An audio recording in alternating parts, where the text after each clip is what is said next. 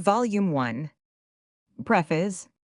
Nothing is more easy than to state the subject of the ambassadors, which first appeared in 12 numbers of the North American Review 1903 and was published as a whole the same year.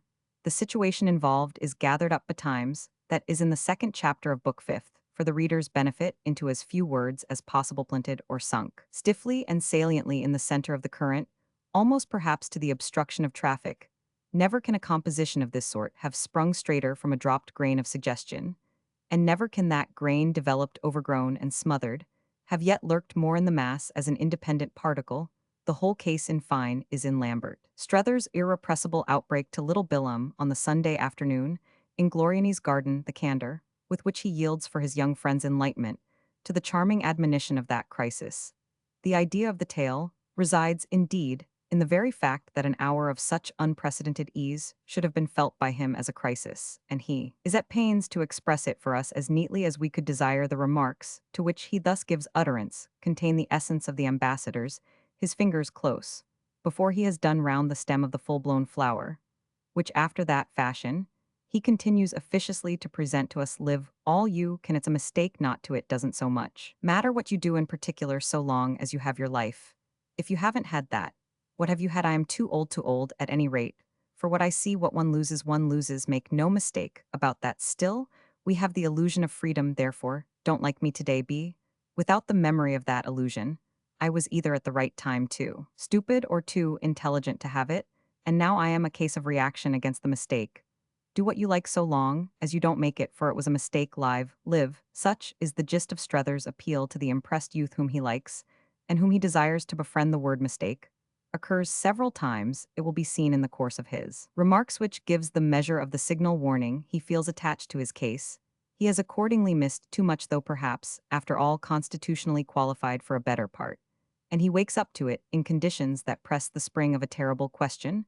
Would there yet perhaps be time for reparation, that is, for the injury done his character, for the affront he is quite ready to say so stupidly put upon it, and in which he has even himself had so clumsy a hand? The answer to which is that he now at all events sees, so that the business of my tale, and the march of my action, not to say the precious moral of everything, is just my demonstration of this process of vision. Nothing can exceed the closeness with which the whole fits again into its germ that had been given me bodily as usual by the spoken word. For I was to take the image over exactly, as I happened to have met it. A friend had repeated to me with great appreciation a thing or two said to him by a man of distinction, much his senior, and to which a sense akin to that of Strether's melancholy eloquence might be imputed, said, as chance would have, and so easily might in Paris, and in a charming old garden attached to a house of art, and on a Sunday afternoon of summer, many persons of great interest being present. The observation there listened to and gathered up had contained part of the note that I was to recognize on the spot, as to my purpose had contained, in fact, the greater part. The rest was in the place, and the time, and the scene they sketched. These constituents clustered and combined to give me further support, to give me what I may call the note absolute. There it stands accordingly, full in the tideway, driven in with hard taps like some strong stake, for the noose of a cable, the swirl of the current round about it. What amplified the hint to more than the bulk of hints in general was the gift with it of the old Paris garden, for in that token were sealed up values infinitely precious. There was of course the seal to break, and each item of the packet to count over and handle and estimate, but somehow in the light of the hint, all the elements of a situation of the sort most to my taste were there. I could even remember no occasion on which, so confronted, I had found it of a livelier interest to take stock in this fashion of suggested wealth. For I think verily that there are degrees of merit in subjects, in spite of the fact that to treat even one of the most ambiguous with due decency, we must, for the time, for the feverish and prejudiced hour, at least figure its merit and its dignity as possibly absolute. What it comes to, doubtless, is that even among the supremely good, since with such alone is it one's theory of one's honor to be concerned, there is an ideal beauty of goodness, the invoked action of which is to raise the artistic faith to its maximum.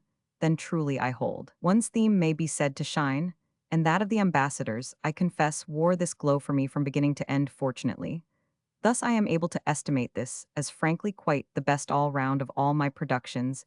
Any failure of that justification would have made such an extreme of complacency publicly fatuous. I recall then in this connection No moment of subjective intermittence, never one of those alarms, as for a suspected hollow, beneath one's feet, a felt ingratitude in the scheme adopted under which confidence fails and opportunity seems, but to mock if the motive of the wings of the dove as I have noted was to worry me at moments by a sealing up of its face though, without prejudice to its again, of a sudden fairly grimacing with expression so in this other business. I had absolute conviction and constant clearness, to deal with it had been a frank proposition, the whole bunch of data installed on my premises like a monotony of fine, whether the order of composition in these things I may mention, was reversed by the order of publication, the earlier written of the two books having appeared as the later, even under the weight of my hero's years, I could feel my postulate firm, even under the strain of the difference between those of Madame de Vionnet and those of Chad Newsome. A difference liable to be denounced as shocking, I could still feel it serene. Nothing resisted, nothing betrayed. I seemed to make out in this full and sound sense of the matter it shed from any side, I could turn it to the same golden glow. I rejoiced in the promise of a hero so mature, who would give me thereby the more to bite in tossance its only into thickened motive and accumulated character. I think that the painter of life bites more than a little my poor friend should have accumulated character, certainly, or rather, would be quite naturally and handsomely possessed of it, in the sense that he would have, and would always have felt he had imagination galore, and that this yet wouldn't have wrecked him. It was immeasurable the opportunity to do a man of imagination, for if there might be a chance to bite where in the world might it be this personage of course, so enriched wouldn't give me for his type imagination in predominance, or as his prime faculty, nor should I in view of other matters, have found that convenient so particular a luxury some occasion, that is for study of the high gift in supreme command of a case or of a career would still doubtless come on the day, I should be ready to pay for it, until then might as from far back remain hung up well in view, and just out of reach, the comparative case meanwhile would survey, was only on the minor scale that I had treated myself even to comparative cases. I was to hasten to add, however, that happy stopgaps, as the minor scale had thus yielded the instance in hand, should enjoy the advantage of the full range of the major, since most immediately to the point was the question of that supplement of situation, logically involved in our gentleman's impulse to deliver himself in the Paris garden on the Sunday afternooner, if not involved by strict logic, then all ideally and enchantingly implied in it. I say ideally, because I need scarce mention that for development, for expression of its maximum, my glimmering story was at the earliest stage to have nipped the thread of connection with the possibilities of the actual reported speaker. He remains, but the happiest of accidents, his actualities, all too definite, precluded any range of possibilities. It had only been his charming office to project upon that wide field of the artist's vision which hangs there ever in place like the white sheet, suspended for the figures of a child's magic lanterna, more fantastic and more movable shadow, no privilege of the teller of tales, and the handler of puppets is more delightful, or has more of the suspense and the thrill of a game of difficulty breathlessly played, than just this business of looking for the unseen and the occult in a scheme half grasped by the light or so, to speak by the clinging scent of the gauge already in hand, no dreadful old pursuit of the hidden slave with bloodhounds, and the rag of association can ever for excitement I judge have bettered it at its best, for the dramatist always, by the very law of his genius, believes not only in a possible right issue from the rightly conceived tight place, he does much more than Thiesch believes irresistibly in the necessary, the precious tightness of the place whatever the issue on the strength of any respectable hint, it being thus the respectable hint that I had with such avidity picked up, what would be the story to which it would most inevitably form the center. It is part of the charm attendant on such questions that the story with the omens true, as I say, puts on from this stage the authenticity of concrete existence. It then is essentially it begins to be, though it may more or less obscurely lurk, so that the point is not in the least what to make of it, but only very delightfully and very damnably where to put one's hand on it. In which truth resides surely much of the interest of that admirable mixture, for salutary application, which we know as art. Art deals with what we see. It must first contribute, full-handed, that ingredient it plucks its material otherwise expressed in the garden of life, which material elsewhere grown is stale and uneatable, but it has no sooner done this than it has to take account of a process from, which only when it's the basest of the servants of man, incurring ignominious dismissal with no character, does it, and whether under some muddled pretext of morality, or on any other pusillanimously edge, away the process that of the expression the literal. Squeezing out of value is another affair with which the happy luck of mere finding has little to do. The joys of finding at this stage are pretty well over that quest of the subject as a whole, by matching, as the ladies say at the shops, the big piece. With the snippet having ended, we assume with a capture the subject is found, and if the problem is then transferred to the ground of what to do with it, the field opens out for any amount of doing this, is precisely the infusion that, as I submit, completes the strong mixture. It is, on the other hand, the part of the business that can least be likened to the chase with horn, and hound it's all a sedentary part involves, as much ciphering of sorts as would merit the highest salary, paid to a chief accountant, not, however, that the chief accountant hasn't his gleams of bliss for the felicity, or at least the equilibrium of the artist's state dwells less surely in the further delightful complications he can smuggle in than in those he succeeds in keeping out. He sows his seed at the risk of too thick a crop, wherefore, yet again, like the gentleman who audit ledgers, he must keep his head at any price. In consequence of all which, for the interest of the matter, I might seem here to have my choice of narrating my hunt for Lambert Strether, of describing the capture of the shadow projected by my friend's anecdote, or of reporting on the occurrences subsequent to that triumph. But I had probably best attempt a little to glance in each direction, since it comes to me again and again, over this licentious record, that one's bag of adventures, conceived or conceivable, has been only half emptied by the mere telling of one's story. It depends so on what one means by that equivocal quantity. There is the story of one's hero. And then, thanks to the intimate connection of things, the story of one's story itself. I blush to confess it. But if one's a dramatist, and the latter imbroglio is liable on occasion to strike me as really the more objective of the two. The philosophy imputed to him in that beautiful outbreak, the hour there, amid such happy provisions striking for him, would have been then on behalf of my man of imagination to be logically. And as the artless craft of comedy has it led up to the probable course to such a goal, the goal of so conscious a predicament, would have in short to be finely calculated. Where has he come from? And why has he come? What is he doing, as we Anglo-Saxons? And we only say in our foredoomed clutch of exotic aids, to expression in that galler, to answer these questions plausibly, to answer them, as under cross-examination in the witness box, by counsel for the prosecution, in other words, satisfactorily, to account for Strether, and for his peculiar tone, was to possess myself of the entire fabric at the same time. The clue to its whereabouts would lie in a certain principle of probability. He wouldn't have indulged in his peculiar tone without a reason. It would take a felt predicament or a false position to give him so ironic an accent. One hadn't been noting tones all one's life, without recognizing, when one heard it, the voice of the false position, the dear man in the Paris garden, was then admirably and unmistakably in one, which was no small point gained. What next accordingly concerned us was the determination of this identity. One could only go by probabilities, but there was the advantage that the most general of the probabilities were virtual certainties, possessed of our friend's nationality. To start with, there was a general probability in his narrower localism, which for that matter one had really but to keep under the lens for an hour to see it, give up its secrets. He would have issued our rueful worthy from the very heart of New England, at the heels of which matter, of course, a perfect train of secrets tumbled for me into the light. They had to be sifted and sorted, and I shall not reproduce the detail of that process, but unmistakably they were all there, and it was but a question auspiciously of picking among them what the position would infallibly be, and why on his hands it had turned. Falsithy's inductive steps could only be as rapid as they were distinct. I accounted for everything, and everything had by this time become the most promising quantity.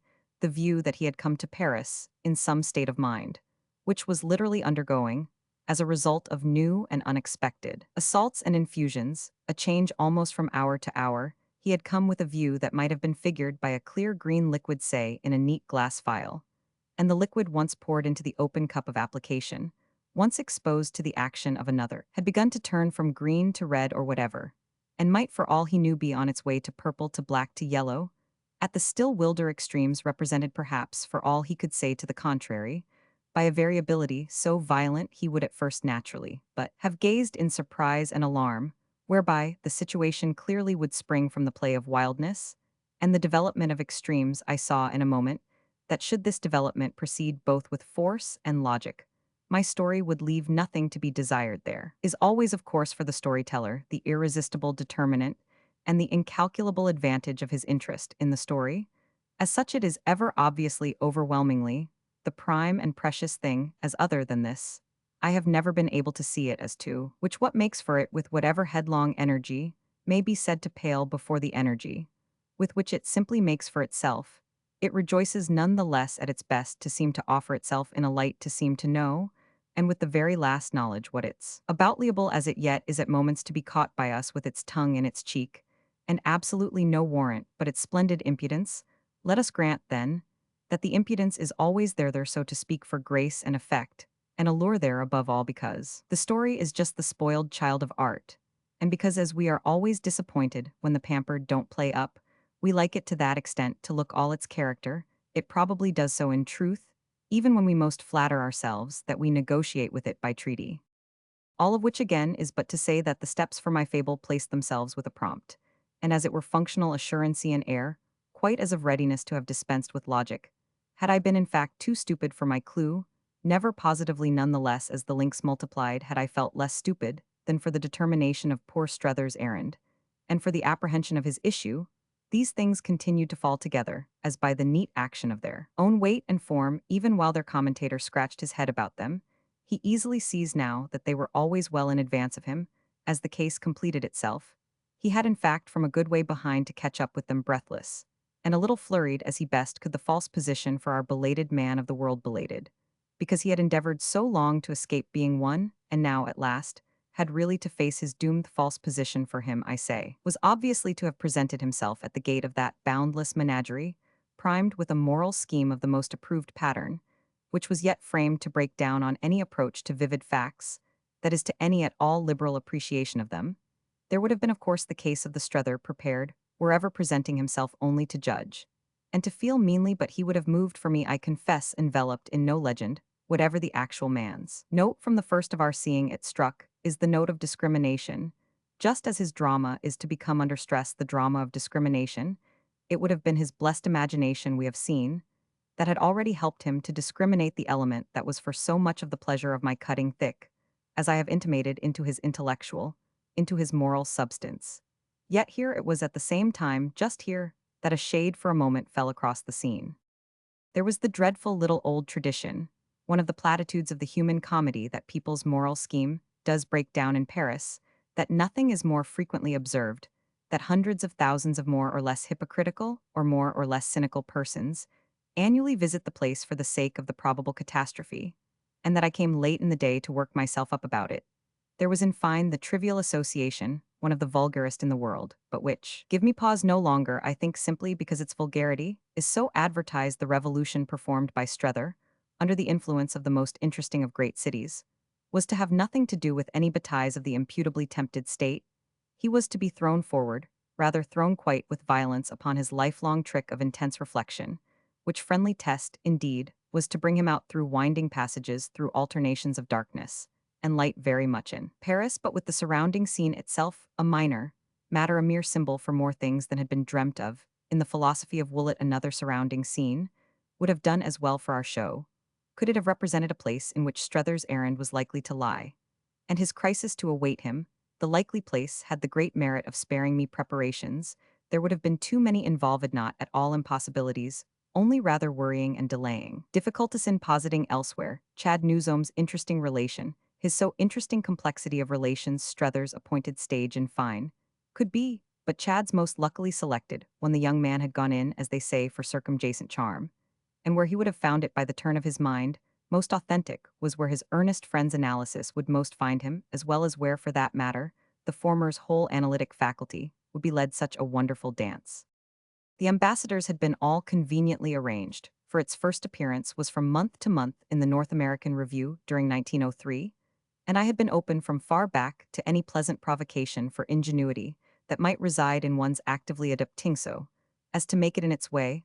A small compositional loricurrent breaks and resumptions I had made up my mind here regularly to exploit, and enjoy these often rather rude jolt-shaving, found, as I believed, an admirable way to it. Yet every question of form and pressure, I easily remember paled in the light of the major propriety, recognized as soon as really weighed that of employing but one center, and keeping it all within my hero's compass, the thing was to be so much this worthy's intimate adventure that even the projection of his consciousness upon it from beginning to end without intermission or deviation would probably still leave a part of its value for him, and a forgery for ourselves unexpressed. I might, however, express every grain of it, that there would be room for on condition of contriving a splendid particular economy other persons in no small number were to people the scene and each with his, or her acts to grind his, or her situation to treat his, or her coherency, not to fail of his, or her relation to my leading motive in a word to establish and carry on, but Strether's sense of these things and Strether's only should avail me for showing them, I should know them, but through his more or less groping knowledge of them, since his very gropings would figure among his most interesting motions, and a full observance of the rich rigor I speak of, would give me more of the effect I should be most after than all other possible observances together. It would give me a large unity, and that in turn would crown me with the grace to which the enlightened storyteller will at any time for his interest sacrifice, if need be all other graces, whatever I refer of course to the grace of intensity, which there are ways of signally achieving and ways of signally missingas. We see it all round us helplessly, and woefully missed, not that it isn't on the other hand, a virtue eminently subject to appreciation, there being no strict, no absolute measure of it, so that one may hear it acclaimed where it has quite escaped one's perception, and see it unnoticed where one has gratefully hailed it, after all of which, I am not sure either that the immense amusement of the whole cluster of difficulties, so arrayed, may not operate for the fond fabulist, when judicious, not less than fond as his best of determinants. That charming principle is always there at all events to keep interest fresh. It is a principle, we remember, essentially ravenous without scruple, and without mercy appeased with no cheap nor easy nourishment. It enjoys the costly sacrifice, and rejoices thereby in the very odor of difficulty even, as ogres with their fiefofum rejoice in the smell of the blood of Englishmen.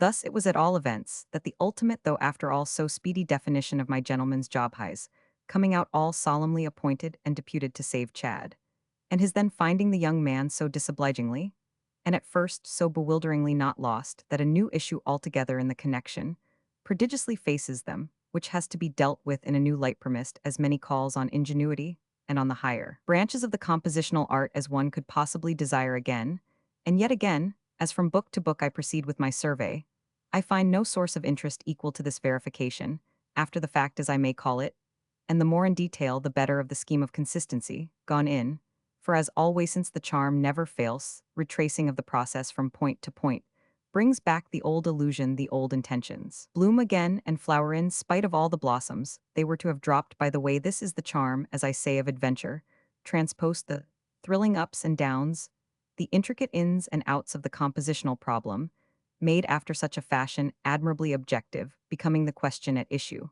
and keeping the author's heart in his mouth, such an element, for instance, as his intention that Mrs. Newsome, away off with her finger on the pulse of Massachusetts, should yet be no less intensely than circuitously present through the whole thing, should be no less felt as to be reckoned with than the most direct exhibition, the finest portrayal at first hand, could make her such a sign of artistic good faith. I say once it's unmistakably, there takes on again, an actuality, not too much impaired by the comparative dimness of the particular success. Cherished intention, too, inevitably acts and operates in the book about 50 times as little as I had fondly dreamt it might. But that scarce spoils for me the pleasure of recognizing the 50 ways in which I had sought to provide for it, the mere charm of seeing such an idea constituent in its degree, the fineness of the measures take no real extension, if successful, of the very terms and possibilities of representation and figuration. Such things alone were after this fashion inspiring, such things alone were a gauge of the probable success of that dissimulated calculation with which the whole effort was to square. But oh, the cares begotten none the less of that same judicious sacrifice. To a particular form of interest one's work should have composition, because composition alone is positive beauty, but all the willy part from one's inevitable consciousness too of the dire paucity of readers ever recognizing or ever missing positive beauty. How as to the cheap and easy at every turn, how as to immediacy and facility, and even as to the commoner vivacity, positive beauty might have to be sweated for and paid for once achieved. And installed, it may always be trusted to make the poor seeker feel he would have blushed to the roots of his hair for failing of it yet. How as its virtue can be essentially, but the virtue of the whole, the wayside traps, set in the interest of muddlement and pleading, but the cause of the moment of the particular bit in itself, have to be kicked out of the path. All the sophistications in life, for example, might have appeared to muster on behalf of the menaceth menace, to a bright variety involved in Strethers, having all the subjective say, as it were, to himself. Had I meanwhile made him at once hero and historian, endowed him with the romantic privilege of the first-person darkest abyss of romance, this inveterately, when enjoyed on the grand scale variety, and many other queer matters as well, might have been smuggled in by a back door. Suffice it to be brief that the first person in the long piece is a form foredoomed to looseness, and that looseness, never much my affair, had never been so little so as on this particular occasion, all of which reflections flocked to the standard from the momenta, very early one the question of how to keep my form amusing while sticking so close to my central figure, and constantly taking its pattern from him, had to be faced. He arrives at Chester.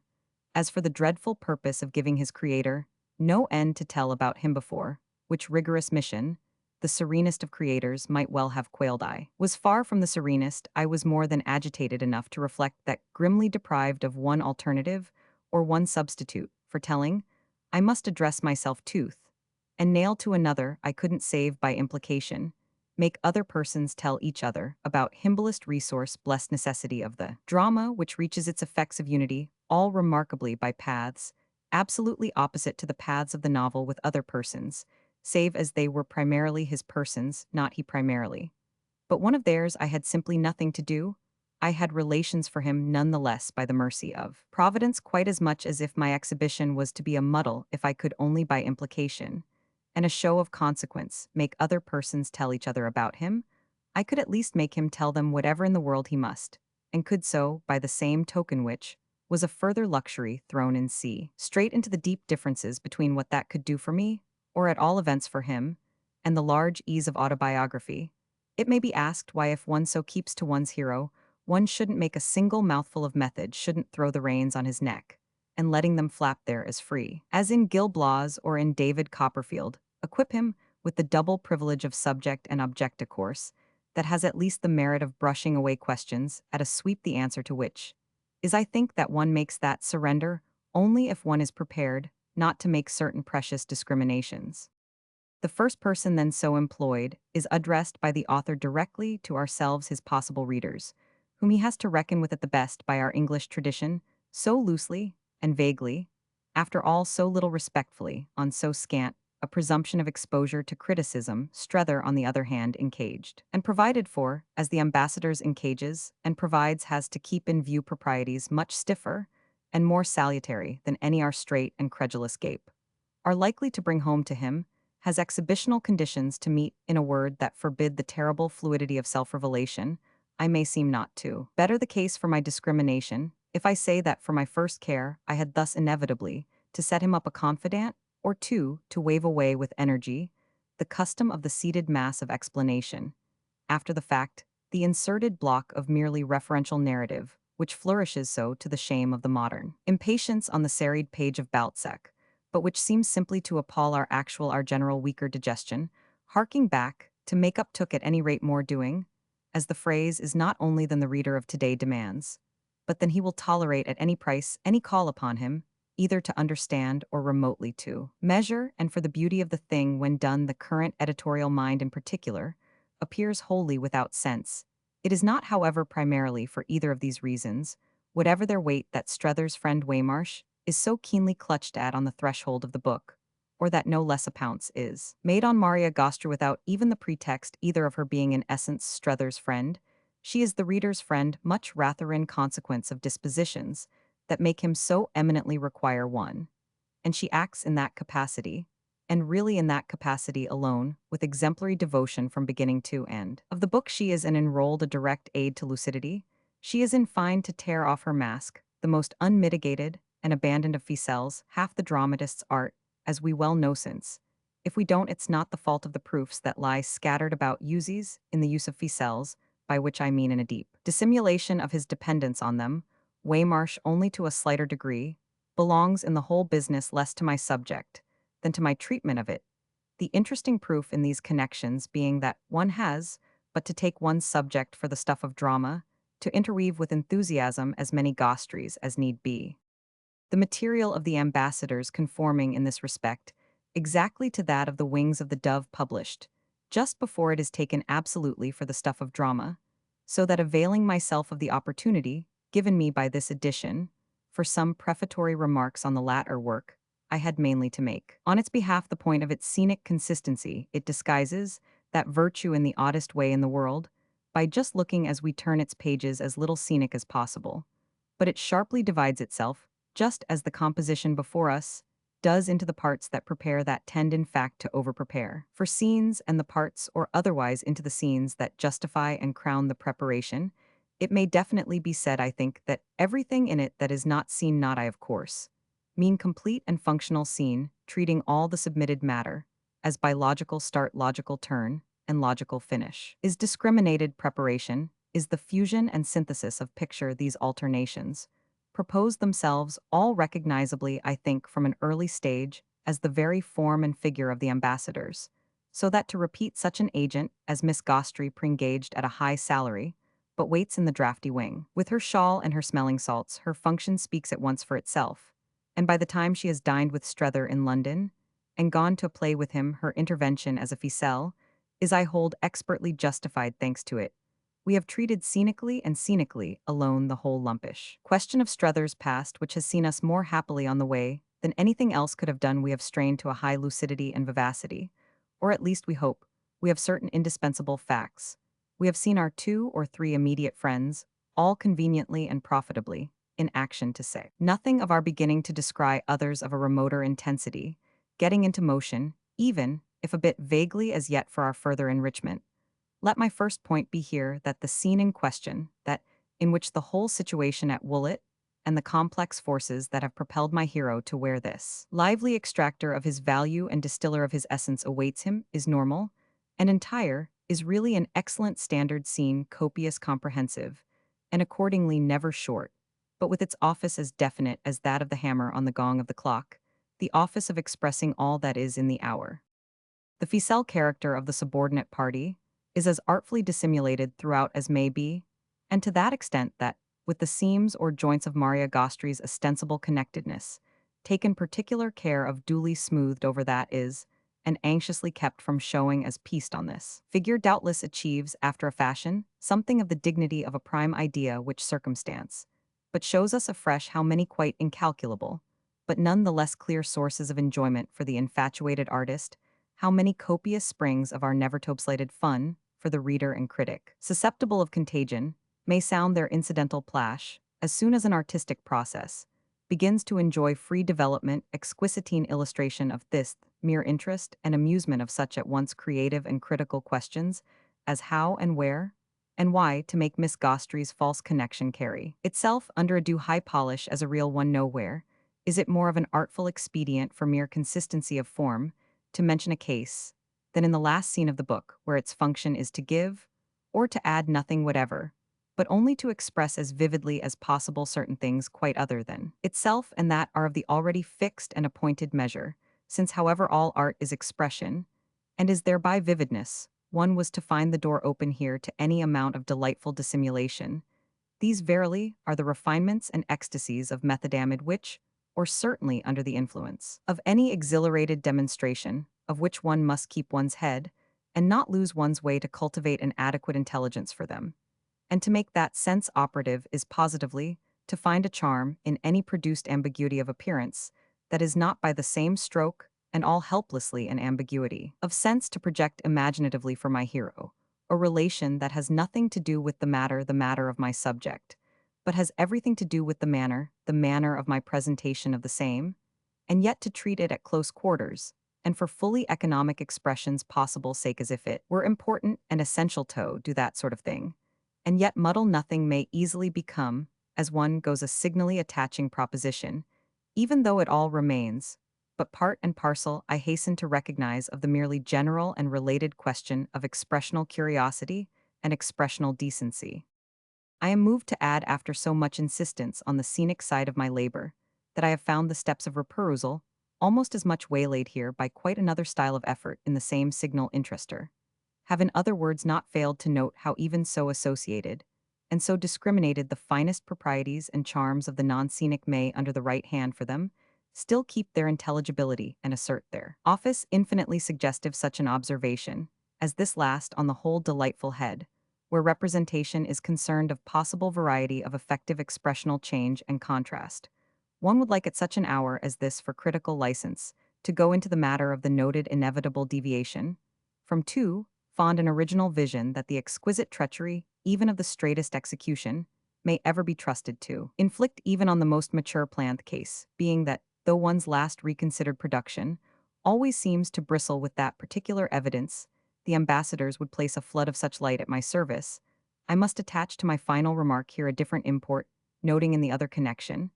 I just glanced at that such passages, as that of my hero's first encounter with Chad Newsome, absolute attestations of the non-scenic form, though they be yet lay the firmest hand to so far at least as intention, Gosson representational effect, to report at all closely and completely of what passes on a given occasion, is inevitably to become more or less scenic. And yet in the instance I allude to with the conveyance expressional curiosity and expressional decency, are sought and arrived at under quite another law. The true inwardness of this may be at bottom, but that one of the suffered treacheries has consisted precisely for Chad's whole figure and presence of a direct presentability, diminished and compromised, that is of its proportional advantage, so that in a word the whole economy of his author's relation to him has at important points to be redetermined. The book, however critically viewed, is touchingly full of these disguised and repaired losses, these insidious recoveries, these intensely redemptive consistencies, the pages in which Mamie Pocock gives her a pointed, and I can't but think duly felt lift to the whole action, by the so inscrutably applied side stroke, or shortcut of our just watching, and is quite at an angle of vision, as yet untried her single hour of suspense in the hotel salon, in our partaking of her concentrated study of the sense of matters, bearing on her own case all the bright, warm Paris afternoon from the balcony that overlooks the Tuileries garden. These are as marked an example of the representational virtue that insists here and there on being for the charm of opposition and renewal. Other than the scenic, it wouldn't take much to make me further argue that from an equal play of such oppositions, the book gathers an intensity that fairly adds to the dramatic, though the latter is supposed to be the sum of all intensities, or that has at any rate nothing to fear from juxtaposition with it. I consciously fail to shrink, in fact, from that extravagance. I risk it, rather for the sake of the moral involved, which is not that the particular production before us exhausts the interesting questions it raises, but that the novel remains still under the right persuasion, the most independent, most elastic, most prodigious of literary forms. Henry James. Book first. And I? Strether's first question, when he reached the hotel, was about his friend, yet on his learning that Waymarsh was apparently not to arrive till evening, he was not wholly disconcerted. A telegram from him, bespeaking a room, only if not noisy reply paid, was produced for the inquirer at the office, so that the understanding they should meet at Chester rather than at Liverpool remained to that extent. Sound the same secret principle, however, that had prompted Strether, not absolutely to desire Waymarsh's presence at the dock, that had led him thus to postpone for a few hours his enjoyment of it, now operated to make him feel he could still wait without disappointment. They would dine together at the worst, and with all respect to dear old Waymarsh, if not even for that matter to himself, there was little fear that in the sequel they shouldn't see enough of each other. The principle I have just mentioned as operating had been, with the most newly disembarked of the two men, wholly instinctive, fruit of a sharp sense, that delightful as it would be to find himself looking, after so much separation, into his comrade's face, his business would be a trifle bungled, should he simply arrange for this countenance to present itself to the nearing steamer. As the first note of Europe mixed with everything, was the apprehension already on Strether's part that it would at best throughout prove the note of Europe in quite a sufficient degree.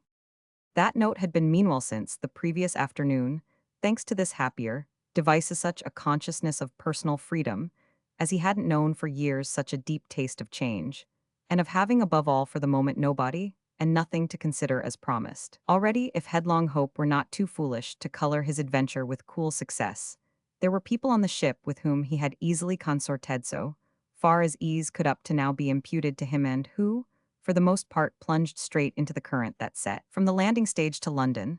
There were others who had invited him to a tryst at the inn, and had even invoked his aid for a look round at the beauties of Liverpool. But he had stolen away from every one alike, had kept no appointment, and renewed no acquaintance, had been indifferently aware of the number of persons who esteemed themselves fortunate in being unlike himself met, and had even independently unsociably alone, without encounter or relapse, and by mere quiet evasion, given his afternoon and evening to the immediate end. The sensible they formed a qualified draught of Europe an afternoon, and an evening on the banks of the Mersey.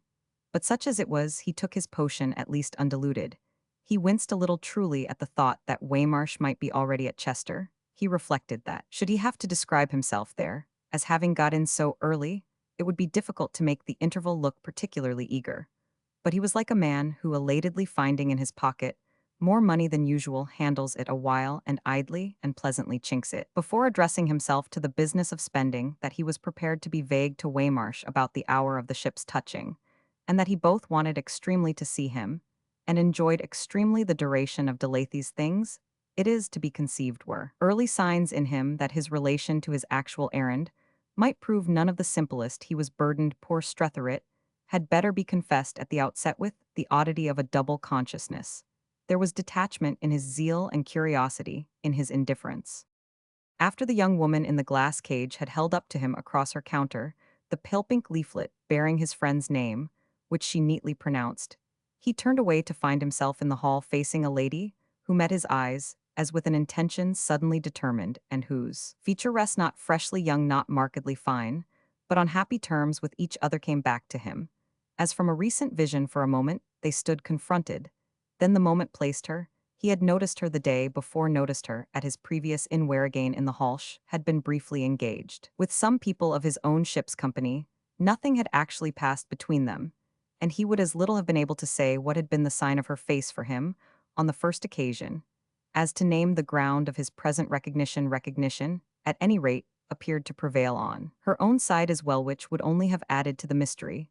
All she now began by saying to him, nevertheless, was that, having chanced to catch his inquiry, she was moved to ask by his leave if it were possibly a question of Mr. Waymarsh of Milrose, Connecticut. Mr. Waymarsh, the American lawyer. Oh yes, he replied, my very well-known friend. He's to meet me here coming up from Malvern, and I supposed he'd already have arrived.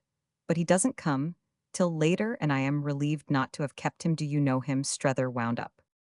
It wasn't till after he had spoken that he became aware of how much there had been in him of response, when the tone of her own rejoinder, as well as the play of something more in her face, something more, that is, than its apparently usual restless light, seemed to notify him. I've met him at Milrose, where I used sometimes a good while ago to stay. I had friends there who were friends of his, and I've been at his house. I want answer for it that he would know me. Strether's new acquaintance pursued. But I should be delighted to see him, perhaps, she added. I shall, for I'm staying over. She paused, while our friend took in these things, and it was as if a good deal of talk had already passed. They even vaguely smiled at it, and Strether presently observed that Mr. Waymarsh would no doubt be easily to be seen. This, however, appeared to affect the lady as if she might have advanced too far. She appeared to have no reserves about anything. Oh, she said, he want carrion. She immediately thereupon remarked that she believed Strether knew the Munsters being the people he had seen her with at Liverpool. But he didn't happen know the Munsters well enough to give the case much of a lift, so that they were left together, as if over the mere laid table of conversation. Her qualification of the mentioned connection had rather removed than placed a dish, and there seemed nothing else to serve. Their attitude remained none the less that of not forsaking the board, and the effect of this in turn was to give them the appearance of having accepted each other with an absence of preliminaries practically complete. They moved along the hall together, and Strether's companion threw off that the hotel had the advantage of a garden. He was aware by this time of his strange inconsequence. He had shirked the intimacies of the steamer, and had muffled the shock of Waymarsh, only to find himself forsaken in this sudden case, both of avoidance and of caution. He passed under this unsought protection, and before he had so much as gone up to his room into the garden of the hotel, and at the end of 10 minutes had agreed to meet there again, as soon as he should have made himself tidy the dispenser. Such good assurances. He wanted to look at the town, and they would forthwith look together. It was almost as if she had been in possession, and received him as a guest. Her acquaintance with the place presented her, in a manner, as a hostess. And Strether had a rueful glance for the lady in the glass cage. It was as if this personage had seen herself instantly superseded. When in a quarter of an hour he came down, what his hostess saw, what she might have taken in with a vision, kindly adjusted, was the slightly loose figure of a man of the middle height, and something more perhaps than the middle-aged man of 55, whose most immediate signs were a marked bloodless brownness of face, a thick dark mustache of characteristically American cut growing strong and falling low, a head of hair still abundant, but irregularly streaked with gray, and a nose of bold free prominence, the even line, the high finish as it might have been called, of which had a certain effect of mitigation, a perpetual pair of glasses, astride of this fine ridge, and a line unusually deep, and drawn the prolonged penstroke of time, accompanying the curve of the mustache from nostril to chin, something to complete the facial furniture that an attentive observer would have seen catalogued on the spot, in the vision of the other party, to Strether's appointment. She waited for him in the garden, the other party, drawing on a pair of singularly fresh, soft, and elastic light gloves, and presenting herself with a superficial readiness, which, as he approached her over the small, smooth lawn, and in the watery English sunshine, he might, with his rougher preparation, have marked as the model for such an occasion. She had, this lady, a perfect plain propriety and expensive subdued suitability, that her companion was not free to analyze. But that struck him, so that his consciousness of it was instantly acute as a quality quite new to him. Before reaching her, he stopped on the grass and went through the form of feeling for something possibly forgotten in the light overcoat he carried on his arm, yet the essence of the act was no more than the impulse to gain time. Nothing could have been odder than Strether's sense of himself, as at that moment, launched in something of which the sense would be quite disconnected from the sense of his past, and which was literally beginning there. And then it had begun, in fact, already upstairs, and before the dressing glass that struck him as blocking further, so strangely, the dimness of the window of his dull bedroom, begun with a sharper survey of the elements of appearance, than he had for a long time been moved to make. He had during those moments felt these elements to be not so much to his hand, as he should have liked, and then had fallen back on the thought that they were precisely a matter as to which help was supposed to come from what he was about to do. He was about to go up to London, so that hat and necktie might wait what had come as straight to him, as a ball in a well-played game, and caught moreover, not less neatly, was just the air in the person of his friend, of having seen and chosen the air of achieved possession of those vague qualities and quantities that collectively figured to him as the advantage snatched from lucky chances, without pomp or circumstance, certainly, as her original address to him, equally with his own response, had been. He would have sketched to himself his impression of her, as well. She's more thoroughly civilized, if more thoroughly than whom, would not have been for him a sequel to this remark. That was just by reason of his deep consciousness of the bearing of his comparison. The amusement, at all events, of a civilization intenser, was what familiar compatriot, as she was with the full tone of the compatriot, and the rattling link not with mystery, but only with dear dyspeptic Waymarsh, appeared distinctly to promise. His pause, while he felt in his overcoat, was positively the pause of confidence, and it enabled his eyes to make out as much of a case for her in proportion as her own made out for himself. She affected him as almost insolently young, but an easily carried 35 could still do that. She was, however, like himself, marked, and one only it naturally couldn't have been known to him how much a spectator, looking from one to the other, might have discerned that they had in common. It wouldn't for such a spectator have been altogether insupposable that each so finely brown and so sharply spare, each confessing so to dents of surface and aids to sight, to a disproportionate nose, and a head delicately or grossly grizzled, they might have been brother and sister on this ground. Indeed, there would have been a residuum of difference, such a sister having surely known in respect to such a brother the extremity of separation, and such a brother now feeling in respect to such a sister the extremity of surprise. Surprise, it was true, was not, on the other hand, what the eyes of Strether's friend most showed him.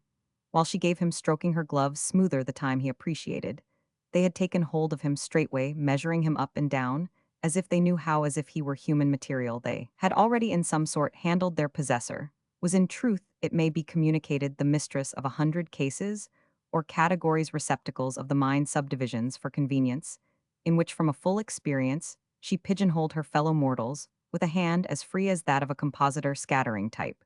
She was as equipped in this particular as Strether was the reverse, and it made an opposition between them which he might well have shrunk from submitting to if he had fully suspected it. So far as he did suspect it, he was, on the contrary, after a short shake of his consciousness, as pleasantly passive as might be.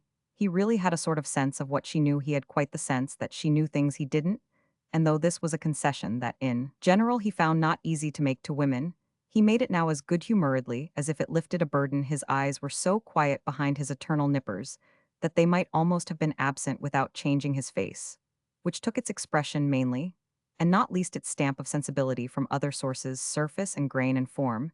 He joined his guide in an instant, and then felt. She had profited still better than he by his having been, for the moments just mentioned, so, at the disposal of her intelligence. She knew even intimate things about him that he hadn't yet told her.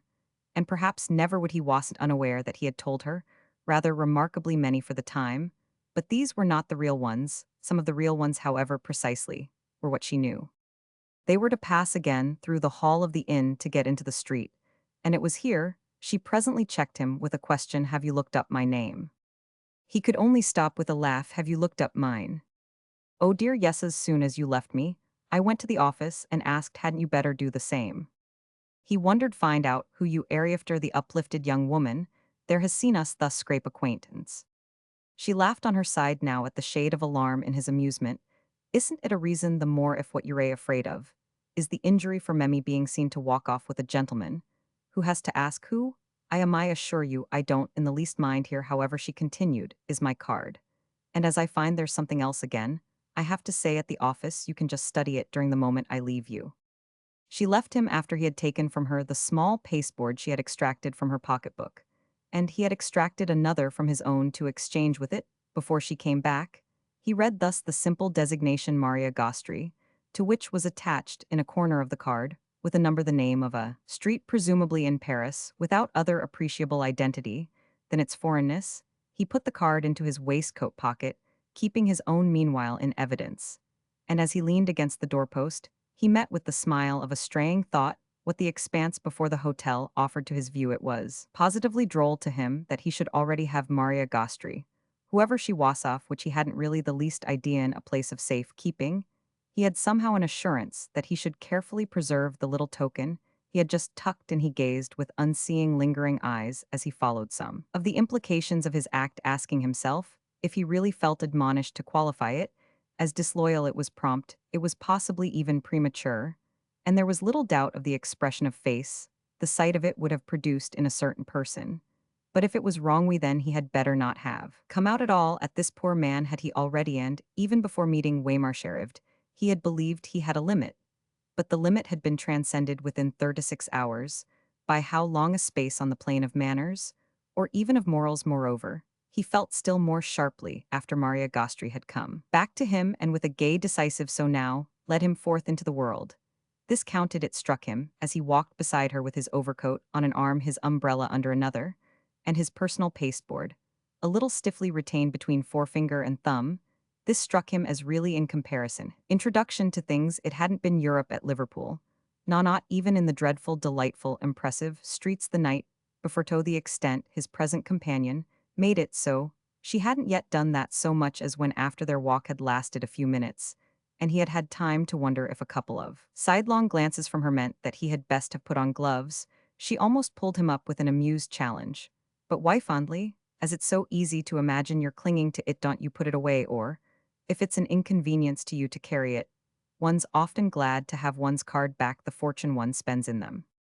Then he saw both that his way of marching with his own prepared tribute had affected her as a deviation in one of those directions he couldn't yet measure, and that she supposed this emblem to be still the one he had received from her. He accordingly handed her the card as if in restitution, but as soon as she had it, she felt the difference, and with her eyes on it, stopped short for apology. She observed your name." "Oh," he answered, "you won't have heard of it." Yet he had his reasons for not being sure, but that she perhaps might. Ah, it was but too visible. She read it over again, as one who had never seen it. Mr. Louis Lambert Strethersh sounded it almost as freely as for any stranger. She repeated, however, that she liked it particularly, the Louis Lambert. "It's the name of a novel of Balzac's." "Oh, I know that," said Strether. "But the novel's an awfully bad one." "I know that too." Strether smiled, to which he added with an irrelevance that was only superficial, "I come from Woollet, Massachusetts." It made her, for some reason, the irrelevance, or whatever, laugh. Balzac had described many cities, but hadn't described Woollet, Massachusetts. "You say that," she returned, as if you wanted one immediately to know the worst. "Oh, I think it's a thing," he said, "that you must already have made out. I feel it so that I certainly must look it, speak it. And as people say they're act it, it sticks out of me.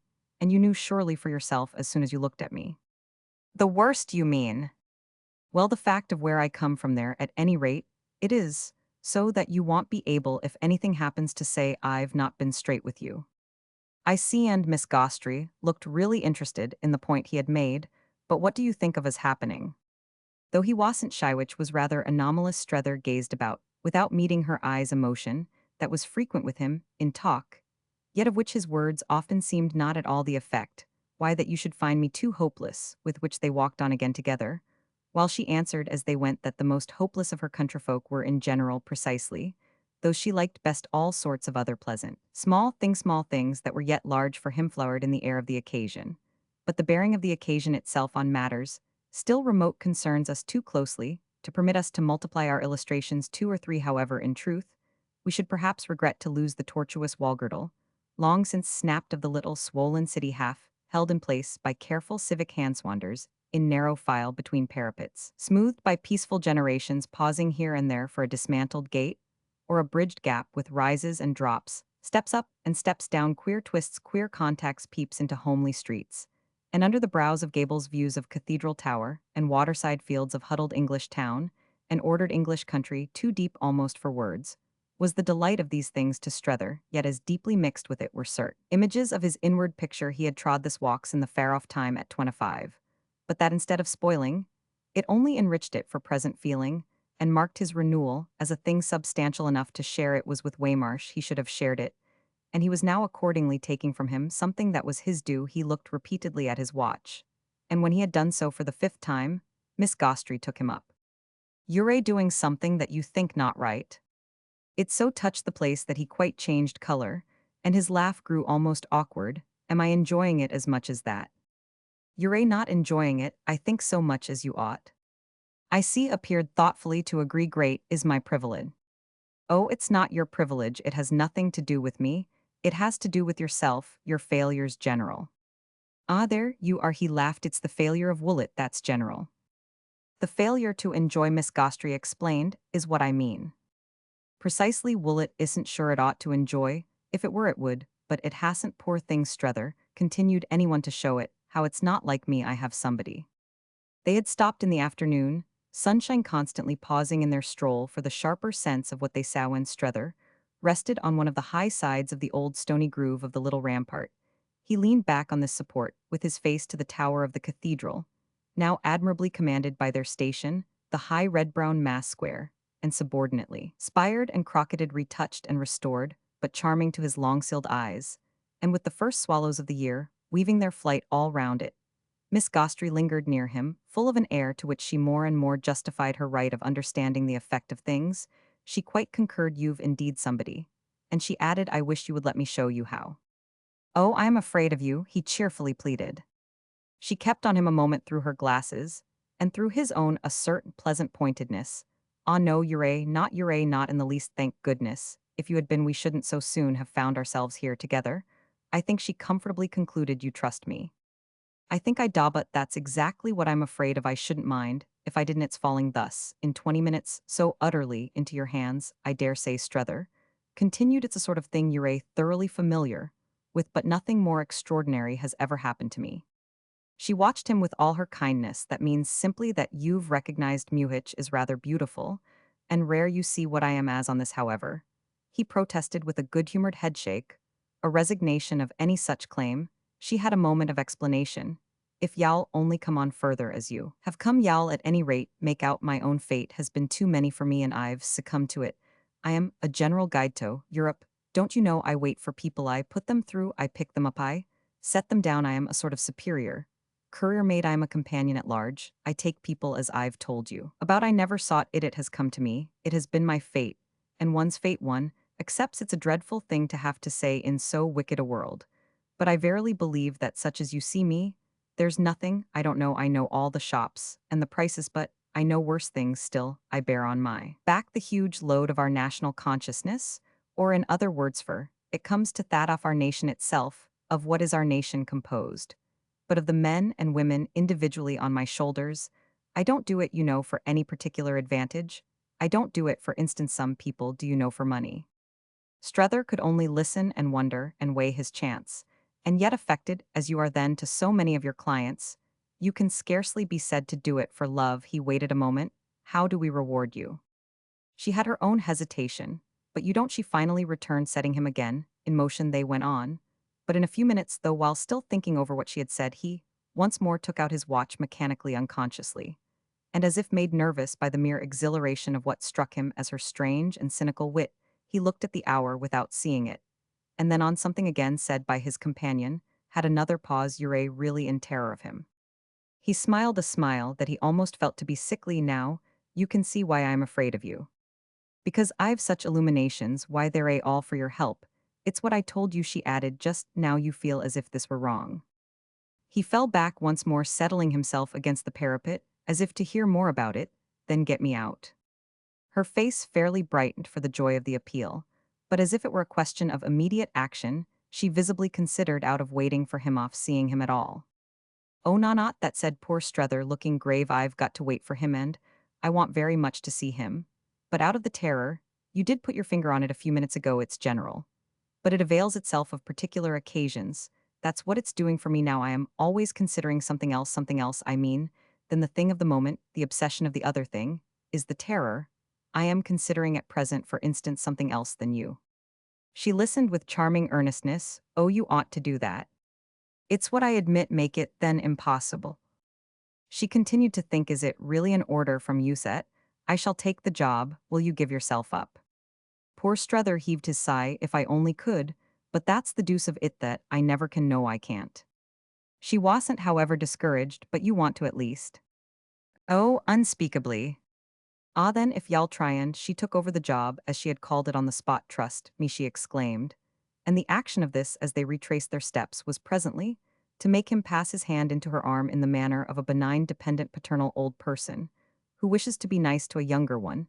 If he drew it out again, indeed, as they approached the inn, this may have been because after more talk had passed between them, the relation of age, or at least of experience, which, for that matter, had already played to and fro with some freedom, affected him as incurring a readjustment. It was at all events perhaps lucky that they arrived in sufficiently separate fashion within range of the hotel door. The young lady they had left in the glass cage watched, as if she had come to await them on the threshold.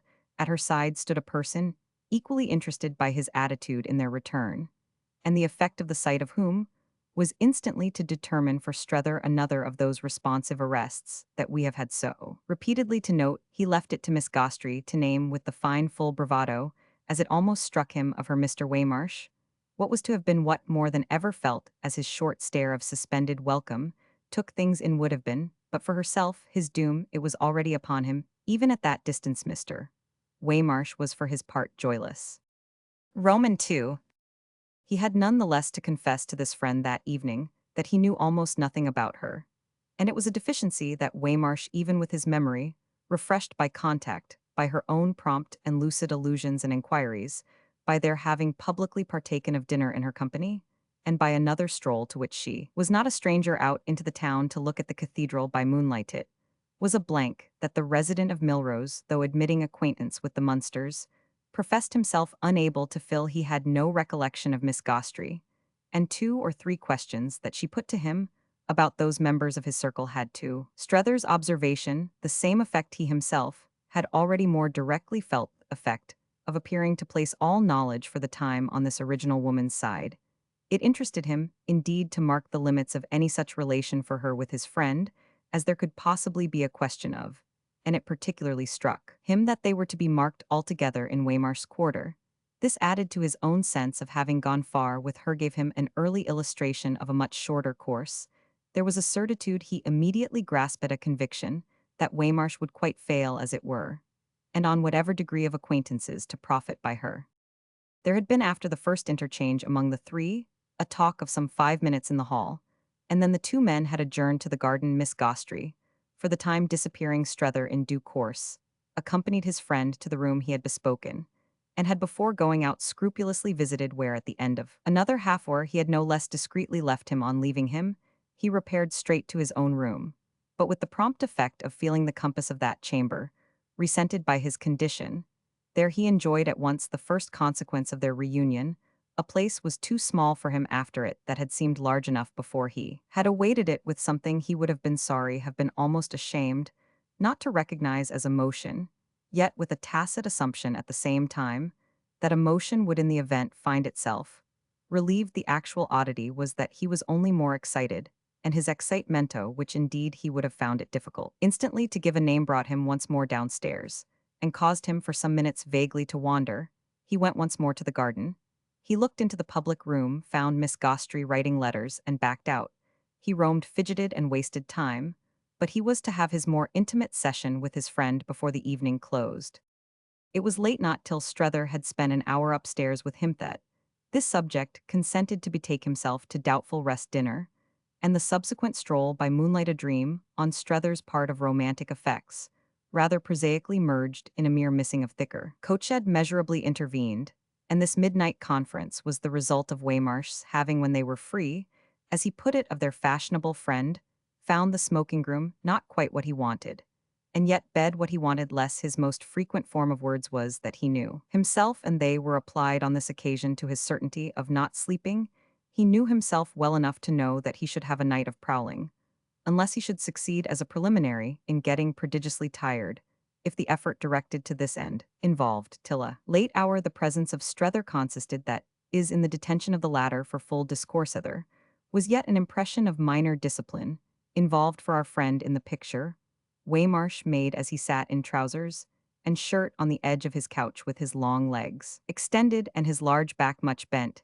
He nursed alternately, for an almost incredible time, his elbows and his beard. He struck his visitor as extremely as almost willfully uncomfortable. Yet what had this been for Strether from that first glimpse of him? Disconcerted in the porch of the hotel, but the predominant notes the discomfort was in a manner contagious, as well as also in a manner inconsequent. And unfounded the visitor felt that unless he should get used to iter, unless Waymarsh himself should, it would constitute a menace for his own, prepared his own already confirmed consciousness of the agreeable. On their first going up together to the room Strether had selected for him, Waymarsh had looked it over in silence, and with a sigh that represented for his companion, if not the habit of disapprobation, at least the despair of felicity. And this look had recurred to Strether as the key of much he had since observed Europe. He had begun to gather from these things, had up to now rather failed of its message to him. He hadn't got into tune with it, and had at the end of 3 months almost renounced any such expectation. He really appeared at present to insist on that by just perching there with the gas in his eyes. This of itself somehow conveyed the futility of single rectifications in a multiform failure.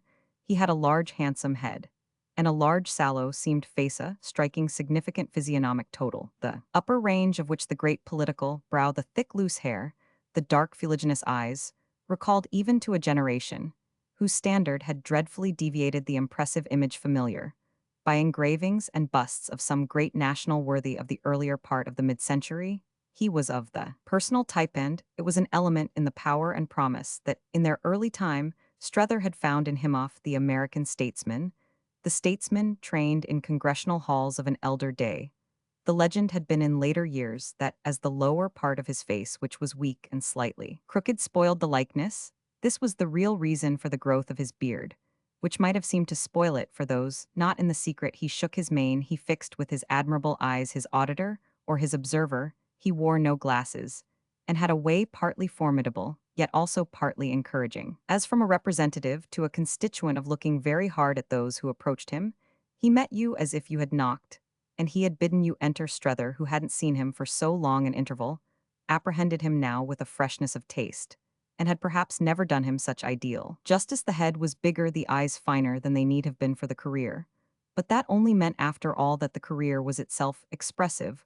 What it expressed at midnight in the gas-glaring bedroom at Chester was that the subject of it had at the end of years barely escaped by flight in time. General nervous collapse, but this very proof of the full life as the full life was understood at Milrose would have made to Strether's imagination an element in which Waymarsh could have floated easily, had he only consented to float. Alas, nothing so little resembled floating as the rigor with which, on the edge of his bed, he hugged his posture of prolonged impermanence. It suggested to his comrade something that always, when kept up, worried him. A person established in a railway coach with a forward inclination, it represented the angle at which poor Waymarsh was to sit through the ordeal of Europe. Thanks to the stress of occupation, the strain of professions, the absorption and embarrassment of each they had not at home during years before this sudden brief, and almost bewildering reign of comparative ease, found so much as a day for a meeting a fact that was in some degree an explanation of the sharpness with which most of his friends' features stood out to Strether, those he had lost sight of since the early time came back to him, others that it was never possible to forget struck him now, as sitting clustered and expectant like a somewhat defiant family group on the doorstep of their residence. The room was narrow for its length, and the occupant of the bed thrust so far a pair of slippered feet that the visitor had almost to step over them in his recurrent rebounds from his chair to fidget back and forth. There were marks the friends made on things to talk about, and on things not to, and one of the latter in particular fell like the tap of chalk on the blackboard. Married at 30, Waymarsh had not lived with his wife for 15 years, and it came up vividly between them in the glare of the gas that Strether was to ask about her. He knew they were still separate, and that she lived at hotels, traveled in Europe, painted her face, and wrote her husband abusive letters, of not one of which, to a certainty, that suffer spared himself the perusal, but he respected without difficulty the cold twilight that had settled on this side of his companion's life. It was a province in which mystery reigned, and as to which Waymarsh had never spoken the informing word. Strether, who wanted to do him the highest justice wherever he could do it singularly, admired him for the dignity of this reserve, and even counted it as one of the grounds all handled and numbered for ranking him, in the range of their acquaintance, as a success.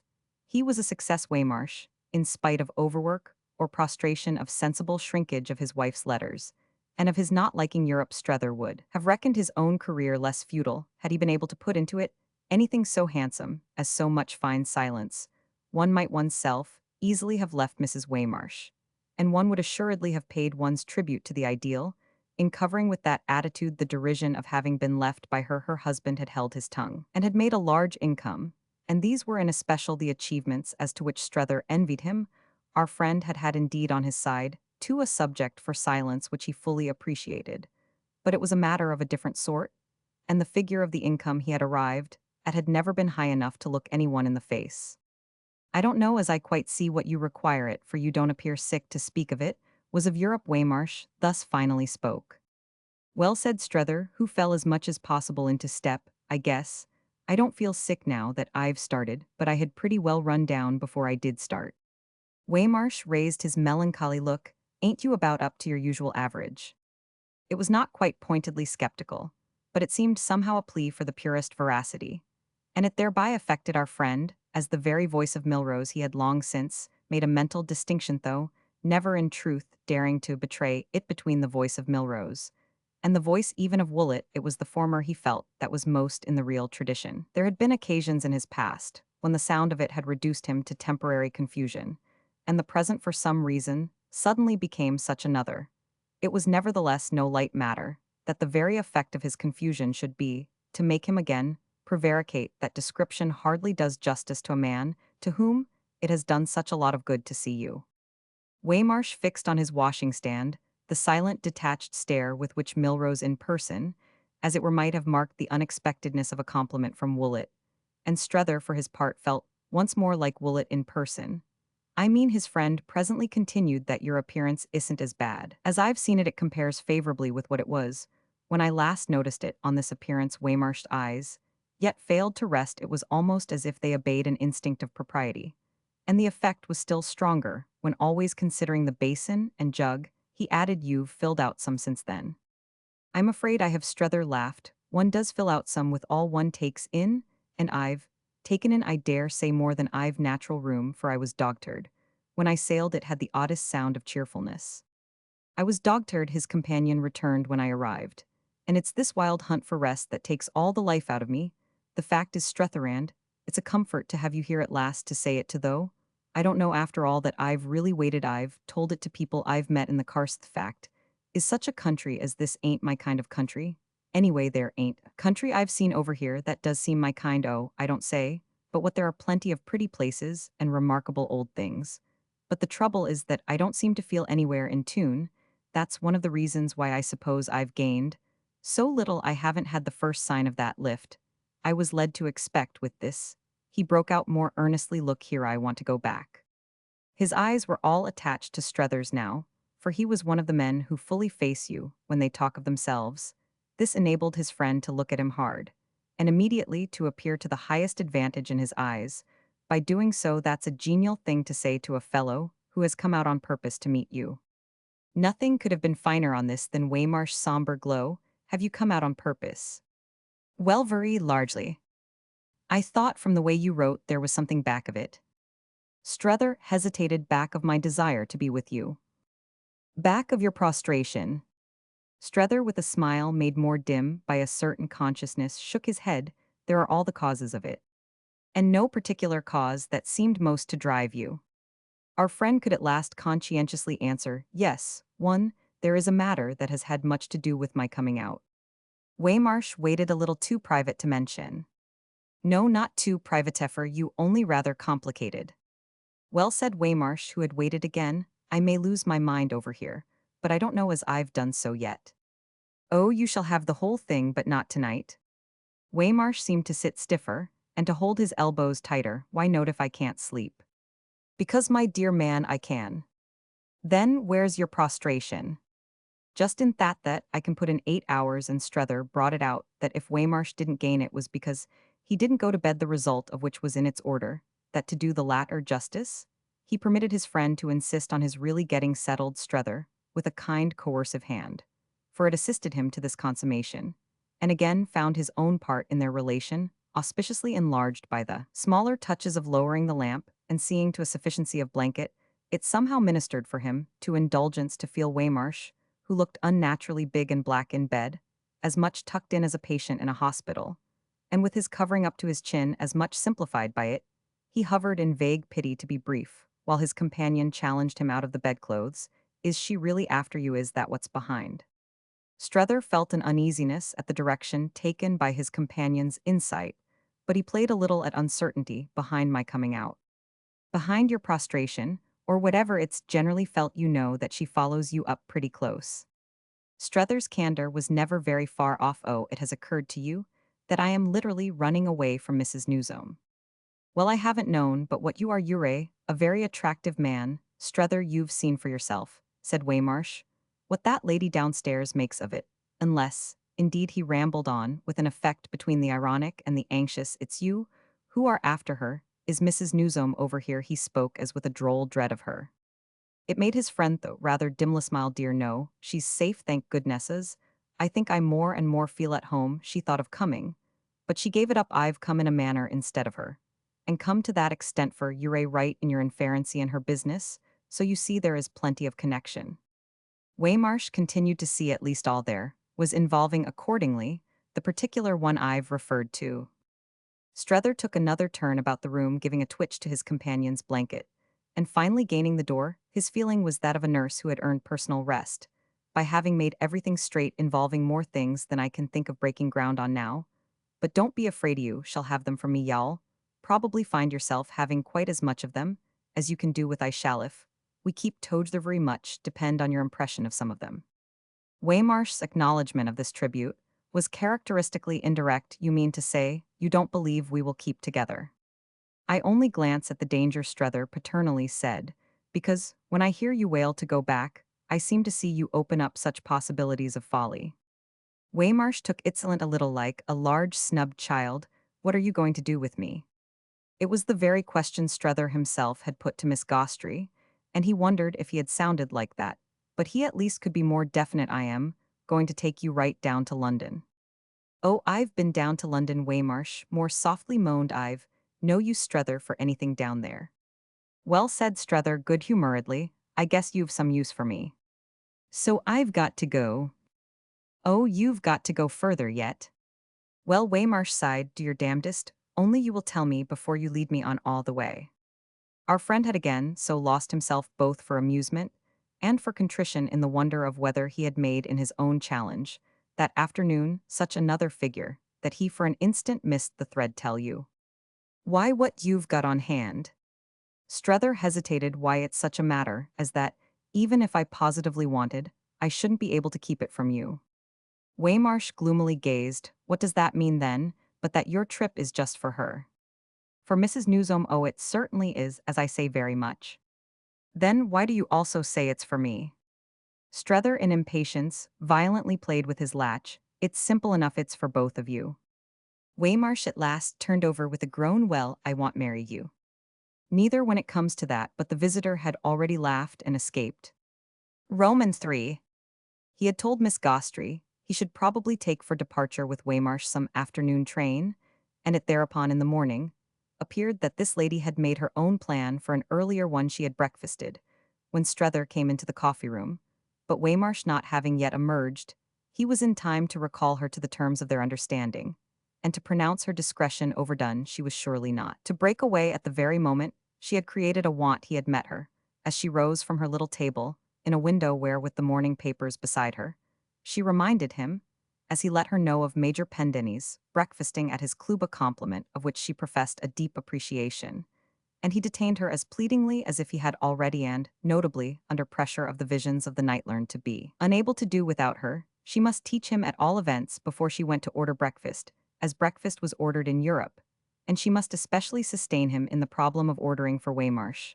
The latter had laid upon his friend, by desperate sounds through the door of his room, dreadful divined responsibilities, in respect to beefsteak and oranges responsibilities, which Miss Gostry took over with an alertness of action that matched her quick intelligence. She had before this weaned the expatriated from traditions compared with which the matutinal beefsteak was, but the creature of an hour, and it was not for her with some of her memories to falter in the path, though she freely enough declared on reflection that there was always in such cases a choice of opposed policies.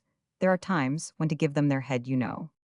They had gone to wait together in the garden for the dressing of the meal, and Strether found her more suggestive than ever. Well, what is to bring about for them such a complexity of relations unless, indeed, we call it a simplicity that the situation has to wind itself up. They want to go back.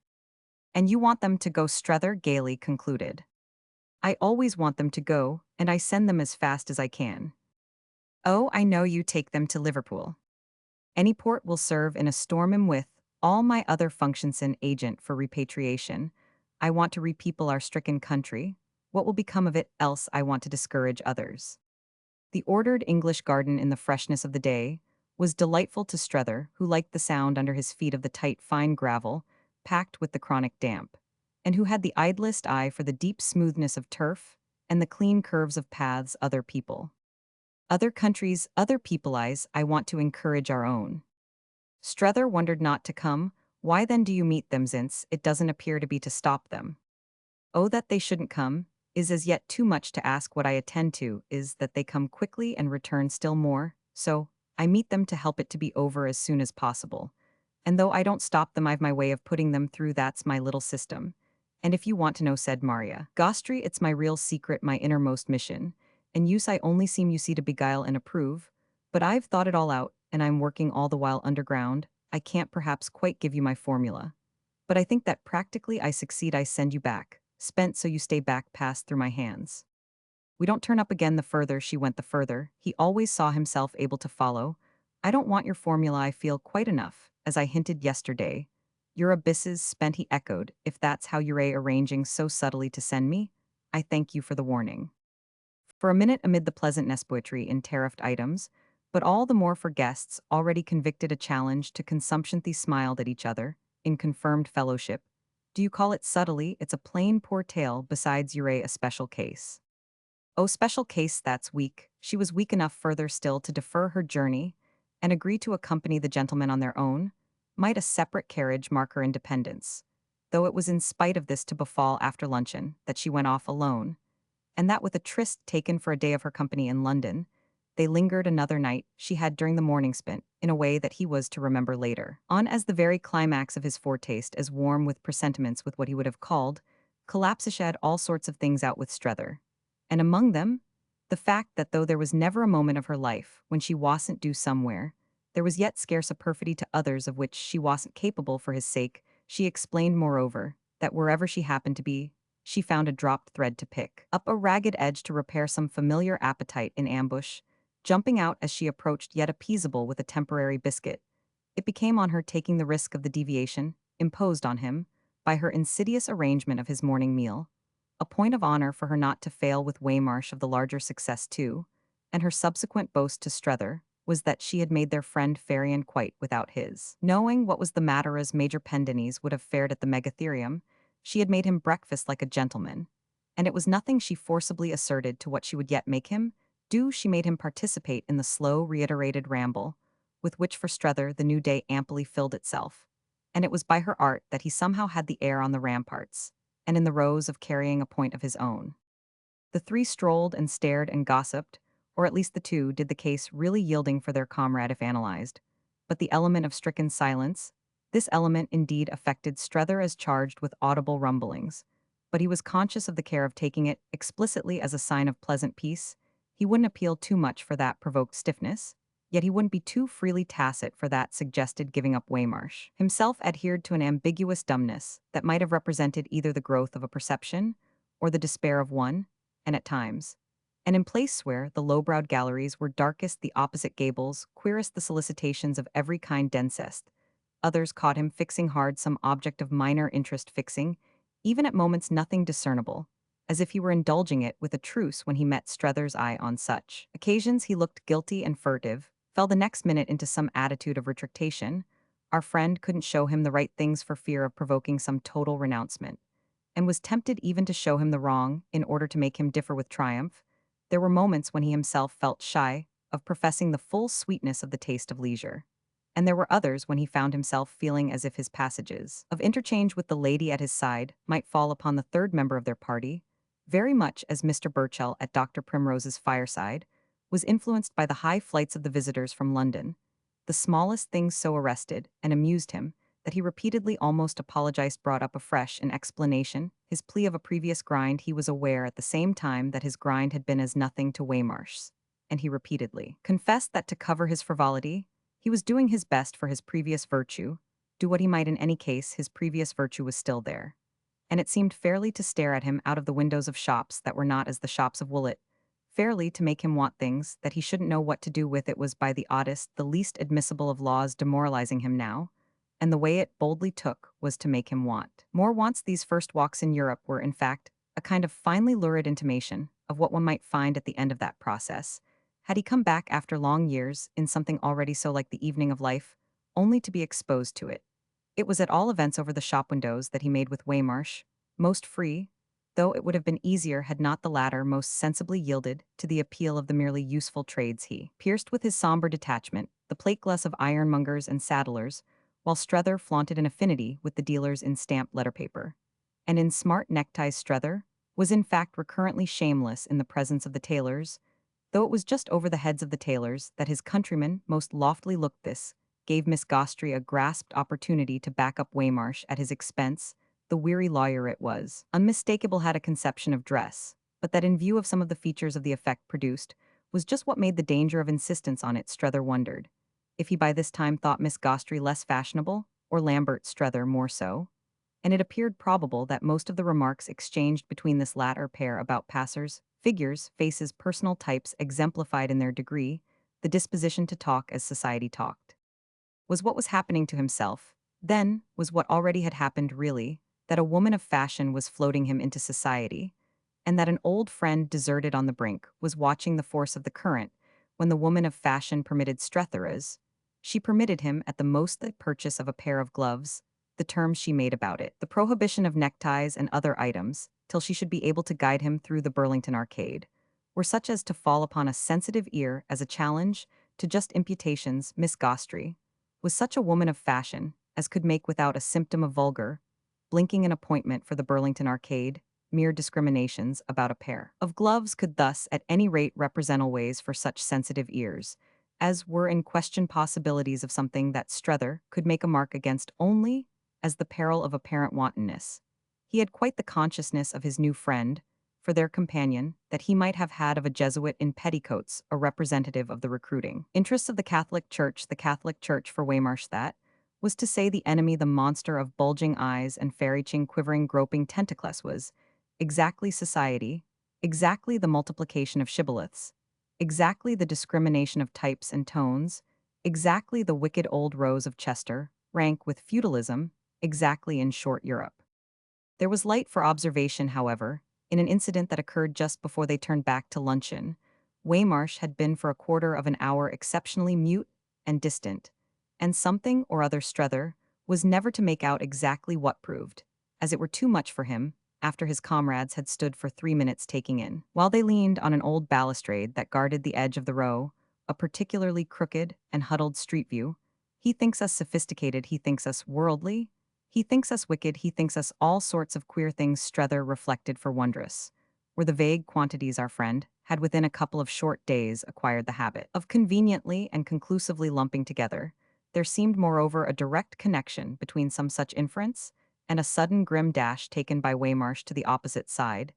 This movement was startlingly sudden, and his companions at first supposed him to have espied to be pursuing the glimpse of an acquaintance they next made out. However, that an open door had instantly received him, and they then recognized him as engulfed in the establishment of a jeweler behind whose glittering front he was lost to view. The fact had somehow the note of a demonstration, and it left each of the others to show a face almost of fear. But Miss Gostry broke into a laugh. "What's the matter with him?" "Well," said Strether, "he can't stand it." "But can't stand what?" "Anything Europe." "Then how will that jeweler help him?"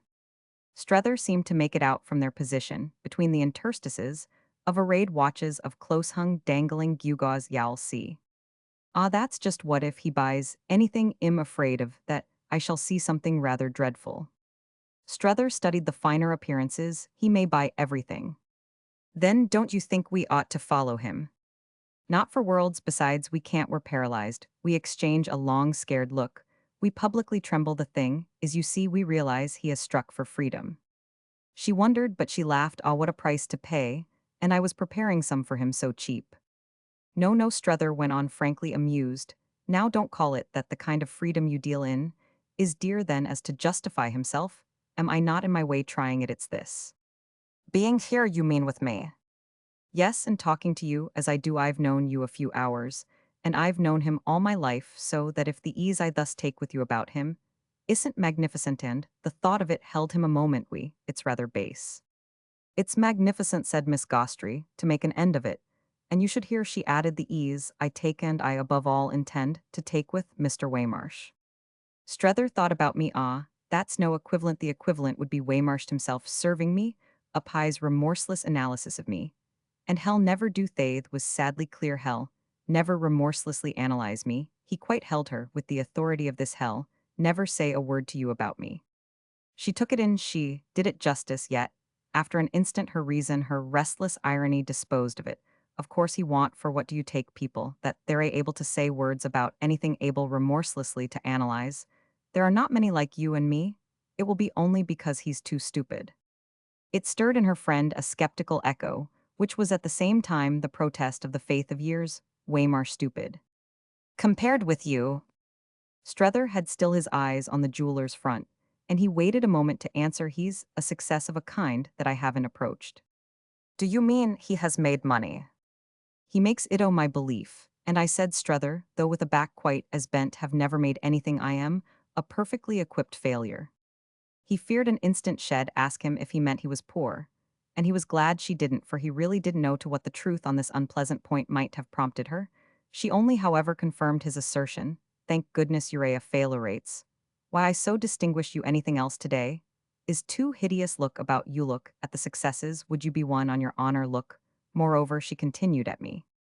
For a little accordingly, their eyes met. "I see," Strether returned, "you two are out of it. The superiority you discern in me," she concurred, "announces my futility. If you knew," she sighed, "the dreams of my youth. But our realities are what has brought us together. We're beaten brothers in arms." He smiled at her kindly enough, but he shook his head. "It doesn't alter the fact that you're expensive. You've cost me already." "But he had hung fire. Cost you what?"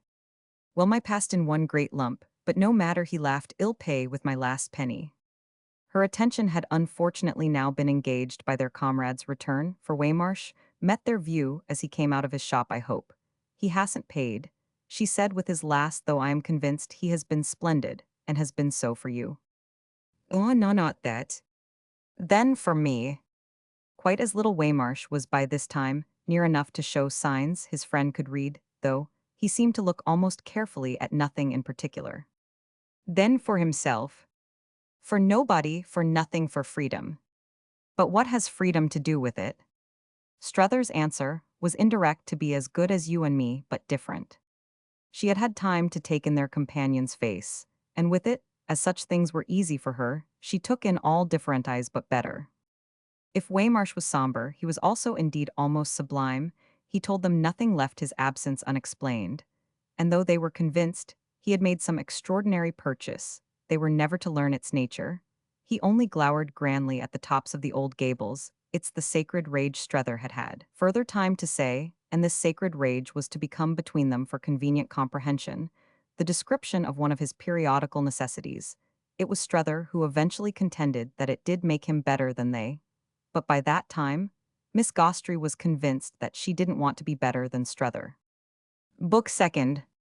And those occasions on which Strether was in association with the exile from Milrose, to see the sacred rage glimmer through, would doubtless have their due periodicity. But our friend had meanwhile to find names for many other matters, on no evening of his life, perhaps, as he reflected, had he had to supply so many as on the third of his short stay in London, an evening spent by Miss Gostry's side, at one of the theatres to which he had found himself transported without his own hand, raised on the mere expression of a conscientious wonder. She knew her theatre, she knew her play, as she had triumphantly known 3 days running everything else, and the moment filled to the brim for her companion that apprehension of the interesting, which, whether or no, the interesting happened to filter through his guide, strained now to its limits. His brief opportunity Waymarsh hadn't come with them.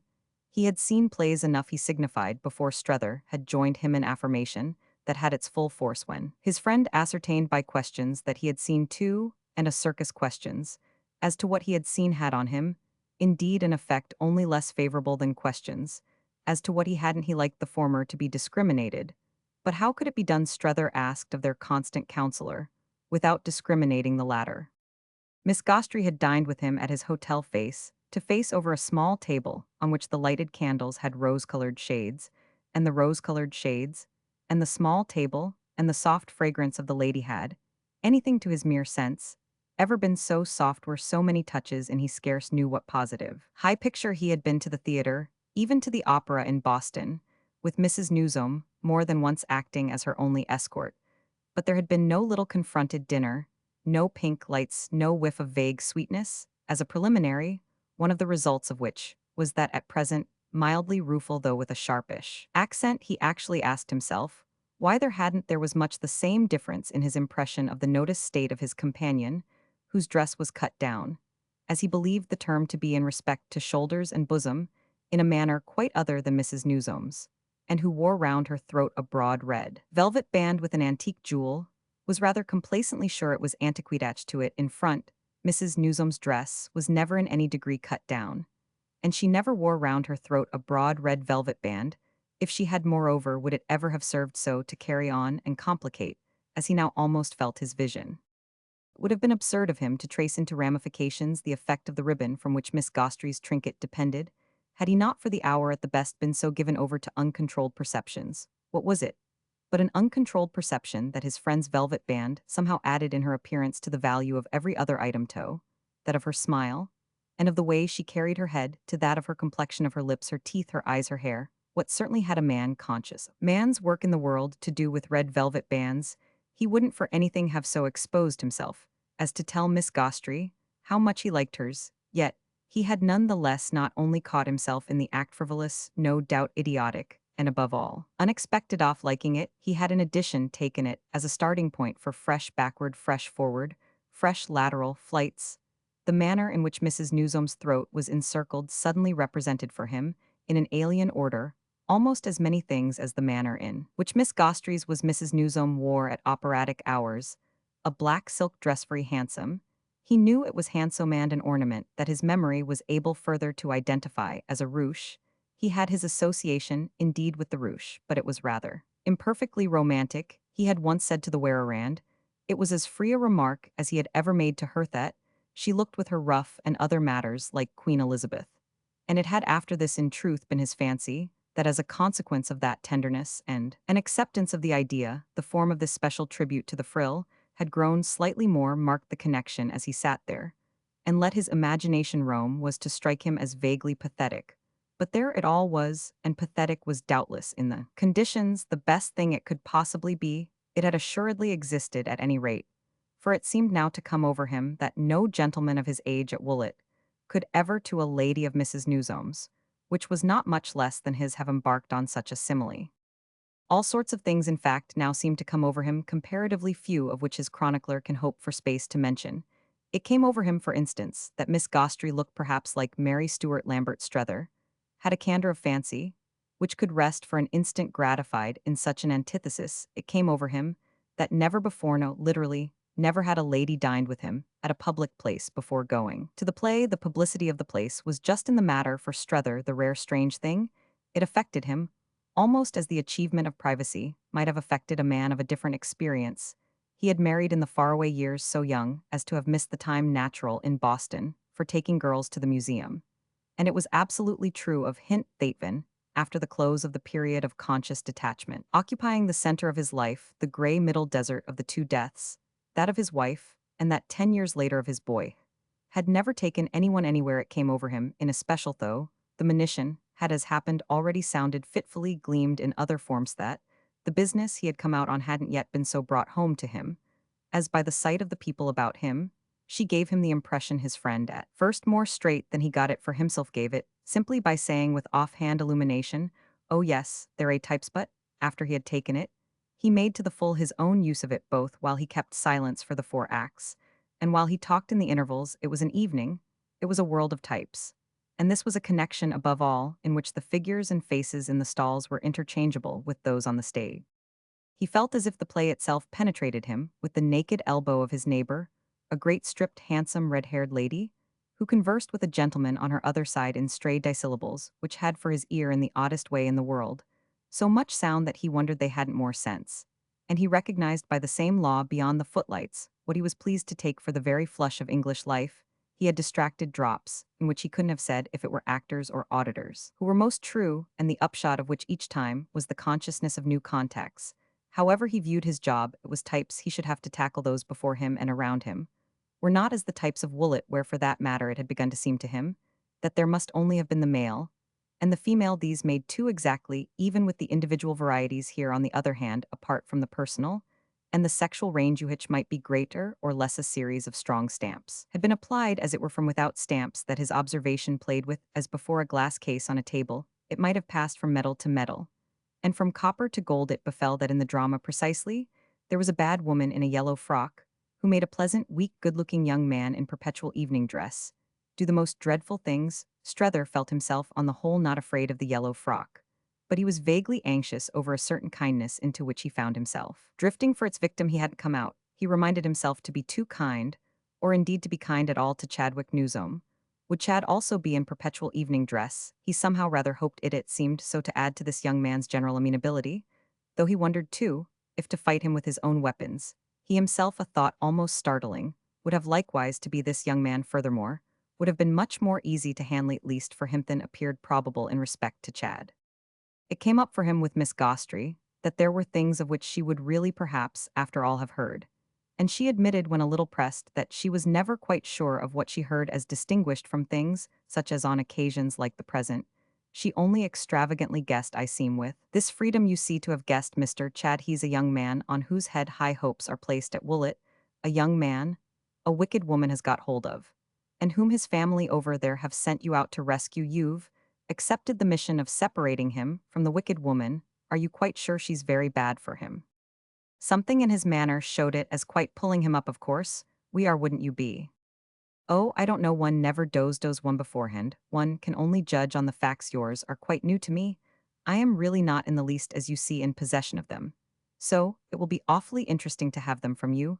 If you're satisfied, that's all that's required. I mean, if you're sure, you are sure it won't do. That he should lead such a life, rather. Oh, but I don't know, you see, about his life. You've not told me about his life. She may be charming. His life. Charming. Strether stared before him. She's base venal out of the streets. I see, and he. Chad, wretched boy. Of what type and temper is he? She went on as Strether had lapsed. Well, the obstinate. It was as if for a moment he had been going to say more, and had then controlled himself. That was scarce what she wished. Do you like him? This time he was prompt, no, how can I? Do you mean because of your being so saddled with him? I am thinking of his mother, said Strether, after a moment. He has darkened her admirable life, he spoke with austerity, he has worried her half to death.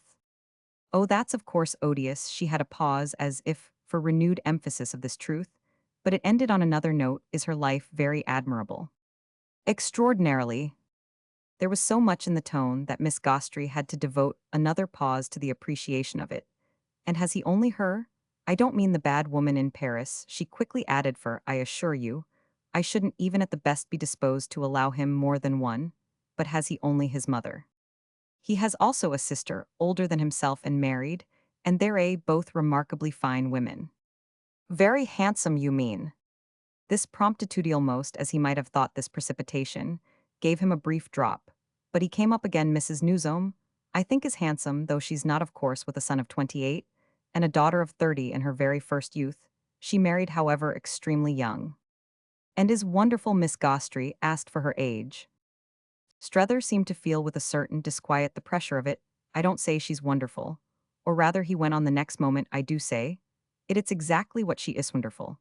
But I wasn't thinking of her appearance, he explained, it striking as that doubtless is I was thinking well of many other things. He seemed to look at these, as if to mention some of them, then took pulling himself up another turn about Mrs. Pocock. People may differ. Is that the daughter's name, Pocock? That's the daughter's name, Strether sturdily confessed. And people may differ, you mean about her beauty? About everything. But you admire her. He gave his friend a glance as to show how he could bear this. I am, perhaps, a little afraid of her. Oh, said Miss Gostry, I see her from here, you may say then. I see very fast and very far. But I've already shown you I do the young man. And the two ladies, she went on, are at any rate all the family.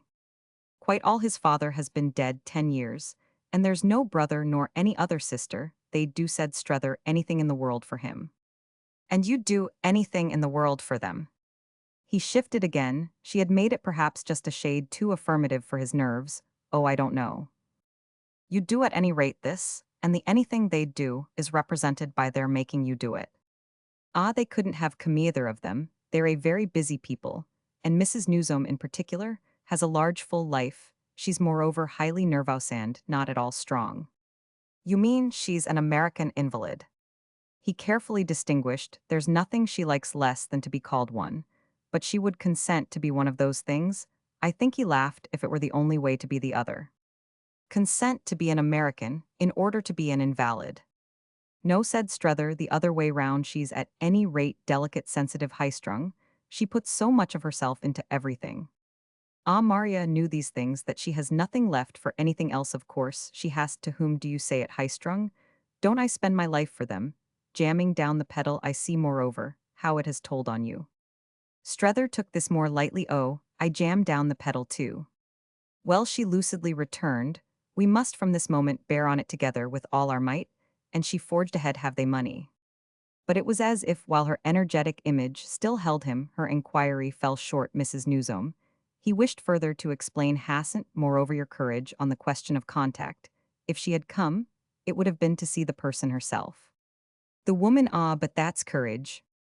Neut's exaltation, which is a very different thing, courage, he however accommodatingly threw out, is what you have. She shook her head. You say that only to patch me up to cover the nudity of my want of exaltation. I've neither the one, nor the other, I've mere battered indifference. I see that what you mean, Miss Gostry pursued, is that if your friend had come, she would take great views, and the great views, to put it simply, would be too much for her. Strether looked amused at her notion of the simple, but he adopted her formula, everything's too much for her. Ah, then such a service as this of yours is more for her than anything else, yes, far more, but so long as it isn't too much for me. Her condition doesn't matter, surely, not we leave her condition. Out we take it, that is for granted, I see it, her condition, as behind and beneath you, yet, at the same time, I see it as bearing you up. Oh, it does bear me up, Strether laughed. Well then, as yours bears me, nothing more is needed, with which she put again her question, has Mrs. Newsome money? This time he heeded, oh, plenty, that's the root of the evil, there's money to very large amounts in the concern. Chad has had the free use of a great deal. But if he'll pull himself together and come home, all the same hell find his account in it. She had listened with all her interest, and I hope to goodness y'all find yours. Hell take up his definite material reward, said Strether. Without acknowledgement of this, he's, at the parting of the ways, he can come into the business. No, can't come later. Is there a business? Lord, yes, a big, brave, bouncing business, a roaring trade. A great shop. Yes, a workshop, a great production, a great industry that concerns a manufacturing to manufacture. That if it's only properly looked after may well be on the way to become a monopoly. It's a little thing. They make better, it appears, than other people can. Or than other people, at any rate, do. Mr. Newsom, being a man of ideas, at least in that particular line, Strether, explained, put them on it with great effect, and gave the place altogether in his time an immense lift. It's a place in itself. Well, quite a number of buildings, almost a little industrial colony, but above all it's a thing the article produced. And what is the article produced? Strether looked about him as in slight reluctance to say, then the curtain which he saw about to rise came to his aid. Ill, tell you next time. But when the next time came, he only said he'd tell her later on after they should have left the theater, for she had immediately reverted to their topic. And even for himself, the picture of the stage was now overlaid with another image. His postponements, however, made her wonder if the article referred to were anything bad, and she explained that she meant improper or ridiculous or wrong. But Strether, so far as that went, could satisfy her unmentionable "oh no. We constantly talk of it, we are quite familiar, and brazen about it only as a small trivial, rather ridiculous object of the commonest domestic use. It's just wanting in what, shall I say, well, dignity, or the least approach to distinction, right here therefore, with everything about us so grand. In short, he shrank. It's a false note. Sadly, it's vulgar. But surely not vulgarer than this then, on his wondering, as she herself had done, than everything about us. She seemed a trifle irritated. What do you take this for? Why, for comparatively divine. This dreadful London theatre, it's impossible, if you really want to know. Oh, then, laughed Strether, I don't really want to know. It made between them a pause which she, however, still fascinated by the mystery of the production at Woollet, presently broke, rather ridiculous clothespins, saleratus schupalis. It brought him round. No, you don't even burn, I don't think you know. Y'all guess it. How then can I judge how vulgar it is? Y'all judge when I do tell you on. He persuaded her to patience, but it may even now frankly be mentioned that he in the sequel never was to tell her. He actually never did so, and it moreover oddly occurred that by the law within her of the incalculable her desire for the information dropped, and her attitude to the question converted itself into a positive cultivation of ignorance. In ignorance, she could humor her fancy, and that proved a useful freedom. She could treat the little nameless object as indeed unnameable could make their abstention enormously definite. There might indeed have been for Strether the portent of this in what she next said. Is it perhaps then because it's so bad because your industry, as you call it, is so vulgar that Mr. Chad won't come back? Does he feel the taint? Is he staying away not to be mixed up in it? Oh, Strether laughed. It wouldn't appear, would it, that he feels taints? He's glad enough of the money from it. And the money's his whole basis. There's appreciation in that, I mean. As to the allowance his mother has hitherto made him, she has of course the resource of cutting this allowance off. But even then he has, unfortunately, and on no small scale, his independent supplementary left him by his grandfather, her own father. Wouldn't the fact you mention, then Miss Gostry asked, make it just more easy for him to be particular? Isn't he conceivable as fastidious about the source of apparent and public source of his income? Strether was able quite good-humoredly to entertain the proposition the source of his grandfather's wealth and, thereby of his own share in it, was not particularly noble. And what source was it? Strether cast about well practices. In business infamies, he was an old swindler. Oh, he said with more emphasis than spirit, I shan't describe him, nor narrate his exploits. Lord, what abysses, and the late Mr. Newsom then. Well, what about him? Was he like the grandfather? No, was on the other side of the house, and he was different. Miss Gostry kept it up better. Her friend for a moment hung fire. No. Her comment on his hesitation was scarce the less marked for being mute. Thank you now, don't you see, she went on, why the boy doesn't come home? He's drowning his shame. His shame? What shame? What shame? Comment donk the shame. But where and when, Strether asked, is the shame? Where is any shamatade? the men I speak oft thee did, as everyone does, and besides being ancient history, it was all a matter of appreciation. She showed how she understood Mrs. Newsome has appreciated. Ah, I can't speak for her. In the midst of such doing sand, as I understand you profiting by them, she at least has remained exquisite. Oh, I can't talk of her, Strether said. I thought she was just what you could talk of you, don't trust me, Miss Gostry, after a moment declared. It had its effect well her money is spent her life conceived and carried on with a large beneficence. That's a kind of expiation of wrongs gracious, she added, before he could speak how intensely you make me see her. If you see her Strether, dropped it's all that's necessary. She really seemed to have her I feel that she is in spite of everything handsome. This at least enlivened him. What do you mean by everything? Well, I mean you with which she had one of her swift changes of ground. You say the concern needs looking after. But doesn't Mrs. Newsome look after it? So far as possible she's wonderfully able, but it's not her affair and her life's a good deal overcharged she has many many things. And you also. Oh yes, I've many too, if you will.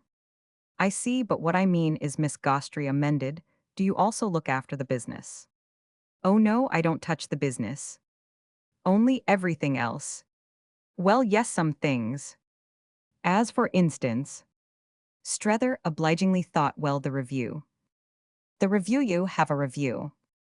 Certainly Woollett has a review which Mrs. Newsome, for the most part, magnificently pays for, and which I not at all magnificently edit my names, on the cover Strether pursued. And I am really rather disappointed and hurt that you seem never to have heard of it. She neglected for a moment this grievance, and what kind of a review is it? His serenity was now completely restored, well it's green. Do you mean in political color, as they say here in thought? No, I mean the cover's green off, the most lovely shade. And with Mrs. Newsome's name on it too. He waited a little. Oh, as for that you must judge, if she peeps out she's behind the whole thing, but she's of a delicacy and a discretion. Miss Gostry took it all I am sure she would be I don't underrate her, she must be rather a swell. Oh yes, she's rather a swell. A Woollett swellbin, I like the idea of a Woollett swell, and you must be rather one too to be so mixed up with her. Ah no, said Strether, that's not the way it works. But she had already taken him up the way it works you, needn't tell Mays of course that you efface yourself. With my name on the cover, he lucidly objected. Ah, but you don't put it on for yourself. I beg your pardon, that's exactly what I do put it on for, it's exactly the thing that I am reduced to doing for myself.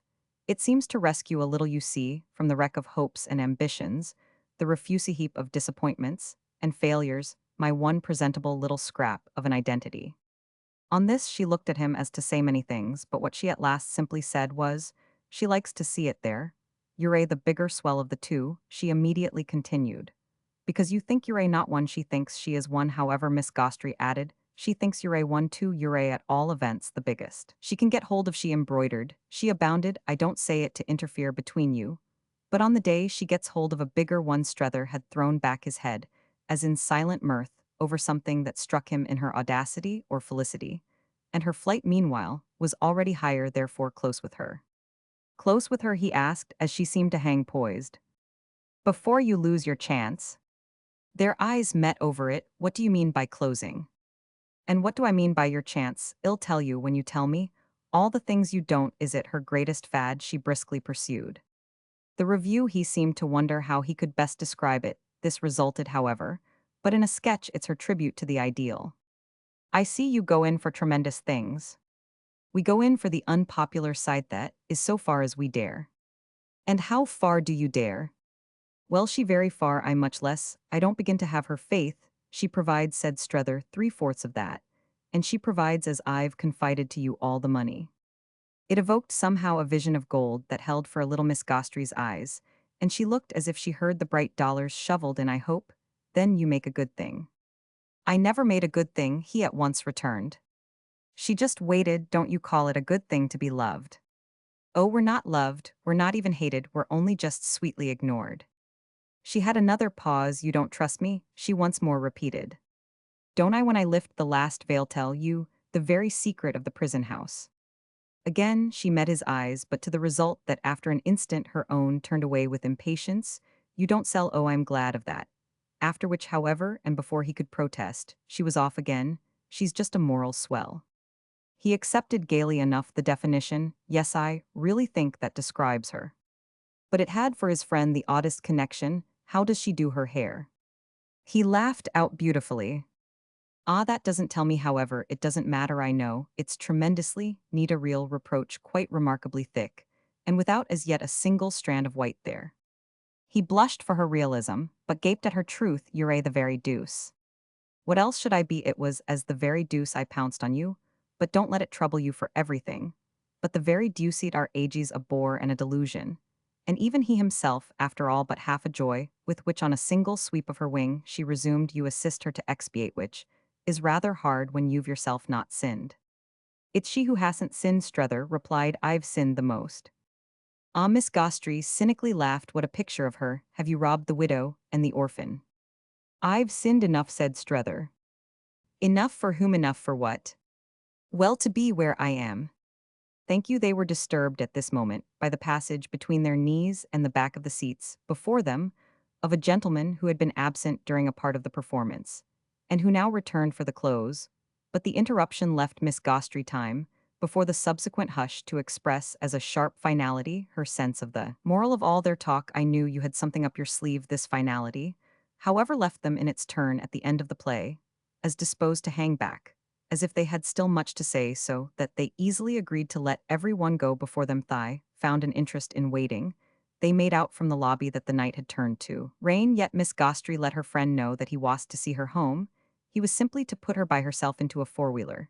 She liked so in London of wet nights, after wild pleasures, thinking things over on the return in lonely four-wheelers. This was her great time, she intimated, for pulling herself together. The delays caused by whether the struggle for vehicles at the door gave them occasion to subside on a divan at the back of the vestibule, and just beyond the reach of the fresh damp gusts from the street. Here Strether's comrade resumed that free handling of the subject, to which his own imagination of it already owed so much. Does your young friend in Paris like you? It had almost, after the interval, startled him. Oh, I hope not. Why should he? Why shouldn't he? Miss Gostry asked. That Uray coming down on him need have nothing to do with it. You see more in it, he presently returned, than Roman one. Of course I see you in it. Well then, you see more in me than you see in yourself, very likely. That's always one's right. What I was thinking of, she explained, is the possible particular effect on him of his milieu. Oh, his milieu. Strether really felt he could imagine it better now than 3 hours before. Do you mean it can only have been so lowering? Why, that's my very starting point. Yes, but you start so far back. What do his letters say? Nothing. He practically ignores, user spares us, he doesn't write. I see, but there are all the same, she went on, two quite distinct things. That given the wonderful place he's in may have happened to him. One is that he may have got brutalized, the other is that he may have got refined. Strether stared. Thighs was a novelty. Refined. Oh, she said quietly, there are refinements. The way of it made him, after looking at her, break into a laugh. You have them. As one of the signs, she continued in the same tone, they constitute perhaps the worst. He thought it over, and his gravity returned. Is it a refinement not to answer his mother's letters? She appeared to have a scruple, but she brought it out. Oh, I should say the greatest of all. Well, said Strether, I am quite content to let it, as one of the signs, pass for the worst. That I know he believes he can do what he likes with me. This appeared to strike her. How do you know it? Oh, I am sure of it, I feel it in my bones. Feel he can do it? Feel that he believes he can, it may come to the same thing. Strether laughed. She wouldn't, however, have this. Nothing for you will ever come to the same thing as anything else. And she understood what she meant. It seemed sufficiently to go straight on. You say, that if he does break, hell come in for things at home. Quite positively hell come in for a particular chancey. A chance that any properly constituted young man would jump at the business has so developed that an opening scarcely apparent 3 years ago, but which his fathers will took account of as in certain conditions possible, and which under that will attaches to Chad's availing himself of it, a large contingent advantagethes opening the conditions having come about, now simply awaits him. His mother has kept it for him, holding out against strong pressure, till the last possible moment. It requires naturally, as it carries with it a handsome part, a large share, in profits, his being on the spot, and making a big effort for a big result. That's what I mean by his chance. If he misses it, he comes in, as you say, for nothing. And to see that he doesn't miss it is, in a word, what I've come out for. She let it all sink in what you've come out for then, is simply to render him an immense service. Well, poor Strether was willing to take it so if you like.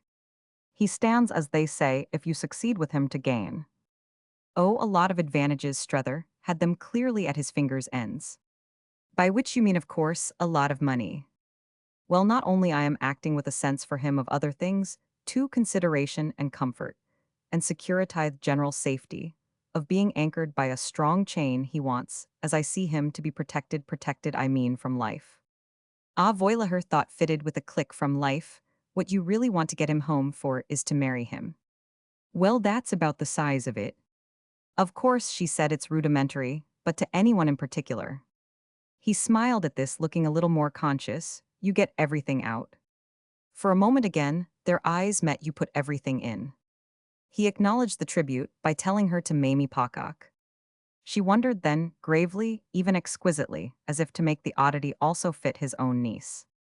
Oh, you must yourself find a name for the relation, his brother-in-law's sister, Mrs. Jim's sister-in-law. It seemed to have on Miss Gostry a certain hardening effect, and who in the world's Mrs. Jim? Chad's sister, who was Sarah Newsom. She's married, didn't I mention it, Jim Pocock? Ah yes, she tacitly replied. But he had mentioned things, then however with all the sound it could have, who in the world's Jim Pocock, she asked. Why, Sally's husband, that's the only way we distinguish people at Woollet, he good-humoredly explained.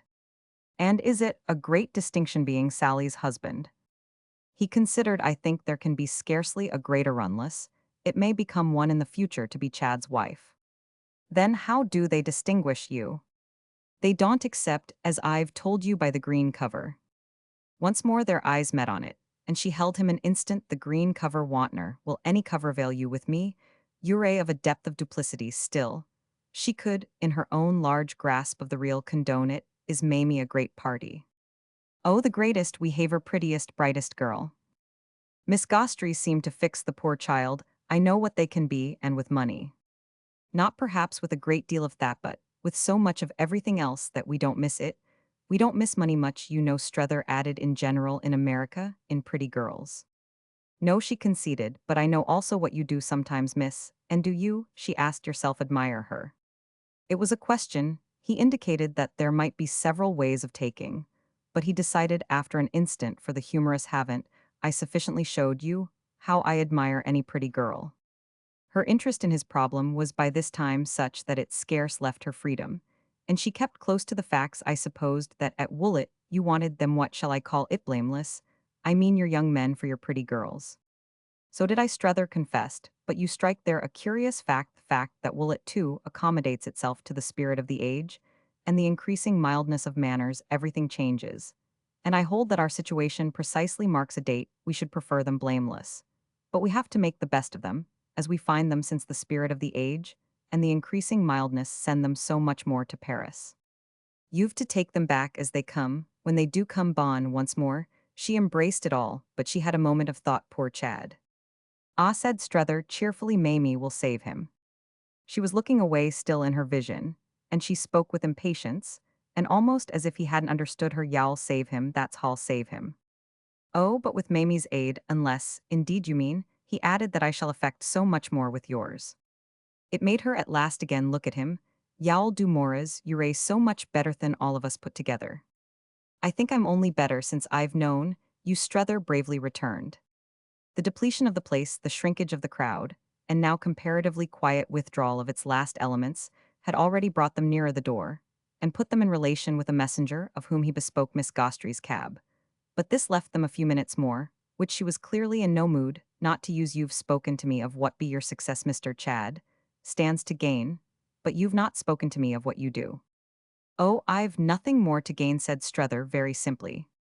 She took it as even quite too simple. You mean you've got it all down, you've been paid in advance. I don't talk about payment, he groaned. Something in the tone of it pulled her up, but as their messenger still delayed, she had another chance, and she put it in another way. What be Failorido, you stand to lose.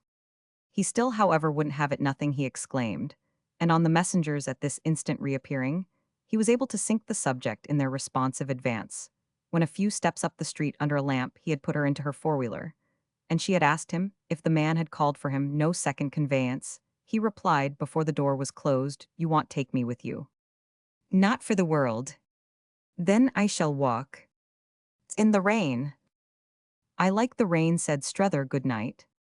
She kept him a moment while his hand was on the door by not answering, after which she answered by repeating her question, "What do you stand to lose?" Why the question now affected him, as other he couldn't have said, he could only this time meet it, otherwise everything.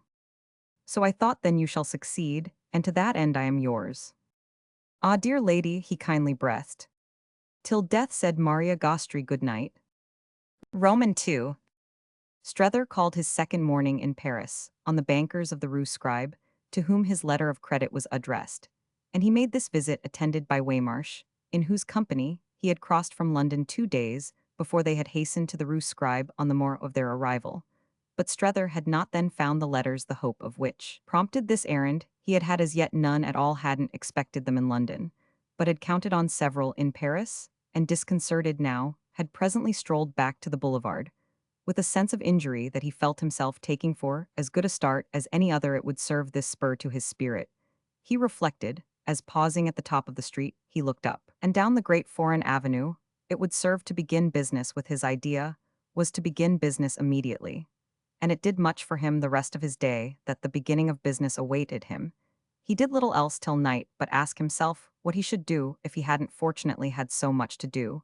But he put himself the question in many different situations and connections. What carried him hither and yon was an admirable theory that nothing he could do wouldn't be in some manner related to what he fundamentally had on hand, or would be should he happen to have a scrupuloused for it. He did happen to have a scruple about taking no definite step till he should get letters, but this reasoning carried it off a single day to feel his feet had felt them as yet only at Chester, and in London was, he could consider none too much, and having, as he had often privately expressed at Paris, to reckon with, he threw these hours of freshness consciously into the reckoning. They made it continually greater, but that was what it had best be if it was to be anything at all, and he gave himself up till far into the evening at the theatre, and on the return after the theatre, along the bright congested boulevard, to feeling it grow. Waymarsh had accompanied him this time to the play, and the two men had walked together as a first stage from the gymnase to the café, rich into the crowded terrace of which establishment the night, or rather the morning, for midnight had struck, being bland and populausly, had wedged themselves for refreshment. Waymarsh, as a result of some discussion with his friend, had made a marked virtue of his having now let himself go, and there had been elements of impression in their half-hour over their watered beer glasses that gave him his occasion for conveying that he held this compromise with his stiffer self to have become extreme. He conveyed it, for it was still after all his stiffer self, who gloomed out of the glare of the terracine solemn silence. And there was indeed a great deal of critical silence every way between the companions, even till they gained the Place de l'Opera, as to the character of their nocturnal progress. This morning there were letter-slitters which had reached London apparently all together the day of Strether's journey, and had taken their time to follow him, so that, after a controlled impulse to go into them in the reception-room of the bank, which, reminding him of the post-office at Woolwich, affected him as the abutment of some transatlantic bridge, he slipped them into the pocket of his loose grey overcoat with a sense of the felicity of carrying them off. Waymarsh, who had had letters yesterday, had had them again today, and Waymarsh suggested in this particular no controlled impulses. The last one he was, at all events, likely to be observed to struggle with was clearly that of bringing to a premature close any visit to the Rue Scribe. Strether had left him there yesterday. He wanted to see the papers, and he had spent, by what his friend could make out, a succession of hours with the papers. He spoke of the establishment with emphasis, as a post of superior observation, just as he spoke generally of his actual damnable doom as a device for hiding from him what was going on. Europe was best described to his mind as an elaborate engine for dissociating the confined American from that indispensable knowledge, and was accordingly only rendered bearable by these occasional stations of relief traps for the arrest of wandering Western airs. Strether, on his side, set himself to walk again, had his relief in his pocket, and indeed, much as he had desired his budget, the growth of restlessness might have been marked him from the moment he had assured himself of the superscription of most of the missives. It contained this restlessness, became therefore his temporary law.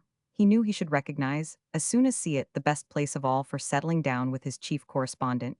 He had for the next hour an accidental air of looking for it in the windows of shops he came down the rue de la Paix in the sun, and passing across the Tuileries.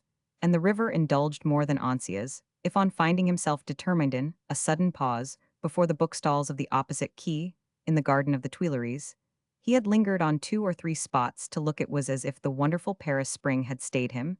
As he roamed, the prompt Paris morning struck its cheerful notes in a soft breeze, and a sprinkled smell in the light flit over the garden floor of bareheaded girls, with the buckled strap of oblong boxes, in the type of ancient thrifty persons basking betimes, where terrace walls were warm in the blue-frocked brass-labeled officialism of humble rakers and scrapers, in the deep references of a straight-pacing priest, or the sharp ones of a white-gaitered, red-legged soldier. He watched little brisk figures whose movement was as the tick of the great Paris clock take their smooth diagonal from point to point. The air had a taste as of something mixed with art, something that presented nature as a white-capped master chef. The palace was gone. Strether remembered the palace, and when he gazed into the irremediable void of its sight, the historic sense in him might have been freely at play. The play, under which in Paris indeed it so often winces like a touched nerve, he filled out spaces with dim symbols of scenes. He caught the gleam of white statues at the base of which, with his letters out, he could tilt back a straw-bottomed chair. But his drift was for reasons to the other side, and it floated him unspent up the Rue de Seine, and as far as the Luxembourg. In the Luxembourg Gardens, he pulled up here at last. He found his nook, and here on a penny chair from which terraces, alleys, vistas, fountains, little trees in green tubs, little women in white caps, and shrill little girls at play, all sunnily composed together. He passed an hour in which the cup of his impressions seemed truly to overflow, but a week had elapsed since he quitted the ship, and there were more things in his mind than so few days could account for. More than once during the time, he had regarded himself as admonished. But the admonition this morning was formidably sharp. It took, as it hadn't done, yet the form of a question, the question of what he was doing with such an extraordinary sense of escape. This sense was sharpest after he had read his letters, but that was also precisely why the question pressed. 4 of the letters were from Mrs. Newsome, and none of them short. She had lost no time, had followed on his heels, while he moved, so expressing herself that he now could measure the probable frequency with which he should hear. They would arrive, it would seem, her communications at the rate of several a week. He should be able to count. It might even prove on more than one by each mail. If he had begun yesterday with a small grievance, he had therefore an opportunity to begin today with its opposite. He read the letters successively, and slowly putting others back into his pocket, but keeping these for a long time afterwards gathered in lap. He held them there, lost in thought, as if to prolong the presence of what they gave him, or as if at the least to assure them their part in the constitution of some lucidity. His friend wrote admirably, and her tone was even more in her style than in her voice. Might almost for the hour have had to come this distance to get its full carrying quality, yet the plenitude of his consciousness of difference consorted perfectly with the deepened intensity of the connection. It was the difference of being just where he was, and as he was, that formed the escapetha's difference was so much greater than he had dreamed it would be, and what he finally sat there turning over was the strange logic of his finding himself so free. He felt it in a manner his duty to think out his state, to approve the process, and when he came in fact to trace the steps and add up the items, they sufficiently accounted for the sum he had never expected. That was the truth of it again, to find himself young, and all the years and other things it had taken to make him so were exactly his present arithmetic. He had to make sure of them to put his scruple to rest. It all sprang at bottom from the beauty of Mrs. Newsome's desire that he should be worried with nothing that was not of the essence of his task. By insisting that he should thoroughly intermit and break, she had so provided for his freedom that she would, as it were, have only herself to thank. Strether could not at this point, indeed, have completed his thought by the image of what she might have to thank herself for, the image, at best, of his own likeness. Poor Lambert Strether, washed up on the sunny strand by the waves of a single day. Poor Lambert Strether, thankful for breathing time, and stiffening himself while he gasped. There he was, and with nothing in his aspect or his posture to scandalize.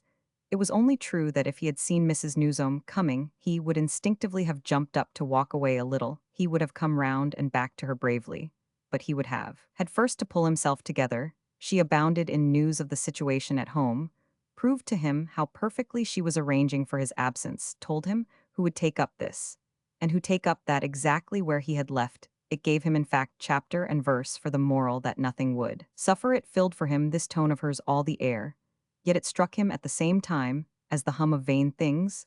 This latter effect was what he tried to justify, and, with the success that grave though the appearance, he at last lighted on a form that was happy he arrived at it by the inevitable recognition of his having been a fortnight before one of the weariest of men. If ever a man had come off tired, Lambert Strether was that man, and hadn't it been distinctly on the ground of his fatigue that his wonderful friend at home had so felt for him, and so contrived, it seemed to him somehow, at these instants that could he only maintain with sufficient firmness, his grasp of that truth it might become, in a manner, his compass. And his helm what he wanted most was some idea that would simplify, and nothing would do this so much as the fact that he was done for and finished if it had been in such a light that he had just detected in his cup the dregs of youth that was a mere flaw of the surface of his scheme. He was so distinctly fagged out that it must serve precisely as his convenience, and if he could but consistently be good for little enough, he might do everything he wanted. Everything he wanted was comprised, moreover, in a single boon, the common unattainable art of taking things. As they came, he appeared to himself to have given his best years to an active appreciation of the way they didn't come, but perhaps as they would seemingly here be things quite other as long ache, might at last drop to rest, he could easily see that from the moment he should accept the notion of his foredoomed collapse, the last thing he would lack would be reasons and memories. Oh, if he should do the sum, no slate would hold the figures, the fact that he had failed, as he considered, in everything, in each relation, and in half a dozen trades, as he liked luxuriously to put it, might still make for an empty present, but it stood solidly for a crowded past. It had not been so much achievement missed a light yoke, nor a short load it was at present, as if the backward picture had hung there, the long crooked course gray in the shadow of his solitude. It had been a dreadful, cheerful, sociable solitude, a solitude of life or choice of community. But though there had been people enough all round it, there had been but 3 or 4 persons in it. Waymarsh was one of these, and the fact struck him just now as marking the record. Mrs. Newsome was another, and Miss Gostry had of a sudden shown signs of becoming a third beyond behind them, was the pale figure of his real youth, which held against its breast the two presences paler than itself, the young wife he had early lost, and the young son he had stupidly sacrificed. He had again and again made out for himself that he might have kept his little boy, his little dull boy, who had died at school of rapid diphtheria, if he had not in those years so insanely given himself to merely missing the mother. It was the soreness of his remorse that the child had in all likelihood not really been dull, had been dull, as he had been banished and neglected, mainly because the father had been unwittingly selfish. This was doubtless but the secret habit of sorrow which had slowly given way to time, yet there remained an ache sharp enough to make the spirit at the sight now and again of some fair young man, just growing up, wince with the thought of an opportunity lost. Had ever a man he had finally fallen into the way of asking himself, lost so much, and even done so much for so little? There had been particular reasons why all yesterday beyond other days he should have had in one ear this cold inquiry, his name on the green cover, where he had put it for Mrs. Newsome, expressed him doubtless just enough to make the world as distinguished both for more and for less from Woolatask, who he was. He had incurred the ridicule of having to have his explanation explained. He was Lambert Strether, because he was on the cover, whereas it should have been for anything like glory that he was on the cover. Because he was Lambert Strether, he would have done anything for Mrs. Newsome, have been still more ridiculous. He might, for that matter, have occasion to be, yet which came to saying that this acceptance of fate was all he had to show at 55. He judged the quantity as small because it was small, and all the more egregiously since it couldn't, as he saw the case, so much as thinkably have been larger. He hadn't had the gift of making the most of what he tried, and if he had tried and tried again, no one but himself knew how often it appeared to have been that he might demonstrate what else in default of that could be made. Old ghosts of experiments came back to him, old drudgeries and delusions, and disgusts, old recoveries with their relapses, old fevers with their chills, broken moments of good faith, others of still better doubt, adventures for the most part of the sort qualified as lessons. The special spring that had constantly played for him the day before was the recognition frequent enough to surprise him off the promises to himself that he had after his other visit never kept. The reminiscence today most quickened for him was that of the vow taken in the course of the pilgrimage, that newly married with the war just over and helplessly young in spite of it, he had recklessly made with the creature, who was so much younger still. It had been a bold dash for which they had taken money set apart for necessities but kept sacred at the moment in 100 ways, and in none more so than by this private pledge of his own, to treat the occasion as a relation formed with the higher culture, and see that, as they said at Woollet, it should bear a good harvest. He had believed sailing home. Again, that he had gained something great, and his theory with an elaborate, innocent plan of reading, digesting, coming back even every few years had then been to preserve, cherish, and extend it as such plans, as these had come to nothing, however, in respect to acquisitions still more precious. It was doubtless little enough of a marvel that he should have lost account of that handful of seed, buried for long years in dark corners. At any rate, these few germs had sprouted again, under 48 hours of Paris. The process of yesterday had really been the process of feeling the general, stirred life of connections. Long since individually dropped Strether had become acquainted even on this ground, with short gusts of speculation, sudden flights of fancy in Louvre galleries, hungry gazes through clear plates behind which lemon-colored volumes were as fresh as fruit on the tree. There were instants at which he could ask whether, since there had been fundamentally so little question of his keeping anything, the fate after all decreed for him hadn't been only to be kept for something in that event, that he didn't pretend, didn't possibly dare, as yet, to divine something that made him hover and wonder and laugh and sigh, made him advance and retreat, feeling half ashamed of his impulse to plunge and more than half afraid of his impulse to wait. He remembered, for instance, how he had gone back in the 60s, with lemon-colored volumes in general on the brain, as well as with a dozen selected for his wife too in his trunk, and nothing had at the moment shown more confidence than this invocation of the finer taste. They were still somewhere at home, the dozen stale and soiled, and never sent to the binder. But what had become of the sharp initiation? They represented now the mere sallow paint on the door of the temple of taste that he had dreamed of raising. Upa structure he had practically never carried further. Struthers present highest flights were perhaps those in which this particular lapse figured to him as a symbol of his long grind, and his want of odd moments, his want moreover of money, of opportunity, of positive dignity, that the memory of the vow of his youth should, in order to throb again, have had to wait for this last, as he felt it of all his accidents. That was surely proof enough of how his conscience had been encumbered. If any further proof were needed, it would have been to be found in the fact that, as he perfectly now saw, he had ceased even to measure his meagerness, a meagerness that sprawled in this retrospect, vague, incomprehensive, stretching back like some unmapped hinterland from a rough coast settlement.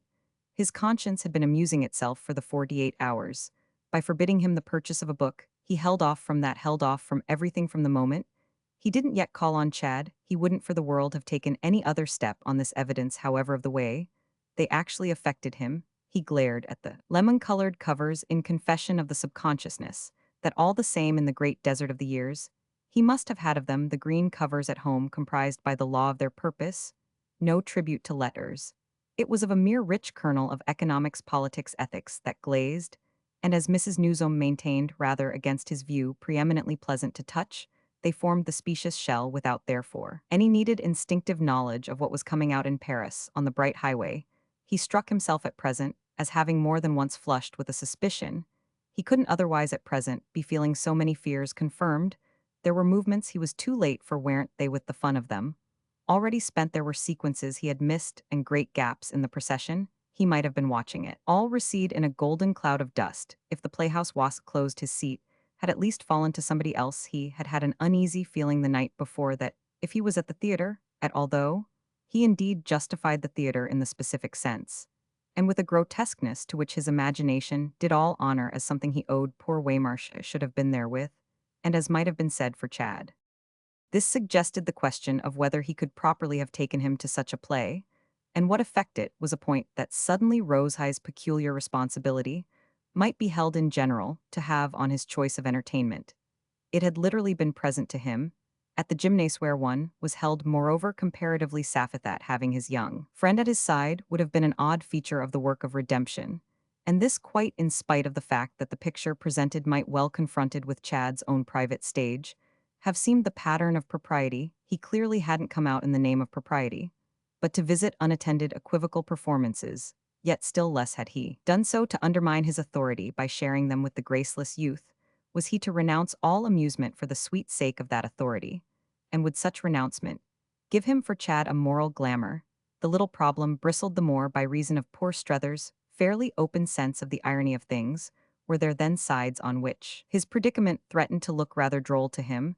Should he have to pretend to believe either to himself or the wretched boy that, there was anything that could make the latter worse wasn't some such pretense, on the other hand, involved in the assumption of possible processes that would make him better. His greatest uneasiness seemed to peep at him. Out of the imminent impression that almost any acceptance of Paris might give one's authority away, it hung before him this morning, the vast bright Babylon like some huge, iridescent object, a jewel brilliant and hard, in which parts were not to be discriminated, nor differences comfortably marked. It twinkled and trembled and melted together, and what seemed all surface one moment seemed all depth the next. It was a place of which unmistakably Chad was fond. Wherefore, if he Strether should like it too much, what on earth with such a bond would become of either of them?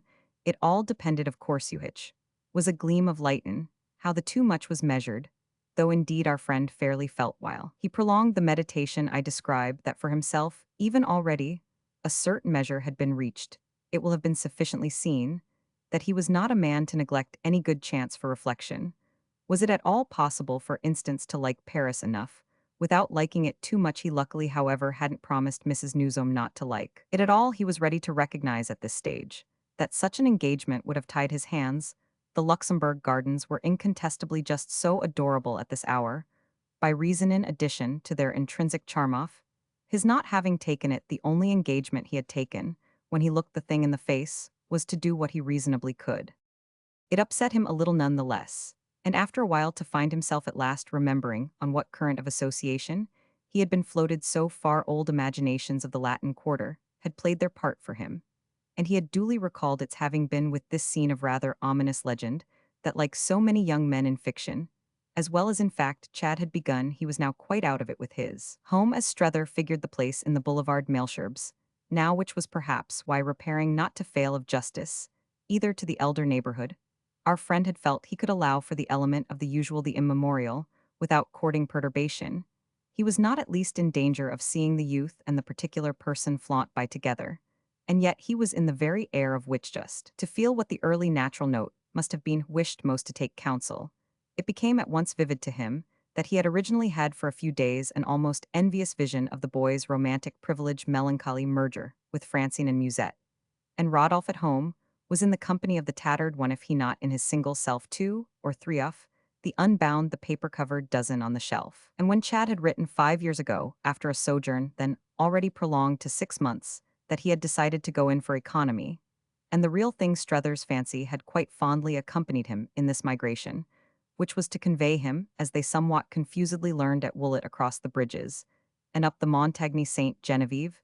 This was the region Chad had been quite distinct about it in, which the best French and many other things were to be learned at least cost, and in which all sorts of clever fellows, compatriots there for a purpose, formed an awfully pleasant set. The clever fellows, the friendly countrymen, were mainly young painters, sculptors, architects, medical students. But they were, Chad sagely opined, a much more profitable lot to be with Evan, on the footing of not being quite one of them. Than the terrible tough Strether remembered the edifying discrimination of the American bars and banks round about the opera. Chad had thrown out in the communications following this one, for at that time he did once in a while communicateth that several members of a band of earnest workers under one of the great artists had taken him right in making him dine every night almost for nothing at their place, and even pressing him not to neglect the hypothesis of there being as much in him as in any of them. There had been literally a moment at which it appeared there might be something in him. There had been at any rate a moment at which he had written that he didn't know, but what a month or two more might see him enrolled in some atelier. The season had been one at which Mrs. Newsome was moved to gratitude for small mercies. It had broken on them all as a blessing that their absentee had perhaps a conscience at that. He was sated in fine with idleness, was ambitious of variety. The exhibition was doubtless as yet not brilliant, but Strether himself, even by that time, much enlisted and immersed, had determined on the part of the two ladies a temperate approval, and in fact, as he now recollected, a certain austere enthusiasm. But the very next thing that happened had been a dark drop of the curtain. The son and brother had not browsed long on the Montagne Saint Genevieve. His effective little use of the name, of which, like his allusion to the best French, appeared to have been but one of the notes of his rough cunning. The light refreshment of these vain appearances had not accordingly carried any of them very far. On the other hand, it had gained Chad time. It had given him a chance unchecked to strike his roots, had paved the way for initiations more direct and more deep. It was Strether's belief that he had been comparatively innocent before this first migration, and even that the first effects of the migration would not have been without some particular bad accident to have been deplored. There had been 3 months had sufficiently figured it out in which Chad had wanted to try, he had tried, though not very hard, had had his little hour of good faith. The weakness of this principle in him was that almost any accident attestedly bad enough was stronger, such had at any rate markedly been the case for the precipitation of a special series of impressions. They had proved successively these impressions all of Musette and Francine. But Musette and Francine, vulgarized by the larger evolution of the type irresistibly sharp he had taken, up by what was at the time to be shrinkingly gathered, as it was scantly mentioned with one ferociously interested little person, after another Strether had read somewhere of a Latin motto, a description of the hours observed on a clock by a traveler in Spain, and he had been led to apply it in thought to Chad's number 1, number 2, number 3 omnes, vulnerant ultima necat thee, had all morally wounded the last, had morally killed the last, had been longest in possession, that is of whatever was left of the poor boy's finer mortality, and it hadn't been she, it had been one of her early predecessors, who had determined the second migration the expensive return, and relapsed the exchange again, as was fairly to be presumed of the vaunted best French, for some special variety of the worst. He pulled himself then at last together for his own progress back, not with the feeling that he had taken his walk in vain. He prolonged it a little in the immediate neighborhood, after he had quitted his chair, and the upshot of the whole morning for him was that his campaign had begun. He had wanted to put himself in relation, and he would be hanged if he were not in relation. He was that at no moment, so much as while under the old arches of the Odeon, he lingered before the charming open-air array of literature, classic and casual. He found the effect of tone and tint in the long charged tables and shelves delicate and appetizing. The impression substituting one kind of low-priced consummation for another might have been that of one of the pleasant cafes that overlapped under an awning to the pavement. But he edged along, grazing the tables with his hands firmly behind him. He wasn't there to dip to consume, was there to reconstruct. He wasn't there for his own profit, not that is the direct. He was there on some chance of feeling the brush of the wing of the stray spirit of youth. He felt it, in fact he had it beside him, the old arcade indeed, as his inner sense listened gave out the faint sound, as from far off of the wild waving of wings. They were folded now over the breasts of buried generations. But a flutter or two lived again in the turned page of shock-headed, slouch-headed loiterers, whose young intensity of type in the direction of pale acuteness deepened his vision and even his appreciation of racial differences, and whose manipulation of the uncut volume was too often, however, but a listening at closed doors. He reconstructed a possible groping Chad of 3 or 4 years, before a Chad who had after all simplifer. That was the only way to see it, being too vulgar for his privilege. Surely, it was a privilege to have been young and happy just there. Well, the best thing Strether knew of him was that he had had such a but his own actual business half an hour later was with a third floor on the boulevard Melchior, much as that was definite, and the fact of the enjoyment by the third-floor windows of a continuous balcony, to which he was helped by this knowledge, had perhaps something to do with his lingering for 5 minutes on the opposite side of the street. There were points as to which he had quite made up his mind, and one of these bore precisely on the wisdom of the abruptness to which events had finally committed him, a policy that he was pleased to find not at all shaken, as he now looked at his watch, and wondered he had announced himself 6 months before, had written out at least that Chad was to be surprised, should he see him some day turn up. Chad had thereupon, in a few words of rather carefully colorless answer, offered him a general welcome, and Strether, ruefully reflecting that he might have understood the warning as a hint to hospitality, a bid for an invitation, had fallen back upon silence, as the corrective most to his own taste. He had asked Mrs. Newsome, moreover, not to announce him again. He had so distinct an opinion on his attacking his job, should he attack it at all in his own way. Not the least of this lady's high merits for him was that he could absolutely rest on her word. She was the only woman he had known, even at Woolwich, as to whom his conviction was positive, that to lie was beyond her art. Sarah Pocock, for instance, her own daughter, though with social ideals, as they said, in some respects different. Sarah, who was in her way aesthetic, had never refused to human commerce that mitigation of rigor. There were occasions when he had distinctly seen her apply it, since accordingly, at all events, he had had it from Mrs. Newsome, that she had, at whatever cost to her more strenuous view, conformed, in the matter of preparing Chad wholly to his restrictions. He now looked up at the fine continuous balcony, with a safe sense that if the case had been bungled, the mistake was at least his property. Was there perhaps just a suspicion of that in his present pause on the edge of the boulevard, and well in the pleasant light. Many things came over him here, and one of them was that he should doubtless presently know whether he had been shallow or sharp. Another was that the balcony in question didn't somehow show as a convenience easy to surrender. Poor Strether had at this very moment to recognize the truth that wherever one paused in Paris, the imagination reacted before one could stop it. This perpetual reaction put a price, if one would, on pauses, but it piled up consequences, till there was scarce room to pick one's steps among them. What call had he at such a juncture, for example, to like Chad's very house high broad clear?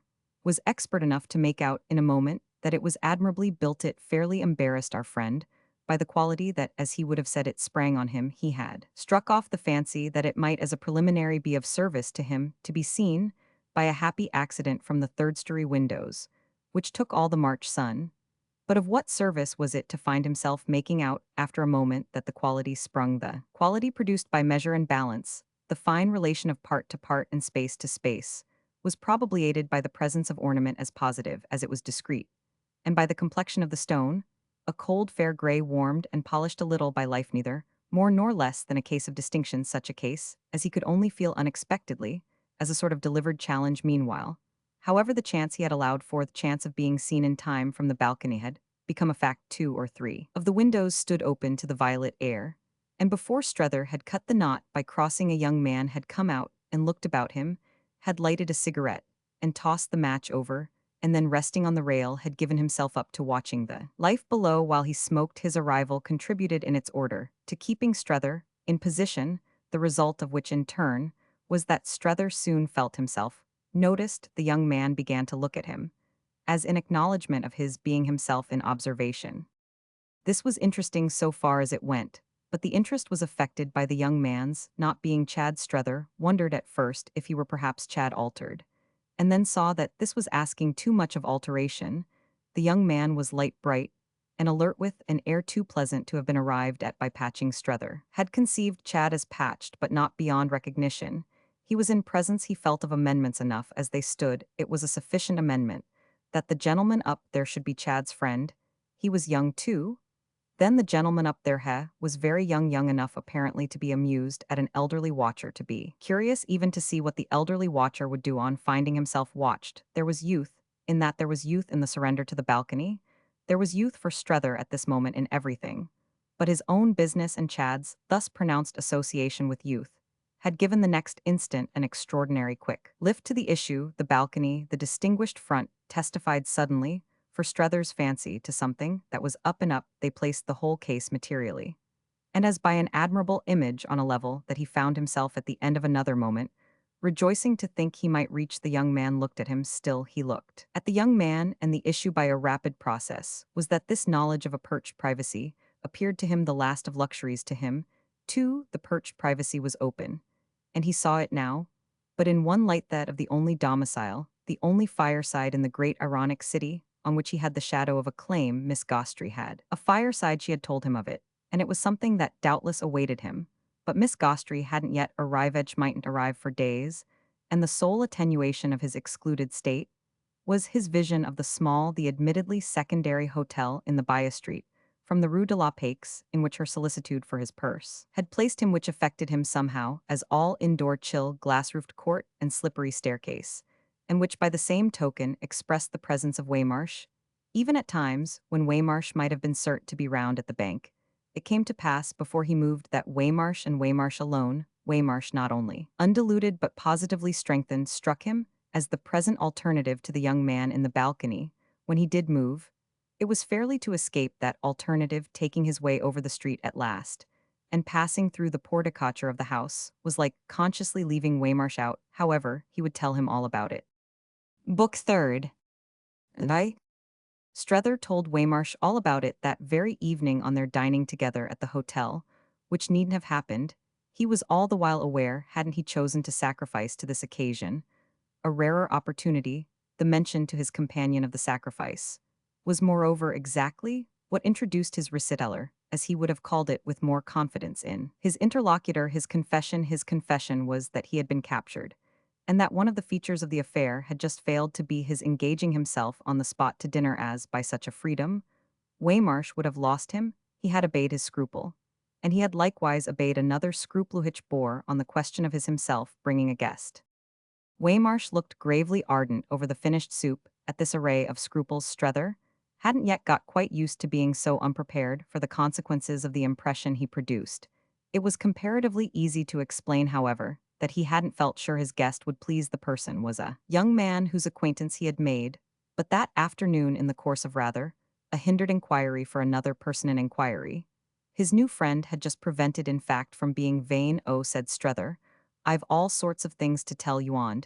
He put it in a way that was a virtual hint to Waymarsh. To help him to enjoy the telling, he waited for his fish, he drank of his wine, he wiped his long mustache, he leaned back in his chair, he took in the two English ladies who had just creaked past them, and whom he would even have articulately greeted if they hadn't rather chilled the impulse so that all he could do waspy way of doing something to say merci Francois out quite loud. When his fish was brought, everything was there that he wanted, everything that could make the moment an occasion that would do beautifully everything.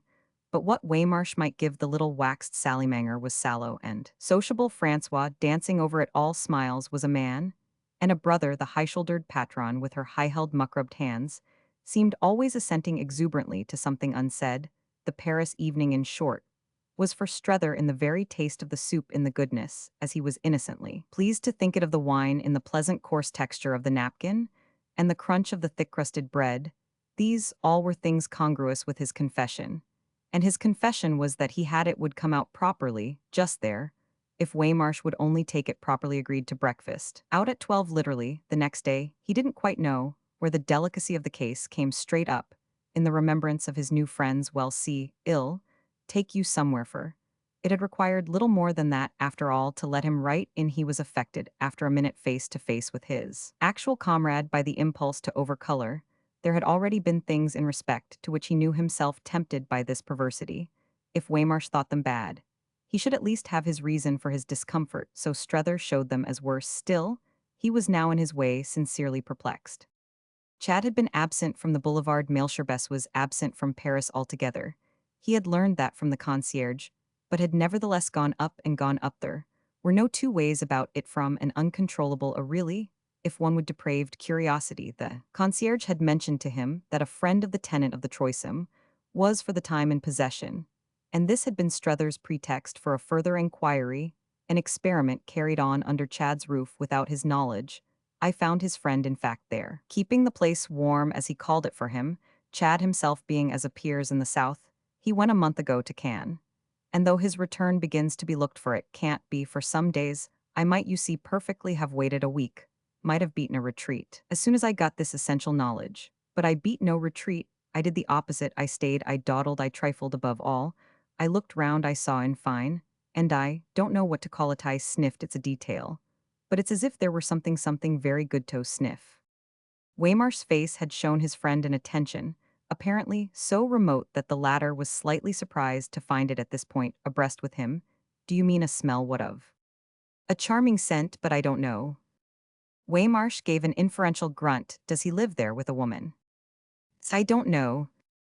Waymarsh waited an instant for more, then resumed. Has he taken her off with him? And will he bring her back? Strether fell into the inquiry, but he wound it up as before. I don't know. The way he wound it up, accompanied, as this was, with another drop back, another degustation of the Leavel, another wipe of his mustache, and another good word for Francois, seemed to produce in his companion a slight irritation. Then what the devil do you know? Well, said Strether almost gaily, I guess I don't know anything. His gaiety might have been a tribute to the fact that the state he had been reduced to did for him again what had been done by his talk of the matter with Miss Gostry at the London Theatre.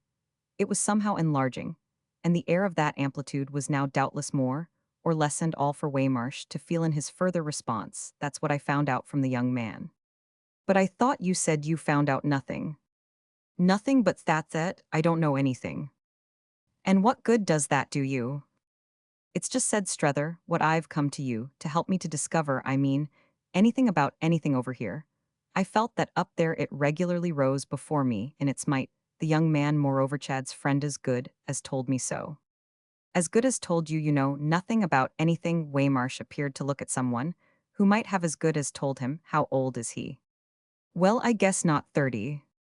Yet you had to take that from him. Oh, I took a good deal more since. As I tell you, I took an invitation to dejeuner. And are you going to that unholy meal? If y'all come with me, he wants you to, I told him about you. He gave me his card, Strether pursued. And his name's rather funny, it's John Little Billum. And he says his two surnames are on account of his being small, inevitably used together. Well, Waymarsh asked, with due detachment from these details, what's he doing up there? His account of himself is that he's only a little artistman that seemed to me perfectly to describe him. But he's yet in the phase of study this, is the great Archulto past a certain number of years in which he came over. And he's a great friend of Chad's and occupying Chad's rooms. Just now, because they're so pleasant he's very pleasant and curious too, Strether added, though he's not from Boston. Waymarsh looked already rather sick of him. Where is he from? Strether thought, I don't know that either, but he's notoriously, as he put it himself, not from Boston. Well, Waymarsh moralized from dry depths. Everyone can't notoriously be from Boston. Why, he continued, is he curious? Perhaps just for that for one thing, but really, Strether added, for everything when you meet him y'all see. Oh, I don't want to meet him, Waymarsh impatiently growled. Why don't he go home? Strether hesitated. Well, because he likes it over here. This appeared in particular more than Waymarsh could bear. He ought then to be ashamed of himself. And as you admit that you think so too, why drag him in? Strether's reply again took time. Perhaps I do think so myself, though I don't quite yet admit it. I'm not a bit sure it's again one of the things I want to find out. I liked him. And can you like people? But no matter, he pulled himself up. There's no doubt. I want you to come down on me and squash me. Waymarsh helped himself to the next course, which, however, proving not the dish he had just noted as supplied to the English ladies, had the effect of causing his imagination temporarily to wander. But it presently broke out at a softer spot. Have they got a handsome place up there? Oh, a charming place full of beautiful and valuable things. I never saw such a place. And Strether's thought went back to it. For a little artistman, he could in fact scarce express it. But his companion, who appeared now to have a view, insisted. Well, life can hold nothing better besides, there are things of which he's in charge. So that he does doorkeeper for your precious pair. Can life, Waymarsh inquired, hold nothing better than that then? As Strether, silent, seemed even yet to wonder. Doesn't he know what she is? He went on. I don't know, I didn't ask him. I couldn't, it was impossible, you wouldn't either. Besides, I didn't want to know more, would you? Strether, in short, explained it at a stroke. You can't make out over here what people do know. Then, what did you come over for? Well, I suppose exactly to see for myself without their aid. Then, what do you want mine for? Oh, Strether laughed. You're not one of them. I do know what you know. As however this last assertion caused Waymarsh again to look at him hard, such, being the latter's doubt of its implications, felt his justification lame, which was still more the case when Waymarsh presently said, Look here, Strether, quit this. Our friend smiled with a doubt of his own. Do you mean my tone? Not your tone, I mean your nosing round. Quit the whole job, let them stew in their juice. You're being used for a thing you ain't fit for. People don't take a fine-tooth comb to groom a horse. Am I a fine-tooth comb? Strether laughed. It's something I never called myself. It's what you are all the same. You ain't so young as you were, but you've kept your teeth. He acknowledged his friend's humor. Take care. I don't get them into you. You'd like them, my friends at home, Waymarsh. He declared you'd really particularly like them. And I know it was slightly irrelevant, but he gave it sudden and singular force. I know they'd like you. Oh, don't work them off on me, Waymarsh groaned. Yet Strether still lingered with his hands in his pockets. It's really quite as indispensable as I say that Chad should be got back. Indispensable to whom? To you? Yes, Strether presently said. Because if you get him, you also get Mrs. Newsome. Strether faced it. Yes. And if you don't get him, you don't get her. It might be merciless, but he continued not to flinch. I think it might have some effect on our personal understanding. Chad's of real importance here can easily become so, if he will to the business. And the business is of real importance to his mother's husband. Well, I naturally want what my future wife wants, and the thing will be much better if we have our own man in it. If you have your own man in it, in other words, Waymarsh said, Y'all marry you personally more money? She's already rich, as I understand you, but shall be richer still, if the business can be made to boom on certain lines that you've laid down. I haven't laid them down, Strether promptly returned Mr. Newsome, who knew extraordinarily well what he was about. Laid them down 10 years ago. Oh well, Waymarsh seemed to indicate with a shake of his mane that didn't matter, you're fierce for the boom anyway.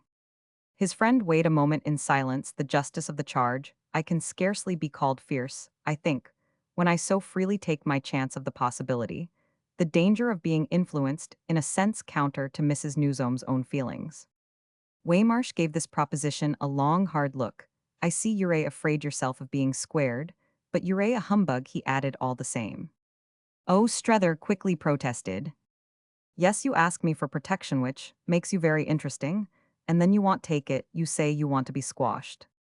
Ah, but not so easily, don't you see, Strether demanded, where my interest as already shown you lies. It lies in my not being squared. If I'm squared, where's my marriage? If I miss my errand, I miss that. And if I miss that, I miss everything im nowhere. Waymarsh but all relentlessly took this, in what do I care where you are if you're spoiled? Their eyes met on it, an instant. Thank you awfully, Strether at last said, but don't you think her judgment of that ought to content me? No. It kept them again face to face, and the end of this was that Strether again laughed. You do her injustice, you really must know her. Good night. He breakfasted with Mr. Billam on the morrow, and as inconsequently befell with Waymarsh massively of the party, the latter announced at the 11th hour, and much to his friend's surprise that damn it he would as soon join him as do anything else, on which they proceeded together, strolling in a state of detachment, practically luxurious for them, to the boulevard, Milsherbs, a couple engaged that day with the sharp spell of Paris, as confessedly it might have been seen as any couple among the daily thousands, so compromised they walked, wandered, wondered, and a little lost themselves. Strether hadn't had for years so rich a consciousness of timey a bag of gold, into which he constantly dipped for a handful. It was present to him that, when the little business with Mr. Billam should be over, he would still have shining hours to use absolutely as he liked. There was no great pulse of haste. Yet in this process of saving Chad, nor was that effect a bit more marked as he sat half an hour later with his legs under Chad's mahogany, with Mr. Billam on one side, with a friend of Mr. Billam's on the other, with Waymarsh stupendously opposite, and with the great hum of Paris coming up in softness, vagueness for Strether himself, indeed already positive sweetness through the sunny windows toward which the day before his curiosity had raised its wings from below. The feeling strongest with him at that moment had borne fruit almost faster than he could taste it, and Strether literally felt at the present hour that there was a precipitation in his fate. He had known nothing and nobody as he stood in the street, but hadn't his view now taken a bound in the direction of everyone and of everything?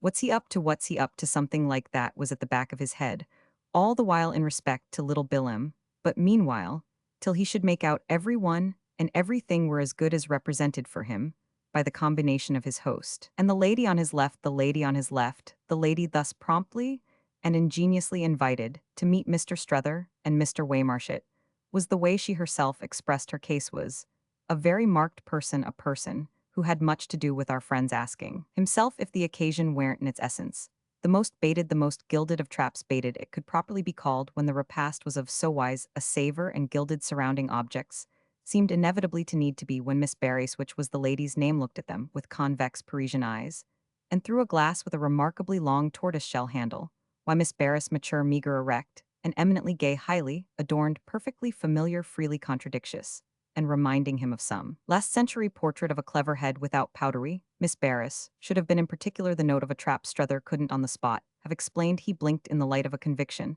that he should know later on, and know well as it came over him for that matter with force that he should need to. He wondered what he was to think exactly of either of his new friends, since the young man, Chad's intimate and deputy, had in thus constituting the scene practiced so much more subtly than he had been prepared for, and since in especial Miss Barris, surrounded clearly by every consideration, hadn't scrupled to figure as a familiar object, it was interesting to him to feel that he was in the presence of new measures, other standards, a different scale of relations, and that evidently here were a happy pair who didn't think of things at all, as he and Waymarsh thought. Nothing was less to have been calculated in the business than that it should now be for him, as if he and Waymarsh were comparatively quite at one.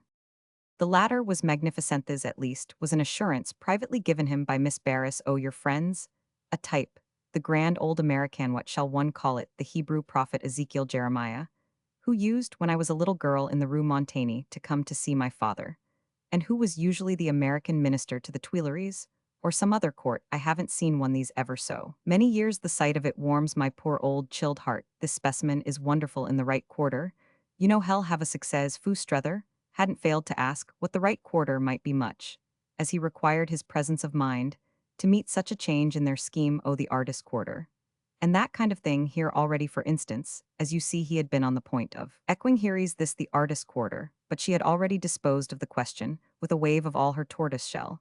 And an easy bring him to me he knew on the spot how little he should be able to bring him, for the very air was by this time to his sense, thick and hot with poor Waymarsh's judgment of it. He was in the trap still more than his companion, and unlike his companion not making the best of it, which was precisely what doubtless gave him his admirable sombre glow. Little did Miss Barris know that what was behind it was his grave estimate of her own laxity. The general assumption, with which our two friends had arrived, had been that of finding Mr. Billam ready to conduct them to one or other of those resorts of the earnest, the aesthetic fraternity which were shown among the sights of Paris in this character. It would have justified them in a proper insistence on discharging their score. Waymarsh's only proviso at the last had been that nobody should pay for him, but he found himself, as the occasion developed, paid for on a scale as to which Strether privately made out that he already nursed retribution. Strether was conscious across the table of what worked in him, conscious when they passed back to the small salon to which the previous evening he himself had made so rich a reference, conscious most of all as they stepped out to the balcony, in which one would have had to be an ogre not to recognize the perfect place for easy aftertastes. These things were enhanced for Miss Barris by a succession of excellent cigarettes acknowledged, acclaimed as a part of the wonderful supply left behind him, by Chad, an almost equal absorption of which Strether found himself blindly, almost wildly pushing forward. He might perish by the sword as well as by famine, and he knew that his having abetted the lady by an excess that was rare with him would count for little in the sum, as Waymarsh might so easily add it up her license. Waymarsh had smoked of old, smoked hugely, but Waymarsh did nothing now, and that gave him his advantage over people who took things up lightly just when others had laid them heavily down. Strether had never smoked, and he felt as if he flaunted at his friend that this had been only because of a reason. The reason, it now began to appear even to himself, was that he had never had a lady to smoke with. It was this lady's being there at all, however, that was the strange free thing perhaps. Since she was there, her smoking was the least of her freedoms. If Strether had been sure at each juncture of what with Billam in especial talked about, he might have traced others, and winced at them, and felt Waymarsh wince. But he was in fact so often at sea that his sense of the range of reference was merely general, and that he on several different occasions guessed and interpreted only to doubt. He wondered what they meant, but there were things he scarce thought they could be supposed to mean. And oh, not that was at the end of most of his ventures. This was the very beginning with him of a condition, as to which later on it will be seen, he found cause to pull himself up. And he was to remember the moment duly, as the first step in a process. The central fact of the place was neither more nor less, when analyzed and a pressure superficial sufficed, than the fundamental impropriety of Chad's situation, round about which they thus seemed cynically clustered. Accordingly, since they took it for granted, they took for granted all that was in connection with it, taken for granted at Woollet matters, as to which verily he had been reduced with Mrs. Newsome to the last intensity of silence. That was the consequence of their being too bad to be talked about, and was the accompaniment by the same token of a deep conception of their badness. It befell therefore that when poor Strether put it to himself that their badness was ultimately, or perhaps even insolently, what such a scene as the one before him was, so to speak, built upon, he could scarce shirk the dilemma of reading a roundabout echo of them into almost anything that came up. This, he was well aware, was a dreadful necessity, but such was the stern logic he could only gather of a relation to the irregular life. It was the way the irregular life sat upon Billam and Miss Barris that was the insidious, the delicate marvel. He was eager to concede that their relation to it was all indirect, for anything else in him would have shown the grossness of bad manners. But the indirectness was none the less consonant, that was stricken with a grateful enjoyment of everything that was Chad's. They spoke of him, repeatedly invoking his good name and good nature, and the worst confusion of mind for Strether was that all their mention of him was of a kind to do him honor.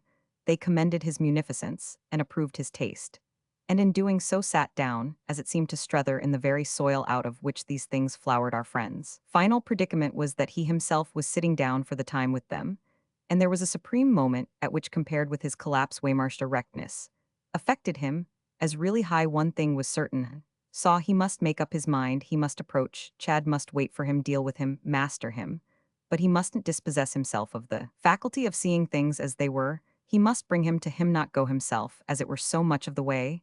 He must at any rate be clearer. As to what should he continue to do that, for convenience was still condoning. It was on the detail of this quantity and, what could the fact be, but mystifying that Bilam and Miss Barris threw so little light, so there they were. Roman 2. When Miss Gostry arrived at the end of a week, she made him a sign he went immediately to see her. And it wasn't till then that he could again close his grasp on the idea of a corrective. This idea, however, was luckily all before him again from the moment he crossed the threshold of the little entresol of the Cardi Marbuff, into which she had gathered, as she said, picking them up in 1,000 flights, and funny little passionate pounces, the makings of a final nest. He recognized, in an instant, that they're really there, only he should find the boon, with the vision of which he had first mounted Chad's stairs. He might have been a little scared at the picture of how much more in this place he should know himself in hadn't his friend been on the spot to measure the amount to his appetite. Her compact and crowded little chambers, almost dusky, as they at first struck him with accumulations, represented a supreme general adjustment to opportunities and conditions. Wherever he looked he saw an old ivory or an old brocade, and he scarce knew where to sit for fear of a misappliance. The life of the occupant struck him of a sudden as more charged with possession, even than Chad's, or than Miss Barris's, wide as his glimpse had lately become of the empire of things. What was before him still enlarged it. The lust of the eyes and the pride of life had indeed thus their temple. It was the innermost nook of the Shrinia's, brown as a pirate's cave in the brownness, where glints of gold, patches of purple, were in the gloom objects all that caught through the muslin with their high rarity, the light of the low windows. Nothing was clear about them, but that they were precious, and they brushed his ignorance with their contempt, as a flower in a liberty taken with him might have been whisked under his nose. But after a full look at his hostess, he knew none the less what most concerned him. The circle in which they stood together was warm with life, and every question between them would live there, as nowhere else. A question came up as soon as they had spoken, for his answer, with a laugh, was quickly, "Well, they've got hold of me." Much of their talk on this first occasion was his development of that truth. He was extraordinarily glad to see her, expressing to her frankly what she most showed him, that one might live for years without a blessing unsuspected, but that to know it at last for no more than 3 days was to need it, or miss it forever. She was the blessing that had now become his need, and what could prove it better than that without her he had lost himself? "What do you mean?" she asked, with an absence of alarm that, correcting him, as if he had mistaken the period of one of her pieces, gave him afresh a sense of her easy movement through the maze he had but begun to tread. "What in the name of all the pockocks have you managed to do?" "Why, exactly the wrong thing. I've made a frantic friend of little Bilam." "Ah, that sort of thing was of the essence of your case, and to have been allowed for from the first, and it was only after this that, quite as a minor matter, she asked who in the world little Bilam might be, when she learned that he was a friend of Chad's, and living for the time in Chad's rooms in Chad's absence, quite as if acting in Chad's spirit and serving Chad's cause. She showed, however, more interest. "Should you mind my seeing him? Only once, you know," she added. "Oh, the oftener the better. He's amusing, his original." "He doesn't shock you?" Miss Gostry threw out. "Never in the world. We escape that with a perfection. I feel it to be largely, no doubt, because I don't half understand him, but our modus vivendi isn't spoiled even by that. You must dine with me to meet him," Strether went on, "then you'll see." "Are you giving dinners?"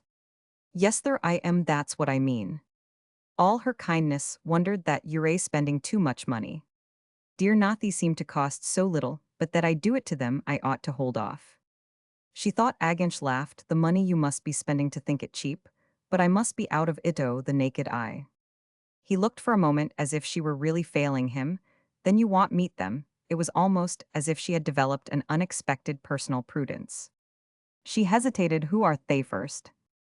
"Why, little Bilam to begin with." He kept back for the moment Miss Barris, "and Chadwin he you must absolutely see."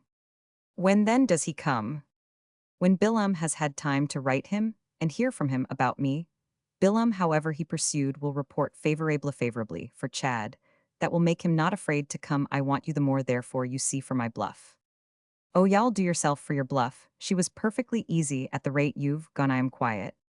"Ah, but I haven't," said Strether, made one protest. She turned it over. "Haven't you been seeing what there's to protest about?" He let her with this, however, ruefully have the whole truth. "I haven't yet found a single thing." "Isn't there anyone with him then?" Of the sort I came out about. Strether took a moment. How do I know, and what do I care? Oh, and her laughter spread. He was struck, in fact, by the effect on her of his joke. He saw now how he meant it as a joke. She saw, however, still other things, though, in an instant, she had hidden them. You've got it, no facts at all. He tried to muster them. Well, he has a lovely home. Ah, that in Paris, she quickly returned, proves nothing, that is, rather, it disproves nothing. They may very well, you see, the people your mission is concerned with have done it for him. Exactly, and it was on the scene of their doings, then that Waymarsh and I sat guzzling. Oh, if you forbore to guzzle here on scenes of doings, she replied, you might easily die of starvation, with which she smiled at him. You've worse before you. Ah, I've everything before me, but on our hypothesis, you know, they must be wonderful. They are, said Miss Gostry. You're not, therefore, you see, she added, wholly without facts, they've been in effect wonderful. To have got at something comparatively definite, appeared at last a little to help a wave by which moreover the next moment recollection was washed. My young man does admit furthermore that there are friends' great interest. Is that the expression he uses? Strether more exactly recalled, not quite. Something more vivid, less. He had bent with neared glasses over a group of articles on a small stand. And at this, he came up. It was a mere illusion, but on the lookout as I was, it struck me awful, you know, as Chad is, those were Billem's words. Awful, you know. Ohen. Miss Gostry turned them over. She seemed, however, satisfied. Well, what more do you want? He glanced once more at a bibelot or two, and everything sent him back, but it is all the same as if they wished to let me have it between the eyes. She wondered, quoi donc? Why would I speak of the amenity? They can stun you with that, as well as with anything else. Oh, she answered, y'all come round. I must see them each, she went on, for myself, I mean, Mr. Billem, and Mr. Newsome. Mr. Billem. Naturally, first once onlyance for each, that will do, but face to face for half an hour. What's Mr. Chad? She immediately pursued, doing, at Cannes decent men. Don't go to Cannes with Thuel, with the kind of ladies you mean. Don't they? Strether asked, with an interest in decent men that amused her. No, elsewhere, but not to Cannes. Cannes is different. Cannes is better. Cannes is best. I mean, it's all people you know when you do know them. And if he does, why, that's different too. He must have gone alone. She can't be with him. I haven't. Strether confessed in his weakness the least idea there seemed much in what she said, but he was able after a little to help her to a nearer impression. The meeting with little Billem took place by easy arrangement in the great gallery of the Louvre. And when standing with his fellow visitor before one of the splendid Titian's, the overwhelming portrait of the young man, with the strangely-shaped glove, and the blue-gray eyes, turned to see the third member of their party advance from the end of the waxed and gilded vista, he had a sense of having at last taken hold. He had agreed with Miss Gostry, it dated even from Chester, for a morning at the Louvre, and he had embraced independently the same idea as thrown out by little Billem, whom he had already accompanied to the Museum of the Luxembourg. The fusion of these schemes presented no difficulty, and it was to strike him again that in little Billem's company contrarieties in general dropped. Oh, he's all right as one of us. Miss Gostry, after the first exchange, soon found a chance to murmur to her companion, and Strether as they proceeded and paused. And while a quick unanimity between the two appeared to have phrased itself in half a dozen remarks, Strether knew that he knew almost immediately what she meant, and took it as still another sign that he had got his job in hand. This was the more grateful to him that he could think of the intelligence now serving him as an acquisition. Positively knew he wouldn't have known even the day before what she meant, that is, if she meant what he assumed, that they were intense Americans together. He had just worked round end with a sharper turn of the screw than any yetto, the conception of an American intense, as little Billem was intense. The young man was his first specimen. The specimen had profoundly perplexed him at present, however. There was light. It was by little Billem's amazing serenity that he had at first been affected, but he had inevitably in his circumspection felt it as the trail of the serpent, the corruption, as he might conveniently have said, of Europe, whereas the promptness with which it came up for Miss Gostry, but as a special little form of the oldest thing they knew, justified it at once to his own vision. As well, he wanted to be able to like his specimen with a clear good conscience, and this fully permitted it. What had muddled him was precisely the small artistman's way. It was so completely off being more American than anybody, but it now for the time put Strether vastly at his ease to have this view of a new way.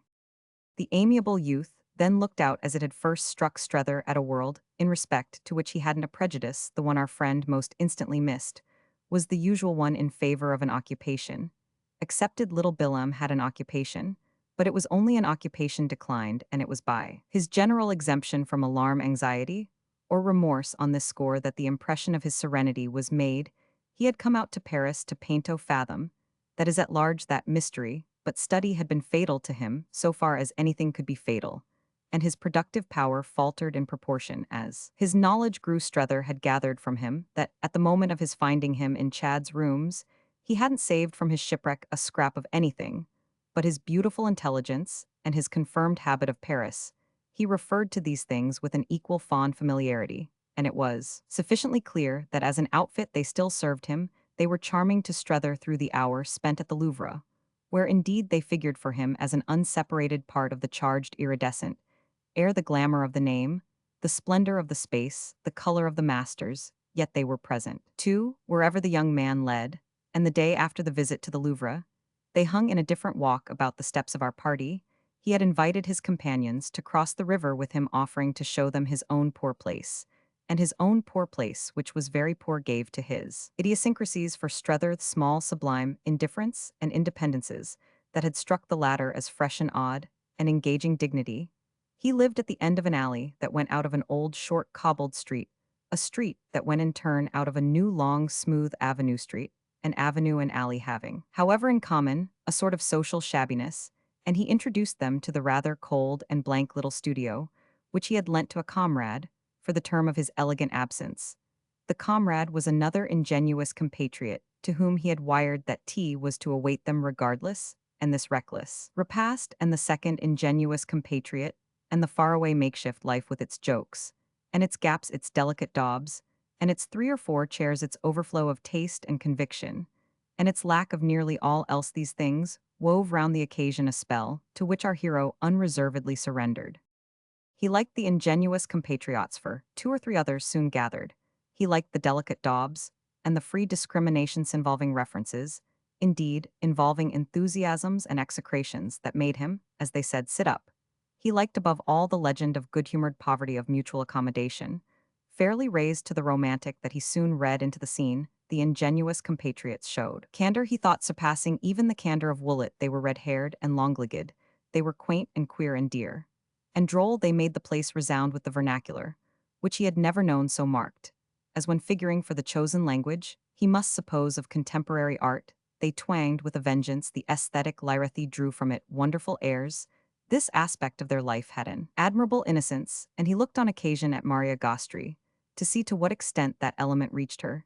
She gave him, however, for the hour, as she had given him the previous day, no further sign than to show how she dealt with boys, meeting them with the air of old Parisian practice, that she had for everyone, for everything in turn, wonderful about the delicate daubs, masterful about the way to make tea, trustful about the legs of chairs, and familiarly reminiscent of those in the other time, the named, the numbered, or the caricatured, who had flourished or failed, disappeared or arrived. She had accepted with the best grace her second course of little Bilam, and had said to Strether the previous afternoon on his leaving them, that since her impression was to be renewed, she would reserve judgment till after the new evidence.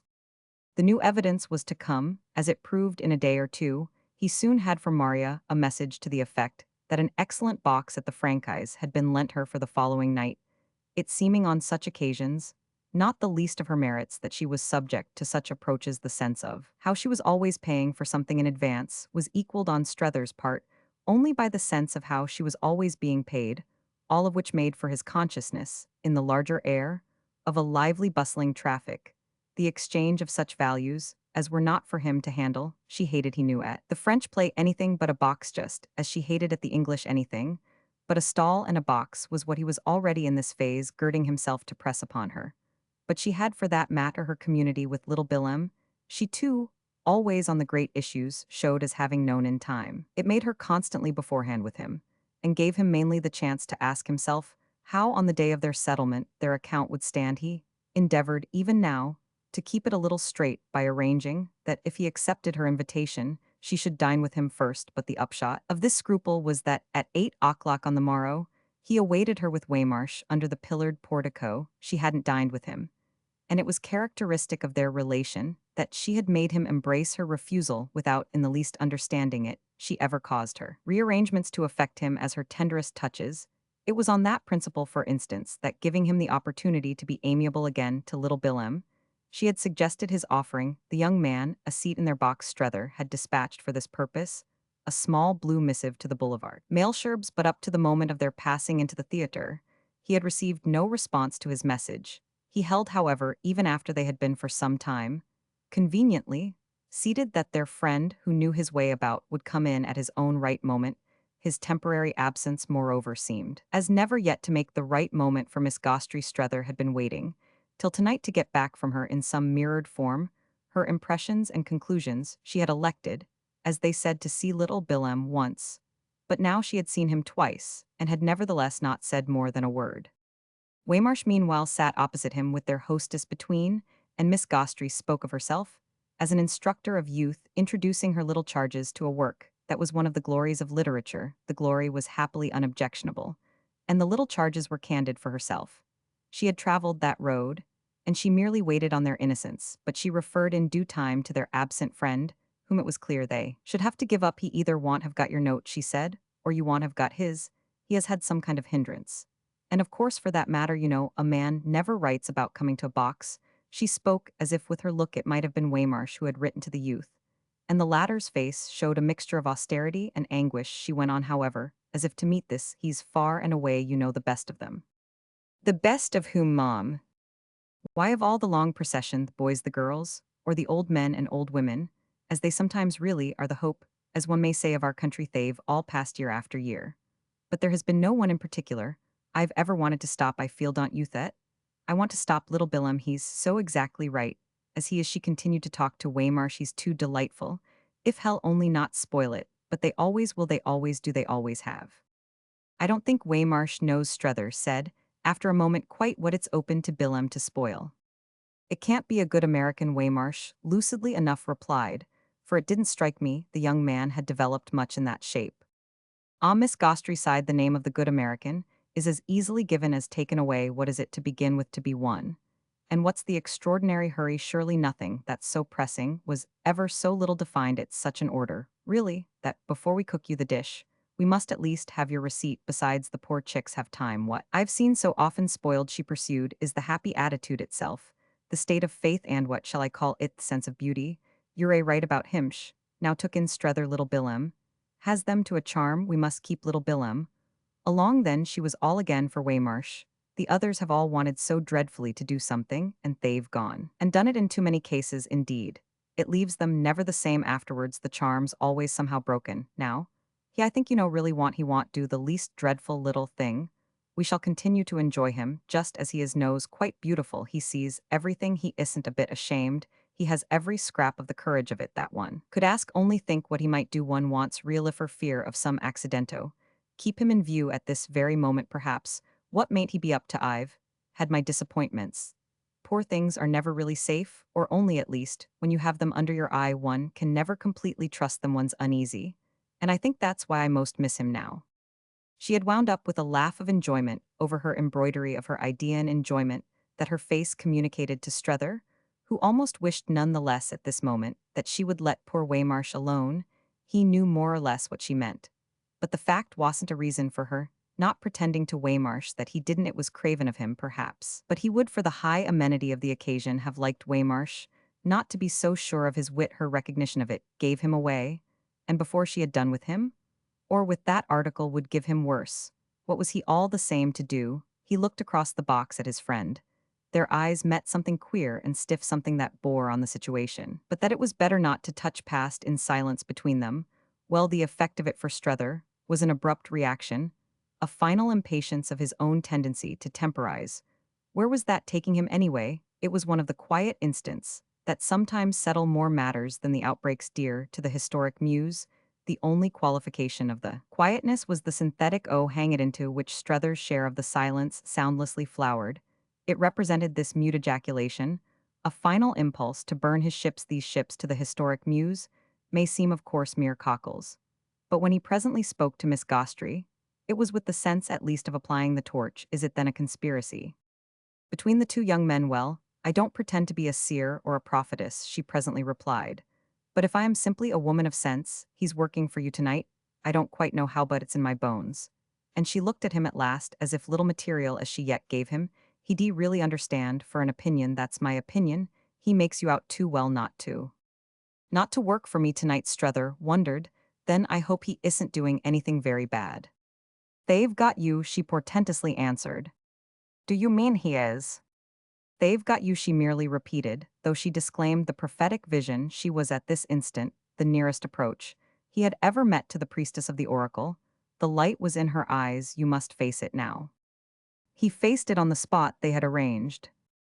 Every move in the game, and they've been arranging, ever since he has had every day his little telegram from Cannes. It made Strether open his eyes, do you know that? I do better I see it. This was before I met him, what I wondered whether I was to see, but as soon as I met him, I ceased to wonder. And our second meeting made me sure I took him all and he was acting, is still in his daily instructions. So that Chad has done the whole thing. Oh, no, not the whole, we've done some of it, you and I and Europe. Europies, Strether mused.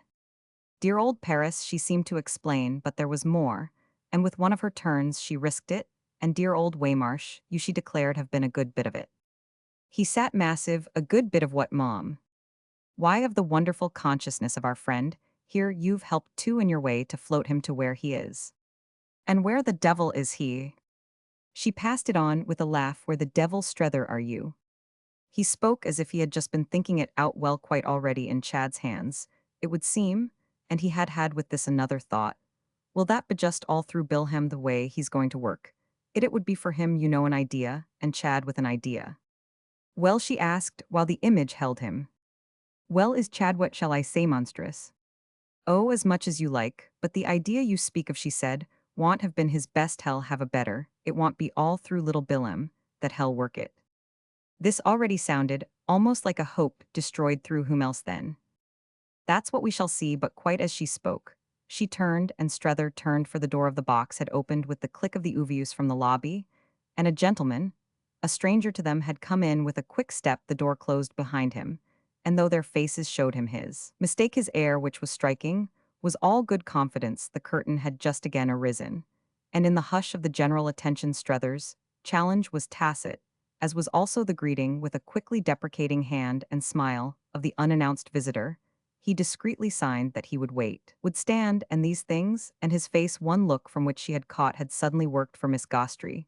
She fitted to them, all an answer for Strether's last question, the solid stranger, was simply the answer, as she, now turning to her friend, indicated. She brought it straight out for him. It presented the intruder, why through this gentleman, the gentleman indeed at the same time, though sounding for Strether, a very short name, did practically as much to explain Strether. Gasped the name back then, only had he seen, Miss Gostry had said more than she knew, they were in presence of Chad himself. Our friend was to go over it afterwards again, and Agin who was going over it much of the time that they were together. And they were together constantly for 3 or 4 days. The note had been so strongly struck during that first half-hour that everything happening since was, comparatively, a minor development. The fact was that his perception of the young man's identity so absolutely checked, for a minute had been quite one of the sensations that count in life. He certainly had never known one that had acted, as he might have said, with more of a crowded rush, and the rush, though both vague and multitudinous, had lasted a long time, protected, as it were, yet at the same time, aggravated by the circumstance of its coinciding with a stretch of decorous silence. They couldn't talk without disturbing the spectators in the part of the balcony just below them, and it, for that matter, came to Strether being a thing of the sort that did come to him, that these were the accidents of a high civilization, the imposed tribute to propriety, the frequent exposure to conditions usually brilliant, in which relief has to await its time. Relief was never quite near at hand for kings, queens, comedians, and other such people, and though you might be yourself not exactly one of those, you could yet, in leading the life of high pressure, guess a little how they sometimes felt. It was truly the life of high pressure that Strether had seemed to feel himself lead, while he sat there close to Chad during the long tension of the act. He was in presence of a fact that occupied his whole mind, that occupied for the half-hour his senses themselves altogether. But he couldn't without inconvenience show anything which moreover might count really as luck. What he might have shown, had he shown at all, was exactly the kind of emotion of bewilderment that he had proposed to himself from the first. Whatever should occur to show least the phenomenon that had suddenly sat down there with him was a phenomenon of change so complete that his imagination, which had worked so beforehand, felt itself in the connection without margin or allowance. It had faced every contingency. But that Chad should not be Chad. And this was what it now had to face with a mere strained smile and an uncomfortable flush. He asked himself if by any chance before he should have in some way to commit himself, he might feel his mind settled to the new vision, might habituate it, so to speak, to the remarkable truth. But oh, it was too remarkable the truth for what could be more remarkable than this sharp rupture of an identity. You could deal with a man, as himself you couldn't deal with him. As somebody else, it was a small source of peace, moreover, to be reduced to wondering how little he might know in such an event, what a sum he was setting you he couldn't absolutely not know, for you couldn't absolutely not let him. It was a case, then simply a strong case, as people nowadays called such things, a case of transformation unsurpassed. And the hope was but in the general law that strong cases were liable to control from without. Perhaps he Strether himself was the only person. After all aware of it, even Miss Gostry, with all her science, would sheened he had never seen anyone less aware of anything than Waymarsh. As he glowered at Chad, the social sightlessness of his old friend's survey marked for him afresh. And almost in a humiliating way, the inevitable limits of direct aid from this source. He was not certain, however, of not drawing a shade of compensation from the privilege as yet untasted of knowing more about something in particular than Miss Gostry Roman 999. His situation, too, was a case for that matter. And he was now so interested, quite so privately agog about it, that he had already an eye to the fun it would be to open up to her afterwards. He derived during his half or no assistance from her. And just this fact of her not meeting his eyes played a little, it must be confessed, into his predicament. He had introduced Chad in the first minutes under his breath, and there was never the primness in her of the person unacquainted, but she had none the less betrayed at first no vision, but of the stage where she occasionally found a pretext for an appreciative moment that she invited Waymarsh to share the latter's faculty of. Participation had never had all round such an assault to meet the pressure on him, being the sharper for this chosen attitude in her, as Strether judged it, of isolating for their natural intercourse Chad and himself. This intercourse was meanwhile restricted to a frank, friendly look from the young man, something markedly like a smile but falling far short of a grin, and to the vivacity of Strether's private speculation.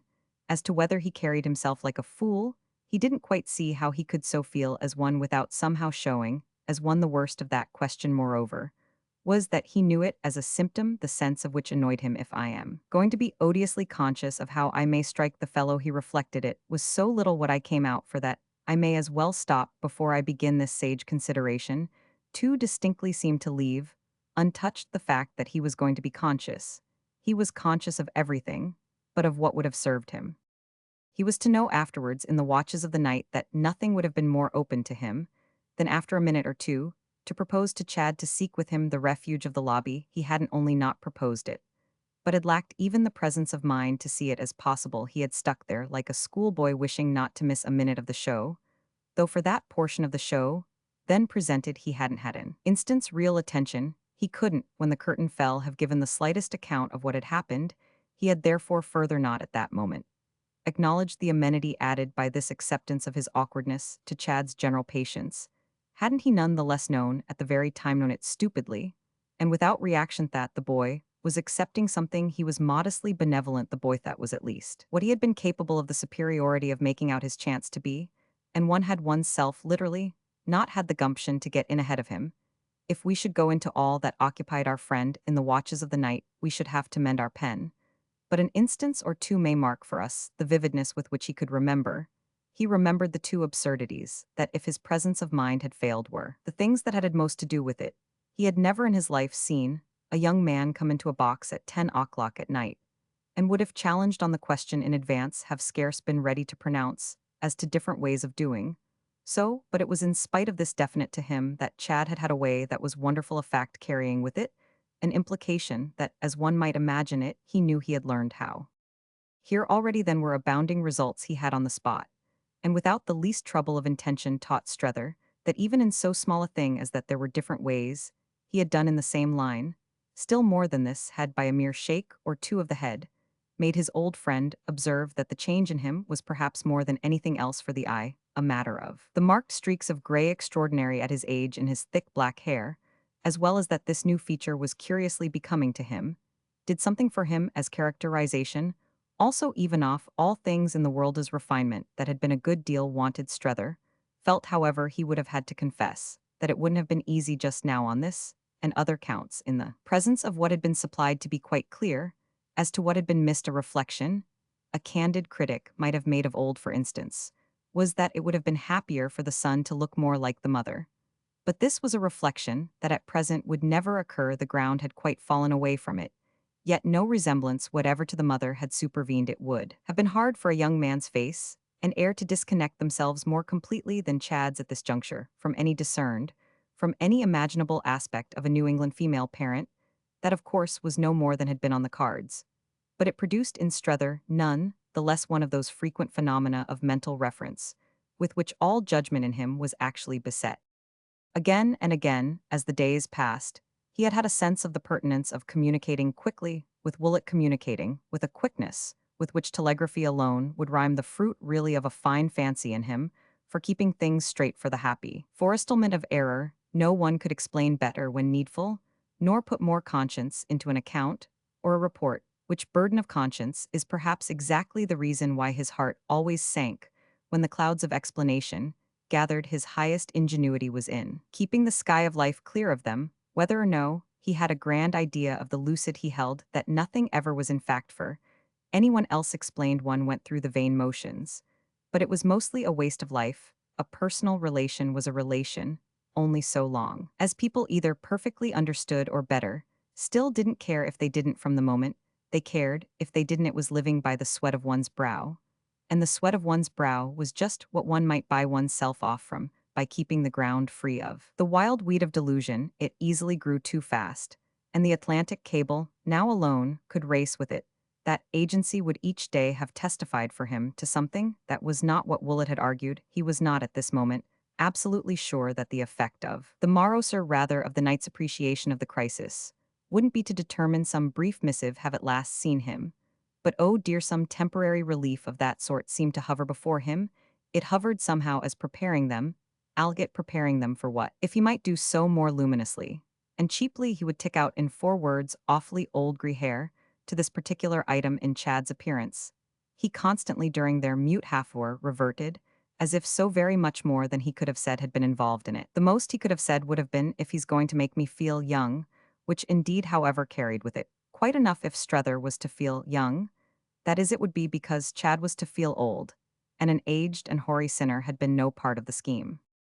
The question of Chadwick's true time of life was doubtless what came up quickest after the adjournment of the two, when the play was over to a café in the Avenue de l'Opera. Miss Gostry had in due course been perfect for such a step. She had known exactly what they wanted to go straight somewhere and talk, and Strether had even felt she had known what he wished to say, and that he was arranging immediately to begin. She hadn't pretended this, as she had pretended, on the other hand, to have divined Waymarsh's wish to extend to her an independent protection homeward. But Strether nevertheless found how, after he had Chad opposite to him at a small table in the brilliant halls that his companion straightway selected sharply and easily discriminated from others, it was quite to his mind, as if she heard him speak, as if sitting up a mile away in the little apartment. He knew she would listen hard enough to catch. He found, too, that he liked that idea, and he wished that by the same token Mrs. Newsome might have caught as well, for what had above all been determined in him, as a necessity of the first order, was not to lose another hour, nor a fraction of one, was too advanced to overwhelm with a rush. This was how he would anticipate be a night attack, as might be forced maturity, that a crammed consciousness of Paris was likely to take upon itself to assert on behalf of the boy. He knew to the full on what he had just extracted from Miss Gostry. Chad's marks of alertness, but they were a reason the more for not dawdling. If he was himself, moreover, to be treated as young, he wouldn't at all events be so treated before he should have struck out. At least once his arms might be pinioned afterwards, but it would have been left on record that he was 50. The importance of this he had indeed begun to feel. Before they left the theater it had become a wild unrest, urging him to seize his chance. He could scarcely wait for it. As they went he was on the verge of the indecency of bringing up the question in the street.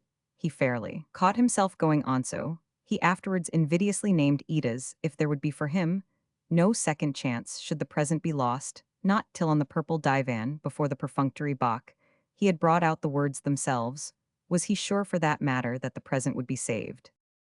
Book fourth. And I've come, to make you break with everything, neither more nor less, and take you straight home, so y'all be so good as immediately and favorably to consider it. Strether face to face with Chad, after the play had sounded these words almost breathlessly, and with an effect at first positively disconcerting to himself alone. For Chad's receptive attitude was that of a person who had been gracefully quiet, while the messenger at last reaching him has run a mile through the dust during some seconds.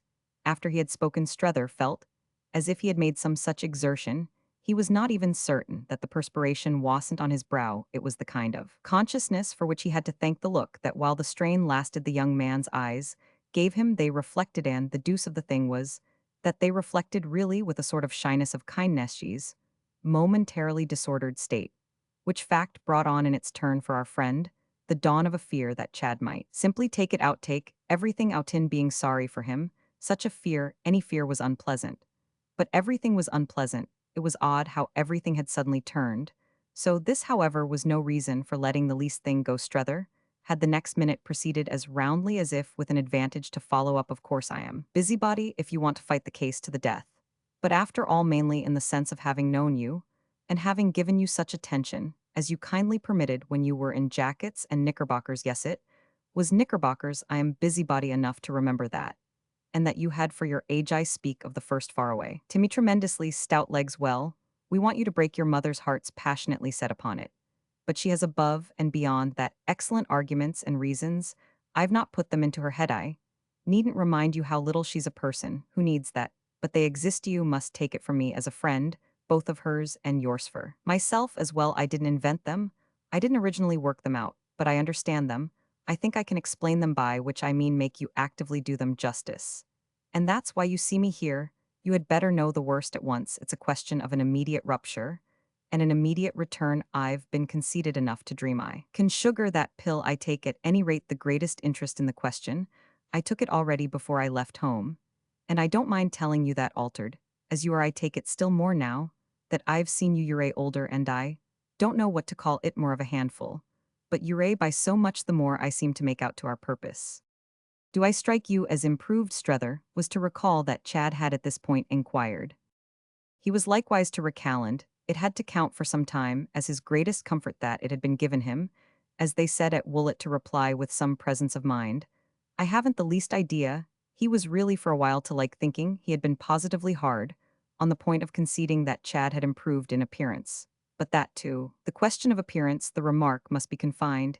He checked even that compromise and left his reservation bare. Not only his moral, but also as it were his aesthetic sense, had a little to pay for this. Chad being unmistakably, and wasn't it a matter of the confounded grey hair again handsomer than he had ever promised, that however fell in perfectly with what Strether had said. They had no desire to keep down his proper expansion, and he wouldn't be less to their purpose for not looking, as he had too often done of old, only bold and wild. There was indeed a signal particular in which he would distinctly be more so. Strether didn't, as he talked, absolutely follow himself. He only knew he was clutching his thread, and that he held it from moment to moment a little tighter. His mere uninterruptedness, during the few minutes, helped him to do that. He had frequently for a month turned over what he should say on this very occasion, and he seemed at last to have said nothing he had thought overthing was so totally different. But in spite of all, he had put the flag at the window. This was what he had done, and there was a minute during which he affected himself as having shaken it hard, flapped it with a mighty flutter straight in front of his companion's nose. It gave him really almost the sense of having already acted his part. The momentary relief is, if from the knowledge that nothing of that at least could be undone, sprang from a particular cause, the cause that had flashed into operation in Miss Gostry's box with direct apprehension, with amazed recognition, and that had been concerned, since then, in every throb of his consciousness. What it came to was that with an absolutely new quantity to deal with, one simply couldn't know. The new quantity was represented by the fact that Chad had been made over. That was all. Whatever it was everything. Strether had never seen the thing so done before. It was perhaps a speciality of Paris. If one had been present at the process, one might, little by little, have mastered the result. But he was face to face, as matters stood, with the finished business. It had freely been noted for him that he might be received as a dog among skittles. But that was on the basis of the old quantity. He had originally thought of lines and tones as things to be taken. But these possibilities had now quite melted away. There was no computing at all what the young man before him would think or feel or say on any subject, whatever this intelligence. Strether had afterwards to account for his nervousness, reconstituted, as he might just as he had also reconstituted the promptness with which Chad had corrected his uncertainty. An extraordinarily short time had been required for the correction, and there had ceased to be anything negative in his companion's face. And ere as soon as it was made your engagement to my mother has become then what they call here a fait accompli, had consisted the determinate touch, in nothing more than that. Well, that was enough. Strether had felt, while his answer hung fire. He had felt at the same time, however, that nothing could less become him than that it should hang fire too long. Yes, he said brightly. It was on the happy settlement of the question that I started. You see, therefore, to what tune I am in your family. Moreover, he added, I've been supposing you'd suppose it. Oh, I've been supposing it for a long time, and what you tell me helps me to understand that you should want to do something to do something. I mean, said Chad, to commemorate an event. So het do they call it so auspicious. I see you make out, and not unnaturally, he continued, that bringing me home in triumph as a sort of wedding present to mother would commemorate it better than anything else. You want to make a bonfire. In fact, he laughed, and you pitch me on. Thank you, he laughed again.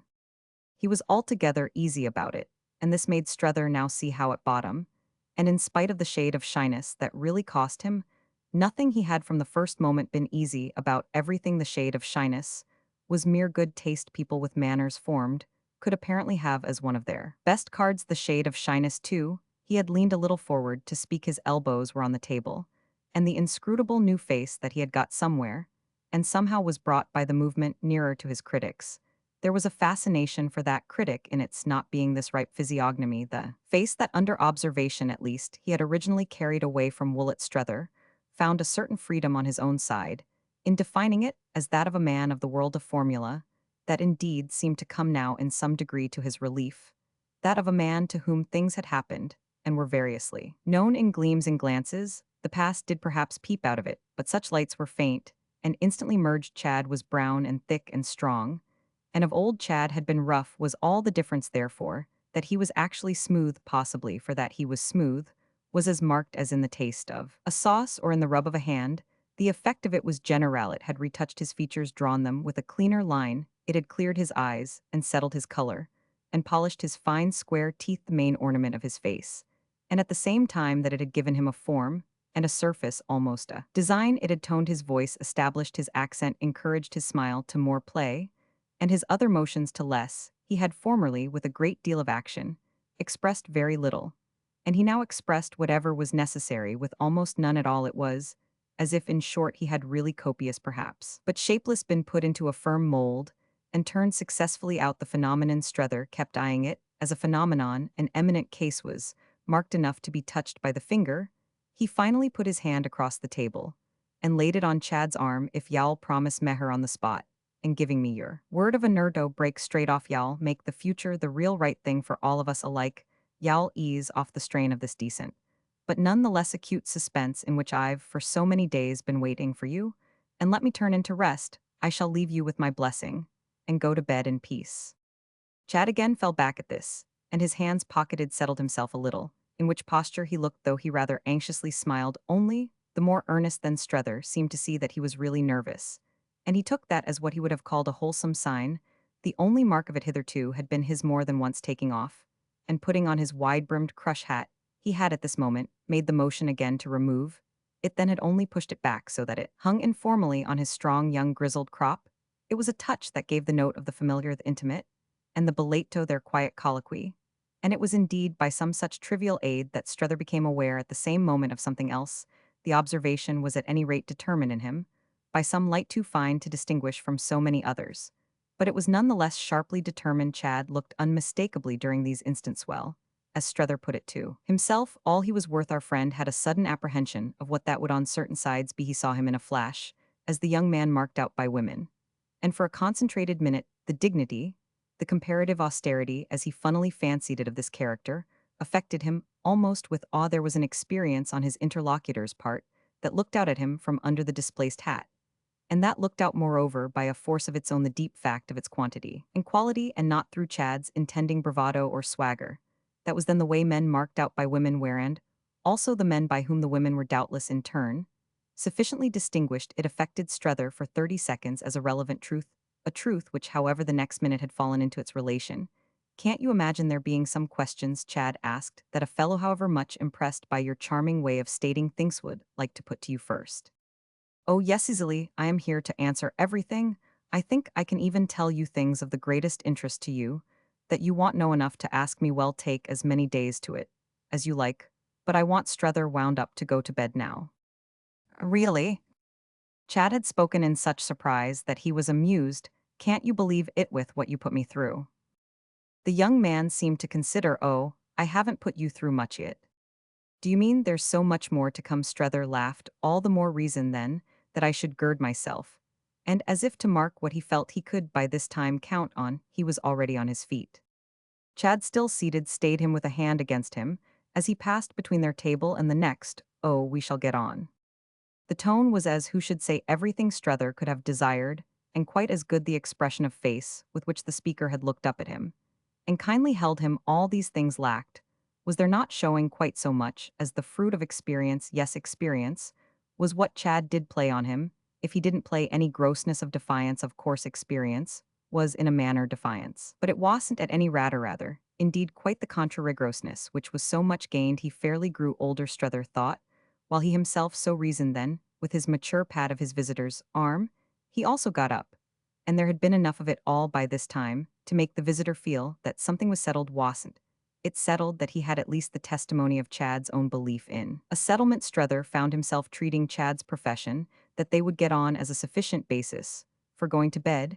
He hadn't nevertheless after this gone to bed directly, for when they had again passed out together into the mild bright night, a check had virtually sprung from nothing more than a small circumstance, which might have acted only as confirming quiescence. There were people. Expressive sound projected light still abroad, and after they had taken in for a moment through everything the great clear architectural street, they turned off in tacit union to the quarter of Strether's hotel. Of course, Chad here abruptly began. Of course, mother's making things out with you about me has been natural, and of course, also you've had a good deal to go upon still you must have filled out.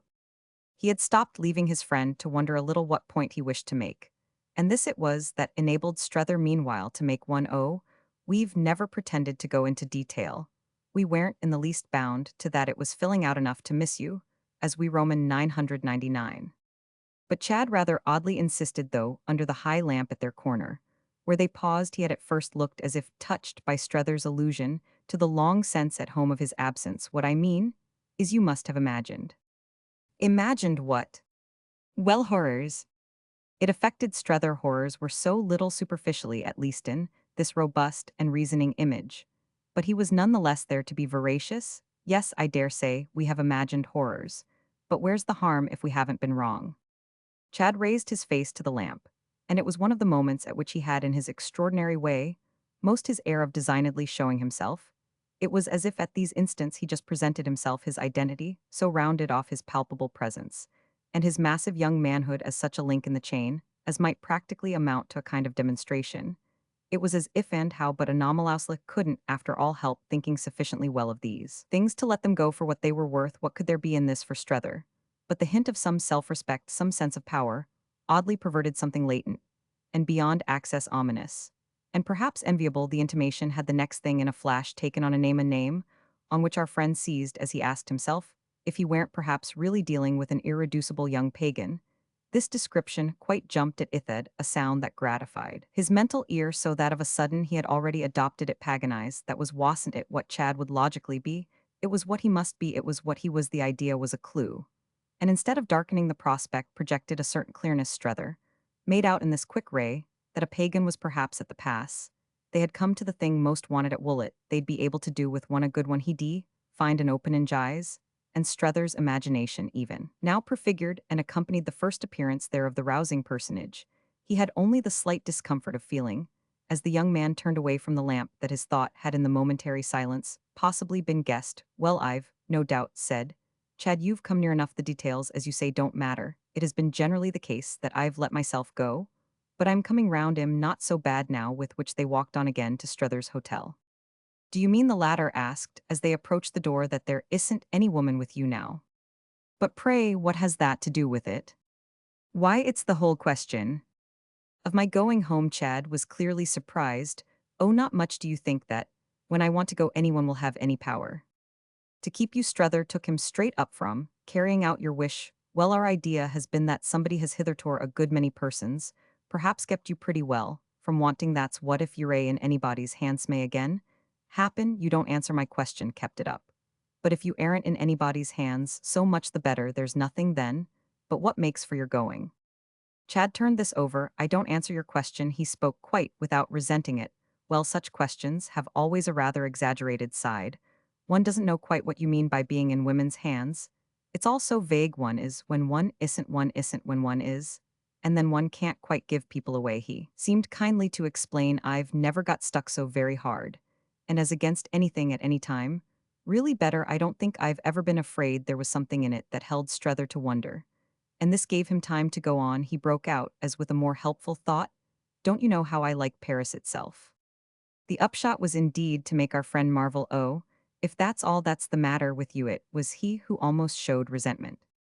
Chad's smile of a truth more than met it, but isn't that enough? Strether hesitated, but it came out not enough for your mother spoken, however. It sounded a trifle odd, the effect of which was that Chad broke into a laugh. Strether at this succumbed as well, though with extreme brevity. Permit us to have still our theory. But if you're so free and so strong, you're a inexcusable ill right in the morning, he added with decision, I'll say I've got you. This appeared to open for Chad a new interest. How often do you write? Oh, perpetually. And at great lengths.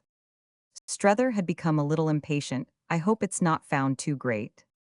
Oh, I am sure not, and you hear as often. Again Strether paused. As often as I deserve. Mother writes, said Chad, a lovely letter. Strether, before the closed porticature, fixed him a moment. It's more, my boy, than you do. But our suppositions don't matter, he added, if you're actually not entangled. Chad's pride seemed none the less a little touched. I never was that, let me insist.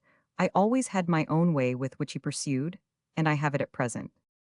Then, what are you here for? What has kept you? Strether asked, if you have been able to leave. It made Chad, after a stare, throw himself back. Do you think one's kept only by women? His surprise and his verbal emphasis rang out so clear in the still street that Strether winced, till he remembered the safety of their English speech. Is that the young man demanded what they think at Woollett at the good faith in the question. Strether had changed color, feeling that, as he would have said he had put his foot in it, he had appeared stupidly to misrepresent what they thought at Woollett. But before he had time to rectify, Chad again was upon him. I must say, then you show a low mind. It so fell in unhappily for Strether with that reflection of his own, prompted in him by the pleasant air of the boulevard Malesherbes, that its disconcerting force was rather unfairly great.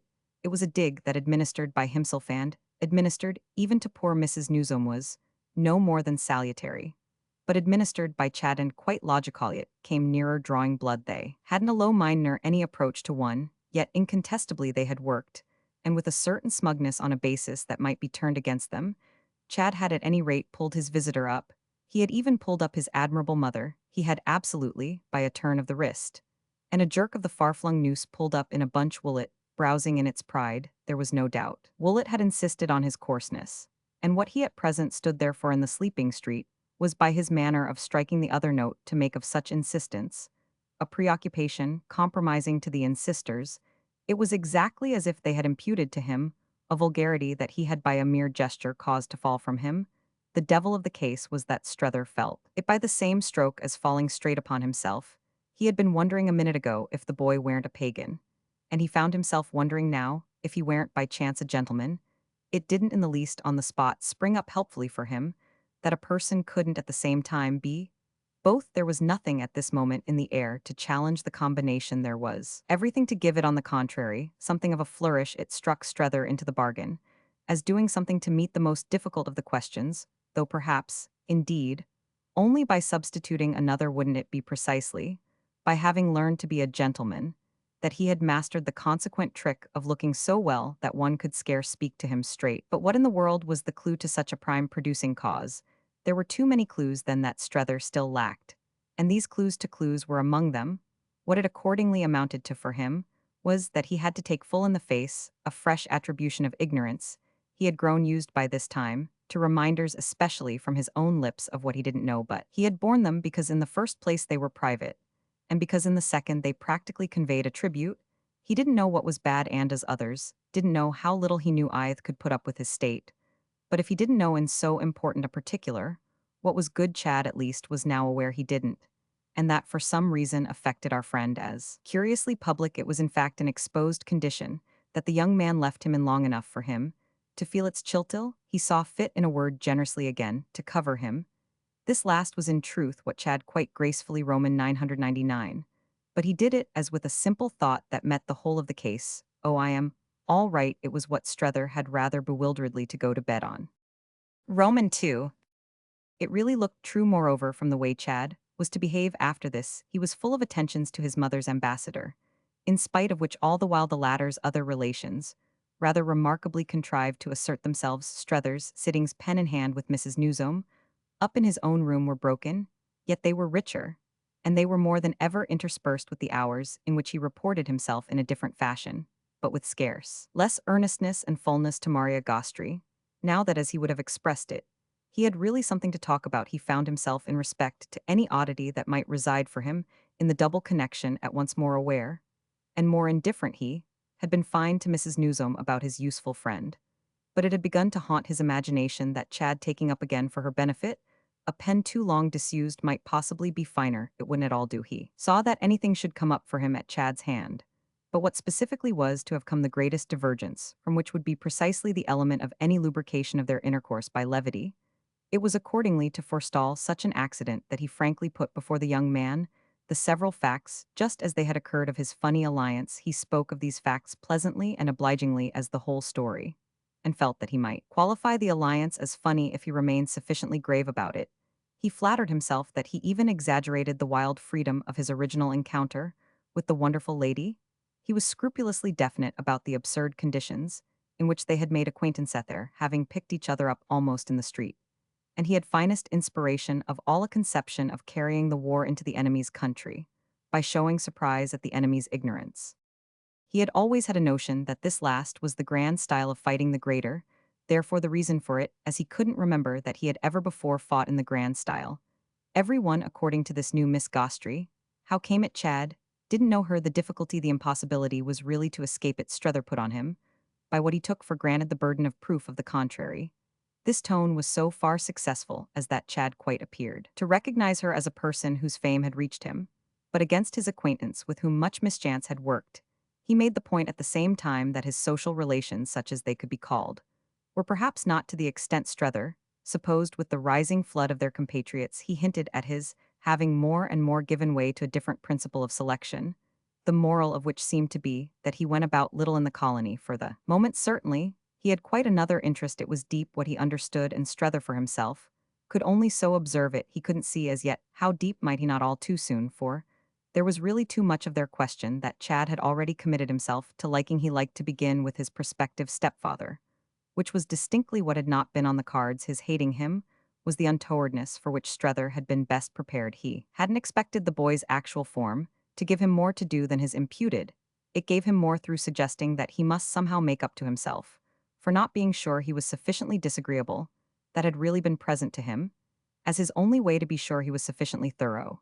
The point was that if Chad's tolerance of his thoroughness were insincere, were but the best of devices for gaining time, it none the less did treat everything as tacitly concluded. That seemed, at the end of 10 days, the upshot of the abundant, the recurrent talk through, which Strether poured into him. All it concerned him to know put him in full possession of facts and figures, never cutting these colloquies short by a minute. Chad behaved, looked, and spoke as if he were rather heavily, perhaps even a trifle gloomily, but none the less fundamentally and comfortably free. He made no crude profession of eagerness to yield, but he asked the most intelligent questions, probed at moments, abruptly, even deeper than his friend's layer of information, justified by these touches the native estimate of his latent stuff, and had in every way the air of trying to live reflectively into the square bright picture. He walked up and down in front of this production, sociably took Strether's arm at the points at which he stopped, surveyed it repeatedly from the right and from the left, inclined a critical head to either quarter, and while he puffed a still more critical cigarette, animadverted to his companion on this passage, and that Strether sought relief. There were hours when he required it in repeating himself. It was in truth not to be blinked that Chad had away. The main question as yet was of what it was away to. It made vulgar questions no more easy, but that was unimportant when all questions save those of his own asking had dropped that he was free was answer enough. And it wasn't quite ridiculous that this freedom should end by presenting itself as what was. Difficult to move his changed state, his lovely home, his beautiful things, his easy talk, his very appetite for Strether insatiable.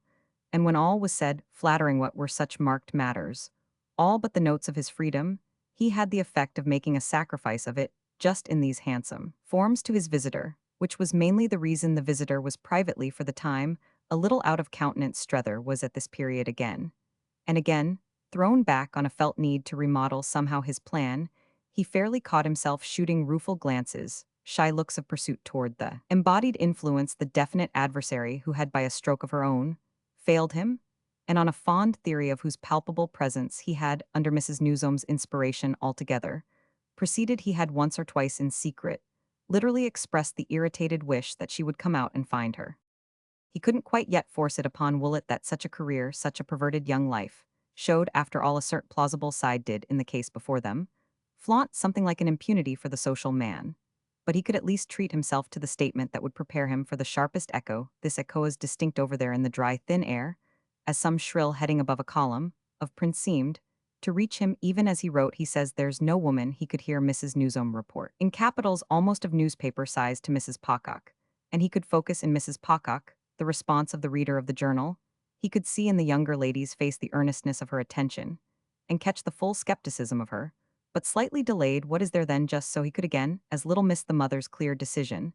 There's plenty of disposition, no doubt, to pretend there isn't. Strether had, after posting his letter, the whole scene out, and it was a scene during which, coming and going as befell, he kept his eye not least upon the daughter. He had his fine sense of the conviction. Mrs. Pocock would take occasion to reaffirm a conviction bearing, as he had from the first deeply divined it, to bear on Mr. Strether's essential inaptitude. She had looked him in his conscious eyes even before he sailed, and that she didn't believe he would find the woman had been written in her book. Hadn't she at the best but a scant faith in his ability to find women? It wasn't even as if he had found her mother, so much more to her discrimination had her mother performed the finding. Her mother had, in a case, her private judgment of which remained educative of Mrs. Pocock's critical sense, found the man. The man owed his unchallenged state, in general, to the fact that Mrs. Newsome's discoveries were accepted at Woollett. But he knew in his bones, our friend did, how almost irresistibly Mrs. Pocock would now be moved to show what she thought of his own. Give her a free hand would be the moral, and the woman would soon be found. His impression of Miss Gostry after her introduction to Chad was meanwhile an impression of a person, almost unnaturally on her guard. He struck himself as at first unable to extract from her what he wished, though indeed of what he wished at this special juncture he would doubtless have contrived to make, but a crude statement. It sifted and settled nothing to put to her tout bâtiment, as she often said, do you like him? A thanks to his feeling it actually the least of his needs to heap up the evidence in the young man's favor. He repeatedly knocked at her door to let her have it afresh that Chad's case, whatever else of minor interest it might yield, was first and foremost a miracle almost monstrous. It was the alteration of the entire man, and was so signal an instance that nothing else for the intelligent observer could it signify. It's a plot, he declared. There's more in it than meets the eye. He gave the rein to his fancy. It's a plant. His fancy seemed to please her. Who's then? Well, the party responsible is, I suppose, the fate that waits for one, the dark doom that rides. What I mean is that, with such elements, one can't count I've, but my poor individual, my modest human means. It isn't playing the game to turn on the uncanny. All one's energy goes to facing it, to tracking it. One wants confound it. Don't you see, he confessed with a queer face, one wants to enjoy anything so rare. Call it then life. Have puzzled it out. Call it poor dear old life. Simply that springs the surprise.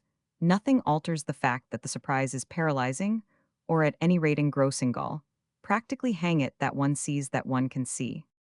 Her silences were never barren, nor even dull. Is that what you've written home? He tossed it off. Oh dear, yes.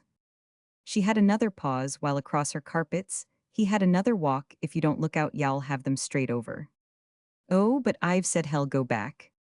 And will he? Miss Gostry asked. The special tone of it made him pulling up look at her long. What's that? But just the question I've spent treasures of patience and ingenuity in giving you by the sight of him after. Everything had led up every facility to answer what is it? But just the thing I came here today to get out of you. Will he? No, want, she said at last. He's not free. The air of it held him. Then you've all the while known. I've known nothing but what I've seen, and I wonder, she declared with some impatience, that you didn't see as much, it was enough to be with him there. In the box, yes, he rather blankly urged. Well, to feel sure. Sure of what? She got up from her chair at this, with a nearer approach than she had ever yet shown to dismay at his dimness. She, even fairly pausing for it, spoke with a shade of pity. Guess. It was a shade fairly that brought a flush into his face, so that for a moment, as they waited together, their difference was between them. You mean that just your hour with him told you so much of his story? Very good, I am. Not such a fool on my side as that I don't understand you, or as that I didn't in some degree understand him, that he has done what he liked most isn't among any of us a matter the least in dispute. There's equally little question at this time of day of what it is he does like most. But I'm not talking, he reasonably explained, of any mere wretch. He may still pick up, I'm talking of some person who, in his present situation, may have held her own, may really have counted. That's exactly what I am, said Miss Gostry. But she has quickly made her point. I thought you thought her that they think at Woollet that's what mere wretches necessarily do, mere wretches necessarily? Don't, she declared with spirit. There must behind every appearance to the contrary still be somebody who's not a mere wretch, since we accept the miracle. What else? But such a somebody can such a miracle be? He took it in because the fact itself is the woman. A woman, some woman or other, it's one of the things that have to be. But you mean then at least a good one. A good woman, she threw up her arms with a laugh, I should call her excellent. Then why does he deny her? Miss Gostry thought a moment. Because she's too good to admit, don't you see? She went on how she accounts for him.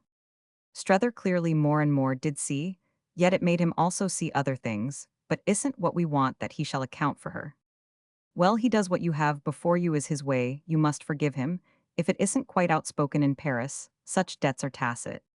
Strether could imagine, but still, even when the woman's good. Again she laughed out, yes. And even when the man is, there's always a caution in such cases. She more seriously explained, for what it may seem to show, there's nothing that's taken as showing so much here as sudden, unnatural goodness. Ah, then you're speaking now, Strether said, of people who are not nice. I delight, she replied, in your classifications. But do you want me, she asked, to give you in the matter on this ground the wisest advice I am capable of? Don't consider her, don't judge her at all in herself, consider her, and judge her only in Chad. He had the courage at least of his companion's logic, because then I shall like her. He almost looked with his quick imagination, as if he already did, though seeing at once also the full extent of how little it would suit his book.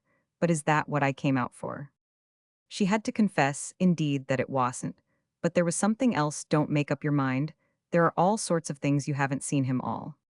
This on his side Strether recognized, but his acuteness none the less showed him the danger. Yes, but if the more I see the better he seems. Well, she found something that may be, but his disavowal of her isn't all the same pure consideration. There's a hitch, she made it out, it's the effort to sink her. Strether winced at the image, to sink. Well, I mean, there's a struggle, and a part of it is just what he hides. Take time, that's the only way not to make some mistake that y'all regret. Then y'all see, he does really want to shake her off. Our friend had by this time so got into the vision that he almost gasped after all she has done for him. Miss Gostry gave him a look which broke the next moment into a wonderful smile. He's not so good as you think. They remained with him, these words promising him in their character of warning considerable help. But the support he tried to draw from them found itself on each renewal of contact with Chad, defeated by something else. What could it be, this disconcerting force? He asked himself, but the sense constantly renewed that Chad Wasquite, in fact, insisted on being as good as he thought. It seemed somehow as if he couldn't but be as good from the moment he wasn't as bad. There was a succession of days, at all events, when contact with him and, in its immediate effect, as if it could produce no other, elbowed out of Strether's consciousness everything but itself. Little Bilhem once more pervaded the scene, but little Bilhem became, even in a higher degree than he had originally been, one of the numerous forms of the inclusive relation, a consequence promoted to our friend's sense by 2 or 3 incidents with which we have yet to make acquaintance. Waymarsh himself for the occasion was drawn into the eddy. It absolutely, though, but temporarily swallowed him down. And there were days when Strether seemed to bump against him, as a sinking swimmer might brush a submarine. Object the fathomless medium held them. Chad's manner was the fathomless medium, and our friend felt as if they passed each other in their deep immersion, with the round, impersonal eye of silent fish. It was practically produced between them, that Waymarsh was giving him, then his chance, and the shade of discomfort that Strether drew from the allowance resembled not a little the embarrassment he had known at school as a boy when members of his family had been present at exhibitions. He could perform before strangers, but relatives were fatal. And it was now as if comparatively Waymarsh were a relative.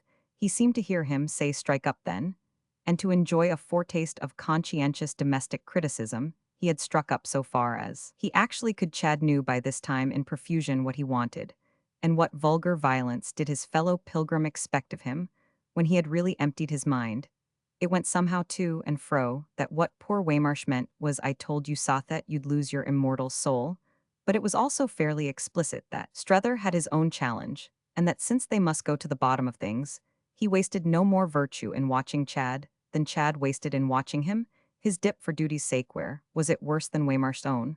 For he needn't have stopped resisting, and refusing needn't have parleyed at that rate with the foe. The strolls over Paris to see something or call somewhere were accordingly inevitable and natural, and the late sessions in the wondrous Troisem, the lovely home when men dropped in, and the picture composed more suggestively, through the haze of tobacco, of music, more or less good, and of talk more or less polyglot, were on a principle not to be distinguished from that of the mornings, and the afternoons. Nothing Strether had to recognize, as he leaned back and smoked, could well less resemble a scene of violence than even the liveliest of these occasions. They were occasions of discussion. None the less, and Strether had never in his life heard so many opinions on so many subjects. There were opinions at Woollet, but only on 3 or 4.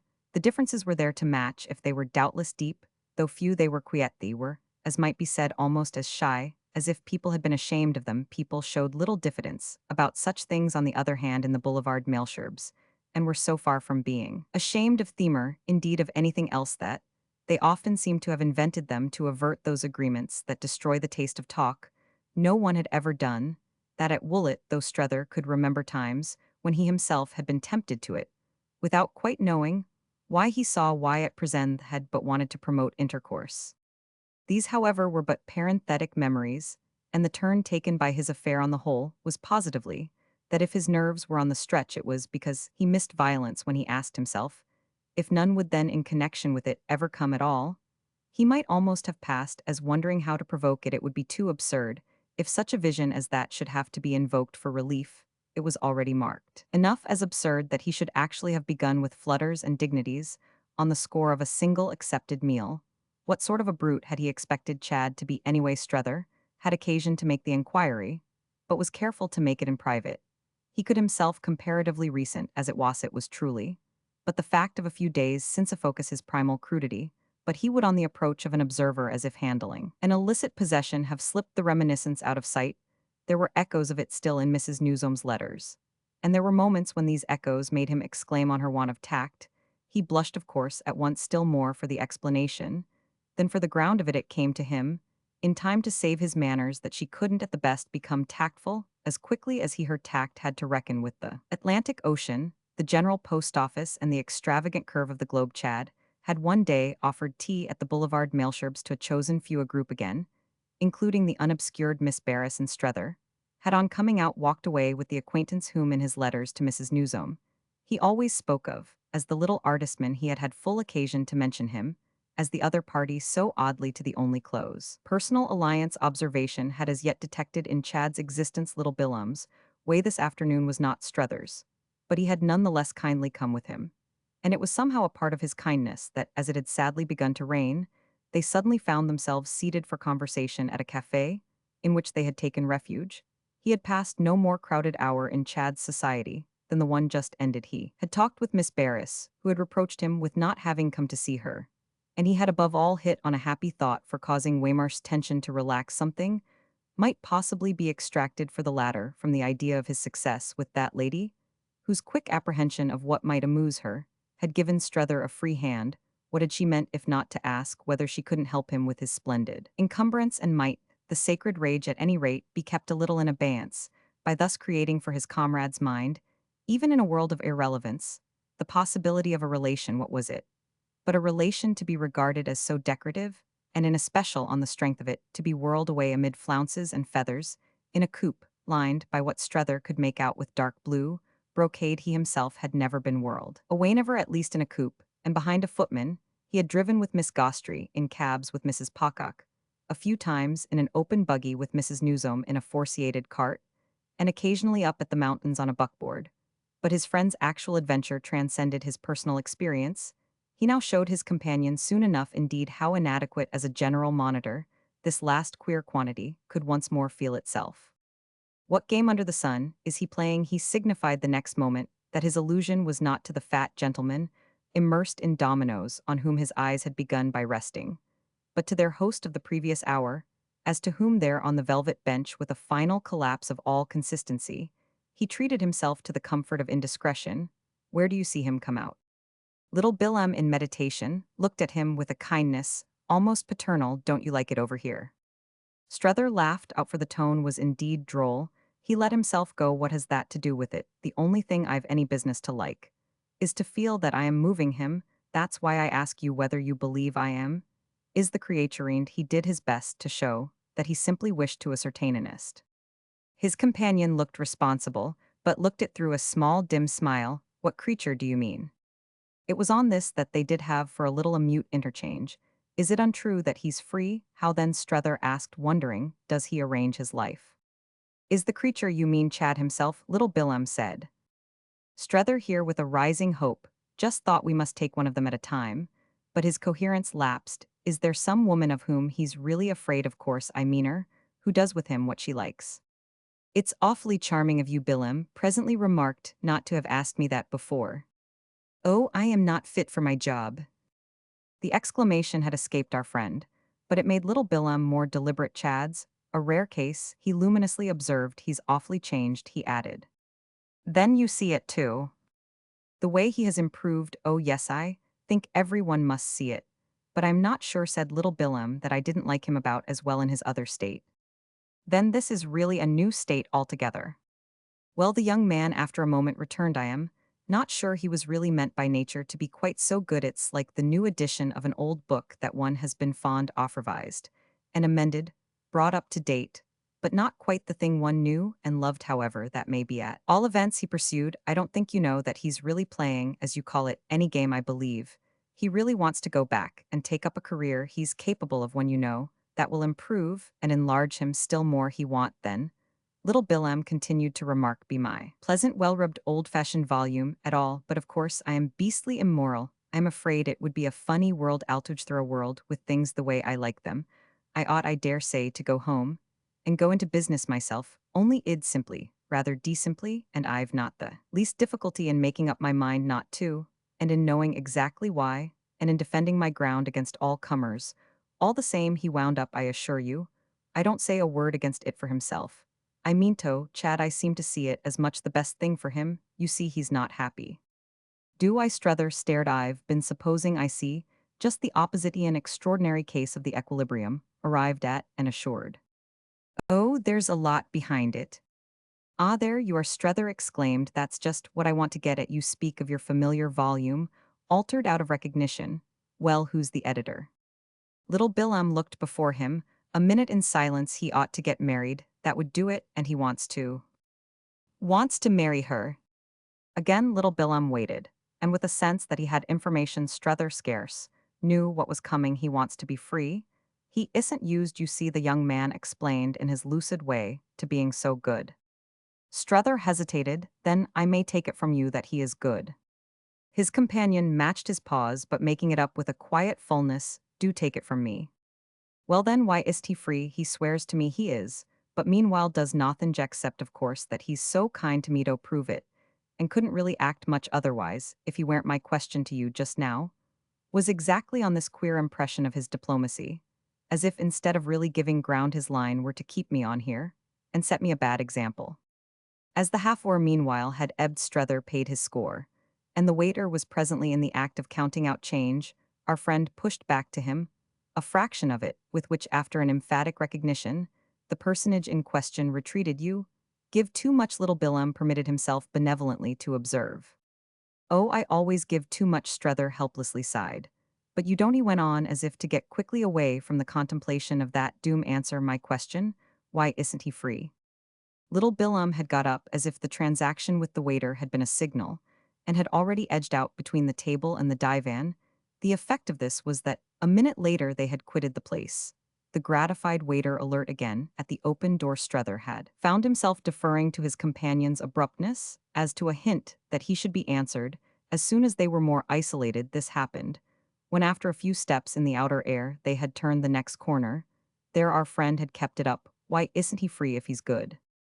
Little Billam looked him full in the face, because it's a virtuous attachment. This had settled the question so effectually for the time that, is for the next few days that, it had given Strether almost a new lease of life. It must be added, however, that thanks to his constant habit of shaking the bottle, in which life handed him the wine of experience, he presently found the taste of the lees rising as usual into his draught. His imagination had in other words already dealt with his young friend's assertion, of which it had made something that sufficiently came out on the very next occasion of his seeing Maria Gostri. This occasion, moreover, had been determined promptly, by a new circumstance. He was the last man to leave her for a day in ignorance of, when I said to him last night, he immediately began that without some definite word from him now, that will enable me to speak to them over there of our Salinger, at least of mine, giving them some sort of date me responsibility, becomes uncomfortable, and my situation awkward. When I said that to him, what do you think was his reply? And then, as she this time gave it up, why, that he has two particular friends, two ladies, mother and daughter, about to arrive in Paris coming back from an absence, and that he wants me so furiously to meet them, know them, and like them, that I shall oblige him by kindly not bringing our business to a crisis, till he has had a chance to see them again himself. Is that, Strether inquired, the way he's going to try to get off these? Are the people he explained that he must have gone down to see before I arrived, they're the best friends he has in the world, and they take more interest than anyone else in what concerns him? As I am his next best, he sees 1,000 reasons why we should comfortably meet. He has broached the question sooner, because their return was uncertain, seemed, in fact, for the present impossible. But he more than intimates that, if you can believe it, their desire to make my acquaintance has had to do with their surmounting difficulties. They're dying to see you, Miss Gostri asked. Dying, of course, said Strether. They're the virtuous attachment. He had already told her about that, had seen her the day after his talk with little Billam, and they had then threshed out together the bearing of the revelation.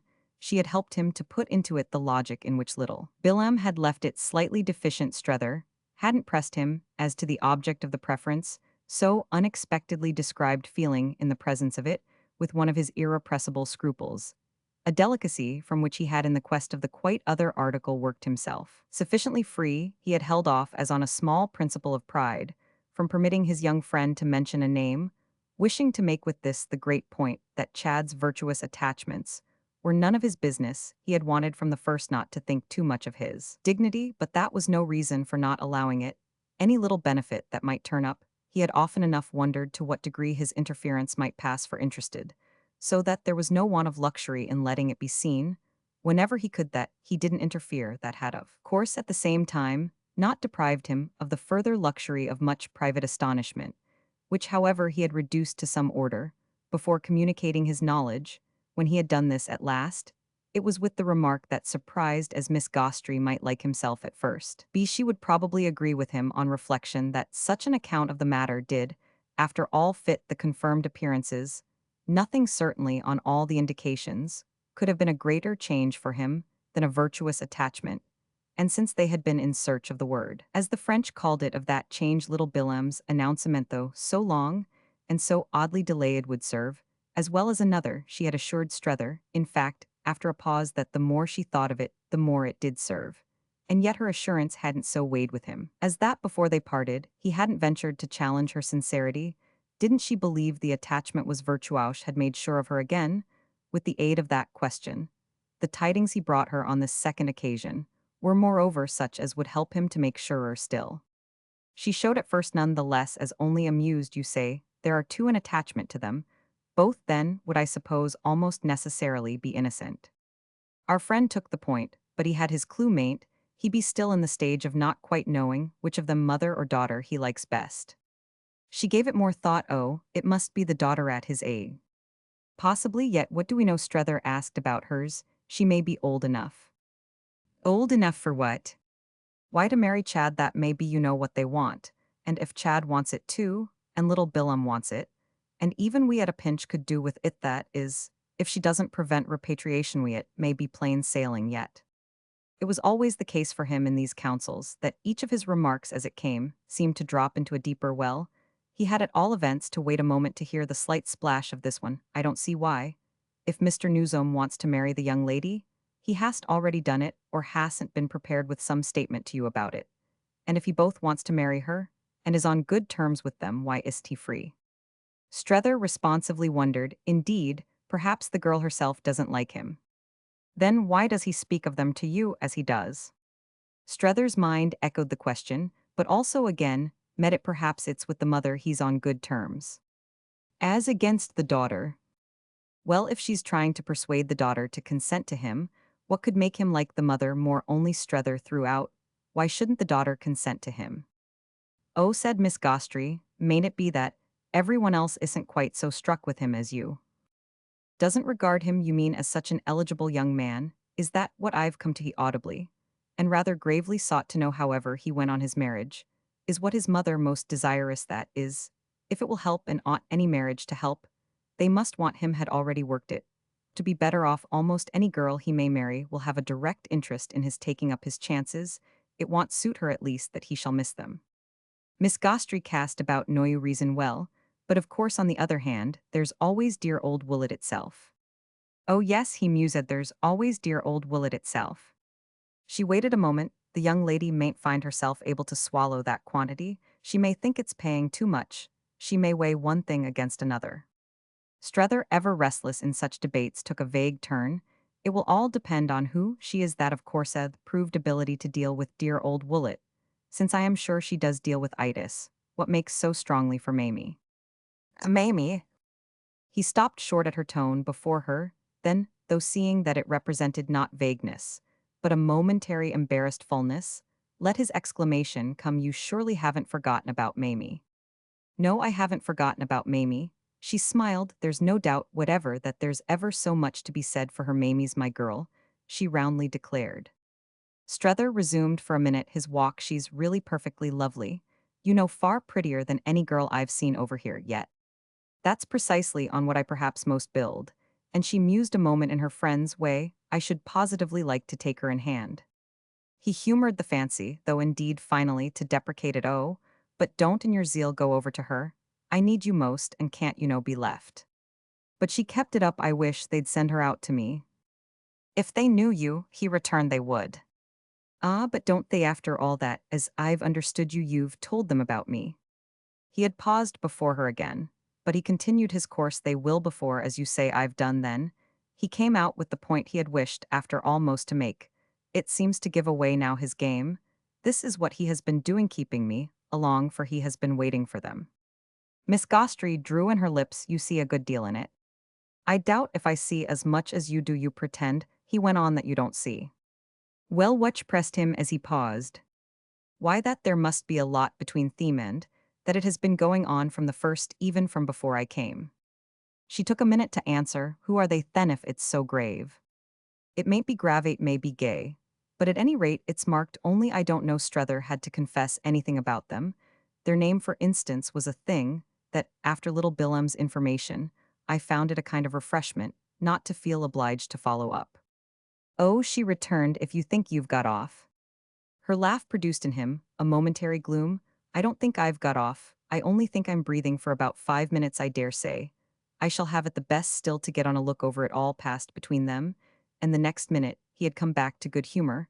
I don't meanwhile take the smallest interest in their name, nor in their nationality, American, French, English, Polish. I don't care the least little hang. He smiled, for their nationality. It would be nice if they're a Polish, he almost immediately added. Very nice indeed. The transition kept up her spirits, so you see you do care. He did this contention a modified justice. I think I should if they were Polish. Yes, he thought there might be joy in that. Let us then hope for it. But she came after this nearer to the question, if the girl's of the right age, of course the mother can't be, I mean, for the virtuous attachment. If the girl's 20 and she can't be less, the mother must be at least 40, so it puts the mother out, she's too old for him. Strether arrested again, considered, and demurred. Do you think so? Do you think anyone would be too old for him? I am 80, and I am too young. But perhaps the girl, he continued, isn't 20 perhaps. She's only 10 but such a little dear that Chad finds himself counting her in, as an attraction of the acquaintance perhaps.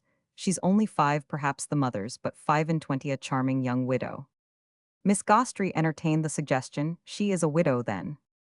I haven't the least idea they once more in spite of this vagueness, exchanged a look. That was perhaps the longest yet, it seemed in fact the next thing to require to explain itself, which it did, as it could I only feel, what I've told you that he has some reason. Miss Gostry's imagination had taken its own flight perhaps, she's not a widow. Strether seemed to accept the possibility with reserve still. He accepted it then, that's why the attachment if it's to her is virtuous. But she looked as if she scarce followed, why is it virtuous if since she's free there's nothing to impose on it, any condition. He laughed at her question, oh, I perhaps don't mean as virtuous as that your idea is, that it can be virtuous in any sense worthy of the name only, if she's not free. But what does it become then, he asked for her. Ah, that's another matter, he said nothing for a moment. And she soon went on I dare say you're right, at any rate about Mr. Newsom's little plan. He has been trying Yowha's been reporting on you to these friends. Strether meanwhile had had time to think more then, where's his straightness? Well as we say it's struggling up, breaking out, asserting itself, as it can we can be on the side you see of his straightness we can help him. But he has made out said Miss Gostry, that y'all do. Do for what? Why for them 4 CES dames, he has watched you studied you liked you and recognized that they must it's a great compliment to you my dear man for I am sure, they're a particular you came out for a success. Well, she gaily declared you're having it. He took it from her with momentary patience, and then turned abruptly away. It was always convenient to him that there were so many fine things in her room to look at, but the examination of 2 or 3 of them appeared soon to have determined a speech that had little to do with them. You don't believe in it. In what? In the character of the attachment in its innocence. But she defended herself. I don't pretend to know anything about it, everything's possible, we must see. See, he echoed with a groan, haven't we seen enough? I haven't, she smiled. But do you suppose, then little Bilam has lied? You must find out. It made him almost turn pale find out any more. He had dropped on a sofa for dismay, but she seemed as she stood over him to have the last word wasn't what you came out for to find out all. Book 5th. I? The Sunday of the next week was a wonderful day, and Chad Newsom had let his friend know in advance that he had provided for it.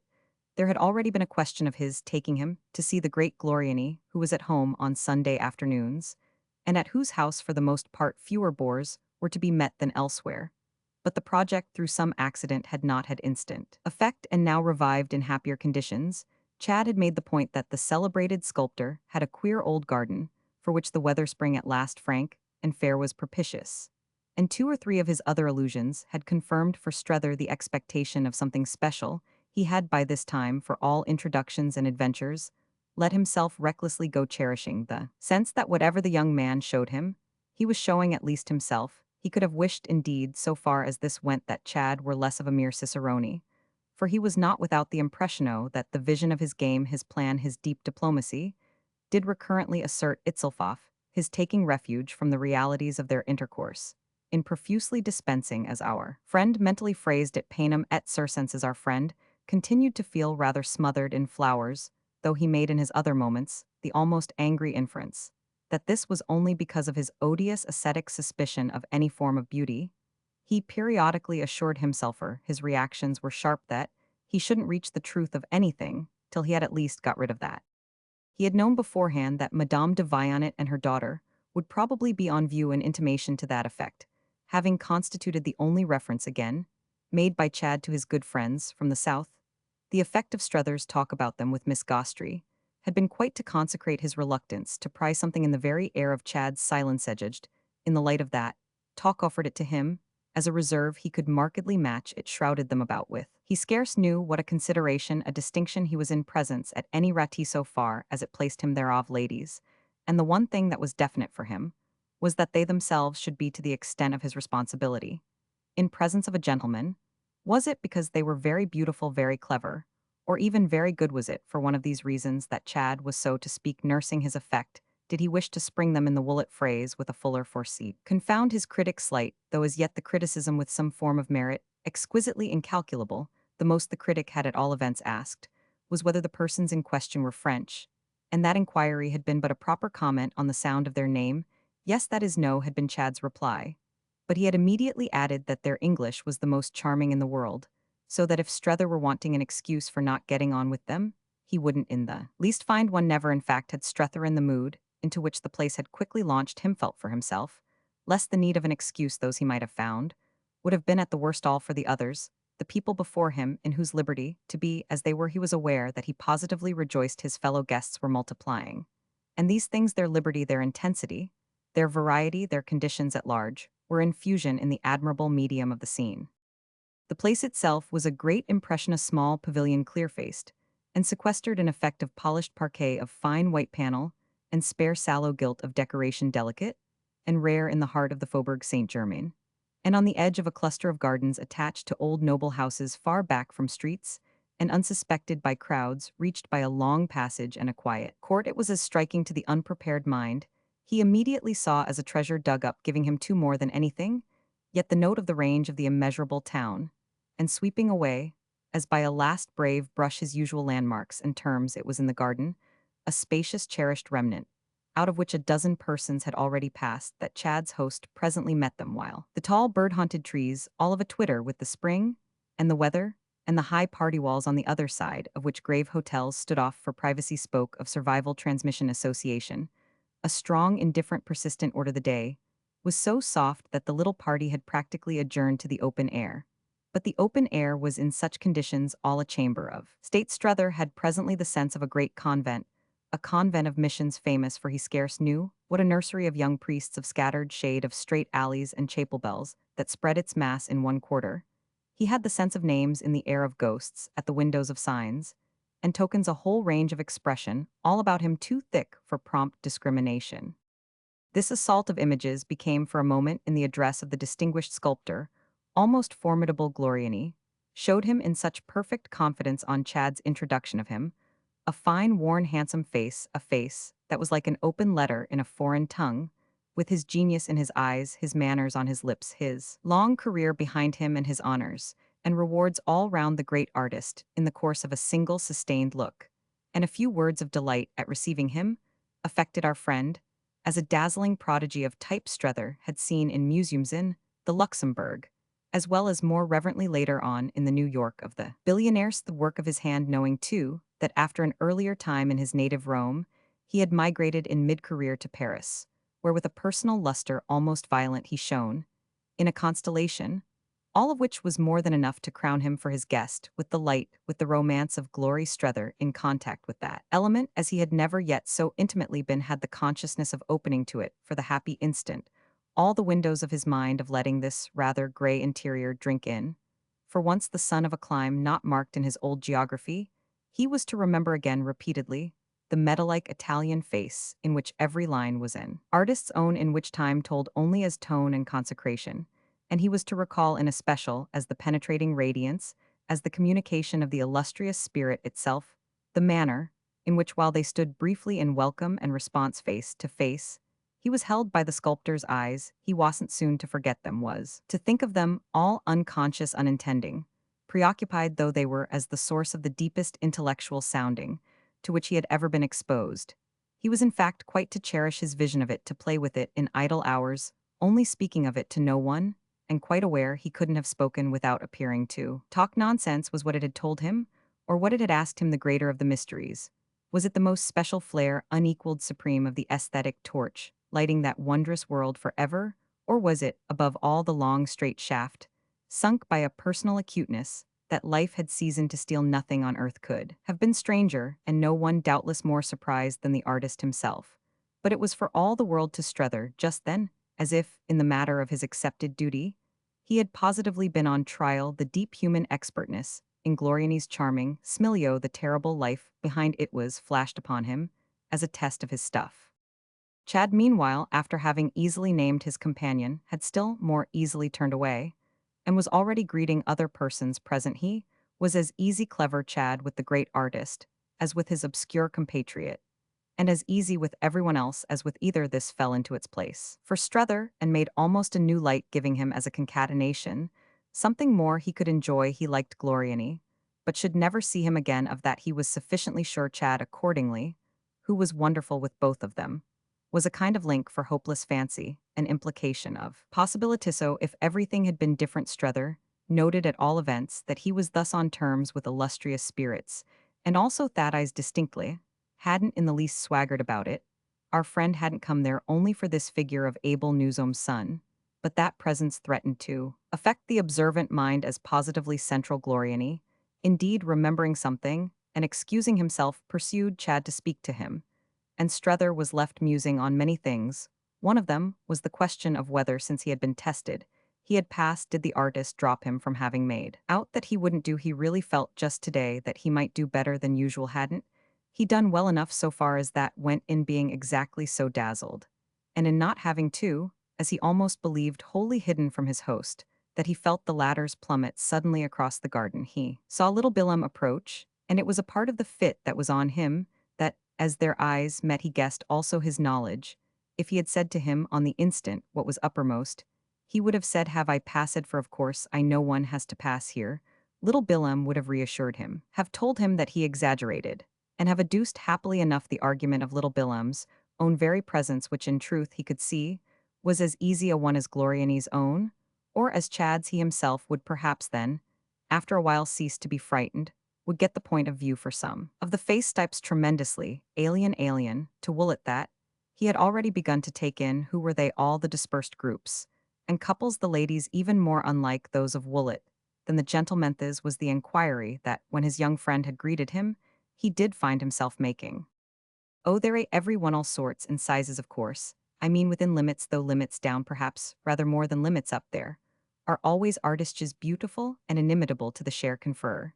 And then grows bonnets of many kinds, ambassadors, cabinet ministers, bankers, generals, what do I know, even Jews above all, always some awfully nice women, and not too many sometimes, an actress, an artist, a great performer, but only when they're not monsters. And in particular, the right femmes du monde. You can fancy his history on that side. I believe it's fabulous. They never give him up, yet he keeps them down. No one knows how he manages. It's too beautiful. And bland, never too manny, and a mighty good thing too, just a perfect choice. But there are not in any way many bores. It has always been so. He has some secret, it's extraordinary. And you don't find it out. He's the same to everyone. He doesn't ask questions. Ah, doesn't he? Strether laughed. Bilham met it with all his candor. How then should I be here? Oh, for what you tell me, you're a part of the perfect choice. Well, the young man took in the scene. It seems rather good today. Strether followed the direction of his eyes. Are they all this time femmes du monde? Little Bilham showed his competence pretty well. This was a category. Our friend had a feeling for a light romantic and mysterious on the feminine element, in which he enjoyed for a little watching it. Are there any Poles?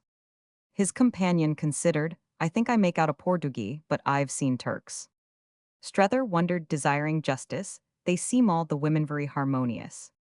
Oh, in closer quarters they come out, and then, while Strether was aware of fearing closer quarters, though giving himself again to the harmonies. Well, little Bilham went on, it is at the worst rather good, you know. If you like it, you feel it this way, that shows you're not in the least out. But you always know things, he handsomely added immediately. Strether liked it and felt it only too much, so I say, don't lay traps for me, he rather helplessly murmured. Well, his companion returned, he's wonderfully kind to us. To us Americans, you mean? Oh no, doesn't know anything about that. That's half the battle, Harathat. You can never hear politics. We don't talk them, I mean, to poor young wretches of all sorts. And yet it's always as charming as this. It's as if, by something in the air our squalor didn't show, it puts us all back into the last century. I am afraid, Strether said, amused, that it puts me rather forward, oh, ever so far. Into the next, but isn't that only? Little Bilham asked, because you're really of the century before. The century before the last, thank you, Strether laughed. If I ask you about some of the ladies, it can't be then that I may hope as such a specimen of the Rococo to please them. On the contrary, they all adore Harith Rococo. And where is there a better setting for it than the whole thing, the pavilion and the garden together? There are lots of people with collections. Little Bilham smiled as he glanced round. You'll be secured. It made Strether for a moment give himself again to contemplation. There were faces he scarce knew what to make of. Were they charming, or were they only strange? He might talk politics. Yet he suspected a Pole or two. The upshot was the question at the back of his head. From the moment his friend had joined him, have Madame de Vionnet and her daughter arrived? I haven't seen them yet, but Miss Gostry has come. She's in the pavilion looking at objects one can see. She's a collector, little Billam added without offense. Oh yes, she's a collector, and I knew she was to come. Is Madame de Vionnet a collector? Strether went on. Rather, I believe, almost celebrated. The young man met on it, a little his friend's eyes. I happen to know from Chad, whom I saw last night, that they've come back. But only yesterday, he wasn't sure up to the last. This, accordingly, little Billam went on, will bafe, they are here at their first appearance after their return. Strether very quickly turned these things over. Chad told you last night to me on our way here. He said nothing about it. But did you ask him? Strether did him the justice. I dare say not. Well said, little Billam, you're not a person to whom it's easy to tell things you don't want to know, though it is easy, I admit. It's quite beautiful, he benevolently added, when you do want to. Strether looked at him with an indulgence that matched his intelligence. Is that the deep reasoning on which about these latest you've been yourself so silent? Little Billam considered the depth of his reasoning. I haven't been silent. I spoke of them to you the other day, the day we sat together after Chad's tea party. Strether came round to it. They then are the virtuous attachment. I can only tell you that it's what they pass for. But isn't that enough? What more than a vain appearance does the wisest of us? No, I commend you, the young man declared with a pleasant emphasis, the vain appearance. Strether looked more widely round, and what he saw from face to face deepened the effect of his young friend's words. Is it so good? Magnificent. Strether had a pause. The husband's dead. Dear, no, alive. Oh, said Strether, after which, as his companion laughed, how then can it be so good? Y'all see for yourself. One does see. Chad's in love with the daughter. That's what I mean. Strether wondered, then where's the difficulty? Why aren't you and Iwith our grander, bolder ideas? Oh, mine, Strether said rather strangely, but then as if to attenuate. You mean, they want here of Woollett. Little Billam smiled. Isn't that just what you must see about? It had brought them, as she caught the last words, into relation with Miss Barris, whom Strether had already observed as he had never before seen a lady at a party moving about alone coming within sound of them. She had already spoken, and she took again through her long-handled glass all her amused and amusing possession. How much, poor Mr. Strether, you seem to have to see about, but you can't say, she gaily declared, that I don't do what I can to help you. Mr. Waymarsh is placed. I've left him in the house with Miss Gostry. The way, little Billam, exclaimed Mr. Strether, gets the ladies to work for him. He's just preparing to draw in another to pounce it on, you see, him and Madame de Vionnet. Madame de Vionnet? Oh, oh, oh, Miss Barris cried in a wonderful crescendo. There was more in it, our friend made out, than met the ear. Was it after all a joke, that he should be serious about anything? He envied Miss Barris, at any rate, her power of not being. She seemed, with little cries and protests, and quick recognitions movements, like the darts of some fine high-feathered free-picking bird, to stand before life, as before some full shop window. You could fairly hear as she selected and pointed the tap of her tortoise shell against the glass. It's cert that we do need seeing about, only I'm glad. It's not I who have to do it. One does no doubt begin that way, then suddenly one finds that one has given it up. It's too much, it's too difficult. You're a wonderful, you people, she continued to Strether, for not feeling those things be, which I mean impossibilities. You never feel them, you face them with a fortitude that makes it a lesson to watch you. Ah, but little Billam put it with discouragement, what do we achieve after all we see about you? And report when? We even go so far as reporting, but nothing's done. Oh, you Mr. Billam, she replied, as with an impatient rap on the glass, you're not worth sixpence. You come over to convert the savages for? I know you, verily did I remember, you on the savages simply convert you. Not even the young man woefully confessed they haven't gone through that form. They've simply cannibalsy me, converted me if you like, but converted me into food I am, but the bleached bones of a Christian. Well then, there we are on land. Miss Barris appealed again to Strether. Don't let it discourage you. Y'all break down soon enough, but y'all meanwhile have had your moments. Ill faut en avoir. I always like to see you while you last, and ill tell you who will last. Waymarsh had already taken her up. She laughed out as at the alarm of it. Hell resist, even Miss Gostry, so grand is it not to understand he's wonderful. He is indeed. Strether conceded. He wouldn't tell me of this. Affairly said he had an engagement.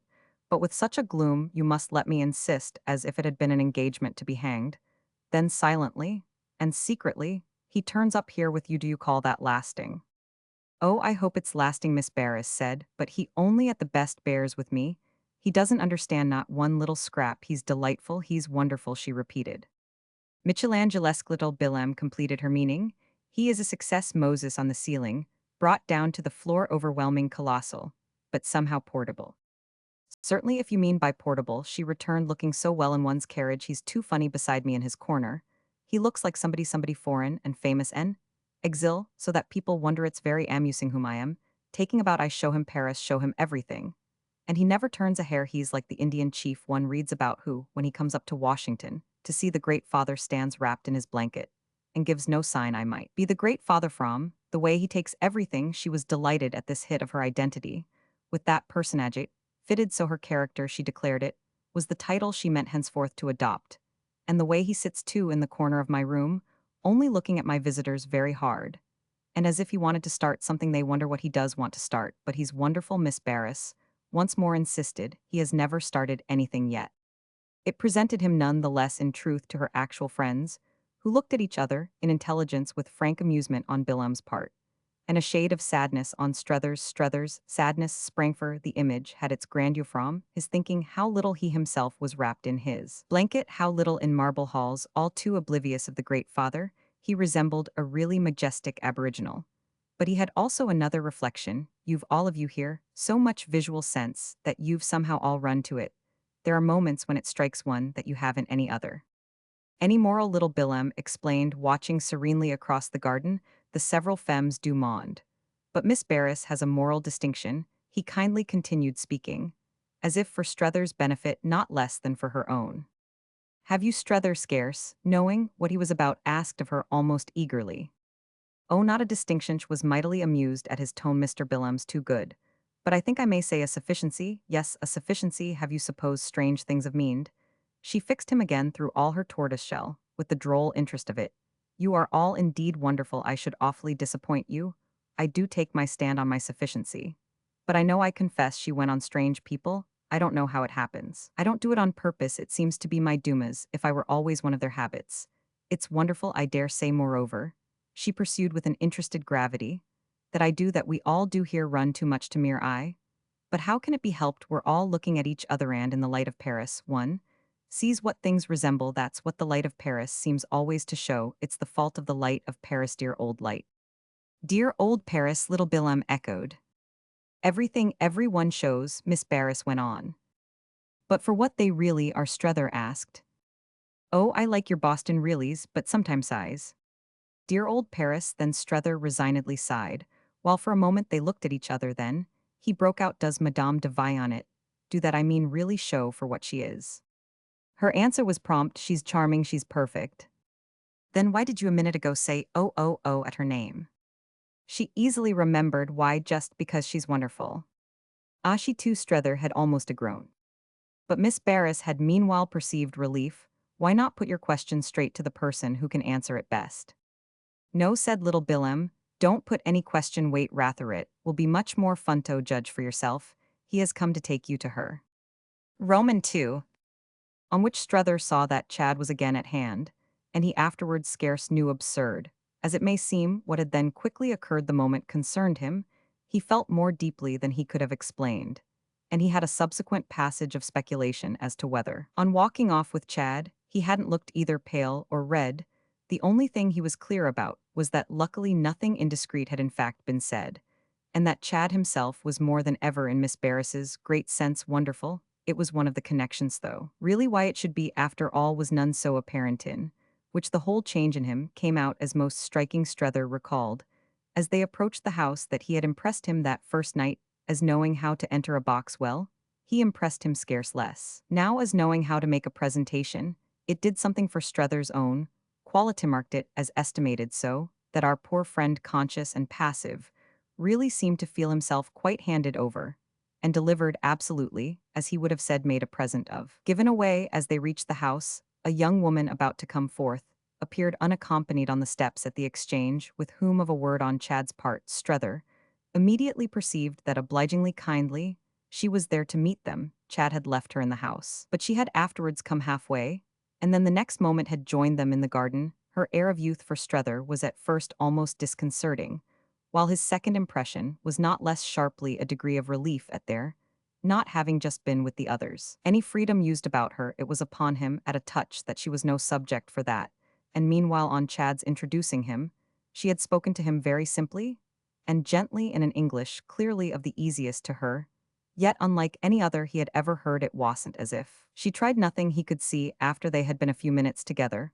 was as if she tried, but her speech charming correct, and odd was like a precaution against her passing for a Pole.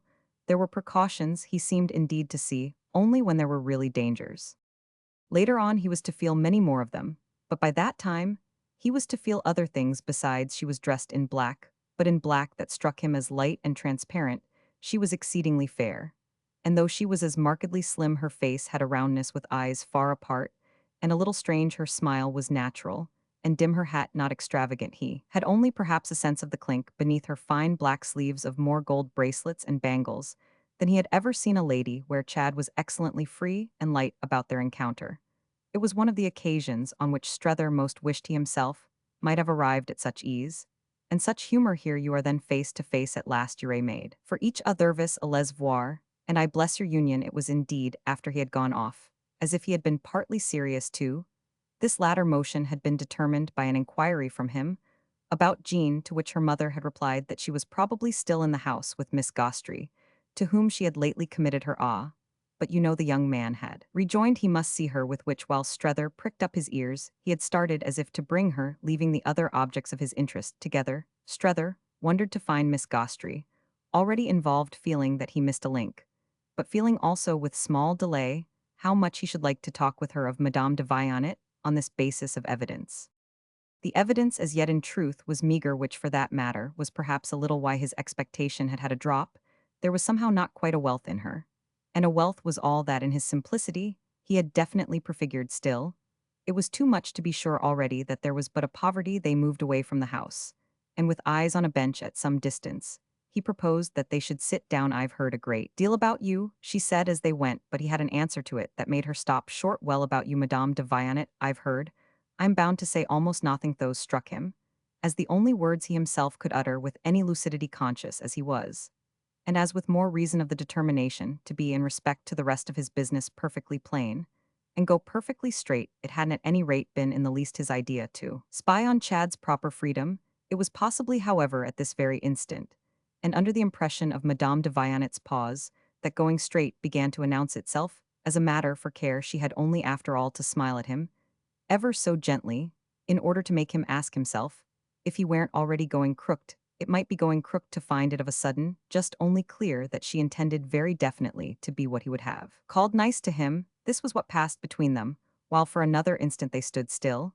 He couldn't at least remember afterwards what else it might have been. The thing indeed really unmistakable was its rolling over him as a wave that he had been in conditions incalculable and unimaginable, a subject of discussion. He had been on some ground that concerned her, answered for which gave her an advantage he should never be able to match. Hasn't Miss Gostry, she asked, said a good word for me? What had struck him first was the way he was bracketed with that lady, and he wondered what account Chad would have given of their acquaintance. Something not as yet traceable at all events had obviously happened. I didn't even know of her knowing you. Well, now shall tell you all. I am so glad you're in relation with her. This was one of the things.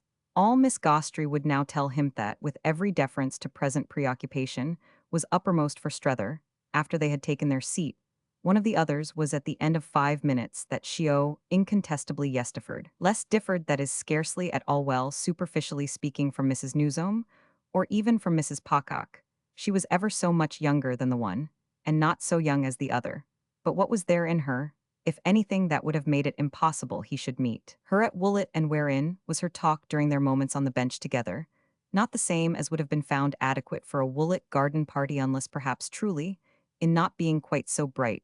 She observed to him that Mr. Newsome had, to her knowledge, taken extraordinary pleasure in his visit, but there was no good lady at Woollet who wouldn't have been at least up to that. Was there in Chad, by chance, after all, deep down, a principle of aboriginal loyalty that had made him for sentimental ends attach himself to elements happily encountered that would remind him most of the old air and the old soil why accordingly be in a flutter Strether could even put it that way about this unfamiliar phenomenon of the femme du monde on these terms. Mrs. Newsome herself was as much of one. Little Billum verily had testified that they came out the ladies of the type in close quarters, but it was just in these quarter-snow comparatively closet hat he felt Madame de Vionet's common humanity. She did come out, and certainly to his relief.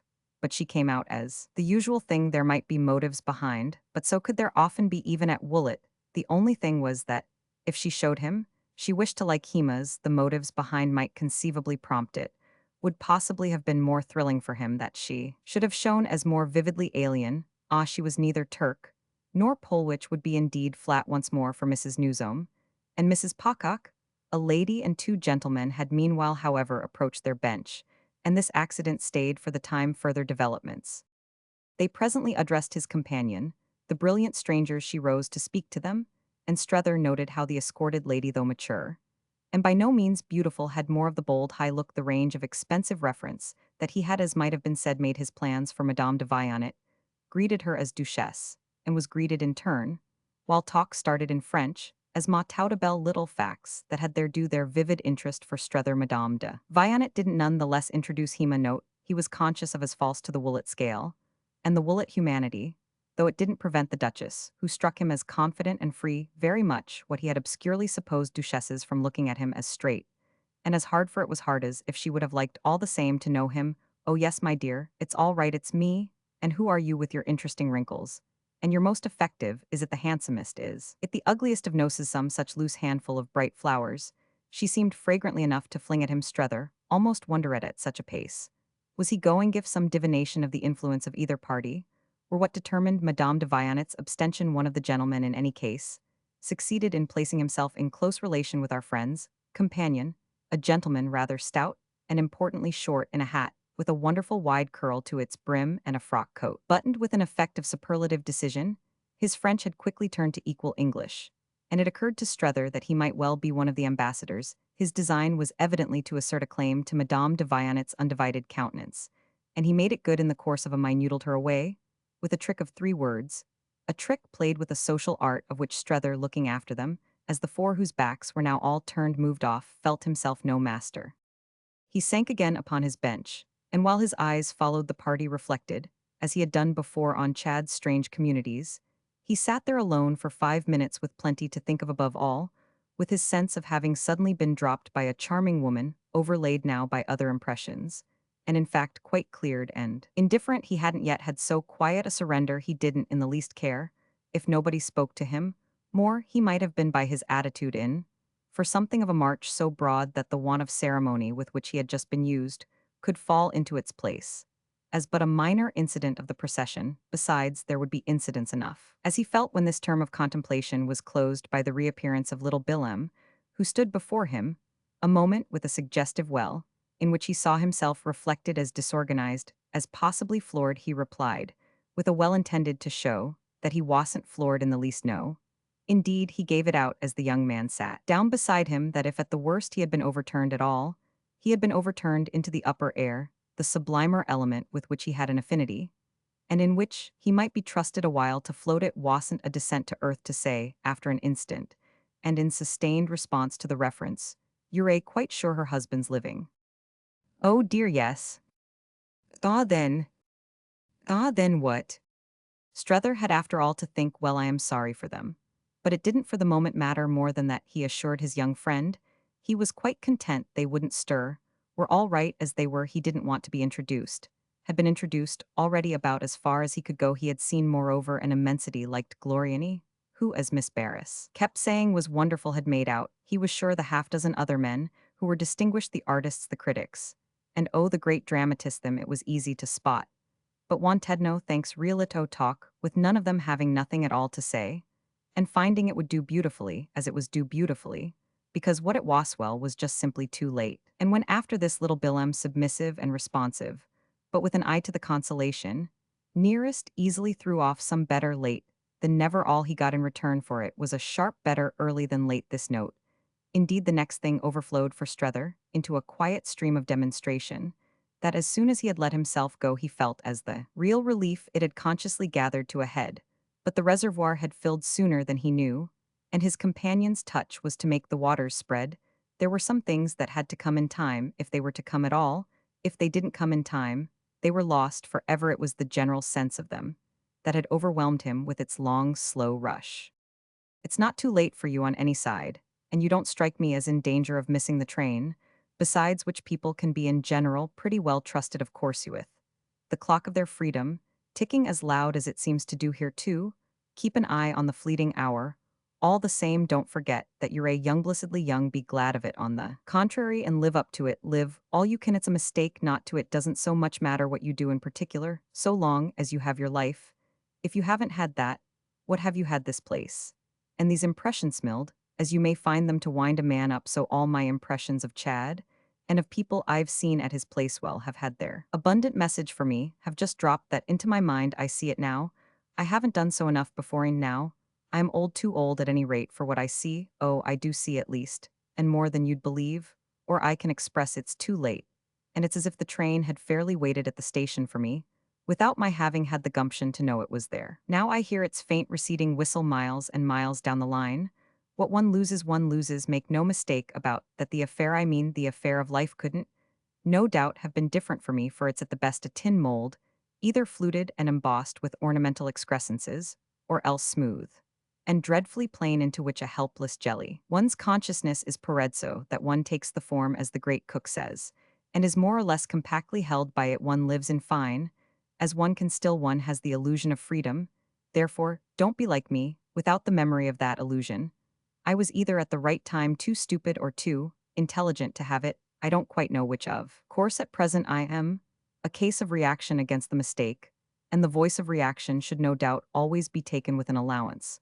But that doesn't affect the point that the right time is now yours. The right time is any time that one is still so lucky as to have you've plenty. That's the great thing. You're, as I say, damn you so happily and hatefully. Young, don't at any rate miss things out of stupidity, of course.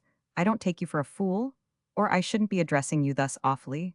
Do what you like so long as you don't make my mistake, for it was a mistake. Live slowly and sociably, with full pauses and straight dashes, Strether had so delivered himself, holding little Bilham from step to step, deeply and gravely attentive. The end of all was that the young man had turned quite solemn, and that this was a contradiction of the innocent gaiety the speaker had wished to promote. He watched for a moment the consequence of his words, and then, laying a hand on his listener's knee, and as if to end with the proper joke, "And now for the eye I shall keep on you. Oh, but I don't know that I want to be at your age, too different from you." "Ah, prepare while you ray about it," said Strether, to be more amusing. Little Bilham continued to think, but at last had a smile. "Well, you are amusing to me. Impayable as you say, no doubt, but what am I to myself?" Strether had risen with this, giving his attention now to an encounter that, in the middle of the garden, was in the act of taking place between their host and the lady at whose side Madame de Vionnet had quitted him. This lady, who appeared within a few minutes to have left her friends, awaited Gloriani's eager approach, with words on her lips that Strether couldn't catch, but of which her interesting witty face seemed to give him the echo. He was sure she was prompt and fine, but also that she had met her match, and he liked, in the light of what he was quite sure was the Duchess latent insolence, and good humor with which the great artist asserted equal resources. Were they this pair of the great world, and was he himself for the moment, and thus related to them by his observation in it? Then, there was something in the great world covertly tigerish which came to him across the lawn and in the charming air as a waft from the jungle, yet it made him admire most of the two, made him envy the glossy male tiger. Magnificently marked these absurdities of the stirred sense fruits of suggestion, ripening on the instant, were all reflected in his next words to little Bilham. "I know if we talk of that whom I should enjoy being like." Little Bilham followed his eyes, but then, as with a shade of knowing surprise, Gloriani. Our friend had in fact already hesitated, though not on the hint of his companion's doubt, in which there were depths of critical reserve. He had just made out in the now full picture something, and somebody else. Another impression had been superimposed. A young girl in a white dress and a softly plumed white hat had suddenly come into view, and what was presently clear was that her course was toward them. What was clearer still was that the handsome young man at her side was Chad Newsome, and what was clearest of all was that she was therefore Mademoiselle de Vionnet, that she was unmistakably Preta, bright, gentle, shy, happy, wonderfeeling, that Chad now, with a consummate calculation of effect, was about to present her to his old friend's vision. What was clearest of all, indeed, was something much more than the something at the single stroke of which end wasn't. Its simply juxtapositional vagueness vanished. It was the click of a spring, saw the truth he had by this time also met Chad's look. There was more of it in that. And the truth accordingly so far as Billem's inquiry was concerned had thrust in the answer, oh Chad it, was that rare youth he should have enjoyed being like the virtuous attachment would be all there before him, the virtuous. Attachment would be in the very act of appeal for his blessing Jean to vie on it. This charming creature would be exquisitely intensely now the object of it. Chad brought her straight up to him. And Chad was oh yes at this moment for the glory of Woollett or whatever bitter. Still, even than Gloriany he had plucked this blossom he had kept it overnight in water. And at last, as he held it up to wonder, he did enjoy his effect. That was why Strether had felt at first the breath of calculation and why moreover as he now knew his look at the girl would be for the young man, a sign of the latter's success. What young man had ever paraded about that way without a reason, a maiden in her flower? And there was nothing in his reason at present obscure her type sufficiently told of it thee. Wouldn't they couldn't want her to go to Woollett poor Woollett. And what it might miss though brave Chad indeed too. And what it might gain brave Chad however had just excellently spoken. This is a good little friend of mine, who knows all about you, and has moreover a message for you, and this my dear, had turned to the child herself is the best man in the world who has it in his power to do a great deal for us, and whom I want you to like and revere as nearly as possible as much as I do. She stood there quite pink, a little frightened, prettier and prettier, and not a bit like her mother. There was in this last particular no resemblance, but that of youth to youth, and here was in fact suddenly Strether's sharpest impression. It went wondering, dazed, embarrassed back to the woman he had just been talking with. It was a revelation, in the light of which he already saw she would become more interesting, so slim and fresh and fair she had yet put forth this perfection, so that, for really believing it of her, for seeing her to any such developed degree, as a mother comparison would be urgent. Well, what was it now, but fairly thrust upon him? Mamma wishes me to tell you, before we go, the girl said that she hopes very much y'all come to see us very soon. She has something important to say to you. She quite reproaches herself, Chad helpfully explained, you were interesting her so much, when she accidentally suffered you to be interrupted. Ah, don't mention it, Strether murmured, looking kindly from one to the other, and wondering at many things. And I am to ask you for myself, Jean continued with her hands clasped together, as if in some small learnt prayer, to ask you for myself, if you want positively come. Leave it to me, dear'll take care of it, Chad genially declared in answer to this, while Strether himself almost held his breath. What was in the girl was indeed too soft, too unknown, for direct dealing, so that one could only gaze at it as at a picture quite staying one's own hand. But with Chad, he was now on ground. Chad he could meet so pleasant a confidence in that, and in everything did the young man freely exhale. There was the whole of a story in his tone to his companion, and he spoke indeed as if already of the family. It made Strether guess the more quickly what it might be about which Madame de Vionnet was so urgent, having seen him. Then she had found him easy, she wished to have it out with him, that some way for the young people must be discovered, some way that would not impose as a condition the transplantation of her daughter. He already saw himself discussing with this lady the attractions of Woollett as a residence for Chad's companion. Was that youth going now to trust her with the affair, so that it would be after all with one of his later friends, that his mother's missionary should be condemned to deal? It was quite as if, for an instant, the two men looked at each other on this question, but there was no mistaking at last Chad's pride in the display of such a connection. This was what had made him so carry himself, while 3 minutes before he was bringing it into view, what had caused his friend, first catching sight of him, to be so struck with his air. It was, in a word, just when he thus finally felt Chad putting things straight off on him, that he envied him, as he had mentioned to little Billem. Most the whole exhibition, however, was but a matter of 3 or 4 minutes, and the author of it had soon explained that, as Madame de Vionnet was immediately going on, this could be for Jean, but a snatch they would all meet again soon, and Strether was meanwhile to stay, and amuse himself. He'll pick you up again in plenty of time. He took the girl off as he had brought her, and Strether, with the faint, sweet foreignness of her au revoir, monsieur, in his ears, as a note almost unprecedented, watched them recede side by side, and felt how once more her companion's relation to her got an accent from it. They disappeared among the others and, apparently, into the house, whereupon our friend turned round to give out to little Billem the conviction of which he was full. But there was no little Billem, any more. Little Billem had, within the few moments, for reasons of his own, proceeded further, a circumstance by which in its order Strether was also sensibly affected. Romans 3. Chad was not in fact on this occasion to keep his promise of coming back. But Miss Gostry had soon presented herself with an explanation of his failure. There had been reasons at the last for his going off with CES dames, and he had asked her with much instance to come out and take charge of their friend. She did so, Strether felt, as she took her place beside him in a manner that left nothing to desire. He had dropped back on his bench alone again for a time, and the more conscious for Willem's defection of his unexpressed thought in respect to which, however, this next converser was a still more capacious vessel. It's the child, he had exclaimed to her, almost as soon as she appeared. And though her direct response was for some time delayed, he could feel in her meanwhile the working of this truth. It might have been simply as she waited that they were now in presence altogether of truth spreading like a flood, and not for the moment to be offered her in the mere cupful, inasmuch as who should CES dames prove to be, but persons about whom once thus face to face with them found she might from the first have told him almost everything. This would have freely come, had he taken the simple precaution of giving her their name. There could be no better exampled. She appeared to note it with high amusement than, the way making things out already so much for himself. He was at last throwing precautions to the winds. They were neither more nor less she and the child's mother than old friends who had scarcely met for years, but whom this unlooked-for chance had brought together with a rush. It was a relief. Miss Gostry hinted to feel herself no longer groping. She was unaccustomed to grope. And as a general thing, he might well have seen made straight enough for her clue. With the one she had now picked up in her hands, there need be at least no waste of wonder. She's coming to see methods for you, Strether's counselor continued, but I don't require it to know where I am.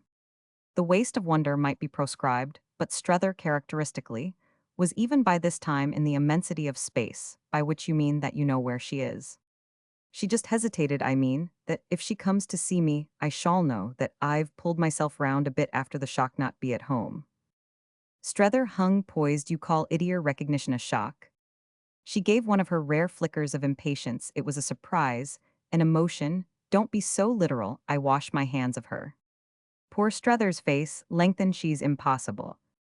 She's even more charming than I remembered her. Then what's the matter? She had to think how to put it. Well, I am impossible. It's impossible. Everything's impossible. He looked at her an instant. I see where you're coming out. Everything's possible. Their eyes had on it, in fact, an exchange of some duration. After which he pursued, isn't it that beautiful child then? As she still said nothing, why don't you mean to receive her? Her answer in an instant rang clear, because I wish to keep out of the business. It provoked in him a weak wail. You're going to abandon me now. No, I am only going to abandon her. Shall want me to help her with you, and I want. You'll only help me with her. Well, then most of the persons previously gathered had in the interest of tea passed into the house, and they had the gardens mainly to themselves. The shadows were long the last call of the birds, who had made a home of their own in the noble interspaced quarter, sounded from the high trees in the other gardens as well those of the old convent, and of the old hotels. It was as if our friends had waited for the full charm to come out. Strether's impressions were still present. It was as if something had happened that nailed them, made them more intense. But he was to ask himself soon afterwards, that evening, what really had happened, conscious as he could after all remain that, for a gentleman taken, and taken the first time into the great world, the world of ambassadors and duchesses, the items made a meager total. It was nothing new to him, however, as we know that a man might have at all events such a man as keen amount of experience out of any proportion to his adventures, so that though it was doubtless no great adventure to sit on there with Miss Gostry, and hear about Madame de Vionnet, the hour, the picture, the immediate, the recent, the possibly is, well as the communication itself, not a note of which failed to reverberately, gave the moments more of the taste of history. It was history to begin with that Jean's mother had been 23 years before at Geneva schoolmate and good girlfriend to Maria Gostry, who had moreover enjoyed, since then though interruptedly and above all with a long recent drop, other glimpses of her 23 years, put them both on no doubt, and Madame de Vionnet though she had married straight. After school couldn't be today an hour less than 38. This made her 10 years older than Chad, though 10 years also. If Strether liked older, then she looked the least at any rate that a prospective mother-in-law could be expected to do, with she would be of all mothers-in-law the most charming, unless, indeed, through some perversity, as yet insupposable, she should utterly belie herself in that relation. There was none surely in which, as Maria remembered her, she must be charming. And this frankly, in spite of the stigma of failure in the tie, where failure always most showed. It was no test there when, indeed, was it a test? Therefore, Monsieur de Vionnet had been a brute she had lived for years apart from him, which was of course always a horrid position. But Miss Gostry's impression of the matter had been that she could scarce have made a better thing of it had she done it on purpose to show. She was amiable. She was so amiable that nobody had had a word to say, which was luckily not the case for her husband. He was so impossible that she had the advantage of all her merits. It was still history for Strether that the Comte de Vionetit being also history, that the lady in question was a countess should now, under Miss Gostry's sharp touch, rise before him as a high, distinguished, polished, impertinent reprobate, the product of a mysterious order. It was history further that the charming girl so freely sketched by his companion should have been married out of hand by a mother, another figure of striking outline, full of dark personal motive. It was perhaps history, most of all that this company was, as a matter of course, governed by such considerations as put divorce out of the question. Gensla don't divorce, any more than they emigrate, or abjurethi, think it impious and vulgar a fact in the light of which they seemed. But the more richly special it was all special, it was all for Strether's imagination, more or less rich the girl at the Genovese school, an isolated, interesting, attaching creature, then both sensitive and violent, audacious, but always forgiven, was the daughter of a French father and an English mother, who early left a widow, had married Agantrid afresh with a foreigner in her career, with whom she had apparently given her child no example of comfort. All these people of the English mothers' side had been of condition, more or less eminent, yet with oddities and disparities, that had often since made Maria, thinking them over, wonder what they really quite rhymed to. It was in any case her belief that the mother, interested and prone to adventure, had been without conscience, had only thought of ridding herself most quickly of a possible and actual encumbrance. The father, by her impression, a Frenchman with a name one knew, had been a different matter, leaving his child. She clearly recalled a memory all fondness as well as an assured little fortune, which was unluckily to make her more or less of a prey later on. She had been in particular at school dazzlingly, though quite booklessly clever as polyglot as a little Jewess, which she wasn't, oh no, and chattering French, English, German, Italian, anything one would, in a way that made a clean sweep, if not of prizes and parchments, at least of every part, whether memorized or improvised, in the curtained costume school repertory, and in especial of all mysteries of race and vagueness of reference, all swagger about home among their variegated mates. It would doubtless be difficult today, as between French and English, to name her and place her. She would certainly show on knowledge. Miss Gostry felt as one of those convenient types who don't keep you explaining minds with doors, as numerous as the manna-tongued cluster of confessionals. At St. Peter's you might confess to her with confidence in Raumelian, and even Raumelian sins therefore. But Strether's narrator covered her implication with a laugh, by which his betrayal of a sense of the lurid in the picture was also perhaps sufficiently protected. He had a moment of wondering, while his friend went on what sins might be especially Raumelian. She went on at all events to the mention of her having met the young thing again by some Swiss lacking, her first married state, which had appeared for the few intermediate years, not at least violently disturbed. She had been lovely at that moment, delightful to her, full of responsive emotion, of amused recognitions and amusing reminders. And then once more much later, after a long interval, equally but differently charming, touching, and rather mystifying, for the 5 minutes of an encounter at a railway station en province, during which it had come out that her life was all changed. Miss Gostry had understood enough to see essentially what had happened, and yet had beautifully dreamed that she was herself faultless. There were doubtless depths in her, but she was all right. Strether would see if she wasn't. She was another person, however, that had been promptly marked from the small child of nature at the Geneva school, a little person quite made over, as foreign women were compared with American, by marriage. Her situation, too, had evidently cleared itself up. There would have been all that was possibly a judicial separation. She had settled in Paris, brought up her daughter, steered her boat. It was no very pleasant boat especially, there to be in, but Marie de Vionnet would have headed straight. She would have friends certainly, and very good ones, there she was at all events, and it was very interesting her knowing Mr. Chad didn't in the least prove she hadn't friends. What it proved was what good ones he had. I saw that, said Miss Gostry, that night at the Franchise. It came out for me in 3 minutes. I saw here were somebody like her. And so she immediately added, did you? Oh, no, not anybody like her. Strether laughed. But you mean, he as promptly went on, that she has had such an influence on him. Miss Gostry was on her feet. It was time for them to go. She has brought him up for her daughter.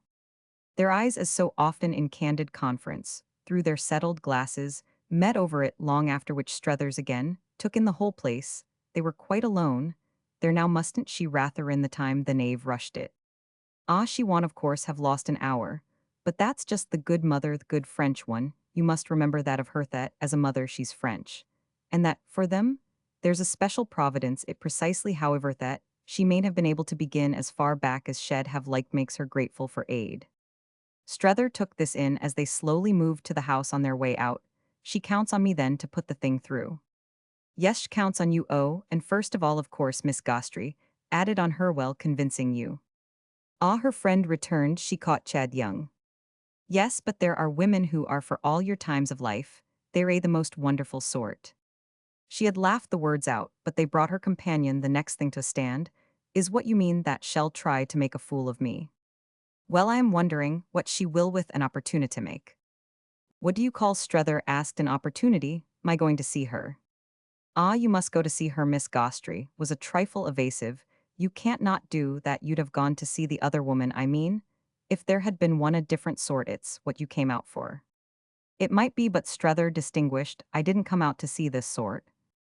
She had a wonderful look at him now. Are you disappointed she isn't worse? He for a moment entertained the question, then found for it the frankest of answers, yes. If she were worse, she'd be better for our purpose, it would be simpler. Perhaps she admitted, but won't this be pleasanter? Ah, you know, he promptly replied, I didn't come out wasn't, that just what you originally reproached me with for the pleasant. Precisely therefore I say again, what I said at first you must take things, as they come besides. Miss Gostry added I am not afraid for myself. For yourself? Of your seeing her I trust her, there's nothing she'll say about me, in fact, there's nothing she can. Strether wondered little as he had thought of this then, he broke out oh you women. There was something in it at which she flushed yes there, we are were abysses at last she smiled, but I risk her. He gave himself a shake, well then so do I, but he added as they passed into the house that he would see Chad the first thing in the morning. This was the next day, the more easily affected that the young man, as it happened, even before he was down, turned up at his hotel. Strether took his coffee by habit in the public room, but on his descending for this purpose, Chad instantly proposed an adjournment to what he called greater privacy. He had himself as yet had not think they would sit down somewhere together, and when after a few steps and a turn into the boulevard, they had for their greater privacy sat down among 20 others our friend saw in his companions move a fear of the advent of Waymarsh. It was the first time Chad had to that extent given this personage away, and Strether found himself wondering of what it was symptomatic. He made out in a moment that the youth was in earnest, as he hadn't yet seen him, which in its turn threw a ray, perhaps a trifle startling, on what they had each up to that time been treating as earnestness. It was sufficiently flattering, however, that the real thing, if this was at last, the real thing should have been determined, as appeared precisely, by an accretion of Strether's importance. For this was what it quickly enough came taught that Chad, rising with the lark, had rushed down to let him know, while his morning consciousness was yet young, that he had literally made the afternoon, before a tremendous impression. Madame de Vionnet couldn't rest, till she should have some assurance from him, that he would consent again to see her. The announcement was made across their marble-topped table, while the foam of the hot milk was in their cups, and its plash still in the air, with the smile of Chad's easiest urbanity. And this expression of his face caused our friend's doubts to gather on the spot into a challenge of the lips. See, Harith, that was all. He only for the moment said again, see here. Chad met it with all his air of straight intelligence, while Strether remembered again that fancy of the first impression of him, the happy young pagan, handsome and hard, but oddly indulgent, whose mysterious measure he had under the street lamp. Tried mentally to take the young pagan, while a long look passed between them, sufficiently understood Strether scarce. Needed at last to say, the rest I want to know where I am. But he said it, adding before any answer something more, are you engaged to be Merides, that your secreto the young lady? Chad shook his head with the slow amenity that was one of his ways of conveying that there was time for everything. I have no secret, though. I may have secrets, I haven't at any rate that one were not engaged, no. Then where's the hitch? Do you mean why I haven't already started with you? Chad, beginning his coffee and buttering his roll, was quite ready to explain. Nothing would have induced Menothing, will still induce Menot to try to keep you here. As long as you can be made to stay, it's too visibly good for you. Strether had himself plenty to say about this, but it was amusing also to measure the march of Chad's tone. He had never been more a man of the world. And it was always in his company present to our friend that one was seeing how, in successive connections, a man of the world acquitted himself. Chad kept it up beautifully, my idea of onsis. Simply that you should let Madame devise on it? No, you simply that you should consent to know her? I don't in the least mind. Telling you that clever and charming as she is, she's ever so much in my confidence. All I ask of you is to let her talk to you. You've asked me about what you call my hitch, and so far as it goes, shall explain it to you. She's herself. My hitch, hang it if you must really have it all out. But in a sense, he hastened in the most wonderful manner to add that y'all quite make out for yourself. She's too good a friend, confound her, too good, I mean, for me to leave without. It was his first hesitation. Without what? Well, without my arranging, somehow or other, the damnable terms of my sacrifice. It will be a sacrifice then. It will be the greatest loss I ever suffered. I owe her so much. It was beautiful the way Chad said these things, and his plea was now confessedly quite flagrantly. And publicly interesting, the moment really took on for Strether an intensity. Chad owed Madame de Vionnet so much. What did that do then? But clear up the whole mystery. He was indebted for alterations, and she was thereby in a position to have sent in her bill for expenses incurred in reconstruction. What was this at bottom? But what had been to be arrived at? Strether sat there arriving at it, while he munched toast and stirred his second cup. To do this with the aid of Chad's pleasant, earnest face was also to do more besides. No, never before had he been so ready to take him as he was. What was it that had suddenly so cleared up? It was just everybody's character, that is, everybody's Butin a measure. His own Strether felt his character receive for the instant a smutch from all the wrong things he had suspected or believed the person to whom Chad owed it, that he could positively turn out such a comfort to other person. Such a person was sufficiently raised above any breath by the nature of her work, and the young man's steady light, all of which was vivid enough to come and go quickly, though indeed in the midst of it, Strether could utter a question. Have I your word of honor that if I surrender myself to Madame de Vionnet, y'all surrender yourself to me? Chad laid his hand firmly on his friend's. My dear man, you have it. There was finally something in his felicity, almost embarrassing and oppressive. Strether had begun to fidget under it for the open air and the erect posture. He had signed to the waiter that he wished to pay, and this transaction took some moments, during which he thoroughly felt, while he put down money and pretended it was quite hallowed estimate change, that Chad's higher spirit, his youth, his practice, his paganism, his felicity, his assurance, his impudence, whatever it might be, had consciously scored a success. Well, that was all right so far as it went. His sense of the thing in question covered our friend for a minute like a veil through witches. If he had been muffled, heard his interlocutor ask him if he might take him over. About 5 over was over the river, and over the river was where Madame de Vionnet lived, and 5 was that very afternoon they got at last out of the place. Get out. Before he answered, he lighted in the street a cigarette, which again gave him more time. But it was already sharp for him that there was no use in time. What does she propose to do to me? He had presently demanded. Chad had no delays. Are you afraid of her? Oh, immensely, don't you see it? Well said, Chad, she won't do anything worse to you than make you like her. It's just of that I am afraid. Then it's not fair to me. Strether cast about. It's fair to your mother. Oh, said Chad, are you afraid of her? Scarcely less, or perhaps even more. But is this lady against your interests at home? Strether went on.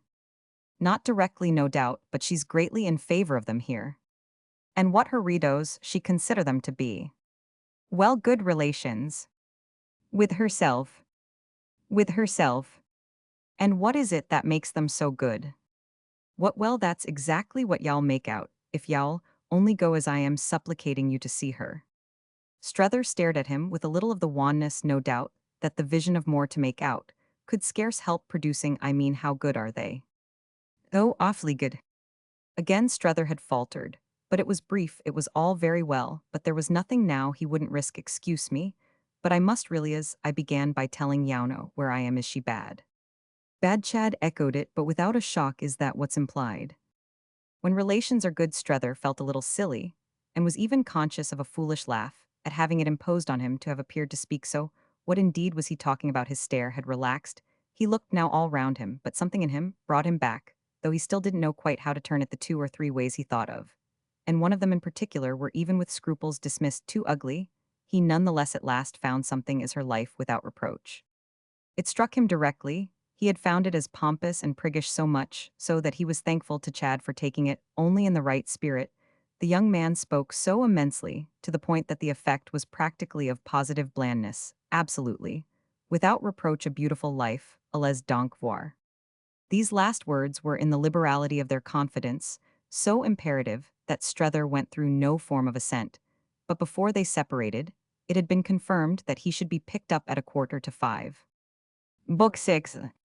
I? It was quite by 5:30 after the two men had been together in Madame de Vianet's drawing room, not more than a dozen minutest that Chad with a look at his watch. And then another at their hostess, said genially gaily, "I've an engagement. And I know you won't complain if I leave him with you hell interest you immensely." And as for her, he declared to Strether, "I assure you, if you're at all nervous, she's perfectly safe." He had left them to be embarrassed or not by this guarantee, as they could best manage, and embarrassment was a thing that Strether wasn't at first sure Madame de Vianet. He escaped it himself to his surprise. But he had grown used by this time to thinking of himself as brazen. She occupied his hostess in the Rue de Bellechasse, the first floor of an old house to which our visitors had had access from an old clean court. The court was large and open, full of revelations for our friend of the habit of privacy.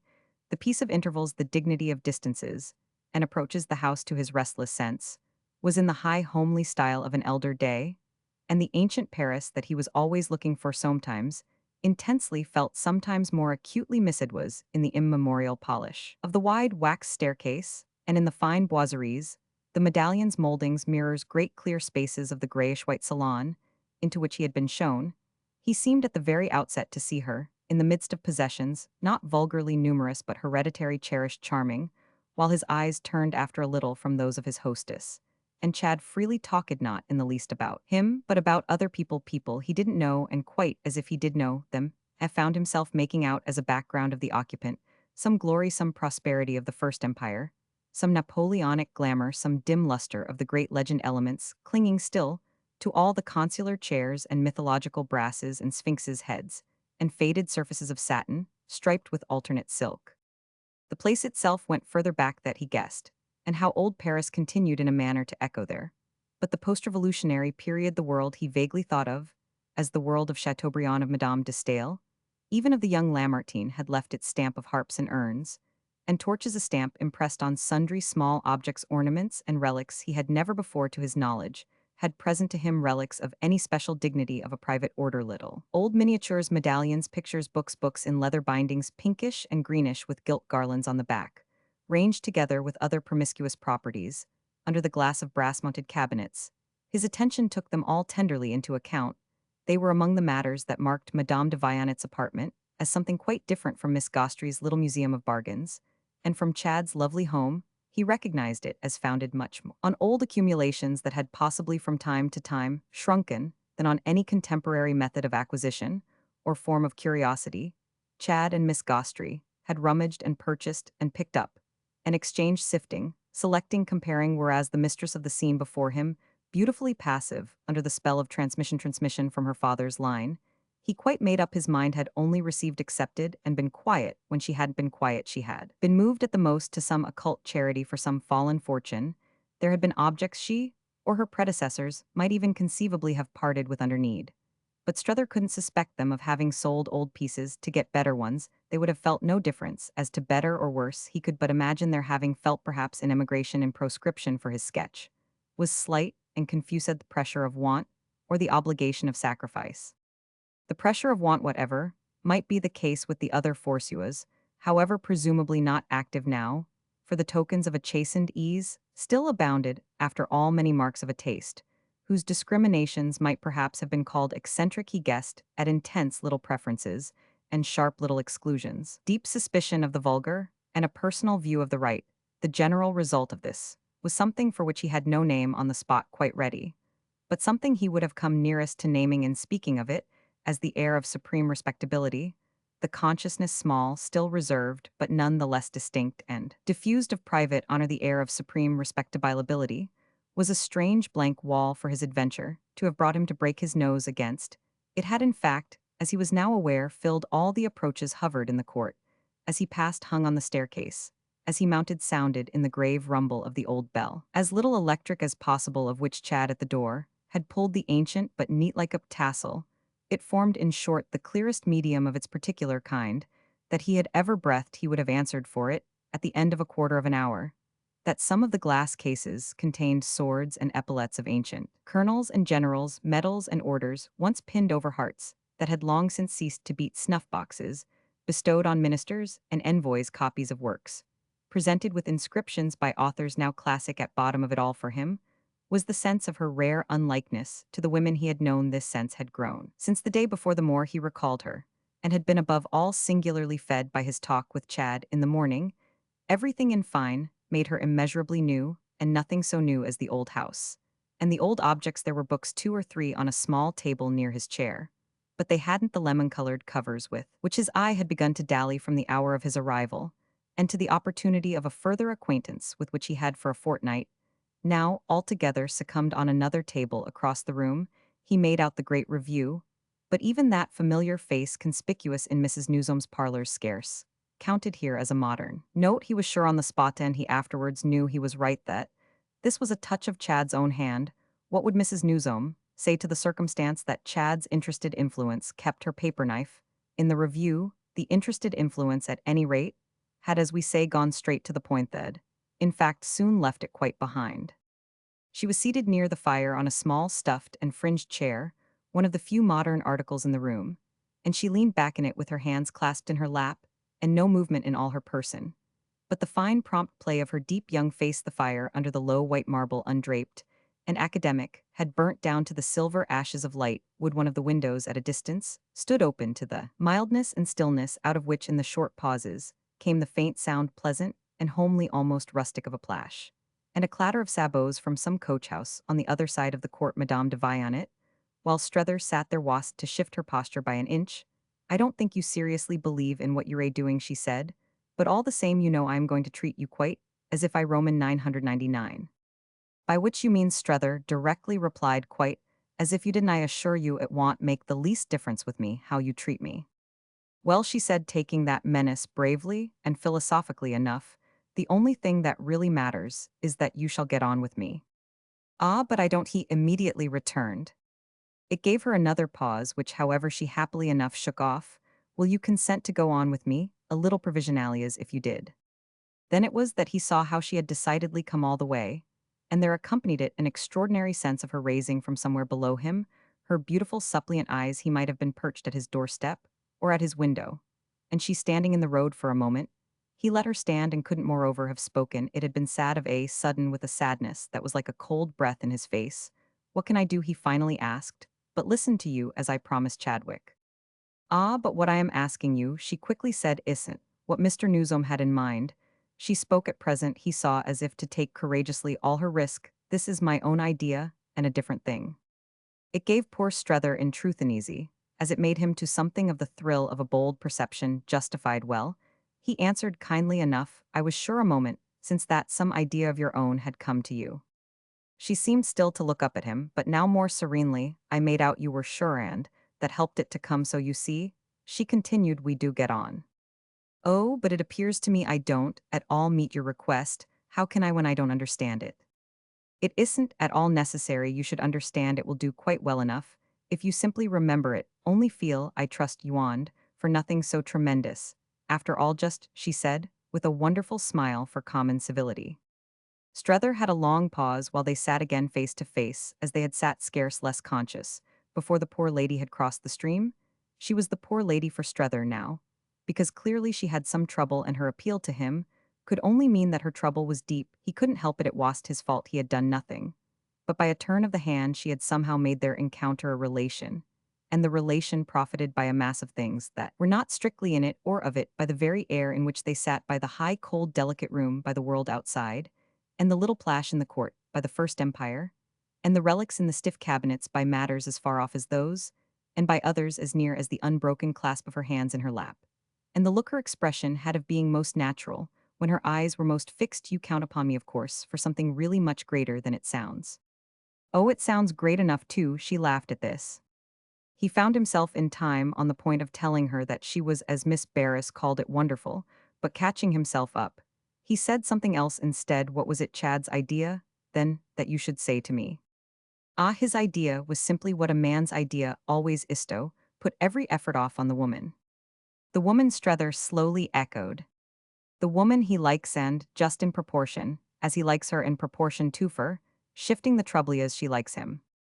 Strether followed it then, with an abruptness of his own, how much do you like Chad? Just as much as that'o take all with you on myself. But she got it once again away from this I've been trembling as if we were to stand or fall by what you may think of me and I am, even now. She went on wonderfully drawing a long breath hand, yes truly, taking a great courage from the hope that I don't in fact strike you as impossible. That's at all events clearly he observed, after an instant the way I don't strike you. Well she so far assented, as you haven't yet said you want have the little patience with me, I ask for.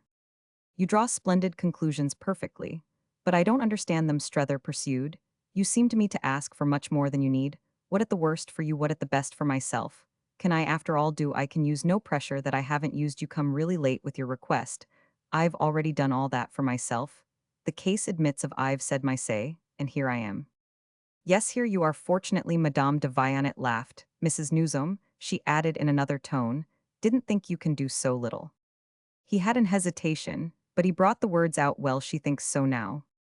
Do you mean by that but she also hung fire? Do I mean what? She still rather faltered pardon me if I touch on it, but if I am saying extraordinary things, why perhaps mayn't I besides doesn't it properly concern us to know? To know what he insisted, as after thus beating about the bush she had again dropped. She made the effort has she given you up? He was amazed afterwards to think how simply and quietly he had met it. Not yet, it was almost as if he were a trifle disappointed had expected still more of her freedom. But he went straight on, is that what Chad has told you will happen to me? She was evidently charmed with the way he took it if you mean if we've talked of it most certainly. And the questions, not what has had least to do with my wishing to see you. To judge if I am the sort of man a woman can. Precisely, she exclaimed, you wonderful gentleman.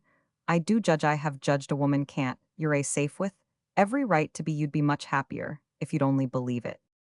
Strether was silent a little then, he found himself speaking with a cynicism of confidence, of which even at the moment, the sources were strange to him. I tried to believe it.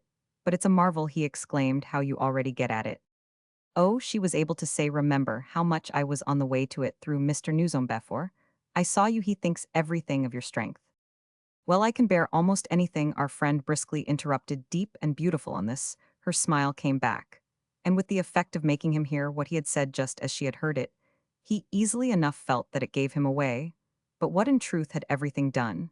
But that it had been all very well to think at moments that he was holding her nose down, and that he had coerced her. What had he by this time done? But let her practically see that he accepted their relation. What was their relation, moreover, though light and brief enough in form, as yet, but whatever she might choose to make it, nothing could prevent her certainly. He couldn't from making it pleasant at the back of his head behind everything, was the sense that she was there before him, close to him, vivid imperative hormone of the rare women he had so often heard of, read of, thought of, but never met, whose very presence look voiced the mere contemporaneous fact, of whom from the moment it was at all presented, made a relation of mere recognition. That was not the kind of woman he had ever found Mrs. Newsome, a contemporaneous fact, who had been distinctly slow to establish herself, and at present confronted with Madame de Vianet, he felt the simplicity of his original impression of Miss Gostry. She certainly had been a fact of rapid growth. But the world was wide each day, was more and more a new lesson there were at any rate even among the stranger one's relations, and relations of course I suit Chad's grand way. He quickly added he hast had much difficulty in working me. She seemed to deny a little on the young man's behalf, by the rise of her eyebrows, an intention of any process, at all inconsiderate. You must know how grieved he'd be, if you were to lose anything he believes you can keep his mother patient. Strether wondered with his eyes on her. I see that's then what you really want of me, and how am I to do it? Perhaps you'll tell me that. Simply tell her the truth. And what do you call the truth? Well, any truth about us, all that you see yourself, I leave it to you. Thank you very much. I like Strether laughed with a slight harshness, the way you leave things. But she insisted kindly, gently, as if it wasn't so bad. Be perfectly honest, tell her all. All, he oddly echoed. Tell her the simple truth, Madame de Vianet again pleaded. But what is the simple truth, the simple truth is exactly what I'm trying to discover. She looked about a while, but presently she came back to him, tell her fully and clearly about us. Strether, meanwhile, had been staring you and your daughter. Yes, little Jean and me, tell her, she just slightly quavered, you like us. And what good will that do me, or rather, caught himself up, what good will it do you? She looked graver, none, you believe really. Strether debated, she didn't send me out to like you. Oh, she charmingly contended, she sent you out to face the facts. He admitted after an instant that there was something in that, but how can I face them, till I know what they are? Do you want him? He then braced himself to ask to marry your daughter. She gave a headshake as noble as it was prompt, nah, not that. And he really doesn't want to himself. She repeated the movement, but now with a strange light in her face, he likes her too much. Strether wondered, to be willing to consider, you mean the question of taking her to America. To be willing to do anything with her, but be immensely kind and nice, really tender of her. We watch over her, and you must help us, you must see her again. Strether felt awkward awe with pleasureshes, so remarkably attractive. The mother's eagerness with which Madame de Vionnet jumped at this was to come back to him later as beautiful in its grace. The dear thing did please you then? As he met it with the largest O of enthusiasm. She's perfect, she's my joy. Well, I'm sure that if one were near her, and saw more of her, she'd be mine. Then said Madame de Vionnet, tell Mrs. Newsome that. He wondered the more, what good will that do you? As she appeared unable at once to say, however, he brought out something else. Is your daughter in love with our friend? Ah, she rather startlingly answered, I wish you'd find out. He showed his surprise, I a stranger. Oh, you won't be a stranger presently.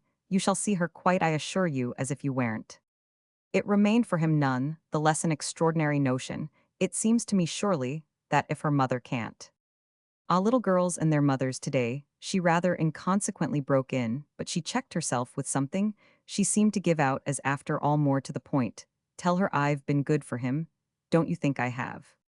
It had its effect on him more than at the moment he quite measured, yet he was consciously enough touched. Oh, if it's all you. Well, it may not be all, she interrupted, but it's to a great extent really and truly, she added in a tone that was to take its place with him, among things remembered. Then it's very wonderful, he smiled at her, from a face that he felt as strained, and her own face for a moment kept him so at last, she also got up. Well, don't you think that for that? I ought to save you, so it was that the way to meet Harand, the way, as well in a manner to get off, came over him. He heard himself use the exorbitant word, the very sound of which helped to determine his flight. I'll save you if I can. Roman 2. In Chad's lovely home, however, one evening 10 days later, he felt himself present at the collapse of the question of Jean de Vionet's shy secret. He had been dining there in the company of that young lady, and her mother as well as of other persons. And he had gone into the petty salon at Chad's request on purpose to talk with her. The young man had put this to him as a favor. I should like so awfully to know what you think of her. It will really be a chance for you, he had said, to see the June Phil, I mean, the type as she actually is.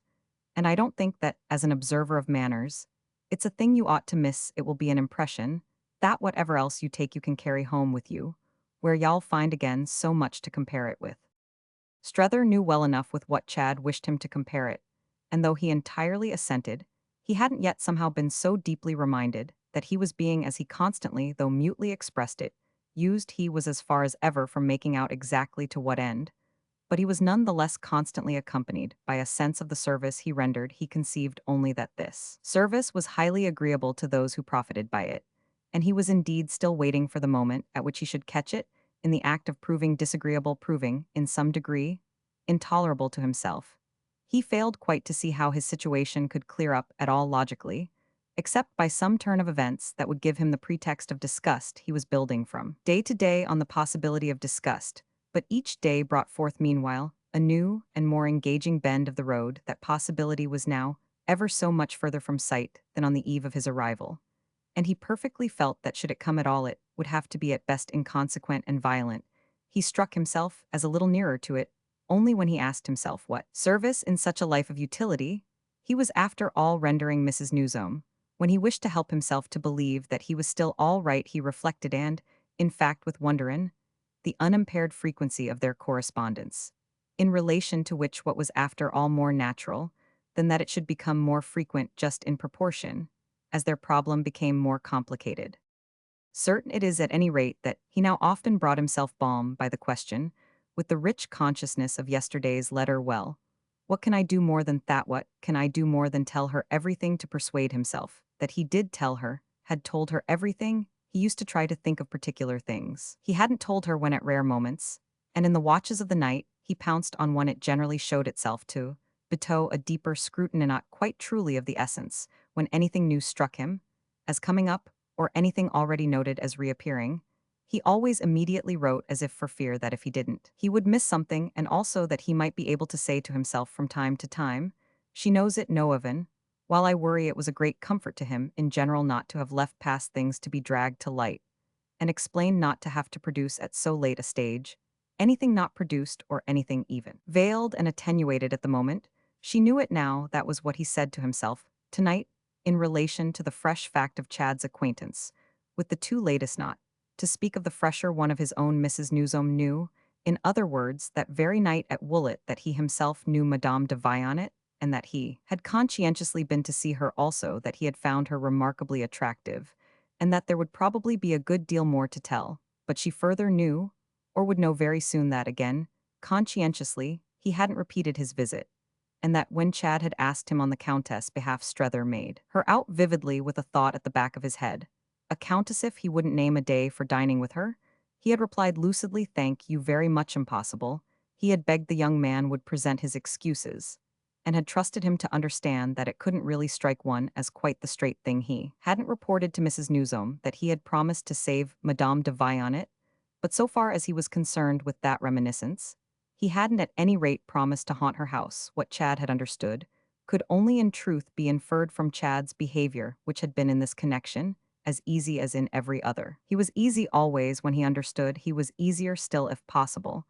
When he didn't, he had replied that he would make it all right. And he had proceeded to do this by substituting the present occasion as he was ready to substitute others for every occasion as to which his old friend should have a funny scruple. "Oh, but I am not a little foreign girl. I am just as English as I can be," Jean de Vionnet had said to him as soon as in the petty salon. He sank shyly enough on his own side into the place, near her vacated by Madame Gloriani. At his approach, Madame Gloriani, who was in black velvet with white lace and powdered hair, and whose somewhat massive majesty melted at any contact into the graciousness of some incomprehensible tongue, moved away to make room for the vague gentleman after benevolent greetings to him, which embodied, as he believed in baffling accents, some recognition of his face from a couple of Sundays. Before then, he had remarked, making the most of the advantage of his years, that it frightened him quite enough to find himself dedicated to the entertainment of a little foreign girl. There were girls he wasn't afraid of. He was quite bold with little Americans. Thus, it was that she had defended herself to the endo. "But I'm almost American, too. That's what Mama has wanted me to be. I mean, like that. For she has wanted me to have lots of freedom. She has known such good results from it." She was fairly beautiful to him, a faint pastel in an oval frame. He thought of her already as of some lurking image in a long gallery, the portrait of a small old-time princess of whom nothing was known. But that she had died young, little Jean wasn't doubtless to die young. But one couldn't all the same bear on her lightly enough. It was bearing hard. It was bearing as he in any case wouldn't bear to concern himself in relation to her with the question of a young man. Odious, really, the question of a young man. One didn't treat such a person as a maidservant suspected of a follower. And then young men, well, the thing was their business simply, or was at all events hers. She was fluttered, fairly fever-red the point of a little glitter that came and went in her eyes, and a pair of pink spots that stayed in her cheeks with the great adventure of dining out, and with the greater one still possibly of finding a gentleman, whom she must think of as very, very old, a gentleman with eyeglasses, wrinkles, a long, grizzled mustache. She spoke the prettiest English our friend thought that he had ever heard spoken, just as he had believed her a few minutes before to be speaking the prettiest French. He wondered almost wistfully if such a sweep of the lyre didn't react on the spirit itself. And his fancy had, in fact, before he knew it, begun so to stray and embroider that he finally found himself absent and extravagant, sitting with the child in a friendly silence. Only by this time he felt her flutter to have fortunately dropped, and that she was more at her ease. She trusted him, liked him, and it was to come back to him afterwards that she had told him things. She had dipped into the waiting medium at last, and found neither surge nor chill, nothing but the small splash she could herself make in the pleasant warmth Nothing but the safety of dipping and dipping again at the end. Of the 10 minutes he was to spend with her, his impression with all it had thrown off, and all it had taken in was complete. She had been free as she knew freedom, partly to show him that unlike other little persons, she had imbibed that ideal. She was delightfully quaint about herself. But the vision of what she had imbibed was what most held him. It really consisted, he was soon enough to feel, in just one great little matter, the fact that whatever her nature, she was thoroughly had to cast about for the word. But at Cambridge he couldn't, of course, on so short an acquaintance, speak for her nature. But the idea of breeding was what she had meanwhile dropped into his mind. He had never yet known it so sharply presented. Her mother gave it no doubt, but her mother, to make that less sensible, gave so much else besides. And on neither of the two previous occasions, extraordinary woman Strether felt anything like what she was giving tonight. Little Jean was an exquisite case of education, whereas the Countess, whom it so amused him to think of by that denomination, was a case also exquisite off, well, he didn't know what. He has wonderful taste, Nodder, June Hom. This was what Gloriani said to him on turning away from the inspection of a small picture.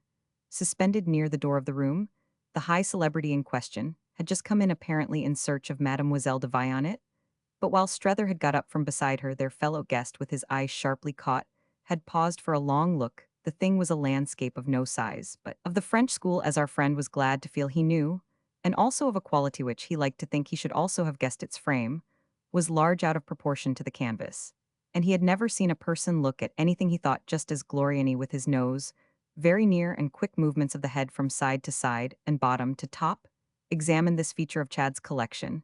The artist used that word the next moment, smiling, courteously wiping his nippers, and looking round him, further paying the place, in short, by the very manner of his presence, and by something Strether fancied he could make out in this particular glance. Such a tribute, as to the latter's sense, settled many things once for all. Strether was conscious, at this instant for that matter, as he hadn't yet been, of how round about him, quite without him, they were consistently settled. Gloriani's smile, deeply Italian, he considered, and finally inscrutable, had had for him during dinner, at which they were not neighbors, an indefinite greeting. But the quality in it was gone that had appeared on the other occasion, to turn him inside out. It was as if even the momentary link supplied by the doubt between them had snapped. He was conscious now of the final reality, which was that there wasn't so much a doubt as a difference altogether, all the more that over the difference, the famous sculptor seemed to signal almost condolingly, yet oh how vacantly, as across some great flat sheet of water. He threw out the bridge of a charming hollow civility, on which Strether wouldn't have trusted his own full weight a moment.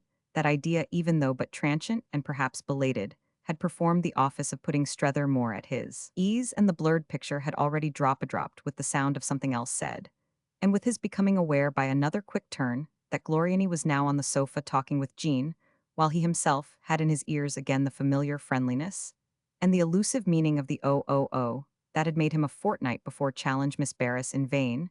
She had always the air, this picturesque and original lady, who struck him so oddly, as both antique and modern, had always the air of taking up some joke that one had already had out with her. The point itself, no doubt, was what was antique, and the use she made of it what was modern. He felt just now that her good-natured irony did bear on something, and it troubled him a little that she wouldn't be more explicit, only assuring him, with the pleasure of observation so visible in her, that she wouldn't tell him more for the world he could take refuge. But in asking her what she had done with Waymarsh, though it must be added that he felt himself a little on the way to a clue, after she had answered that this personage was in the other room engaged in conversation with Madame de Vionnet, he stared a moment at the image of such a conjunction. Then, for Miss Barris's benefit, he wondered, is she too then under the charm? No, not a bit. Miss Barris was prompt. She makes nothing of him. She's bored. She won't help you with him. Oh, Strether laughed. She can't do everything. Of course not, wonderful as she is. Besides, he makes nothing of her. She won't take him from Metho. She wouldn't, no doubt, having other affairs in hand, even if she could. I've never, said Miss Barris, seen her fail with anyone before. And tonight, when she's so magnificent, it would seem to her strange if she minded so. At any rate, I have him all G sways tranquil. Strether understood so far as that went, but he was feeling for his clue. She strikes you tonight as particularly magnificent. Surely almost as I've never seen her, doesn't she? You, why, it's for you. He persisted in his candor. For me. Oh, cried Miss Barris, who persisted in the opposite of that quality. Well, he acutely admitted, she is different. She's gay. She's gay, Miss Barris laughed, and she has beautiful shoulders, though. There's nothing different in that. No, said Strether, one was sure of her shoulders, it isn't her shoulders. His companion, with renewed mirth, and the finest sense between the puffs of her cigarette of the drollery of things, appeared to find their conversation highly delightful. Yes, it isn't her shoulders. What then is it? Strether earnestly inquired. Why, it's simply, it's her mood, it's her charm.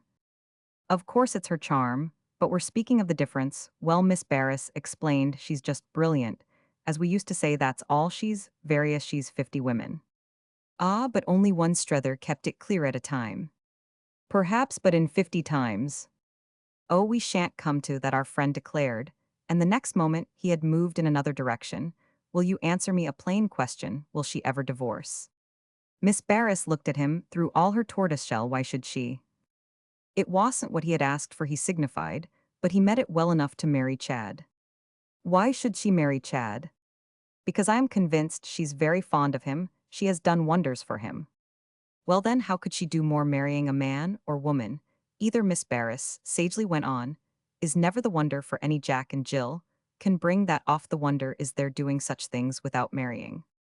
Strether considered a moment. This proposition, you mean it's so beautiful for our friends simply to go on so. But whatever he said made her laugh beautiful. He nevertheless insisted, and that because it's disinterested. She was now, however, suddenly tired of the question. Yes, thank all it, that besides shall never divorce. Don't, moreover, she added, believe everything you hear about her husband. He's not then? Strether asked, a wretch. Oh yes, but charming. Do you know him? I've met him, he's bien amiable. To every one but his wife. Oh, for all I know, to her tudo, any to every woman. I hope you, at any rate, she pursued with a quick change, appreciate the care I take of Mr. Waymarsh. Oh, immensely, but Strether was not yet in line. At all events, he roundly brought out the attachment's an innocent one. Mine and his. Ah, she laughed, don't rob it of all interest. I mean our friends here too, the lady we've been speaking of. That was what he had settled to as an indirect, but none the less closely involved consequence of his impression of Jean. That was where he meant to stay. It's innocent, he repeated. I see the whole thing.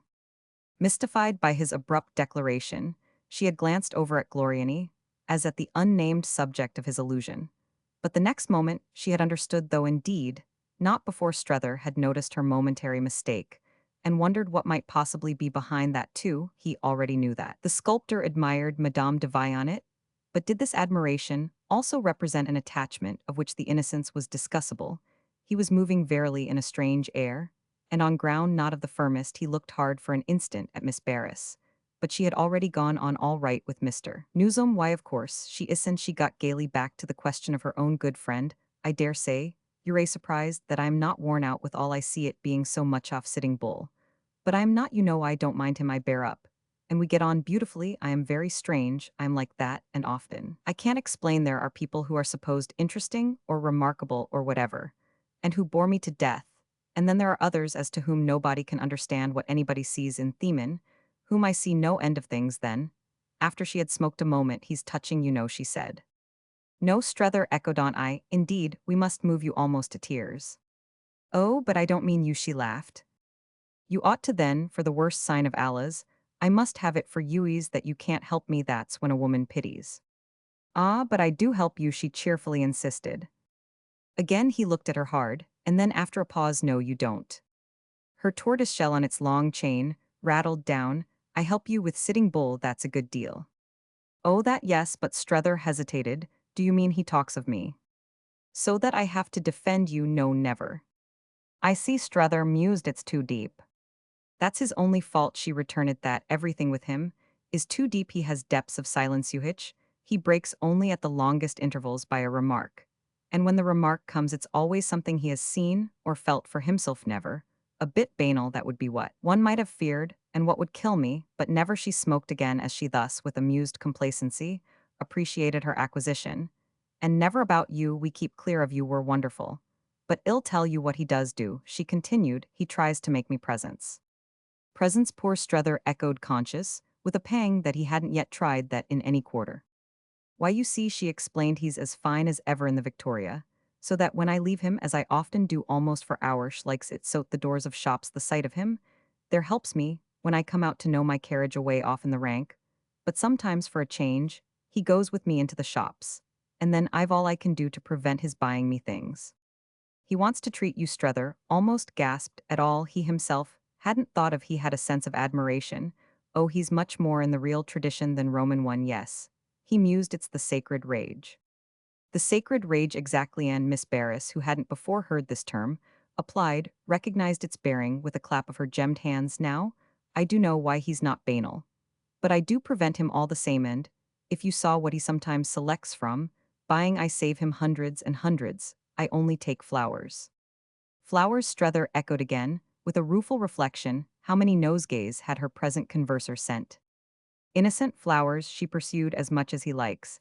And he sends me splendors, he knows all the best places, has found them for himself, he's wonderful. He has told them to me, her friend smiled, he has a life of his own. But Strether had swung back to the consciousness that for himself, after all, it never would have done. Waymarsh hadn't Mrs. Waymarsh in the least to consider, whereas Lambert Strether had constantly, in the inmost honor of his thoughts, to consider Mrs. Newsome. He liked, moreover, to feel how much his friend was in the real tradition, yet he had his conclusion. What a rage it is, he had worked it out, it's an opposition. She followed, but at a distance, that's what I feel, yet to what? Well, he thinks, you know, that I've a life of my own, and I haven't. You haven't, she showed doubt, and her laugh confirmed it. Oh, oh, oh. Nah, not for myself, I seem to have a life only for other people. Ah, for them and with them, just now for instance with.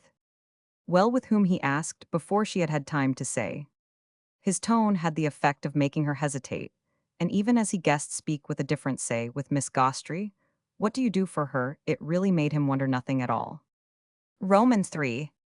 Madame de Vianet, having meanwhile come in, was at present close to them, and Miss Barris hereupon, instead of risking a rejoinder, became again, with a look that measured her from top to toe, all mere long-handled appreciative tortoiseshell. She had struck our friend from the first of her, appearing as dressed for a great occasion, and she met still more than on either of the others. The conception reawakened in him at their garden party, the idea of the femme du monde in her habit. As she lived, her bare shoulders and arms were white, and beautiful the materials of her dress, a mixture, as he supposed, of silk and crepe, were of a silvery gray so artfully composed as to give an impression of warm splendor. And round her neck, she wore a collar of large old emeralds, the green note of which was more dimly repeated at other points of her apparel, in embroidery, in enamel, in satin. Substances and textures, vaguely rich, her head extremely fair and exquisitely festal, was like a happy fancy, a notion of the antique on an old precious metal, some silver coin of the Renaissance, while her slim lightness and brightness, her gaiety, her expression, her decision, contributed to an effect that might have been felt by a poet as half mythological and half conventional. He could have compared her to a goddess still partly engaged in a morning cloud, or to a sea nymph waste in the summer surge. Above all, she suggested to him the reflection that the femme du monde in these finest developments of the type was like Cleopatra in the play, indeed various and multifold. She had aspects, characters, days, nightser, had them, at least showed them by a mysterious law of her own, when in addition to everything she happened also to be a woman of genius. She was an obscure person, a muffled person one day, and a showy person, an uncovered person the next. He thought of Madame de Vianet tonight as showy and uncovered, though he felt the formula rough, because thanks to one of the shortcuts of genius, she had taken all his categories by surprise. Twice during dinner, he had met Chad's eyes in a longish look. But these communications had in truth only stirred up again old ambiguitisso. Little was it clear from them whether they were an appeal or an admonition. You see how I am fixed, was what they appeared to convey, yet how he was fixed was exactly what Strether didn't see, however perhaps he should see now. Are you capable of the very great kindness of going to relieve Newsome for a few minutes of the rather crushing responsibility of Madame Gloriani, while I say a word, if hell allow me, to Mr. Strether, of whom I've a question to ask. Our host ought to talk a bit to those other ladies, and I'll come back in a minute to your rescue. She made this proposal to Miss Barris as if her consciousness of a special duty had just flickered up, but that lady's recognition of Strether's little start at Ida's at a betrayal on the speaker's part of a domesticated state was as mute as his own comment. And after an instant, when their fellow guest had good-naturedly left them, he had been given something else to think of. Why has Maria so suddenly gone, do you know? That was the question Madame de Vianet had brought with her. I am afraid I've no reason to give you, but the simple reason I've had from her, in a note of sudden obligation to join in the South, a sick friend who has got worse. Ah, then she has been writing you. Not since she went. I had only a brief explanatory word before she started. I went to see her. Strether explained it was the day after I called on Yaubut. She was already on her way, and her concierge told me that in case of my coming I was to be informed. She had written to me. I found her note when I got home. Madame de Vionnet listened with interest, and with her eyes on Strether's face. Then her delicately decorated head had a small melancholy motion. She didn't write to me. I went to see her, she added almost immediately after I had seen you, and as I assured her I would do when I met her at Gloriani's. She had then told me she was to be absent, and I felt at her door as if I understood she's absent with all respect to her sick friend, though I know indeed she has plentisso that I may not see her, she doesn't want to meet me again. Well, she continued with a beautiful conscious mildness. I liked and admired her beyond every one in the old time, and she knew it. Perhaps that's precisely what has made her go, and I dare say I haven't lost her forever. Strether still said nothing. He had a horror, as he now thought of himself, of being in question between women. Was, in fact, already quite enough on his way to that, and there was moreover, as it came to him, perceptibly, something behind these illusions and professions that, should he take it in, would square. But ill with his present resolve to simplify, it was as if for him, all the same, her softness and sadness were sincere. He felt that not less when she soon went on. I am extremely glad of her happiness. But it also left him mute, sharp, and fine, though the imputation it conveyed, what it conveyed was that he was Maria Gostri's happiness.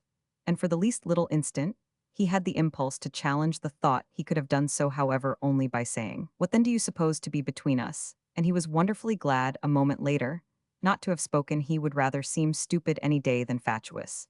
And he drew back as well, with a smothered inward shudder, from the consideration of what women of highly developed type in particular might think of each other, whatever he had come out for. He hadn't come to go into that, so that he absolutely took up nothing his interlocutress had now let drop.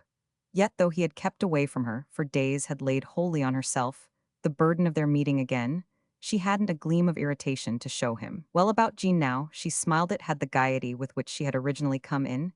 He felt it on the instant to represent her motive and real errand. But he had been schooling her of a truth to say much in proportion to his little due. You make out that she has a sentiment, I mean, for Mr. Newsome. Almost resentful. Strether could at last be prompt. How can I make out such things? She remained perfectly good-natured. Ah, but they're a beautiful little things. And you make out, don't pretend everything in the world, haven't you? She asked. Been talking with her? Yes, but not about Chad, at least not much. Oh, you don't require much, she reassuringly declared. But she immediately changed her ground. I hope you remember your promise of the other day. To save you, as you called it. I call it so still. You will, she insisted. You haven't repented. He wondered. Nah, but I've been thinking what I meant. She kept it up, and not a little what I did. Not that's not necessary. It will be enough if I know what I meant myself. And don't you know, she asked by this time. Again, he had a pause. I think you ought to leave it to me, but how long, he added, do you give me? It seems to me much more a question of how long you give me. Doesn't our friend hear himself, at any rate? She went on perpetually. Make me present to you. Not, Strether replied, by ever speaking of you to me. He never does that. Never. She considered, and if the fact was disconcerting to her, effectually concealed it the next minute. Indeed, she had recovered. No, he wouldn't, but do you need that? Her emphasis was wonderful, and though his eyes had been wandering, he looked at her longer now. I see what you mean. Of course you see what I mean. Her triumph was gentle, and she really had tones to make justice. Weep. I've before me what he owes you. Admit then that that's something, she said, yet still with the same discretion in her pride. He took in this note, but went straight on. You've made of him what I see, but what I don't see is how in the world you've done it. Ah, that's another question. She smiled. The point is, of what use is your declining to know me, when to know Mr. Newsome is? You do me the honor to find him. He's just to know me. I see, he mused, still with his eyes on her. I shouldn't have met you tonight. She raised and dropped her linked hands. It doesn't matter if I trust you. Why can't you a little trust me too? And why can't you also, she asked in another tone, trust yourself? But she gave him no time to reply. Oh, I shall be so easy for you, and I'm glad. At any rate, you've seen my child. I am glad too, he said, but she does you no good. No good. Madame de Vionnet had a clear stare. Why, she's an angel of light. That's precisely the reason leave her alone, don't try to find out I mean. He explained about what you spoke to me off the way she feels. His companion wondered because one really want. Well, because I ask you as a favor to myself, not to she's the most charming creature I've ever seen therefore, don't touch her, don't want to know, and moreover as you want. It was an appeal of a sudden, and she took it in as a favor to you. Well, since you ask me, anything everything you ask, she smiled I shan't, no never thank, you she added with peculiar gentleness, as she turned away. The sound of it lingered with him, making him fairly feel as if he had been tripped up, and had a fall in the very act of arranging with her for his independence. He had under pressure from a particular perception, inconsistently, quite stupidly committed himself. And with her subtlety sensitive on the spot, to an advantage, she had driven in by a single word a little golden nail the sharp intention of which he signally felt he hadn't detached, he had more closely connected himself. And his eyes, as he considered with some intensity, this circumstance met another pair which had just come within their range, and which struck him as reflecting his sense of what he had done. He recognized them at the same moment as those of little Bilham, who had apparently drawn near on purpose to speak to him. And little Bilham wasn't in the conditions, the person to whom his heart would be most closed. They were seated together, a minute later at the angle of the room, obliquely opposite the corner, in which Gloriani was still engaged with Jean de Vianet to whom at first, and in silence their attention had been benevolently given. I can't see for my life, Strether had then observed how a young fellow of any spirit such a one as you for instance can be admitted to the sight of that young lady, without being hard hit. Why don't you go in, little Bilham? He remembered the tone into which he had been betrayed on the garden bench at the sculptor's reception, and this might make up for that by being much more the right sort of thing to say to a young man worthy of any advice at all. There would be some reason. Some reason for what? Why, for hanging on here. To offer my hand and fortune to Mademoiselle de Vianet. Well, Strether asked, to what lovelier apparition could you offer them? She's the sweetest little thing I've ever seen. She's certainly immense, I mean. She's the real thing. I believe the pale pink petals are folded up there for some wondrous efflorescence, in time to open, that is to some great golden sun. I am, unfortunately, but a small farthing candle. What chance in such a field for a poor little painterman? Oh, you're good enough, Strether threw out. Certainly, I am good enough. We're good enough. I consider noose otters for anything. But she's too good, there's the difference. They wouldn't look at me. Strether, lounging on his divan and still charmed by the young girl whose eyes had consciously strayed to him, he fancied with a vague smile Strether, enjoying the whole occasion, as with dormant pulses at last awake, and in spite of new material thrust upon him, thought over his companion's words. Whom do you mean by they? She and her mother. She and her mother, and she has a father too, who, whatever else he may be, certainly can't be indifferent to the possibilities she represents. Besides, there's Chad. Strether was silent, a little but he doesn't care for her. Not, I mean, it appears after all in the sense I am speaking of, he's not in love with her. Nah, but he's her best friend after her mother, he's very fond of her, he has his ideas about what can be done for her. Well, it's very strange, Strether presently remarked with a sighing sense of fullness. Very strange indeed. That's just the beauty of it, isn't it? Very much the kind of beauty you had in mind, little Bilham went on, when you were so wonderful and so inspiring to me the other day. Didn't you adjure me in accents? I shall never forget to see while I've a chance everything I can, and really to see, for it must have been that only you meant well. You did me no end of good, and I am doing my best. I do make it out a situation. So do I, Strether went on after a moment, but he had the next minute an inconsequent question. How comes Chad so mixed up anyway? Little Bilham fell back on his cushions. It reminded our friend of Miss Barris, and he felt again the brush of his sense of moving in a maze of mystic closed illusions.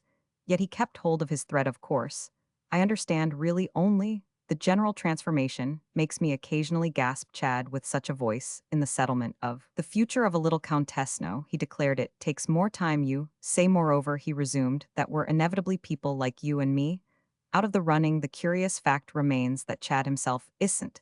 The situation doesn't make for it. But in a different one, he could have her if he would. Yes, but that's only because he's rich. And because there's a possibility of his being richer, they won't think of anything but a great name or a great fortune. Well, said Strether, he'll have no great fortune on these lines, he must stir his stumps. Is that, little Bilham inquired, what you were saying to Madame de Vianet? No, I don't say much to her, of course. However, Strether continued, he can make sacrifices if he likes. Little Billem had a pause. Oh, he's not keen for sacrifices, or thinks that is possibly that he has made enough. Well, it is virtuous, his companion observed with some decision. That's exactly, the young man dropped after a moment, what I mean. It kept Strether himself silent, a little. I've made it out for myself. He then went on. I've really within the last half hour got hold of it. I understand it, in short at last, which at first when you originally spoke to me I didn't nor, when Chad originally spoke to me either. Oh, said little Billem, I don't think that at that time you believed me. Yes, I did, and I believed Chad too. It would have been odious and unmannerly as well as quite perversive. I hadn't. What interest have you in deceiving me? The young man cast about. What interest have I? Yes, Chad might have, but you. Little Billem exclaimed. It might, on repetition as a mystification, have irritated our friend a little. But he knew once more, as we have seen, where he was, and his being proof against everything was only another attestation that he meant to stay there. I couldn't without my own impression realize she's a tremendously clever, brilliant, capable woman, and with an extraordinary charm on top of it. All charm we surely all of us this evening know what to think of it. Isn't every clever, brilliant, capable woman that has it? In fact, it's rare with any woman. So there you are, Strether proceeded, as if not for little Billem's benefit alone. I understand what a relation with such a woman, what such a high, fine friendship may be. It can't be vulgar or coarse anyway, and that's the point. Yes, that's the point, said little Billem. It can't be vulgar or coarse, and bless us. And save us, it isn't. It's upon my word, the very finest thing I ever saw in my life, and the most distinguished. Strether from beside him, and leaning back with him as he leaned, dropped on him a momentary look which filled a short interval, and of which he took no notice. He only gazed before him with intent participation. Of course, what it has done for him, Strether at all events, presently pursued, of course, what it has done for him, that is as to how it has so wonderfully worked. It isn't a thing I pretend to understand. I've to take it as I find it. There he is. There he is, little Billem echoed. And it's really and truly, I don't understand either, even with my longer and closer opportunity. But I'm like you, he added, I can admire and rejoice, even when I am a little in the dark. You see, I've watched it for some 3 years. And especially for this last, he wasn't so bad before it, as I seem to have made out that you think. Oh, I don't think anything now, Strether impatiently broke in. That is but what I do think. I mean that originally for her to have cared for him, there must have been stuff in him. Oh yes, there was stuff indeed, and much more of it than ever showed, I dare say, at home. Still, you know, the young man in all fairness developed. There was room for her, and that's where she came in. She saw her chance, and took it. That's what strikes me as having been so fine, but of course he wound up, he liked her first. Naturally, said Strether. I mean that they first met somehow and somewhere, I believe, in some American house, and she, without in the least then intending it, made her impression. Then, with time and opportunity, he made his. And after that, she was as bad as he. Strether vaguely took it up as bad. She began, that is to care, do care very much alone, and in her horrid position, she found it, when once she had started an interest, it is an interest, and it did, it continues to do a lot for herself as well, so she still cares. She cares, in fact, said little Billem thoughtfully more. Strether's theory that it was none of his business was somehow not damaged by the way he took this. More, you mean, than he, on which his companion looked round at him. And now for an instant their eyes met. More than he repeated. Little Billem, for as long hung fire, will you never tell anyone? Strether thought, whom should I tell? Why, I supposed you reported regularly to people at home. Strether took him up. Well, I won't tell them this. The young man at last looked away. Then she does now care more than he. Oh, Strether oddly exclaimed. But his companion immediately met it. Haven't you after all had your impression of it? That's how you've got hold of him. But I haven't got hold of him. Oh, I say, but it was all little Billem said. It's at any rate none of my business. I mean, Strether explained nothing else than getting hold of him.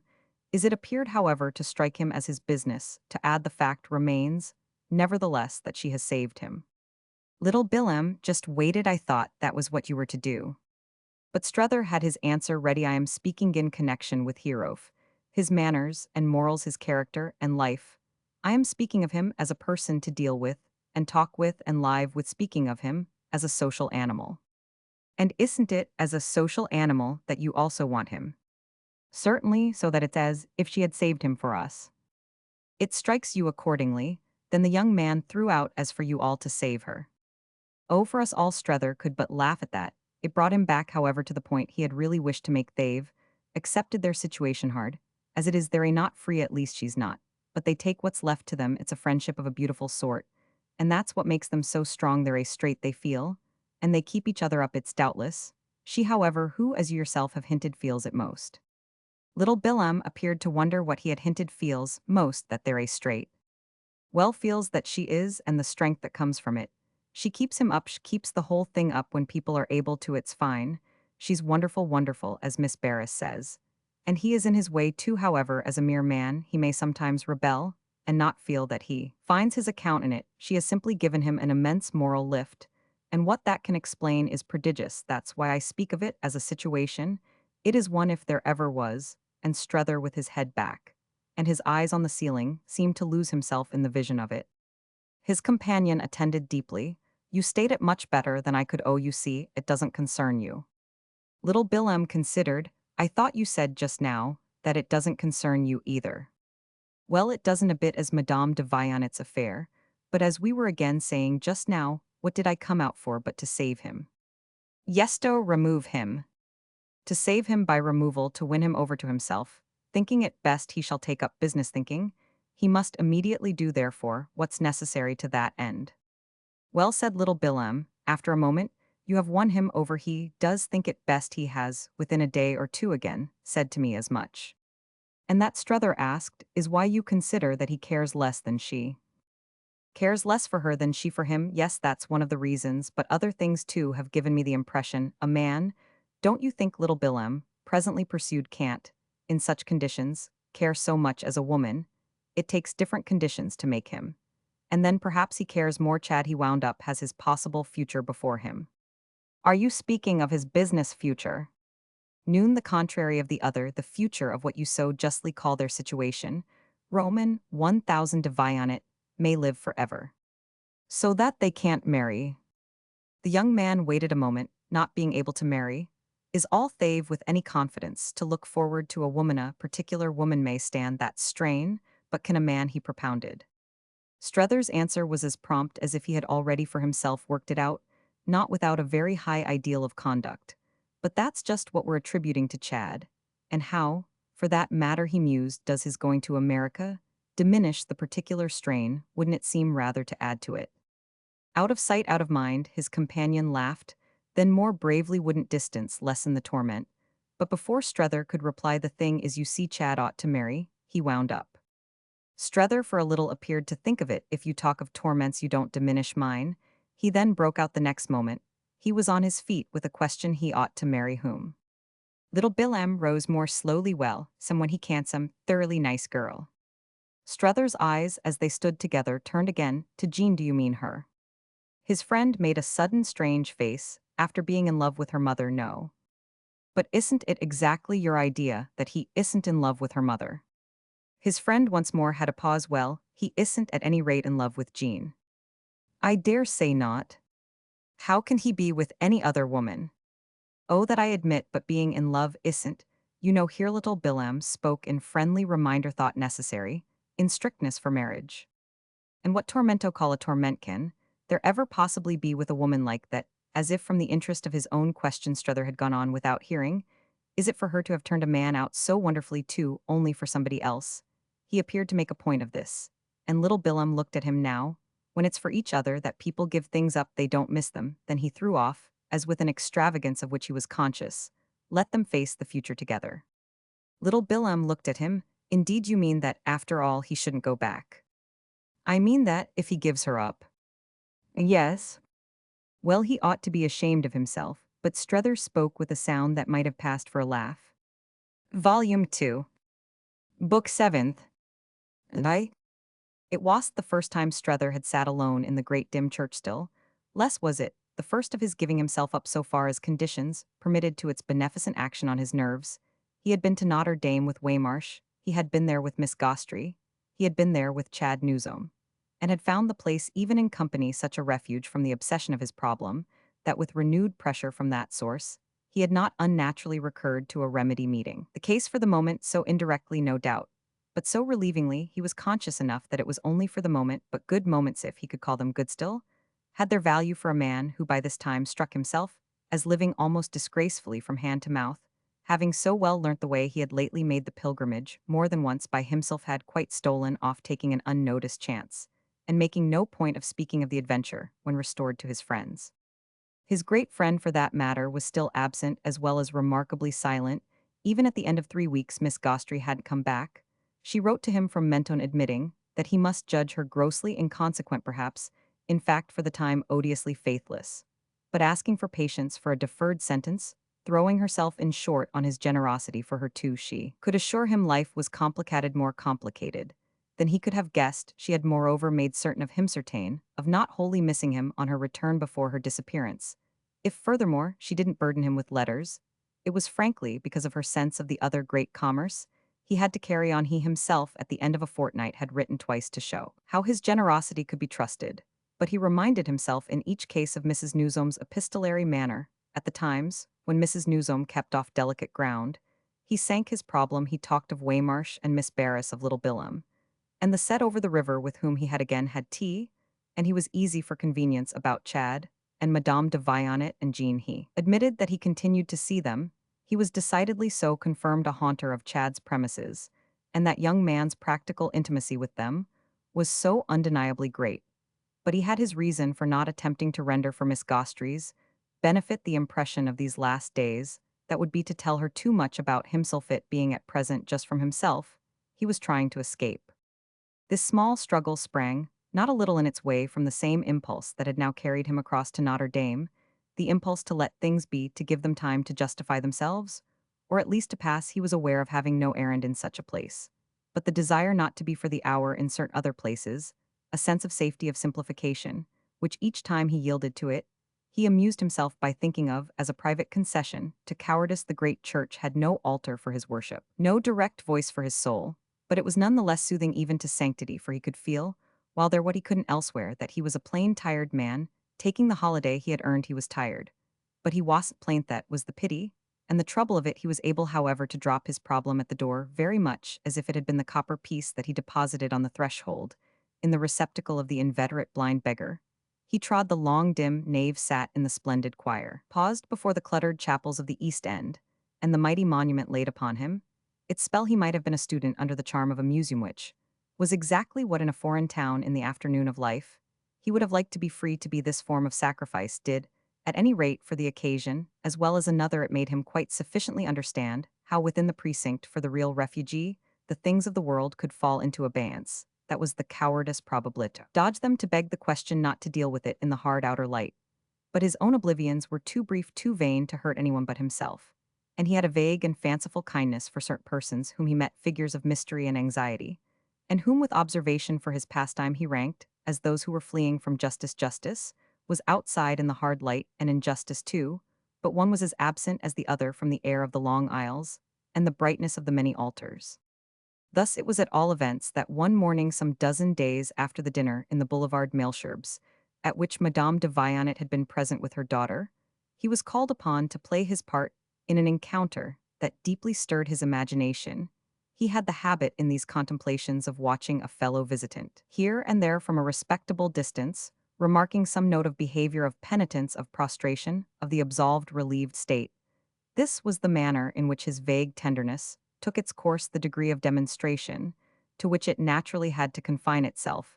It hadn't indeed so felt its responsibility as when on this occasion he suddenly measured the suggestive effect of a lady whose supreme stillness in the shade of one of the chapels he had 2 or 3 times noticed, as he made, and made once more his slow circuit. She wasn't prostrate, not in any degree bowed, but she was strangely fixed, and her prolonged immobility showed her, while he passed and paused, as wholly given up to the need, whatever it was that had brought her there. She only sat and gazed before her, as he himself often sat, but she had placed herself as he never did within the focus of the shrine, and she had lost herself, he could easily see, as he would only have liked to do. She was not a wandering alien, keeping back more than she gave, but one of the familiar, the intimate, the fortunate, for whom these dealings had a method and a meaning. She reminded our friend, since it was the way of 9/10 of his current impressions to act as recalls of things Imagine Adolf, some fine, firm, concentrated heroine of an old story, something he had heard read, something that had he had a hand for drama, he might himself have written, renewing her courage, renewing her clearness in splendidly protected meditation. Her back as she sat was turned to him, but his impression absolutely required that she should be young and interesting, and she carried her head moreover even in the sacred shade with a discernible faith in herself, a kind of implied conviction of consistency, security, impunity. But what had such a woman come for if she hadn't come to praise Strether's reading of such matters? Was, it must be owned, confused, but he wondered if her attitude were some congruous fruit of absolution of indulgence. He knew but dimly what indulgence in such a place might mean, yet he had as with a soft sweep a vision of how it might indeed add to the zest of active rites. All this was a good deal to have been denoted by a mere lurking figure, who was nothing to him. But the last thing before leaving the church, he had the surprise of a still deeper quickening. He had dropped upon a seat halfway down the nave and again, in the museum mood, was trying with head thrown back, and eyes aloft to reconstitute a past, to reduce it, in fact, to the convenient terms of Victor Hugo, whom a few days before giving the rein for once in a way to the joy of life, he had purchased in 70 bound volumes, a miracle of cheapness, parted with, he was assured by the shopman, at the price of the redangled. Alone he looked, doubtless, while he played his eternal nippers over Gothic glooms, sufficiently wrapped in reverence. But what his thought had finally bumped against was the question of where among packed accumulations so multiform, a wedge would be able to enter were 70 volumes in redangled, to be perhaps what he should most substantially have to show at Woolwich. As the fruit of his mission, it was a possibility that held him a minuty held him till he happened to feel that someone unnoticed had approached him, and paused. Turning, he saw that a lady stood there, as for a greeting, and he sprang up as he next took her securely for Madame de Vionnet, who appeared to have recognized him. As she passed near him on her way to the door, she checked quickly and gaily. A certain confusion in him came to meet it, turned it back by an art of her own, the confusion having threatened him as he knew her for the person he had lately been observing. She was the lurking figure of the dim chapel. She had occupied him more than she guessed. But it came to him in time, luckily, that he needn't tell her, and that no harm after all had been done. She herself, for that matter, straightway showing, she felt their encounter as the happiest of accidents, had for him, you come here too, that despoiled surprise of every awkwardness.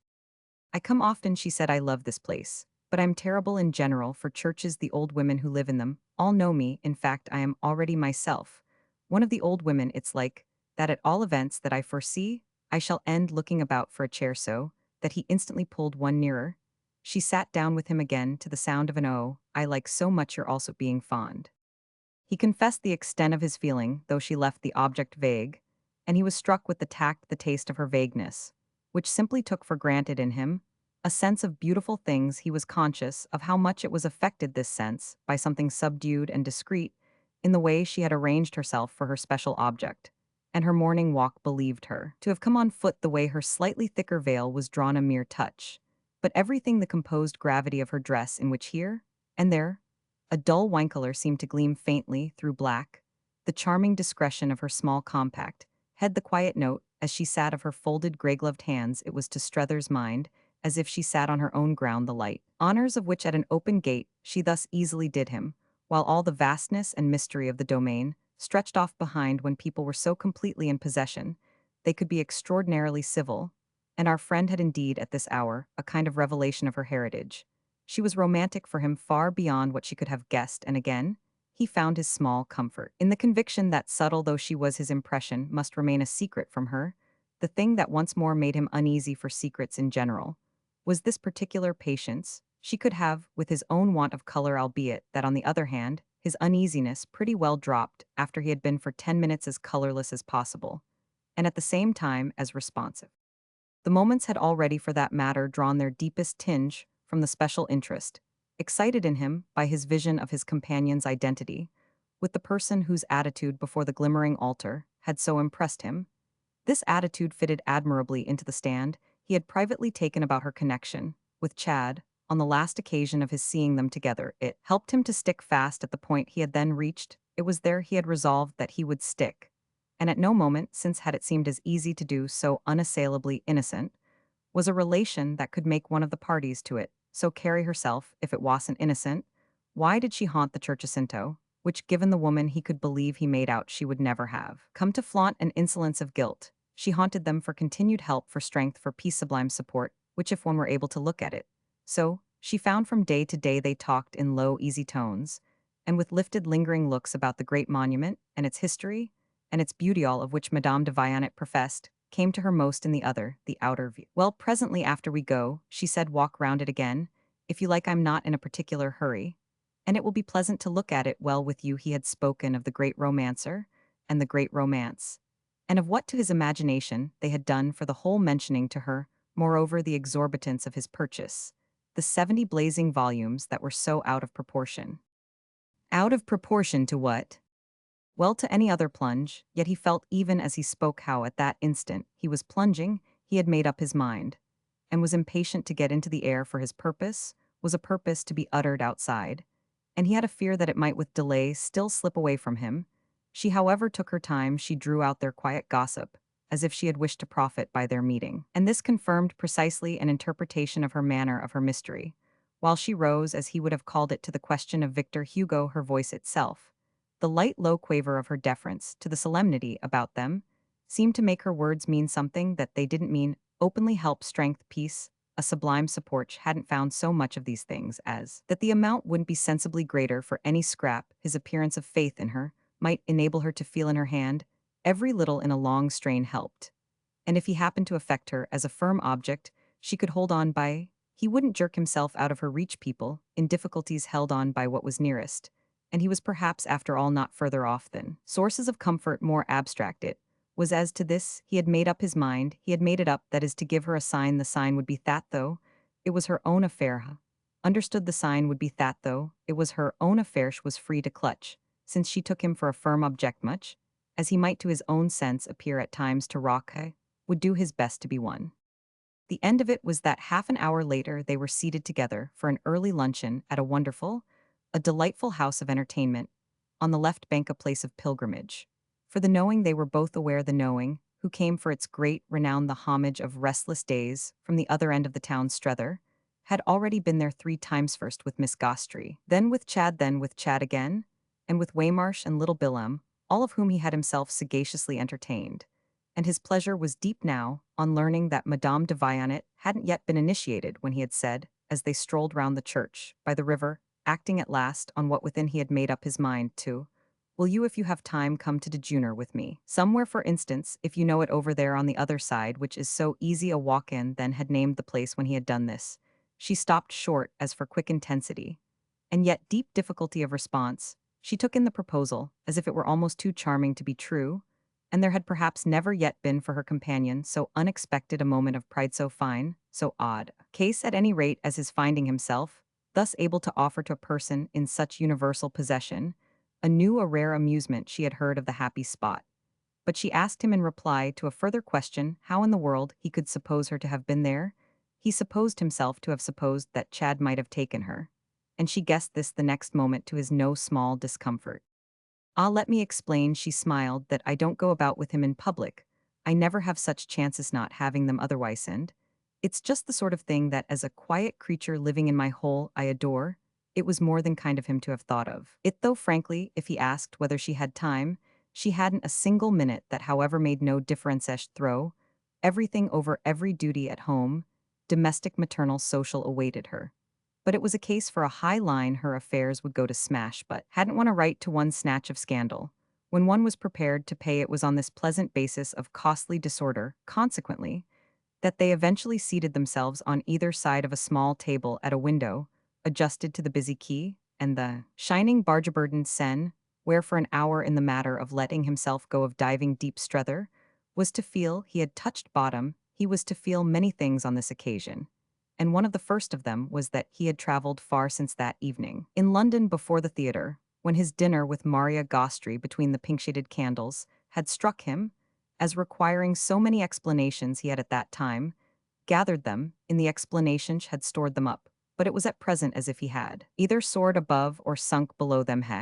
Couldn't tell which. He could somehow think of none that didn't seem to leave the appearance of collapse and cynicism easier for him than lucidity. How could he wish it to be lucid for others, for anyone that he for the hour saw reasons enough in the mere way? The bright, clean, ordered waterside life came in at the open windowed mirror, way Madame de Vianet opposite him over their intensely white table linen, their omelette aux tomates, their bottle of straw-colored chablis, thanked him for everything almost with the smile of a child, while her gray eyes moved in and out of their talk back to the quarter of the warm spring air, in which early summer had already begun to throb, and then back again to his face, and their human questions. Their human questions became many before they had done many, more as one after the other came up. Then our friend's free fancy? Had it all foreseen the sense he had had before the sense? He had had repeatedly the sense that the situation was running away with him, had never been so sharp as now, and all the more that he could perfectly put his finger on the moment.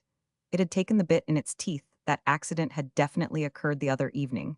After Chad's dinner it had occurred, as he fully knew it. The moment when he interposed between this lady and her child, when he suffered himself so to discuss with her a matter closely concerning them that her own subtlety marked by its significant thank, you instantly sealed the occasion in her favor again. He had held off for 10 days, but the situation had continued out of hand. In spite of that, the fact that it was running so fast being indeed just why he had held off what had come over him, as he recognized her in the nave of the church, was that holding off could be but a losing game from the instant she was worked for not only by her subtlety, but by the hand of fate itself. If all the accidents were to fight on her side and, by the actual showing they loomed large, could only give himself up. This was what he had done in privately deciding then, and there to propose she should breakfast with him. What did the success of his proposal in fact resemble? But the smash in which a regular runaway properly ends the smash was their walk, their dejeuner, their omelette. The Chablis, the place, the view, their present talk, and his present pleasure in Ito, say nothing wonder of wonders of her own to this tune, and nothing less accordingly. Was his surrender made good? It sufficiently lighted up at least the folly of holding off. Ancient proverbs sounded for his memory in the tone of their words, and the clink of their glasses in the hum of the town, and the plash of the river. It was clearly better to suffer as a sheep than as a lamb. One might as well perish by the sword as by famine. Maria's still await that was the first thing she had asked him, and when he had found the frankness to be cheerful about it, in spite of the meaning, he knew her to attach to Miss Gostrey's absence. She had gone on to inquire if he didn't tremendously miss her there. Were reasons that made him by no means sure, yet he nevertheless answered tremendously, which she took in, as if it were all she had wished to prove. Then a man in trouble must be possessed somehow of a woman, she said. If she doesn't come in one way, she comes in another. Why do you call me a man in trouble? Ah, because that's the way you strike me. She spoke ever so gently, and as if with all fear of wounding him, while she sat partaking of his bounty. Aren't you in trouble? He felt himself color at the question, and then hated that they did to pass for anything so idiotic as woundable by Chad's lady, in respect to whom he had come out with such a fund of indifference. He already at that point. Perversely, none the less his pause gave a strange air of truth to her supposition. And what was he in fact but disconcerted at having struck her, just in the way he had most dreamed of not doing? I am not in trouble. Yet he at last smiled. I am not in trouble now. Well, I am always so, but that you sufficiently know. She was a woman who between courses could be graceful with her elbows on the table. It was a posture unknown to Mrs. Newsome. But it was easy for a femme du monde. Yes, I am now. There was a question you put to me. He presently returned the night of Chad's dinner. I didn't answer it then, and it has been very handsome of you not to have sought an occasion for pressing me about it since. She was instantly all there. Of course, I know what you allude to. I asked you what you had meant by saying the day you came to see me, just before you left me, that you'd save me. And you then said at our friends that you'd have really to wait to see for yourself what you did mean. Yes, I asked for time, said Strether, and it sounds now as you put it like a very ridiculous speech. Oh, she murmured, was full of attenuation, but she had another thought. If it does sound ridiculous, why do you deny that you're in trouble? Ah, if I were, he replied, it wouldn't be the trouble of fearing ridicule. I don't fear it. What then do you? Nothing, no, and he leaned back in his chair. I like your now, she laughed across at him. Well, it's precisely that it fully comes to me at present that I've kept you long enough. I know by this time, at any rate, what I meant by my speech, and I really knew it the night of Chad's dinner. Then why didn't you tell me? Because it was difficult at the moment. I had already at that moment done something for you, in the sense of what I had said the day I went to see you, but I wasn't then sure of the importance I might represent this as having. She was all eagerness, and you're sure now. Yes, I see that practically I've done for you, had done for you, when you put me your question all, that it's as yet possible to me to do. I feel now, he went on, that it may go further than I thought what I did, after my visit to you, he explained, was to write straight off to Mrs. Newsom about you, and I am, at last, from one day to the other, expecting her answer. It's this answer that will represent, as I believe, the consequences. Patient and beautiful was her interest. I see the consequences of your speaking for me, and she waited as if not to hustle him. He acknowledged it by immediately going on. The question, you understand, was how I should save you. Well, I'm trying it, by thus letting her know that I consider you worth saving. I see, her eagerness broke through. How can I thank you enough? He couldn't tell her that, however, and she quickly pursued, you do really for yourself, consider it. His only answer at first was to help her to the dish that had been freshly put before them. I've written to her again. Since then I've left her in no doubt of what I think. I've told her all about you. Thanks, not so much all about me, she went on. Eyes. All it seems to me you've done for him. Ah, and you might have added all it seems to me. She laughed again, while she took up her knife and fork, as in the cheer of these assurances. But you're not sure how shall take it. No, I'll not pretend I am sure. Voila, and she waited a moment. I wish you'd tell me about her. Oh, said Strether with a slightly strained smile, all that need concern you about her is that she's really a grand person. Madame de Vionnet seemed to demur, is that all that need concern me about her? But Strether neglected the question. Hasn't Chad talked to you? Of his mother, yes, a great deal, immensely, but not from your point of view. He can't, our friend returned, have said any ill of her. Not the least bit. He has given me, like you, the assurance that she's really grand, but her being really grand is somehow just what hasn't seemed to simplify our case. Nothing, she continued, is further from me than to wish to say a word against her. But of course I feel how little she can like being told of her owing me anything. No woman ever enjoys such an obligation to another woman. This was a proposition Strether couldn't contradict, and yet what other way could I have expressed to her what I felt? It's what there was most to say about you. Do you mean then that she will be good to me? It's what I am waiting to see, but I've little doubt she would, he added, if she could comfortably see you. It seemed to strike her as a happy, a beneficent thought. Oh, then couldn't that be managed? Wouldn't she come out? Wouldn't she, if you so put it to her? Did you by any possibility? She faintly quavered. Oh no, was prompt, not that it would be much more, to give an account of you, that since there's no question of your paying, the visit I should go home first. It instantly made her graver. And are you thinking of that? Oh, all the while, naturally. Stay with us, she exclaimed. On this, that's your only way to make sure. To make sure of what? Why, that he doesn't break up. You didn't come out to do that to him. Doesn't it depend, Strether returned after a moment, on what you mean by breaking up? Oh, you know well enough what I mean. His silence seemed again, for a little, to denote an understanding. You take for granted remarkable things. Yes, I dodo the extent that I don't take for granted vulgar ones. You're a perfectly capable of seeing that what you came out for wasn't really at all to do what you now have to do. Ah, it's perfectly simple, Strether good-humoredly pleaded. I've had but one thing to dodo, put our case before him, to put it, as it could only be put here on the spot. Be personal pressure, my dear lady. He lucidly pursued. My work, you see, is really done, and my reasons for staying on even another day are none of the best. Chad's in possession of our case, and professes to do it full justice. What remains is with himself. I've had my rest, my amusement and refreshment. I've had, as we say at Woolwich, a lovely time. Nothing in it has been more lovely than this happy meeting with you in these fantastic conditions, to which you've so delightfully consented. I've a sense of success. It's what I wanted. My getting all this good is what Chad has waited for, and I gather that if I am ready to go, he's the same. She shook her head with a finer, deeper wisdom. You're not ready. If you're ready, why did you write to Mrs. Newsom, in the sense you've mentioned to me? Strether considered. I shan't go before I hear from her. You're too much afraid of her, he added. It produced between them a long look from which neither shrank. I don't think you believe that. Believe. I've not really reason to fear her. She's capable of great generosity, Strether presently stated. Well then, let her trust me a little. That's all I ask. Let her recognize, in spite of everything, what I've done.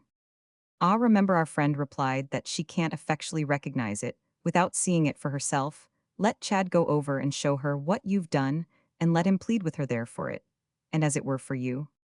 She measured the depth of the suggestion. Do you give me your word of honor that if she once has him there, she won't do her best to marry him? It made her companion, this inquiry, look again. A while out at the view, after which he spoke without sharpness, when she sees for herself what he is. But she had already broken in it when she sees for herself what he is, that shall want to marry him most. Strether's attitude, that of due deference to what she said, permitted him to attend for a minute to his luncheon. I doubt, if that will come off, it won't be easy to make it. It will be easy if he remains there, and hell remain for the money appears to be as a probability, so hideously much. Well, Strether presently concluded, nothing could really hurt you but his marrying. She gave a strange light laugh, putting aside what may really hurt him. But her friend looked at her, as if he had thought of that too. The question will come up, of course, of the future, that you yourself offer him. She was leaning back now, but she fully faced him. Well, let it come up. The point is that it's for Chad to make of it what he can. His being proof against marriage will show what he does make. If he is proof, yes, she accepted the proposition, but for myself, she added, the question is what you make. Ah, I make nothing, it's not my affair. I beg your pardon, it's just there that since you've taken it up and are committed to it, it most intensely becomes yours. You're not saving me, I take it, for your interest in myself, but for your interest in our friend, the one's at any rate wholly dependent on the other. You can't, in honor, not see me through, she wound up, because you can't in honor not see him. Strange and beautiful to him was her quiet, soft acuteness. The thing that most moved him was really that she was so deeply serious. She had none of the portentous forms of it, but he had never come in contact. It struck him with a force brought to so fine a head. Mrs. Newsome goodness knew was serious, but it was nothing to this. He took it all in, he saw it all together. No, he mused, I can't in honor not see him. Her face affected him as with an exquisite light. You will then. I will. At this she pushed back her chair, and was the next moment on her feet. Thank you, she said, with her hand held out to him across the table, and with no less a meaning in the words than her lips had so particularly given them. After Chad's dinner, the golden nail she had then driven in pierced a good inch deeper. Yet he reflected that he himself had only meanwhile done what he had made up his mind to on the same occasion. So far as the essence of the matter went, he had simply stood fast on the spot on which he had then planted his feet. Roman 2. He received 3 days after this a communication from America, in the form of a scrap of blue paper folded and gummed, not reaching him through his bankers, but delivered at his hotel by a small boy in uniform, who under instructions from the concierge approached him. As he slowly paced the little court, it was the evening hour, but daylight was long now, and Paris, more than ever penetrating the scent of flowers, was in the streets. He had the whiff of violets perpetually in his nose, and he had attached himself to sounds and suggestions, vibrations of the air, human and dramatic, he imagined, as they were not in other places, that came out for him, more and more as the mild afternoons deepen at a farof, hum a sharp near click on the asphalt, a voice calling, replying somewhere, and as full of tone as an actor's in a play. He was to dine at home as usual with Waymarsh, had settled to that for thrift and simplicity, and he now hung about before his friend came down. He read his telegram in the court, standing still a long time where he had opened it, and giving 5 minutes afterwards to the renewed study of it. At last, quickly, he crumpled it up as if to get it out of the way, in spite of which, however, he kept it there, still kept it, when at the end of another turn he had dropped into a chair placed near a small table here, with his scrap of paper compressed in his fist and further concealed by his folding his arms tight. He sat for some time in thought, gazed before him, so straight that Waymarsh appeared, and approached him without catching his eye. The latter, in fact, struck with his appearance, looked at him hard for a single instant, and then, as if determined to that course by some special vividness in it, dropped back into the salon de lecture, without addressing him. But the pilgrim from Milrose permitted himself still to observe the scene from behind the clear glass plate of that retreat. Strether ended, as he sat by a fresh scrutiny of his compressed missive, which he smoothed out carefully again, as he placed it on his table there. It remained for some minutes, until at last, looking up, he saw Waymarsh watching him from within. It was on this that their eyes met for a moment, during which neither moved, but Strether then got up, folding his telegram more carefully, and putting it into his waistcoat pocket. A few minutes later the friends were seated together at dinner, but Strether had meanwhile said nothing about it, and they eventually parted after coffee in the court, with nothing said on either side. Our friend had moreover the consciousness that even less than usual was on this occasion said between them, so that it was almost as if each had been waiting for something from the other. Waymarsh had always more or less the air of sitting at the door of his tent in silence after so many weeks had come to play its part in their concert. This note, indeed to Strether's sense, had lately taken a fuller tone, and it was his fancy tonight that they had never quite so drawn it out. Yet it befell none the less that he closed the door to confidence when his companion finally asked him if there were anything particular the matter with him. Nothing, he replied, more than usual. On the morrow, however, at an early hour, he found occasion to give an answer more in consonance with the facts. What was the matter had continued to be so all the previous evening, the first hours of which after dinner in his room he had devoted to the copious composition of a letter. He had quitted Waymarsh for this purpose, leaving him to his own resources with less ceremony than their wont, but finally coming down again with his letter unconcluded and going forth into the streets without inquiry for his comrade. He had taken a long vague walk, and 1 o'clock had struck before his return, and his resent to his room, by the aid of the glimmering candlelight left for him on the shelf, outside the porter's lodge, he had possessed himself on closing his door of the numerous loose sheets of his unfinished composition, and then without reading them over had torn them into small pieces. He had thereupon slept as if it had been in some measure, thanks to that sacrifice of sleep of the just, and had prolonged his rest considerably beyond his custom. Thus it was that, when between 9 and 10, the tap of the knob of a walking stick sounded on his door, he had not yet made himself altogether presentable. Chad Newsome's bright, deep voice determined, quickly enough none the less, the admission of the visitor, the little blue paper of the evening. Before plainly, an object the more precious for its escape from premature destruction, now lay on the sill of the open window, smoothed out afresh, and kept from blowing away by the superincumbent weight of his watch. Chad, looking about with careless and competent criticism, as he looked wherever he went, immediately espied it, and permitted himself to fix it for a moment rather hard, after which he turned his eyes to his host. It has come then at last. Strether paused in the act of pinning his necktie. Then you know you've had one too. No, I've had nothing, and I only know what I see. I see that thing, and I guess, well, he added, it comes as pat as in a play, for I've precisely turned up this morning, as I would have done yesterday, but it was impossible to take you. To take me. Strether had turned again to his glass. Back at last, as I promised. I am ready. I've really been ready this month. I've only been waiting for you. Oz was perfectly right. But you're a better now. You're a safe. I see that for myself. You've got all your good. You're a looking this morning as fit as a flea. Strether, at his glass, finished dressing, consulting that witness moreover on this last opinion. Was he looking preternaturally fit? There was something in it perhaps for Chad's wonderful eye, but he had felt himself for hours rather in pieces. Such a judgment, however, was after all but a contribution to his resolve. It testified unwittingly to his wisdom. He was still firmer apparently since it shone in him as a light than he had flattered himself. His firmness indeed was slightly compromised as he faced about to his friend. By the way, this very personage, look it though, the case would of course have been worse hadn't the secret of personal magnificence been at every hour Chad's unfailing possession. There he was in all the pleasant morning freshness of it, strong and sleek, and gay, easy and fragrant and fathomless, with happy health in his color, and pleasant silver in his thick young hair, and the right word for everything on the lips that his clear brownness caused to show as red. He had never struck Strether as personally such a success. It was as if now, for his definite surrender, he had gathered himself vividly together. This, sharply and rather strangely, was the form in which he was to be presented to Woollett. Our friend took him in agony, was always taking him in, and yet finding that parts of him still remained out, though even thus his image showed through a mist of other things. I've had a cable, Strether said, from your mother. I dare say, my dear man, I hope she's well. Strether hesitated. Nauseous? Not well, I am sorry to have to tell you.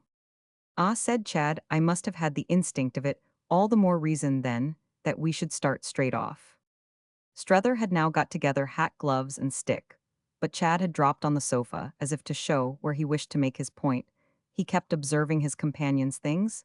He might have been judging how quickly they could be packed. He might even have wished to hint that he'd send his own servant to assist.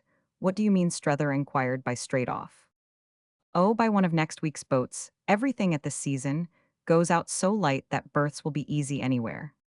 Strether had in his hand his telegram, which he had kept there after attaching his watch, and he now offered it to Chad, who, however, with an odd movement, declined to take it. Thanks, I'd rather not. Your correspondence with mother's your own affair. I am only with you both on it, whatever it is. Strether, at this, while their eyes met, slowly folded the missive and put it in his pocket, after which, before he had spoken again, Chad broke fresh ground. Has Miss Gostry come back? But when Strether presently spoke it wasn't an answer. It's not I gather that your mother's physically ill her health on the whole. This spring seems to have been better than usual. But she's worried she's anxious. And it appears to have risen within the last few days to a climax we've tired out between us her patience. Oh, it isn't you, Chad generously protested. I beg your pardon, it is me. Strether was mild and melancholy. But firm he saw it far away, and over his companion's head it's very particularly me.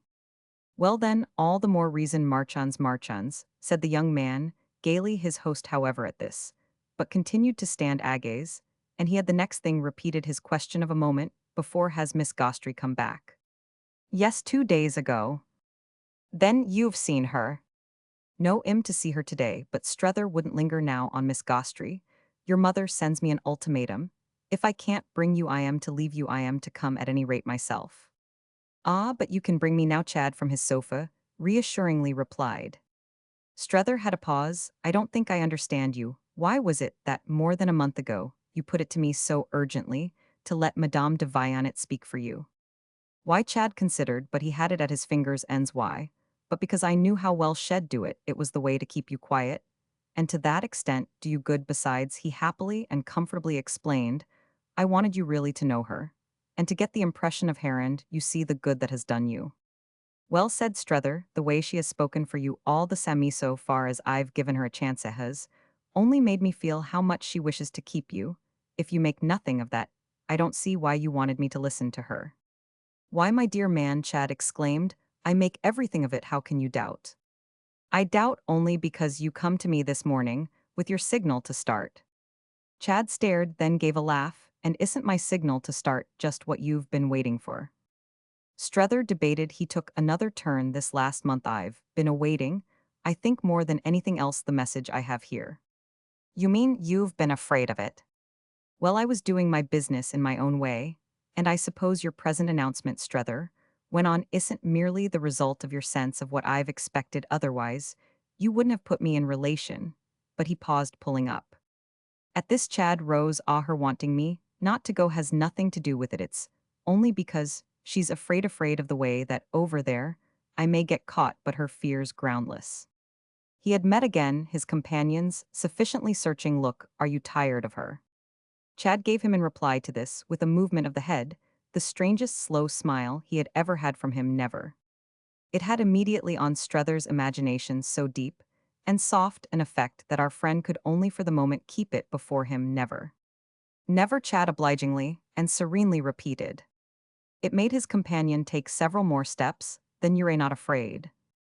Afraid to go. Strether pulled up again, afraid to stay. The young man looked brightly amazed. You want me now to stay? If I don't immediately sail, the pockocks will immediately come out. That's what I mean, said Strether, by your mother's ultimatum. Chad showed a still livelier, but not an alarmed interest. She has turned on Sarah and Jim. Strether joined him for an instant in the vision. Oh, and you may be sure, Mamie, that's whom she's turning on. This also Chad saw, laughed out. Mamaido corrupt me. Ah, said Strether, she's very charming. So you've already more than once told me. I should like to see her.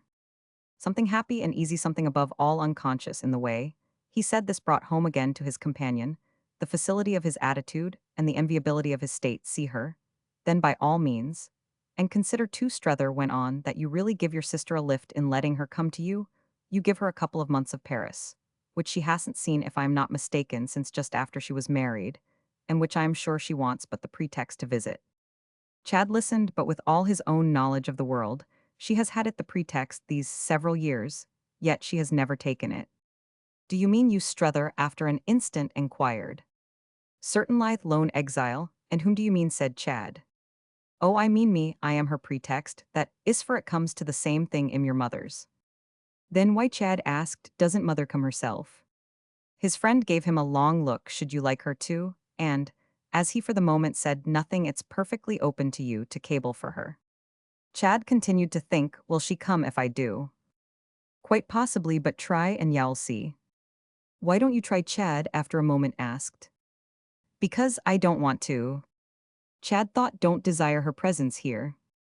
Strether faced the question, And his answer was the more emphatic, "Don't put it off, my dear boy, on me." "Well, I see what you mean. I am sure you'd behave beautifully, but you don't want to see her, so I won't play you that trick." Strether declared, "I shouldn't call it a trick, you've a perfect right. And it would be perfectly straight of you." Then he added in a different tone, "You'd have moreover in the person of Madame de Vionnet, a very interesting relation prepared for her." Their eyes on this proposition continued to meet, but Chad's pleasant and bold never flinched for a moment. He got up at last, and he said something with which Strether was struck. "She wouldn't understand her, but that makes no difference. Madame de Vionnet would like to see her shed like to be charming to her. She believes she could work it." Strether thought a moment affected by this, but finally turning away she couldn't. "You're quite sure?" Chad asked. "Well, risk it if you like." Strether, who uttered this with serenity, had urged a plea for their now getting into the air, but the young man still waited. "Have you sent your answer?"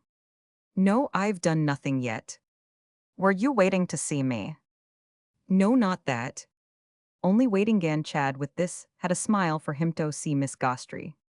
"Nah, not even Miss Gostry. I wasn't waiting to see anyone. I had only waited till now to make up my mind in complete solitude. And since I of course absolutely owe you the information, was on the point of going out with it. Quite made up. Have therefore a little more patience with me. Remember," Strether went on, "that's what you originally asked me to have. I've had it, you see. And you see what has come of it. Stay on with me." Chad looked grave. "How much longer?" "Well, till I make you a sign. I can't myself, you know, at the best. Or at the worst stay for ever. Let the pocox come," Strether repeated. "Because it gains you time." "Yes, it gains me time." Chad, as if it still puzzled him, waited a minute. "You don't want to get back to mother?" "Not just yet. I am not ready." "You feel," Chad asked in a tone of his own, "the charm of life over here?" "Immensely." Strether faced it. "You've helped me so to feel it that surely needn't surprise you." "No, it doesn't surprise me, and I am delighted. But what, my dear man," Chad went on with conscious queerness, "does it all lead to for you?" The change of position and of relation for each was so oddly betrayed in the question that Chad laughed out as soon as he had uttered it, which made Strether also laugh. "Well, to my having a certitude that has been tested, that has passed through the fire. But oh," he couldn't help breaking out, "if within my first month here you had been willing to move with me." "Well," said Chad, while he broke down as for weight of thought. "Well, we should have been over there by now." "Ah, but you wouldn't have had your fun." "I should have had a month of it, and I am having now, if you want to know." Strether continued, "enough to last me for the rest of my days."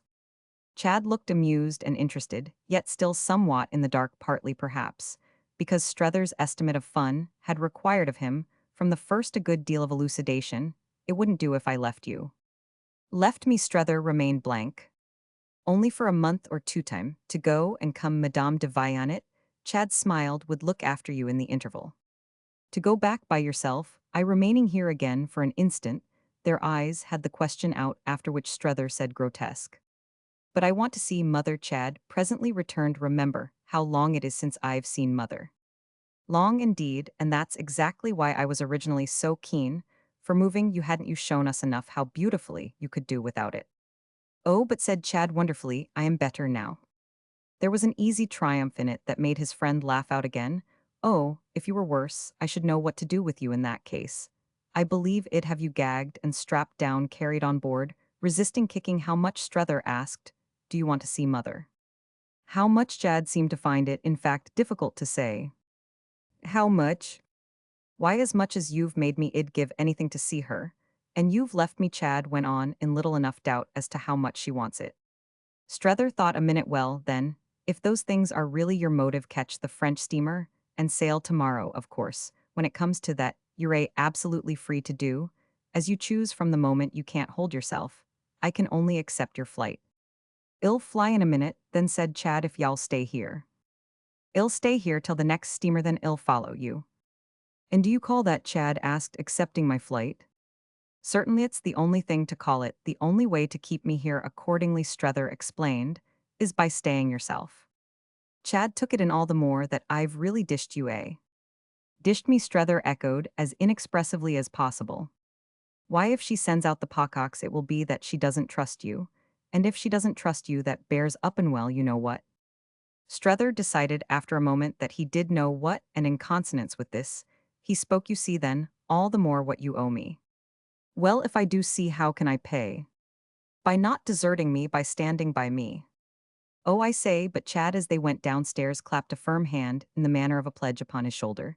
They descended slowly together, and had in the court of the hotel some further talk, of which the upshot was that they presently separated. Chad Newsome departed, and Strether, left alone, looked about superficially for Waymarsh.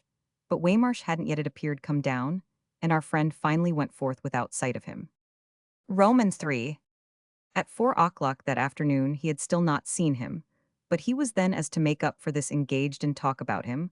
With Miss Gostry, Strether had kept away from home all day, given himself up to the town, and to his thoughts wandered and mused, been at once restless and absorbed, and all with the present climax of a rich little welcome in the Quartier Marbeuf. Waymarsh has been unbeknown to me, I am convinced, for Miss Gostry had inquired in communication with Woollett, the consequence of which was last night the loudest possible call for me. Do you mean a letter to bring you home? No, a cable which I have at this moment in my pocket, a come back by the first ship. Strether's hostess, it might have been made out, just escaped, changing color. Reflection arrived, but in time, and established a provisional serenity. It was perhaps exactly this that enabled her to say with duplicity, and you're going. You almost deserve it when you abandon me so. She shook her head as if this were not worth taking up. My absence has helped you, as I've only to look at you to see it was my calculation, and I am justified, you're not where you were, and the thing, she smiled, was for me not to be there, either. You can go of yourself. Oh, but I feel today, he comfortably declared, that I shall want you yet. She took him all in again. Well, I promise you not again to leave you, but it will only be to follow you. You've got your momentum, and can toddle alone. He intelligently accepted it. Yes, I suppose I can toddle. It's the sight of that, in fact, that has upset Waymarsh. He can bear it the way I strike him as going no longer. That's only the climax of his original feeling. He wants me to quit, and he must have written to Woollett that I am in peril of perdition. Ah, good, she murmured, but is it only your supposition? I make it out, it explains. Then he, Dennisser, you haven't asked him. I've not had time, Strether said. I made it out, but last night, putting various things together, and I've not been since then face to face with him. She wondered, because you're too disgusted, you can't trust yourself. He settled his glasses on his nose. Do I look in a great rage? You look divine. There's nothing, he went on, to be angry about. He has done me, on the contrary, a service. She made it out by bringing things to a head. How well you understand, he almost groaned. Waymarsh want in the least, at any rate, when I have it out with him, deny or extenuate. He has acted from the deepest conviction, with the best conscience, and after wakeful nights hell recognize that he's fully responsible, and will consider that he has been highly successful, so that any discussion we may have will bring us quite together. Bridge, the dark stream that has kept us so thoroughly apart, we shall have at last, in the consequences of his act, something we can definitely talk about. She was silent a little. How wonderfully you take it, but you're always wonderful. He had a pause that matched her own, then he had, with an adequate spirit, a complete admission. It's quite true, I am extremely wonderful just now, I dare say, in fact, I'm quite fantastic, and I shouldn't be at all surprised if I were mad. Then tell me, she earnestly pressed, as he, however, for the time, answered nothing, only returning the look with which she watched him. She presented herself where it was easier to meet her. What will Mr. Waymarsh exactly have done? Simply have written a letter. One will have been quite enough, he has told them. I want looking after. And Du Yauch was all interest. Immensely, and I shall get it. By which you mean, you don't budge. I don't budge. You've cabled. No, I've made Chad do it. That you decline to come. That he declines, we had it out this morning, and I brought him round. He had come in before I was down to tell me. He was ready, I mean, to return, and he went off after 10 minutes with me to say he wouldn't. Miss Gostry followed with intensity. Then you've stopped him. Strether settled himself afresh in his chair. I've stopped him, that is, for the time. They gave it to her more vividly, where I am. I see, but where's Mr. Newsome? He was ready, she asked, to go. All ready. And Cincerella, I believing you'd be. Perfectly, I think so. That he was amazed to find the hand I had laid on him, to pull him over suddenly, converted into an engine for keeping him still.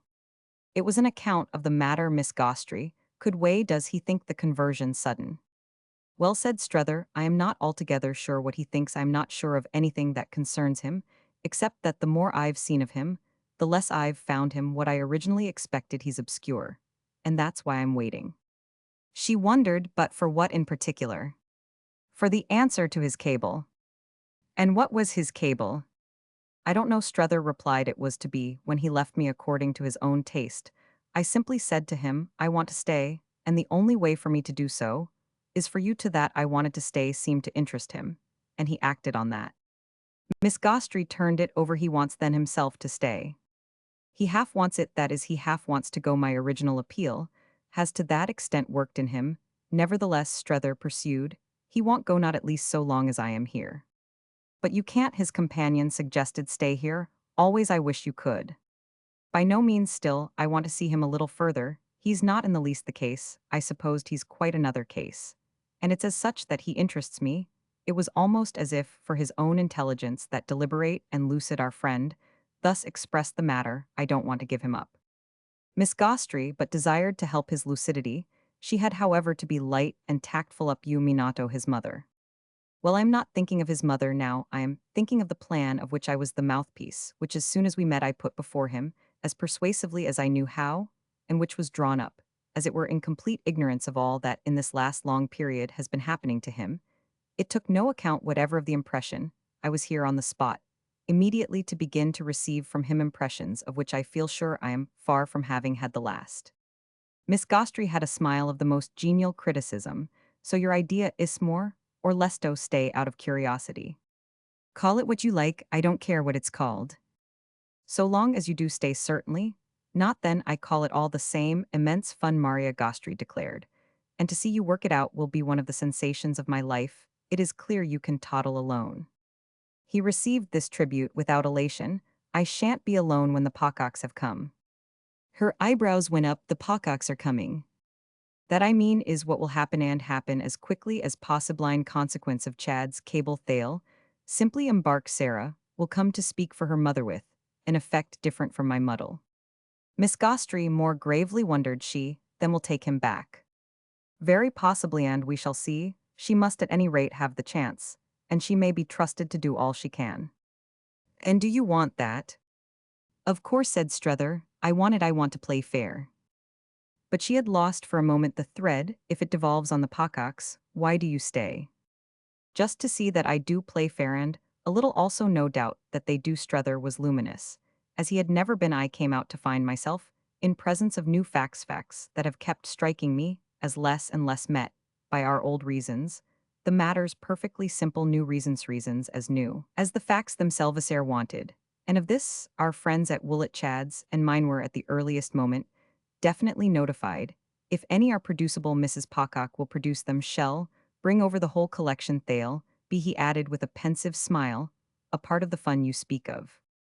She was quite in the current now, and floating by his side. It's mamisso, far as I've had it from Youghal, be their great card. And then, as his contemplative silence wasn't a denial, she significantly added, I think I'm sorry for her.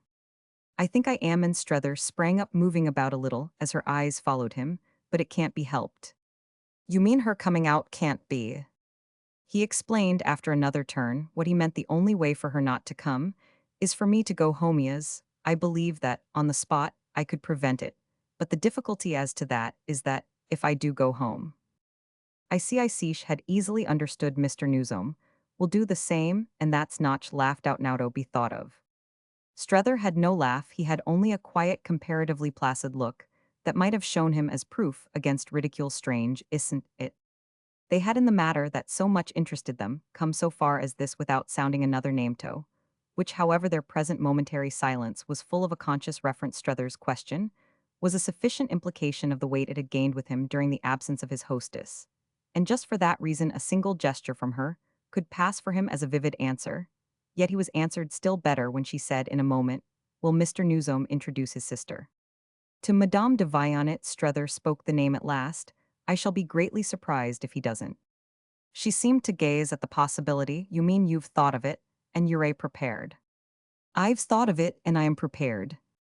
It was to her visitor now that she applied her consideration. Bon, you are magnificent. Well, he answered after a pause and a little wearily, but still standing there before her. Well, that's what just once in all my dull days, I think I shall like to have been. 2 days later, he had news from Chad of a communication from Woollett in response to their determinate telegram, this missive being addressed to Chad himself, and announcing the immediate departure for France of Sarah, and Jim and Mamie Strether had meanwhile on his own side cabled he had but delayed that act till after his visit to Miss Gostry, an interview by which as so often before he felt his sense of things cleared up, and settled his message to Mrs. Newsome in answer to her own, had consisted of the words judge best to take another month, but with full appreciation of all reinforcements. He had added that he was writing. But he was of course always writing. It was a practice that continued oddly enough to relieve him, to make him come nearer than anything else to the consciousness of doing something, so that he often wondered if he hadn't really, under his recent stress, acquired some hollow trick, one of the specious arts of make-believe. Wouldn't the pages he still so freely dispatched by the American post have been worthy of a showy journalist? Some master of the great new science of beating the sense out of words. Wasn't he writing against time? And mainly to show he was kind, since it had become quite his habit not to like to read himself over on those lines. He could still be liberal, yet it was at best a sort of whistling in the dark. It was unmistakable, moreover, that the sense of being in the dark now pressed on him, more sharply creating, thereby, the need for a louder and livelier whistle. He whistled long and hard. After sending his message, he whistled again and again, in celebration of Chad's news. There was an interval of a fortnight in which this exercise helped him. He had no great notion of what on the spot Sarah Pocock would have to say, though he had indeed confused premonitions. But it shouldn't be in her power to say it, shouldn't be in anyone's anywhere to say that he was neglecting her mother. He might have written before more freely, but he had never written more copiously. And he frankly gave for a reason at Woollett that he wished to fill the void created there by Sarah's departure. The increase of his darkness, however, and the quickening, as I have called it, of his tune, resided in the fact that he was hearing almost nothing. He had for some time been aware that he was hearing less than before, and he was now clearly following a process by which Mrs. Newsome's letters could but logically stop. He hadn't had a line for many days, and he needed no proof, though he was in time to have plenty. That she wouldn't have put pen to paper after receiving the hint. That had determined her telegram. She wouldn't write till Sarah should have seen him and reported on him. It was strange, though it might well be less so than his own behavior appeared at Woollett. It was at any rate significant, and what was remarkable was the way his friend's nature and manner put on for him, through this very drop of demonstration, a greater intensity. It struck him really that he had never so lived with her as during this period of her silence. Silence was a sacred hush, a finer, clearer medium, in which her idiosyncrasies showed. He walked about with her, sat with her, drove with her, and dined face to face with her, a rare treat in his life, as he could perhaps have scarce escaped phrasing it. And if he had never seen her so soundless, he had never, on the other hand, felt her so highly, so almost austerely herself pure, and by the vulgar estimate cold, but deep, devoted, delicate, sensitive, noble. Her vividness in these respects became for him, in the special conditions, almost an obsession, and though the obsession sharpened his pulses, adding really to the excitement of life, there were hours at which, to be less on the stretch, he directly sought forgetfulness. He knew it for the queerest of adventurous a circumstance, capable of playing such a part, only for Lambert Strether, that in Paris itself, of all places, he should find this ghost of the Lady of Woollett more importunate than any other presence.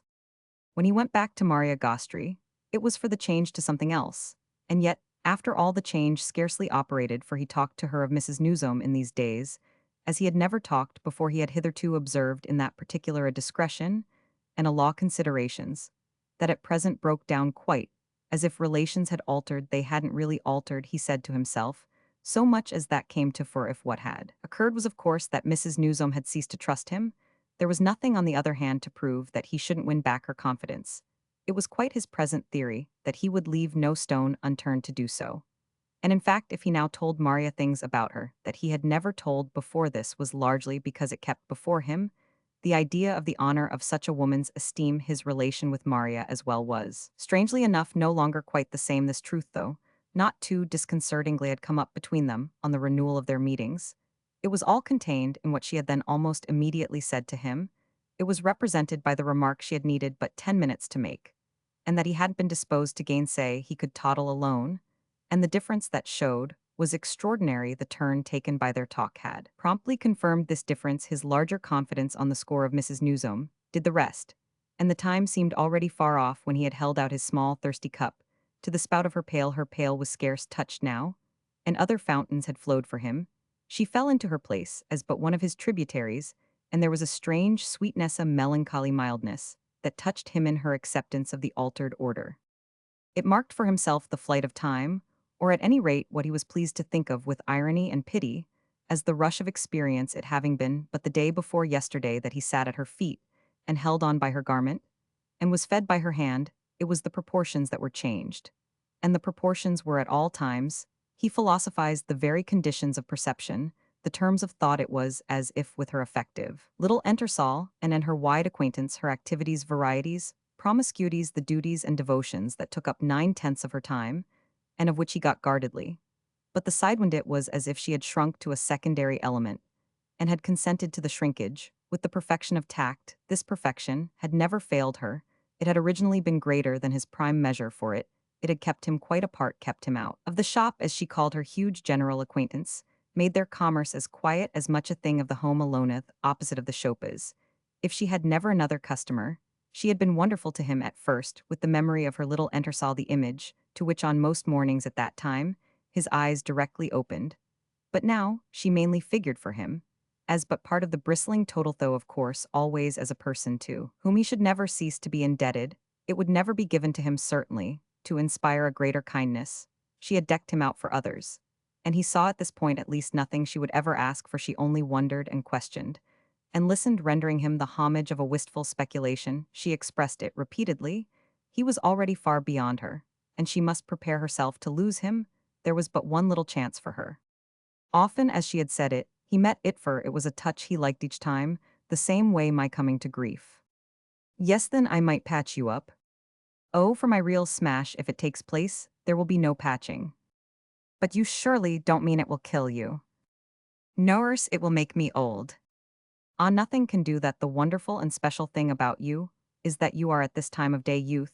Then, she always made further one of those remarks that she had completely ceased to adorn with hesitations or apologies, and that had by the same token, in spite of their extreme straightness, ceased to produce in Strether the least embarrassment. She made him believe them, and they became thereby as impersonal as truth itself. It's just your particular charm.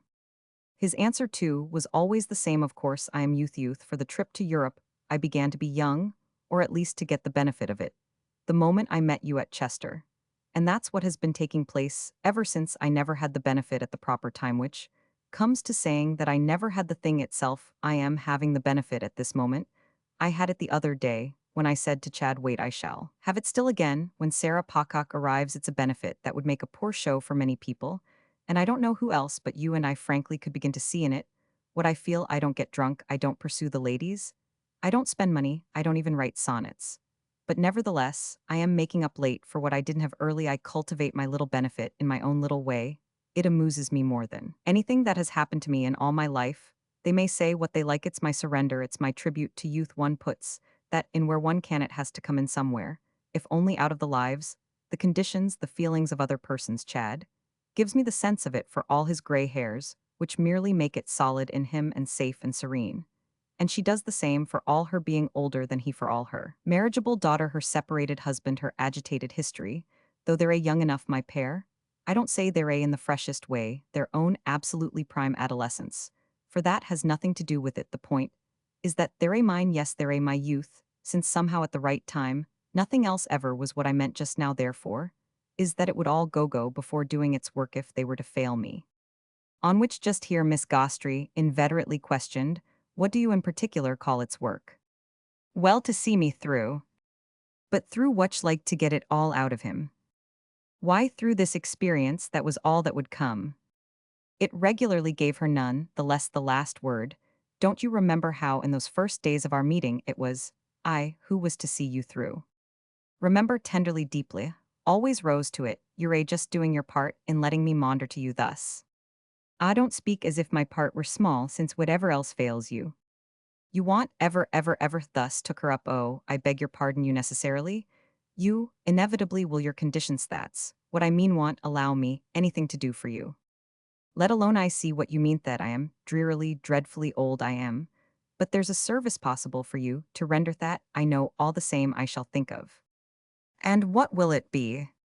This in fine, however, she would never tell him. You shall hear only if your smash takes place. As that's really out of the question, I want expose myself a point at which, for reasons of his own, Strether ceased to press. He came round for publicity. It was the easiest thing to, the idea that his smash was out of the question. And this rendered idle the discussion of what might follow it. He attached an added importance. As the days elapsed to the arrival of the Pococks, he had even a shameful sense of waiting for it. Insincerely and incorrectly he accused himself of making believe to his own mind that Sarah's presence, her impression, her judgment would simplify and harmonize. He accused himself of being so afraid of what they might do that he sought refuge, to beg the whole question in a vain fury. He had abundantly seen at home what they were in the habit of doing, and he had not at present the smallest ground. His clearest vision was when he made out that what he most desired was an account more full and free of Mrs. Newsome's state of mind than any he felt he could now expect from herself. That calculation at least went hand in hand with the sharp consciousness of wishing to prove to himself that he was not afraid to look his behavior in the face. If he was by an inexorable logic to pay for it, he was literally impatient to know the cost, and he held himself ready to pay in installments. The first installment would be precisely this entertainment of Sarah, as a consequence of which, moreover, he should know vastly better how he stood. Book 8th. And I? Strether rambled alone during these few days, the effect of the incident of the previous week having been to simplify in a marked fashion his mixed relations with Waymarsh. Nothing had passed between them in reference to Mrs. Newsome's summons, but that our friend had mentioned to his on the departure of the deputation, actually at sea, giving him thus an opportunity to confess to the occult intervention. He imputed to him Waymarsh, however, in the event, confessed to nothing, and though this falsified in some degree Strether's forecast, the latter amusedly saw in it the same depth of good conscience, out of which the dear man's impertinence had originally sprung. He was patient with the dear man now, and delighted to observe how unmistakably he had put on flesh.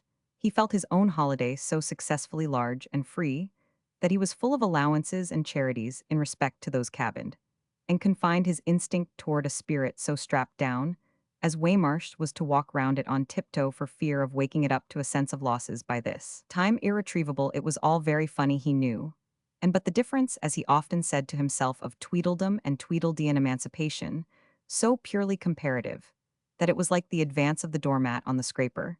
Yet the present crisis was happily to profit by it, and the pilgrim from Milrose to know himself more than ever in the right. Strether felt that, when he heard of the approach of the Pococks, the impulse of pity quite sprang up in him, beside the impulse of triumph. That was exactly why Waymarsh had looked at him with eyes in which the heat of justice was measured.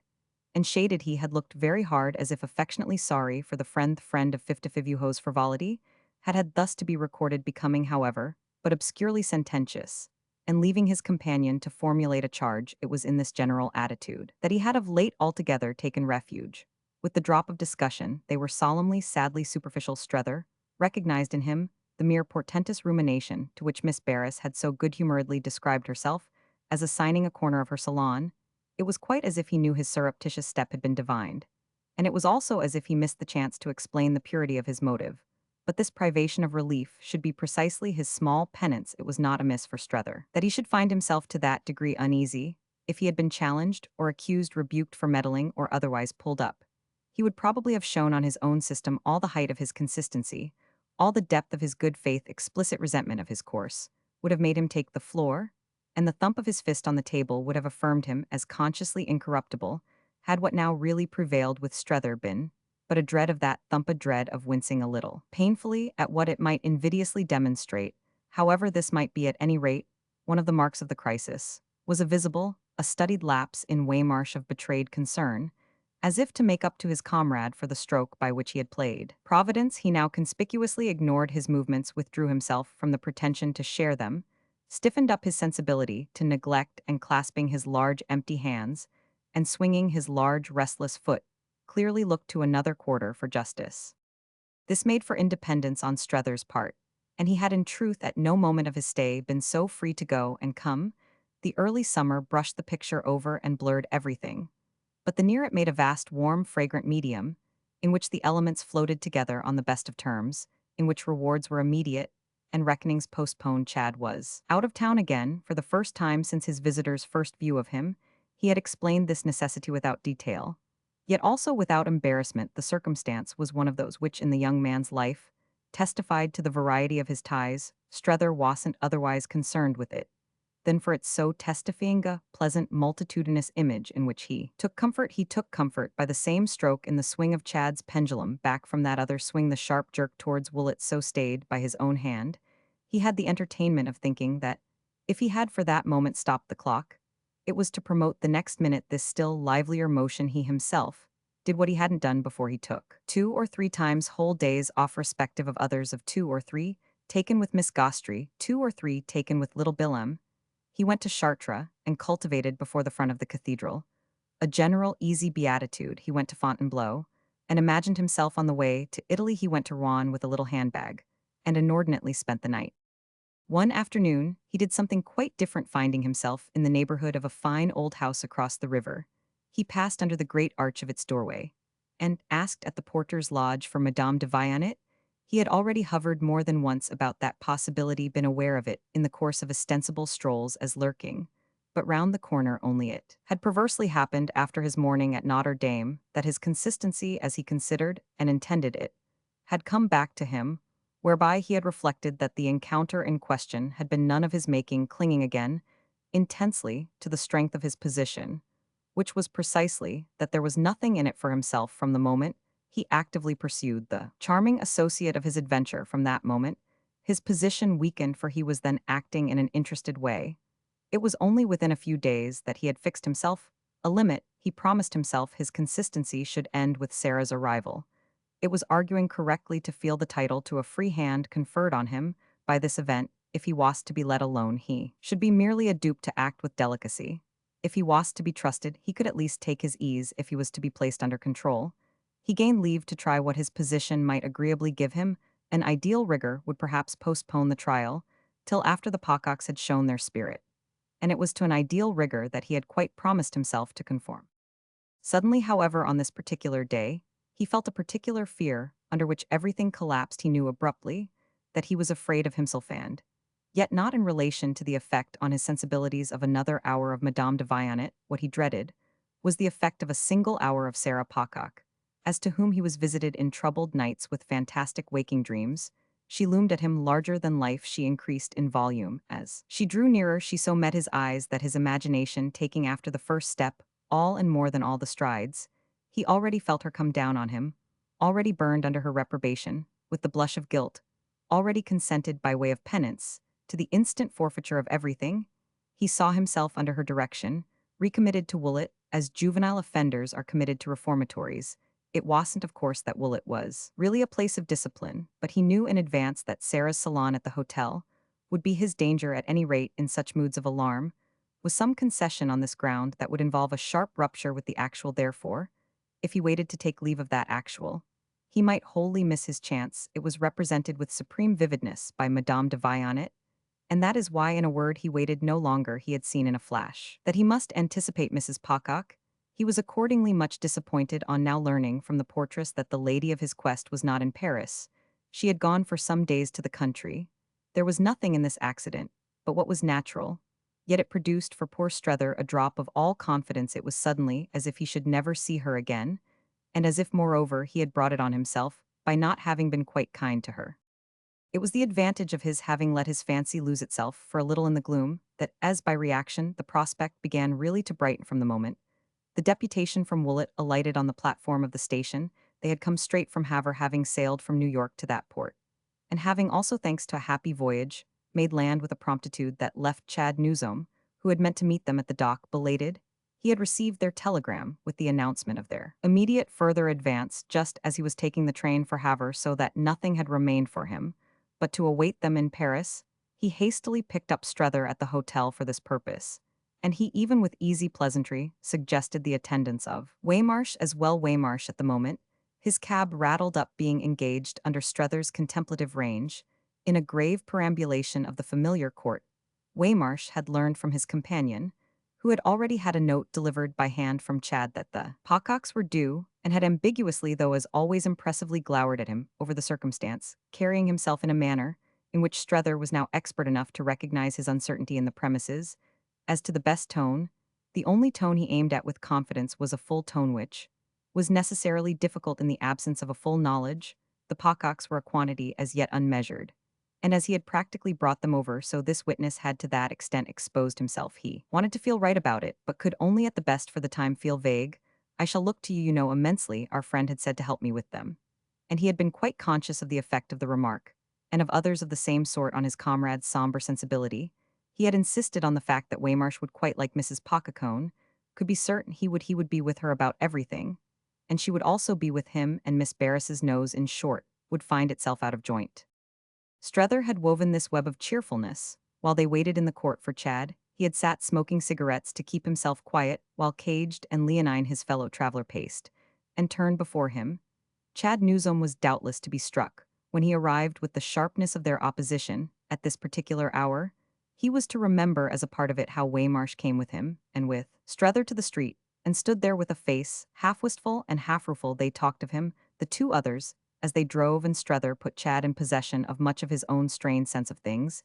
He had already a few days before named to him the wire he was convinced their friend had pulled at a confidence that had made on the young man's part quite hugely for curiosity and diversion. The action of the matter, moreover, Strether could see, was to penetrate. He saw that is how Chad judged a system of influence, in which Waymarsh had served as a determinant and impression, just now quickened again, with the whole bearing of such a fact on the youth's view of his relatives, as it came up between them, that they might now take their friend for a feature of the control of these latter now sought to be exerted from Woollett. Strether felt indeed how it would be stamped all over him, half an hour later, for Sarah Pocock's eyes, that he was as much on Chad's side as Waymarsh had probably described him. He was letting himself at present go. There was no denying it. It might be desperation, it might be confidence he should offer himself to the arriving travelers, bristling with all the lucidity he had cultivated. He repeated to Chad what he had been saying in the court, to Waymarsh how there was no doubt whatever that his sister would find the latter a kindred spirit, no doubt of the alliance, based on an exchange of views, that the pair would successfully strike up. They would become as thick as thieves, which, moreover, was but a development of what Strether remembered to have said in one of his first discussions with his mate, struck as he had then already been with the elements of affinity between that personage and Mrs. Newsome herself. I told him one day, when he had questioned me on your mother, that she was a person who, when he should know her, would rouse in him, I was sure, a special enthusiasm. And that hangs together with the conviction, we now feel thy certitude, that Mrs. Pocock will take him into her boat, for it's your mother's own boat that she's pulling. Ah, said Chad, mother's worth 50 of Sally. 1,000, but when you presently meet her, all the same you'll be meeting your mother's representative adjust, as I shall. I feel like the outgoing ambassador, said Strether, doing honor to his appointed successor. A moment after speaking, as he had just done, he felt he had inadvertently rather cheapened Mrs. Newsome to her son, an impression audibly reflected as at first seen in Chad's prompt protest. He had recently rather failed of apprehension of the young man's attitude and temperamenting, principally conscious of how little worry at the worst he wasted, and he studied him at this critical hour with renewed interest. Chad had done exactly what he had promised him a fortnight previous, had accepted without another question his plea for delay. He was waiting cheerfully and handsomely, but also inscrutably, and with a slight increase perhaps of the hardness originally involved in his acquired high polish. He was neither excited nor depressed, was easy and acute, and deliberate, unhurried, unflurried, unworried, only at most a little less amused than usual. Strether felt him more than ever a justification of the extraordinary process, of which his own absurd spirit had been the arena. He knew, as their cab rolled along, knew, as he hadn't even yet known, that nothing else than what Chad had done, and had been, would have led to his present showing. They had made him these things what he was. And the business hadn't been easy. It had taken time, and trouble. It had cost above all a price. The result, at any rate, was now to be offered to Sally, which Strether, so far as that was concerned, was glad to be there to witness. Would she in the least make it out, or take it in the result?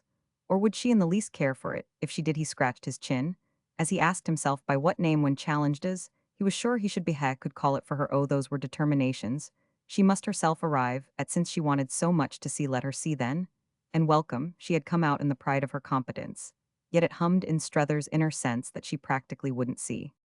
That this was, moreover, what Chad shrewdly suspected, was clear from a word that next dropped from him. They're a children, they play at life end. The exclamation was significant, and reassuring it implied that he hadn't then, for his companion's sensibility, appeared to give Mrs. Newsom away. And it facilitated our friends presently asking him if it were his idea that Mrs. Pocock and Madame de Vionnet should become acquainted Strether, was still more sharply struck hereupon with Chad's lucidity.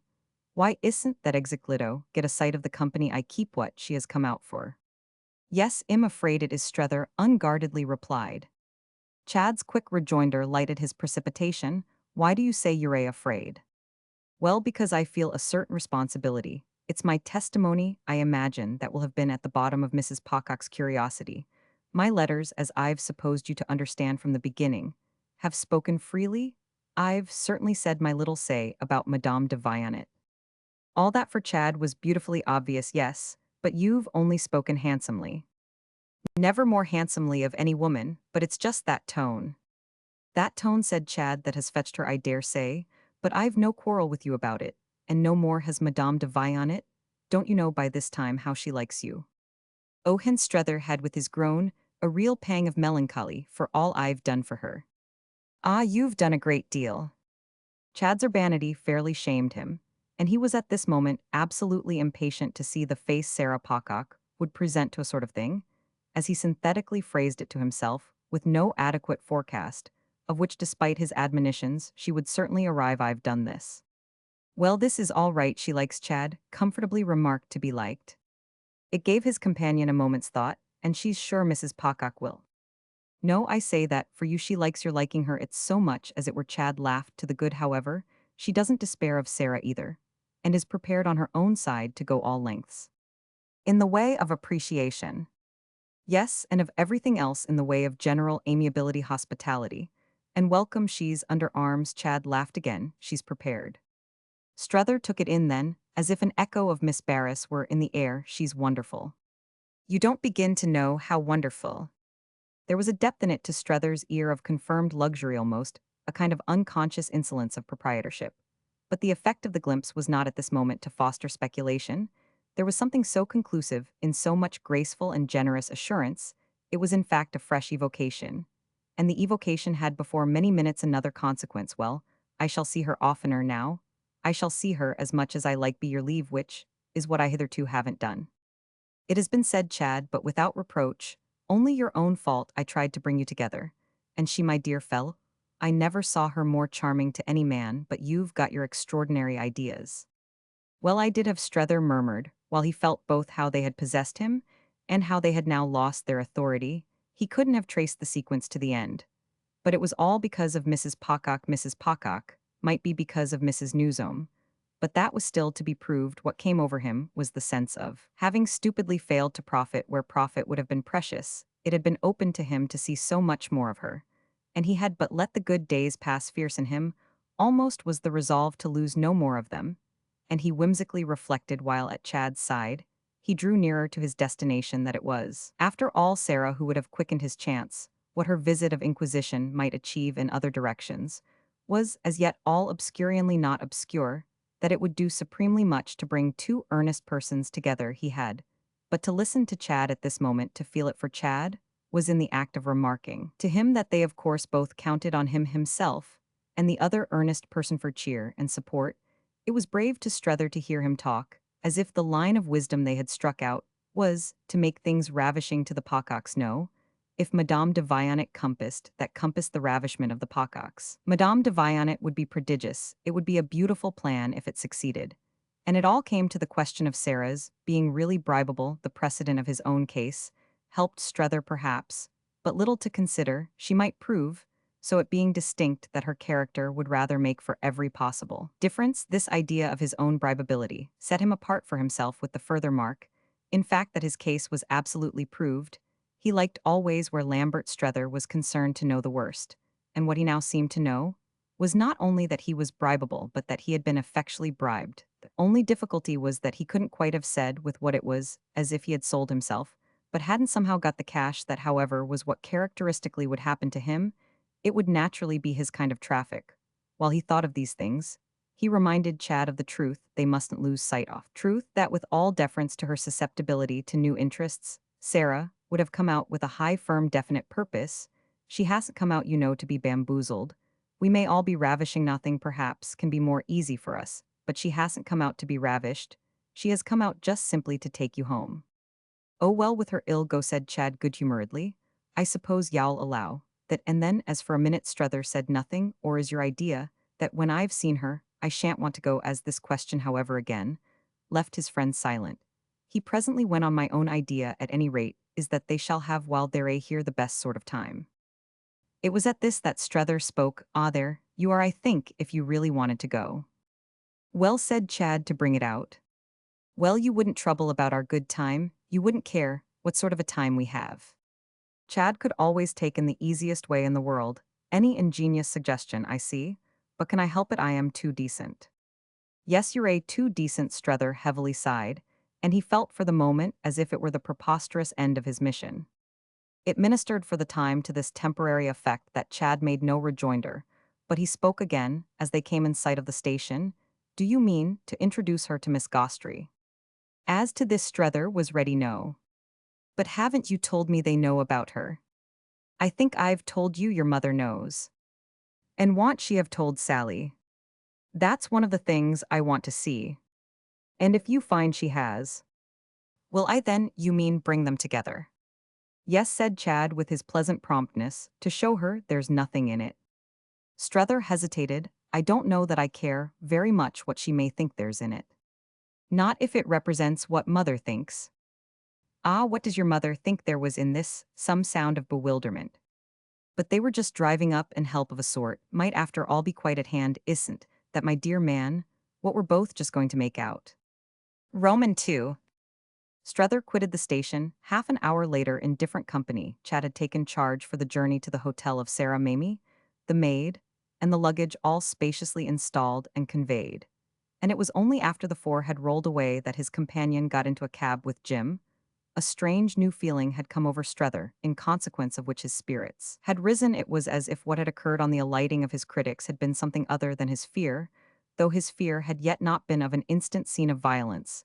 His impression had been nothing but what was inevitable, said that to himself, yet relief and reassurance had softly dropped upon him. Nothing could be so odd as to be indebted for these things to the look of faces and the sound of voices that had been with him, to satiety, as he might have said for years. But he now knew all the same how uneasy he had felt that was brought home to him by his present sense of a respite.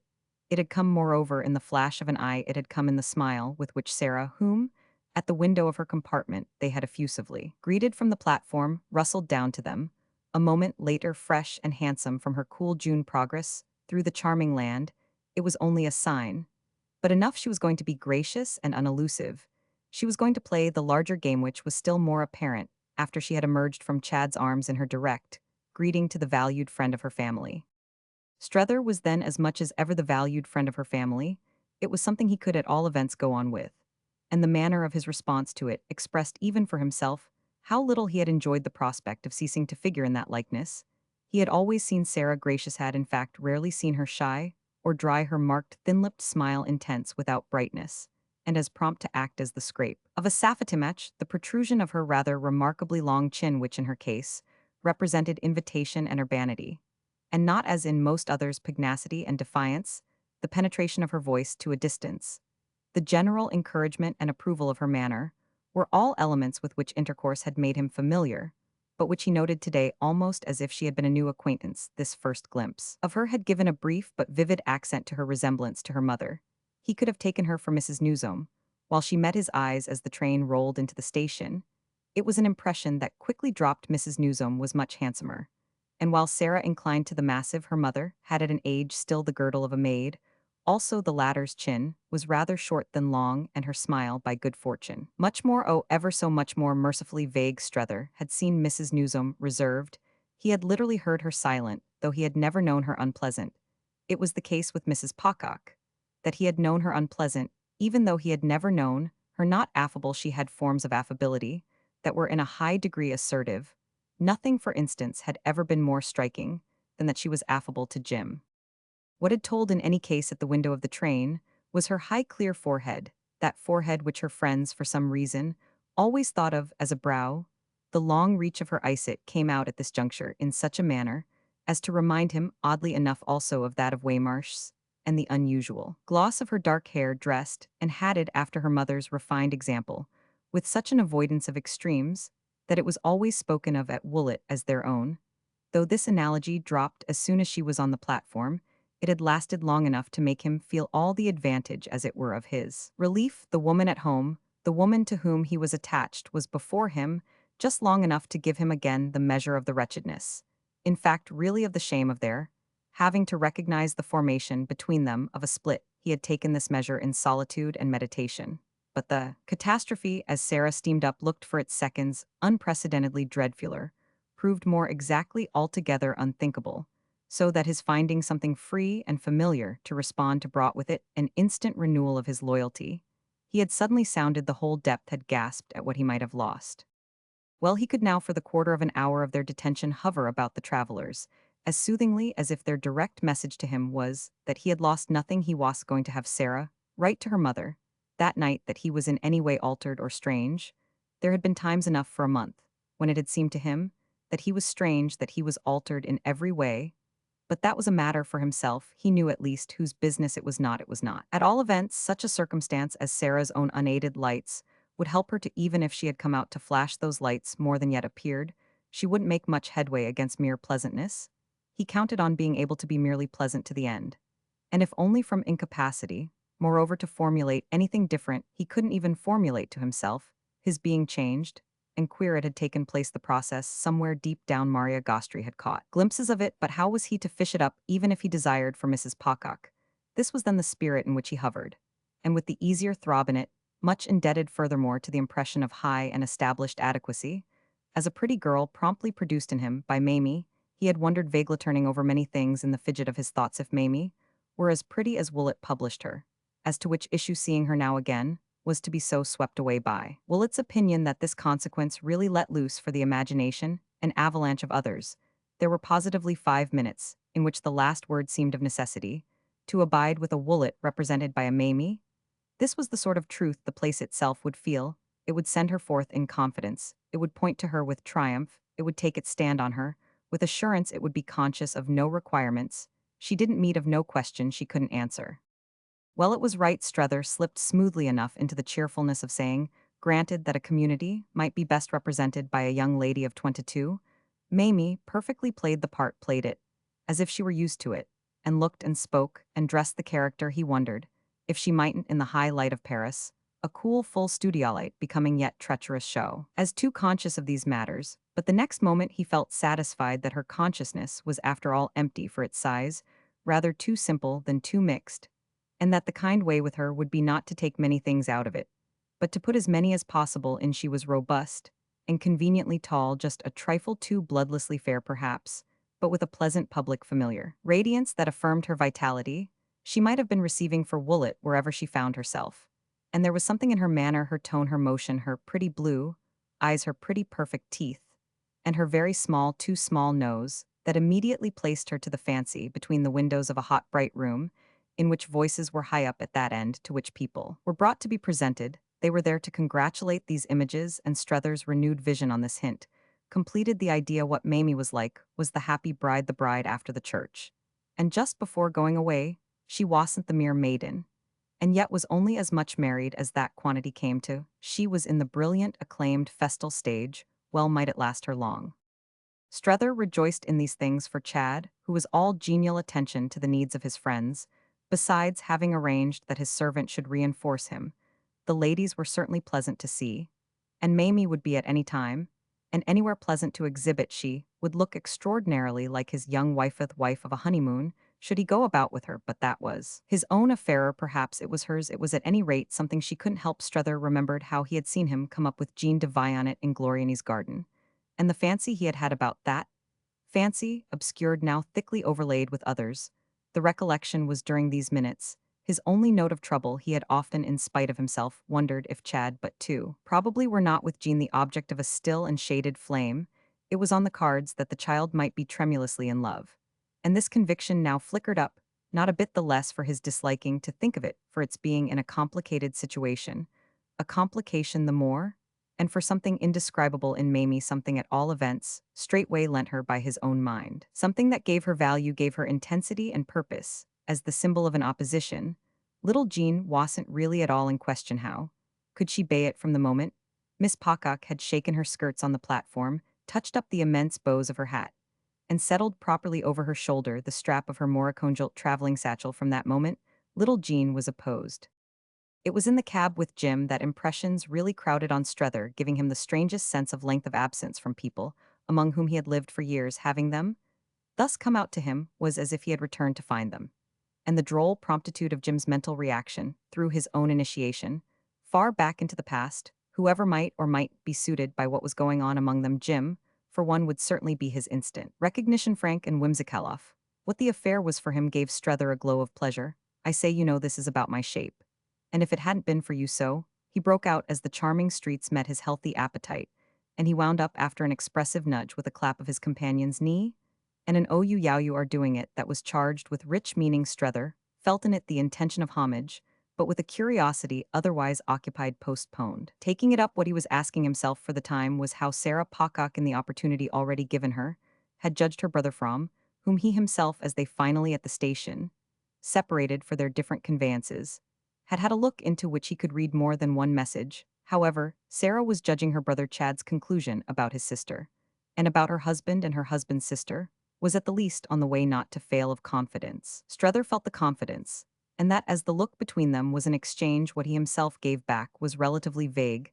This comparison of notes, however, could wait. Everything struck him as depending on the effect produced by Chad. Neither Sarah nor Mamie had in any way at the station where they had, after all, ample time broken out about it, which, to make up for this, was what our friend had expected of Jim as soon as they should find themselves together.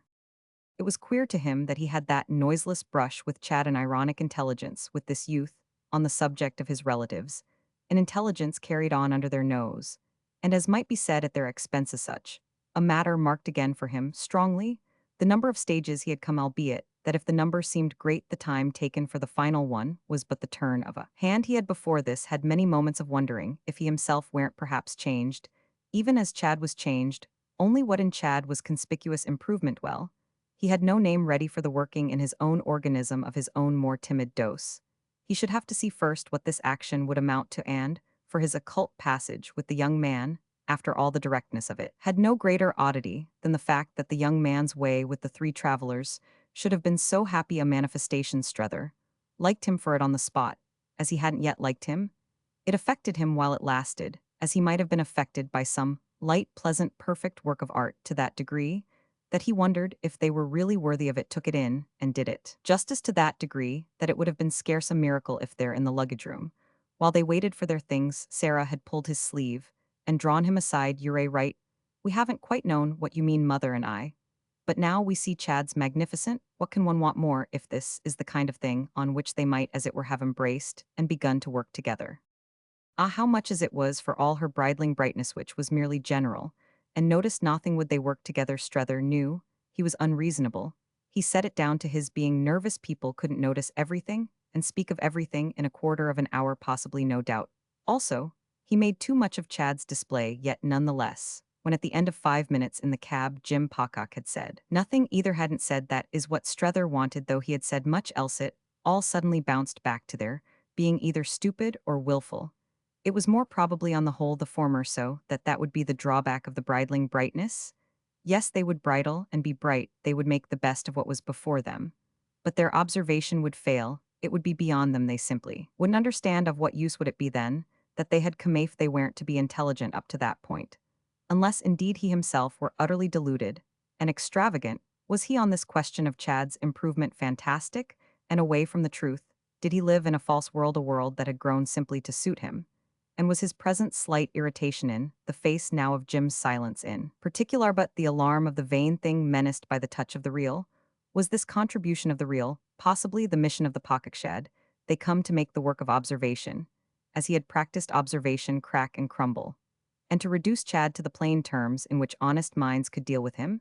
Had they come, in short, to be sane, where Strether was destined to feel that he himself had only been silly? He glanced at such a contingency, but it failed to hold him long when once he had reflected that he would have been silly in this case with Maria Gostri, and little Bilham with Madame de Vionnet, and little Jean with Lambert Strether, in fine, and above all with Chad Newsome, Himself wouldn't it be found to have made more for reality to be silly with these persons than sane with Sarah. And Jim, in fact, he presently made up his mind, was individually out of it. Jim didn't care Jim hadn't come out either for Chad or for him. Jim in short left the moral side to Sally. And indeed simply availed himself now for the sense of recreation of the fact that he left almost everything to Sally. He was nothing compared to Sally, and not so much by reason of Sally's temper and will, as by that of her more developed type and greater acquaintance with the world, he quite frankly and serenely confessed, as he sat there with Strether, that he felt his type hang far in the rear of his wife's, and still further, if possible, in the rear of his sister's. Their types he well knew were recognized and acclaimed, whereas the most a leading Woollett businessman could hope to achieve socially. And for that matter, industrially, was a certain freedom to play into this general glamour. The impression he made on our friend was another of the things that marked our friend's road. It was a strange impression, especially as so soon produced Strether had received it. He judged all in the 20 minutes it struck him at least as, but in a minor degree, the work of the long Woollett years. Pocock was normally and consentingly, though not quite wittingly out of the question. It was despite his being normal, it was despite his being cheerful, it was despite his being a leading Woollett businessman. And the determination of his fate left him thus perfectly usual as everything else about it was clearly to his sense, not less so he seemed to say that. There was a whole side of life on which the perfectly usual was for leading Woollett businessmen to be out of the question. He made no more of it than that, and Strether, so far as Jim was concerned, desired to make no more. Only Strether's imagination, as always, worked. And he asked himself if this side of life were not somehow connected for those who figured on it with the fact of marriage. Would his relation to it, had he married 10 years before, have become now the same as Pocock's? Might it even become the same should he marry in a few months? Should he ever know himself as much out of the question for Mrs. Newsome as Jim knew himself in a dim way for Mrs. Jim? To turn his eyes in that direction was to be personally reassured. He was different from Pocock, he had affirmed himself differently, and was held after all in higher esteem. What none the less came home to him, however, at this hour, was that the society over there, that of which Sarah and Mammy and, in a more eminent way, Mrs. Newsome herself were specimens, was essentially a society of women, and that poor Jim wasn't in it. He himself, Lambert Strether, was, as yet in some degree, which was an odd situation for a man. But it kept coming back to him in a whimsical way that he should perhaps find his marriage had cost him his place this occasion. Indeed, whatever that fancy represented, was not a time of sensible exclusion for Jim, who was in a state of manifest response to the charm of his adventure, small and fat, and constantly facetious, straw-colored, and destitute of marks. He would have been practically indistinguishable hadn't his constant preference for light gray clothes, for white hats, for very big cigars, and very little stories done what it could for his identity. There were signs in him, though none of them plaintive, of always paying for others. And the principal one perhaps was just this failure of type. It was with this that he paid rather than with fatigue or waste, and also doubtless a little with the effort of humor never, irrelevant to the conditions, to the relations with which he was acquainted. He gurgled his joy as they rolled through the happy streets. He declared that his trip was a regular windfall, and that he wasn't there. He was eager to remark to hang back from anything. He didn't know quite what Sally had come for, but he had come for a good time. Strether indulged him, even while wondering if what Sally wanted her brother to go back for was to become like her husband. He trusted that a good time was to be out and out the program for all of them. And he assented liberally to Jim's proposal that disencumbered and irresponsible his things were in the omnibus, with those of the others, should take a further turn round before going to the hotel.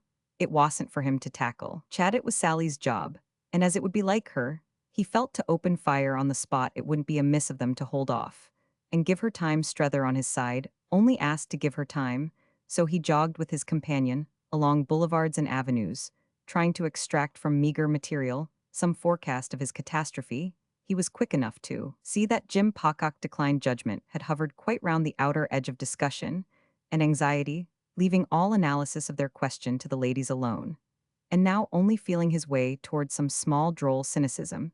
It broke out afresh. The cynicism it had already shown a flicker in, a but slightly deferred well hanged, if I were he.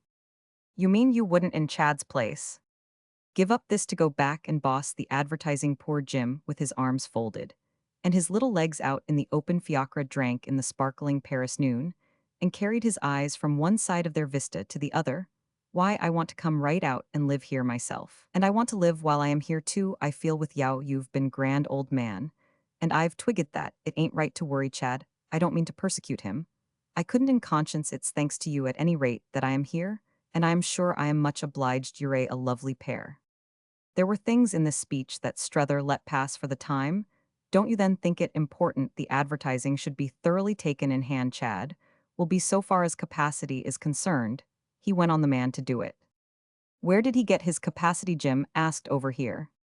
He didn't get it over here, and the wonderful thing is that over here he hasn't inevitably lost it. He has a natural turn for business and extraordinary head. He comes by that Strether explained honestly enough he's, in that respect his father's son, and also for she's wonderful in her way too high's mother's. He has other tastes and other tendencies. But Mrs. Newsome and your wife are quite right about his having that he's very remarkable. Well, I guess he is Jim Pocock comfortably sighed. But if you've believed so in his making us hum, why have you so prolonged the discussion? Don't you know we've been quite anxious about you? These questions were not informed with earnestness, but Strether saw he must none the less make a choice, and take a line because you see I've greatly liked it I've liked my Paris I dare say, I've liked it too much. Oh you old wretch Jim gaily exclaimed. But nothing's concluded Strether went on the case, is more complex than it looks from Woollett. Oh well it looks bad enough from Woollett Jim declared. Even after all I've written.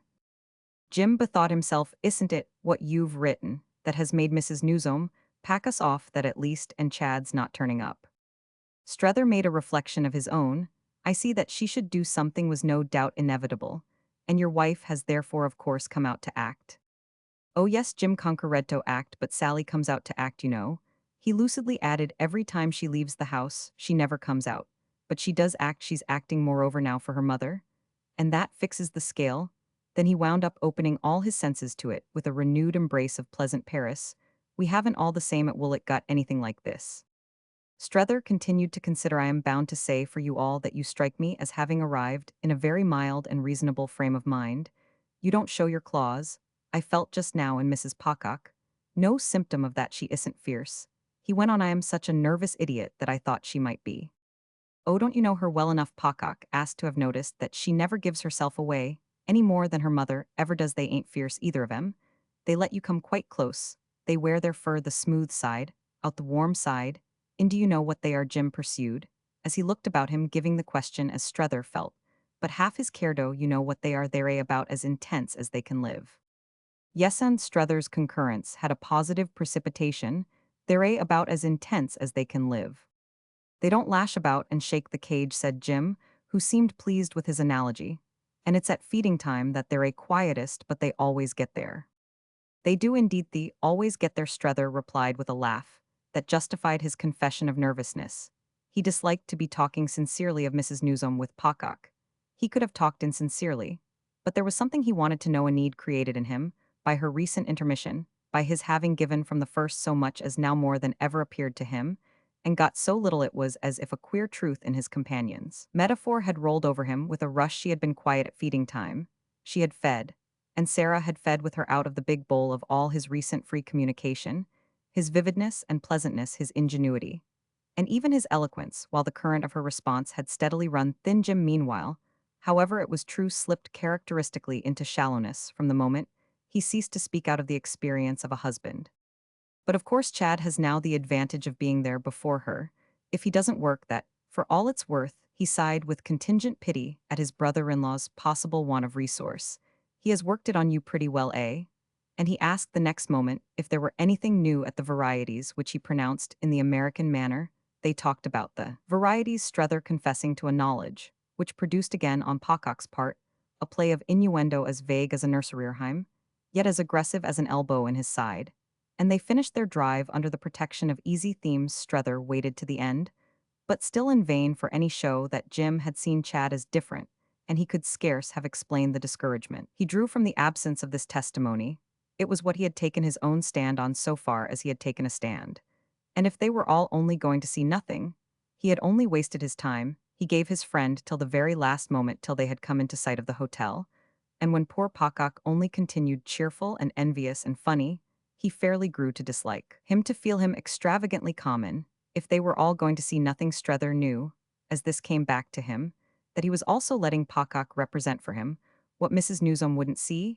He went on disliking in the light of Jim's commonness to talk to him about that lady yet just before the cab pulled up. He knew the extent of his desire for the real word from Woollett. Has Mrs. Newsome at all given way? Given way, Jim echoed it with the practical derision of his sense of a long past. Under the strain, I mean of hope deferred, of disappointment repeated, and thereby intensified. Oh, is she prostrate, you mean? Had his categories in hand? Why, yes, she's prostrate just as Sally is. But they're a never so lively, you know, as when they're a prostrate. Ah, Sarah's prostrate, Strether vaguely murmured.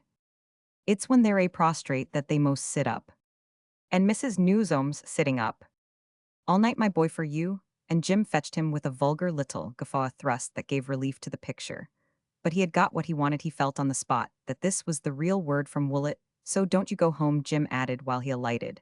And while his friend letting him profusely pay, the cabman sat on. In a momentary muse, Strether wondered if that were the real word too. Romans 3. As the door of Mrs. Pocock's salon was pushed open for him, the next day well before noon, he was reached by a voice with a charming sound that made him just falter before crossing the threshold. Madame de Vionnet was already on the field, and this gave the drama a quicker pace than he felt it as yet, though his suspense had increased in the power of any act of his own to do. He had spent the previous evening with all his old friends together, yet he would still have described himself as quite in the dark in respect to a forecast of their influence on his situation. It was strange now none the less that, in the light of this unexpected note of her presence, he felt Madame de Vionnet a part of that situation, as she hadn't even yet been. She was alone, he found himself assuming, with Sarah, and there was a bearing in that somehow beyond his control in his personal fate. Yet she was only saying something quite easy and independent. The thing she had come as a good friend of Chad's on purpose to say there isn't anything at all. I should be so delighted. It was clear enough when they were there before him how she had been received. He saw this as Sarah got up to greet him from something fairly hectic in Sarah's face. He saw furthermore that they weren't, as had first come to him, alone together. He was at no loss as to the identity of the broad high back presented to him in the embrasure of the window furthest from the door. Waymarsh, whom he had today not yet seen, whom he only knew to have left the hotel before him, and who had taken part the night previous on Mrs. Pocock's kind invitation, conveyed by Chad in the entertainment, informal but cordial, promptly offered by that lady. Waymarsh had anticipated him, even as Madame de Vionnet had done, and with his hands in his pockets, and his attitude unaffected by Strether's entrance, was looking out in marked detachment at the Rue de Rivoli. The latter felt it in the air. It was immense how Waymarsh could mark things that he had remained deeply dissociated from the overture to their hostess that we have recorded on Madame de Vionet's side. He had conspicuously tacked besides a stiff general view, and this was why he had left Mrs. Pocock to struggle alone. He would outstay the visitor. He would unmistakably wait to what had he been doomed for months past. But waiting, therefore, she was to feel that she had him in reserve. What support she drew from this was still to be seen, for although Sarah was vividly bright, she had given herself up for the moment to an ambiguous, flushed formalism. She had to reckon more quickly than she expected. But it concerned her first of all to signify that she was not to be taken unawares. Strether arrived precisely in time for her showing it. Oh, you're too good. But I don't think I feel quite helpless. I have my brother and these American friends. And then, you know, I've been to Paris. I know Paris, said Sally Pocock, in a tone that breathed a certain chill on Strether's heart.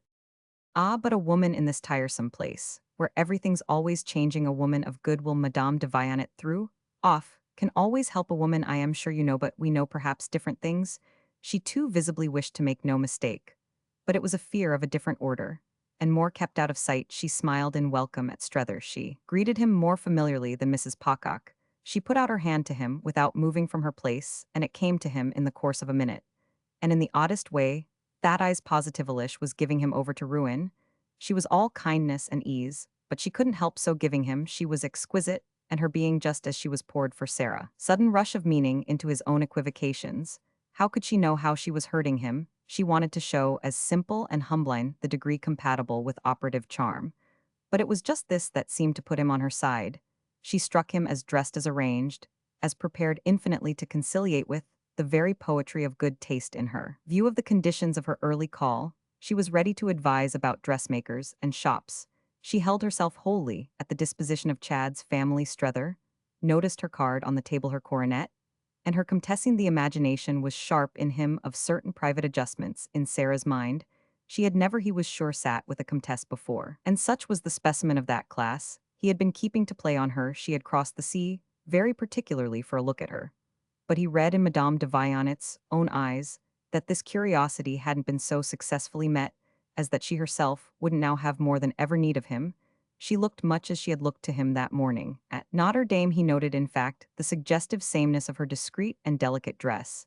It seemed to speak perhaps a little prematurely, or too finely off the sense, in which she would help Mrs. Pocock, with the shops the way that lady took her, and moreover, added depth to his impression of what Miss Gostry by their common wisdom had escaped. He winced as he saw himself but for that timely prudence ushering in Maria as a guide and an example.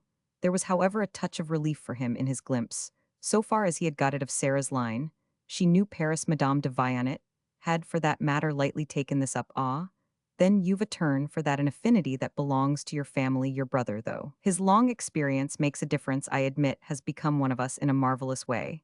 And she appealed to Strether in the manner of a woman who could always glide off with smoothness into another subject. Wasn't he struck with the way Mr. Newsome had made the place his own, and hadn't he been in a position to profit by his friend's wondrous expertness? Strether felt the bravery at the least of her presenting herself so promptly to sound that note, and yet asked himself, what other note, after all, she could strike from the moment she presented herself at all? She could meet Mrs. Pocock only on the ground of the obvious, and what feature of Chad's situation was more eminent than the fact that he had created for himself a new set of circumstances.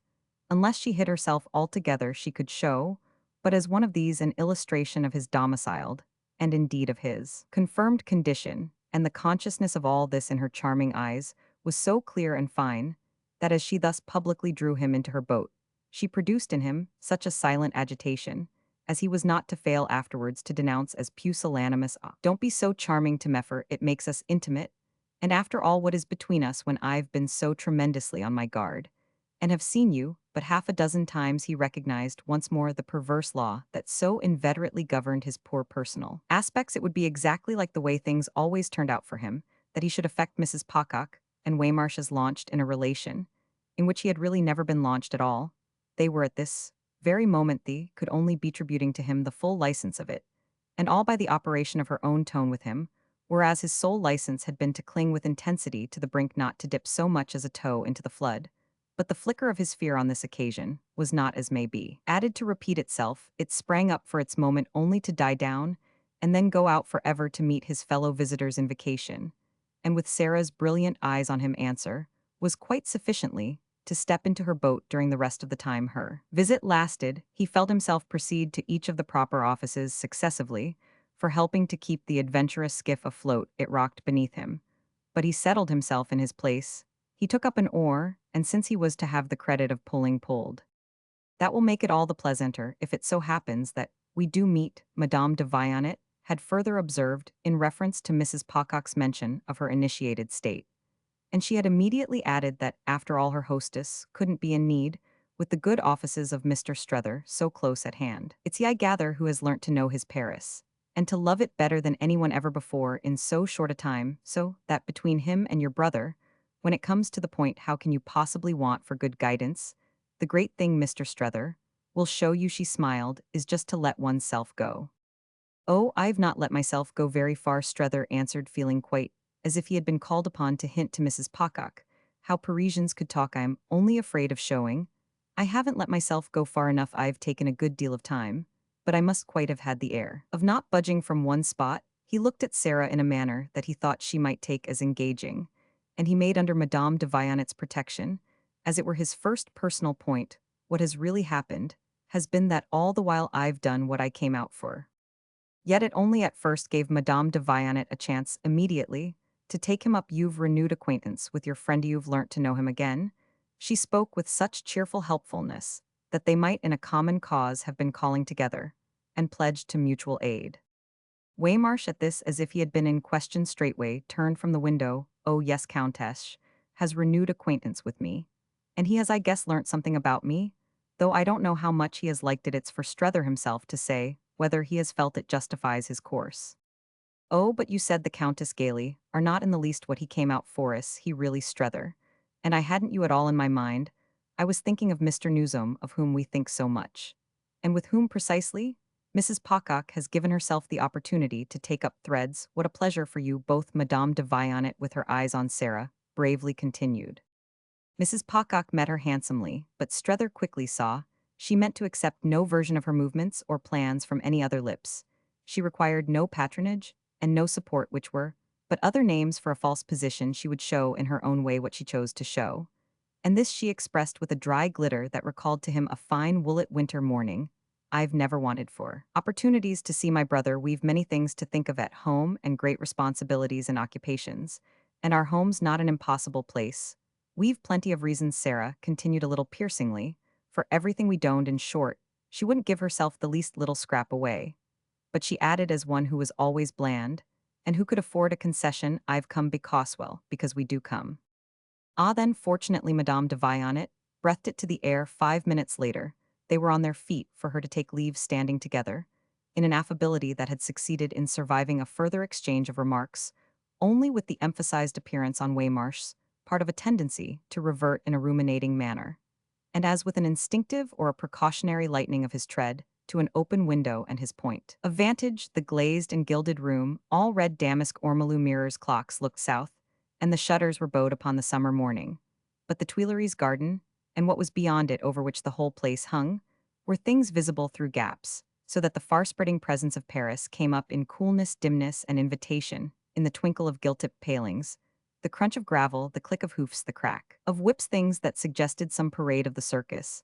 I think it probable, said Mrs. Pocock, that I shall have the opportunity of going to my brother's. I've no doubt it's very pleasant indeed. She spoke as to Strether, but her face was turned with an intensity of brightness to Madame de Vionnet, and there was a moment during which, while she thus fronted her, our friend expected to hear her add, I am much obliged to you, I am sure, for inviting me there. He guessed that for 5 seconds these words were on the point of coming. He heard them as clearly as if they had been spoken, but he presently knew they had just failed, knew it by a glance quick and fine from Madame de Vionnet, which told him that she too had felt them in the air, but that the point had luckily not been made in any manner requiring notice. This left her free to reply only to what had been said. That the Boulevard Malesherbes may be common ground for us offers me the best prospect I see for the pleasure of meeting you again. Oh, I shall come to see you since you've been so good. And Mrs. Pocock looked her invader well in the eyes. The flush in Sarah's cheeks had by this time settled to a small definite crimson spot that was not without its own bravery. She held her head a good deal up, and it came to Strether that of the two at this moment, she was the one who most carried out the idea of a countess. He quite took in, however, that she would really return her visitor's civility. She wouldn't report again at Woollet, without at least so much producible history as that in her pocket. I want extremely to be able to show you my little daughter, Madame de Vionnet went on, and I should have brought her with me if I hadn't wished first to ask your leave. I was in hopes I should perhaps find Miss Pocock, of whose being with you I've heard from Mr. Newsom, and whose acquaintance I should so much like my child to make if I have the pleasure of seeing her, and you do permit it.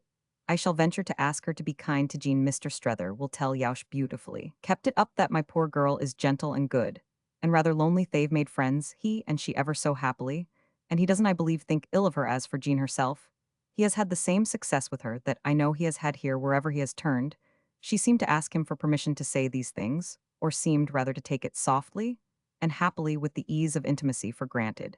And he had quite the consciousness now that not to meet her at any point more than halfway would be odiously basely to abandon her. Yes, he was with her, and opposed even in this covert, this semi-safe fashion to those who were not. He felt strangely and confusedly, but excitedly, inspiringly, how much and how far it was as if he had positively waited in suspense for something from her that would let him in deeper, so that he might show her how he could take it, and what did in fact come as she drew out a little. Her farewell served sufficiently the purpose, as his success is a matter that I am sure he'll never mention for himself.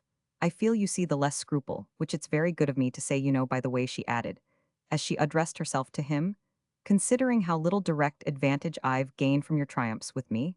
When does one ever see you? I wait at home, and I languish. Y'all have rendered me the service, Mrs. Pocock, at least. She wound up of giving me one of my much rare glimpses of this gentleman. I certainly should be sorry to deprive you of anything that seems so much, as you describe it, your natural due. Mr. Strether and I are very old friends, Sarah allowed, but the privilege of his society isn't a thing I shall quarrel about with anyone. And yet, dear Sarah, he freely broke in I feel when I hear you say that you don't quite do justice to the important truth of the extent to whiches you're a also mine am your natural due. I should like much better he laughed to see you fight for me. She met him Mrs. Pocock on this with an arrest of speech with a certain breathlessness, as he immediately fancied on the score of a freedom, for which she wasn't quite prepared.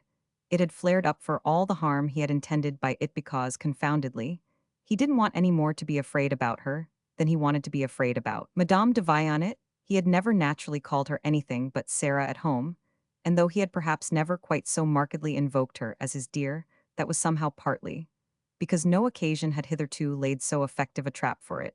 But something admonished him now that it was too latuneless, indeed it were possibly too early, and that he at any rate shouldn't have pleased Mrs. Pocock the more by it.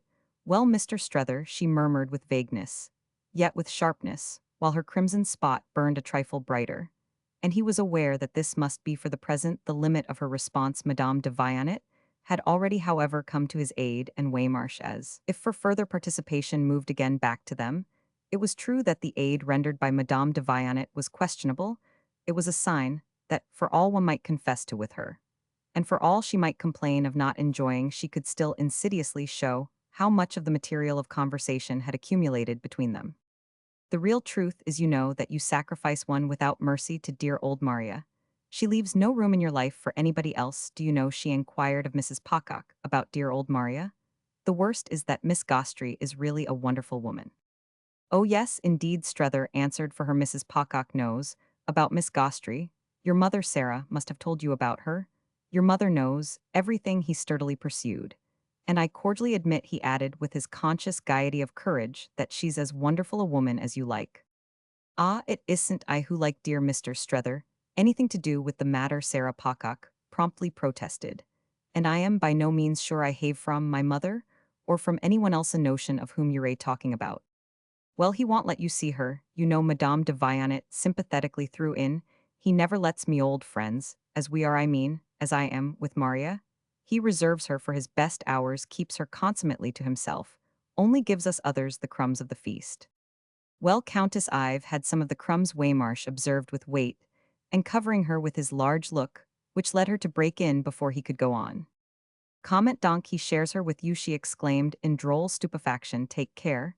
You don't have, before you go much further, rather more of all ces dames than you may know what to do with. But he only continued in his massive way, I can post you about the lady Mrs. Pocock, so far as you may care to hear. I've seen her quite a number of times, and I was practically present when they made acquaintance. I've kept my eye on her right along, but I don't know as there's any real harm in her. Harm, Madame de Vionnet quickly echoed. Why, she's the dearest and cleverest of all the clever and dear. Well, you run her pretty close, Countess Waymarsh returned with spirit, though there's no doubt she's pretty well up in things. She knows her way round Europe above all, there's no doubt. She does love Strether. Ah, but we all do that, we all love Strether. It isn't a merit, their fellow visitor laughed, keeping to her idea, with a good conscience, at which our friend was aware that he marveled, though he trusted also for it, as he met her exquisitely expressive eyes to some later light. The prime effect of her tone, however, and it was a truth which his own eyes gave back to her in sad ironic play, could only be to make him feel that to say such things to a man in public, a woman must practically think of him as 90 years old. He had turned awkwardly responsively red, he knew, at her mention of Maria Gostry. Sarah Pocock's presence, the particular quality of Ithed, made this inevitable, and then he had grown still redder in proportion. As he hated to have shown anything at all, he felt indeed that he was showing, much as uncomfortably and almost in pain.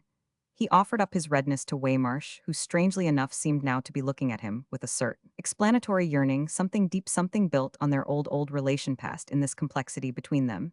He got the sidewind of a loyalty that stood behind all actual queer questions. Waymarsh's dry, bare humorous, it gave itself to be taken gloomed out to demand just as well. If you talk of Miss Barris, I've my chance too. It appeared stiffly to nod, and it granted that it was giving him away, but struggled to add that it did so only to save him. The somber glow stared it at him, till it fairly sounded out, to save you, poor old man, to save you in spite of yourself. Yet it was somehow just this communication that showed him to himself as more than ever lost still. Another result of it was to put before him, as never yet, that between his comrade and the interest represented by Sarah, There was already a basis beyond all question.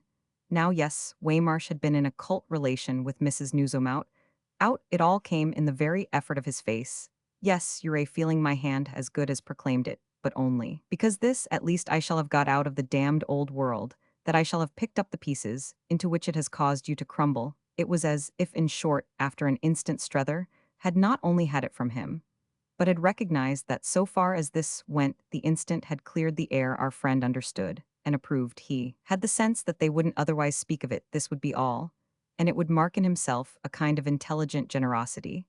It was with grim Sarah than Sarah grim, for all her grass at that Waymarsh had begun at 10 o'clock in the morning to save him well if he could, poor dear man, with his big bleak kindness. The upshot of which crowded perception was that Strether on his own side still showed no more than he absolutely had to. He showed the least possible by saying to Mrs. Pocock, after an interval much briefer than our glance at the picture, reflected in him, "Oh, it's as true as they please, there's no Miss Gostry for anyone, but me not the least little peep, I keep her to myself." "Well, it's very good of you to notify me," Sarah replied without looking at him, and thrown for a moment by this discrimination, as the direction of her eyes showed upon a dimly desperate little community with Madame de Vionnet. "But I hope I shan't miss her too much." Madame de Vionnet instantly rallied, "And you know, though it might occur to one it isn't, in the least, that he's ashamed of her, she's really in a way extremely good-looking." Ah, but extremely Strether laughed while he wondered at the odd part he found thus imposed on him. It continued to be so by every touch from Madame de Vionnet. "Well, as I say, you know, I wish you would keep me a little more to yourself. Couldn't you name some day for me, some hour, and, better soon than late, I'll be at home? Whenever it best suits you, there I can't say fairer." Strether thought a moment, while Waymarsh and Mrs. Pocock affected him as standing attentive. "I did lately call on you last week while Chad was out of town." "Yes, and I was away, as it happened, to you choose your moments well. But don't wait for my next absence, for I shan't make another," Madame de Vionnet declared, "while Mrs. Pocock's here." "That vow needn't keep you long, fortunately," Sarah observed with reasserted suavity. "I shall be at present but a short time in Paris. I have my plans for other countries. I meet a number of charming friends," and her voice seemed to caress that description of these persons. "Ah," then her visitor cheerfully replied, "all the more reason tomorrow, for instance, or next day." She continued to Strether, "Tuesday would do for me beautifully." "Tuesday, then, with pleasure. In at 5:30 or at 6. It was ridiculous, but Mrs. Pocock and Waymarsh struck him as fairly waiting for his answer. It was indeed as if they were arranged, gathered for a performance, the performance of Europe, by his confederate and himself. Well, the performance could only go on, say, 5:4 to 5. 5:4 to 5 good, and now at last Madame de Vionnet must leave them, though it carried for herself the performance a little further.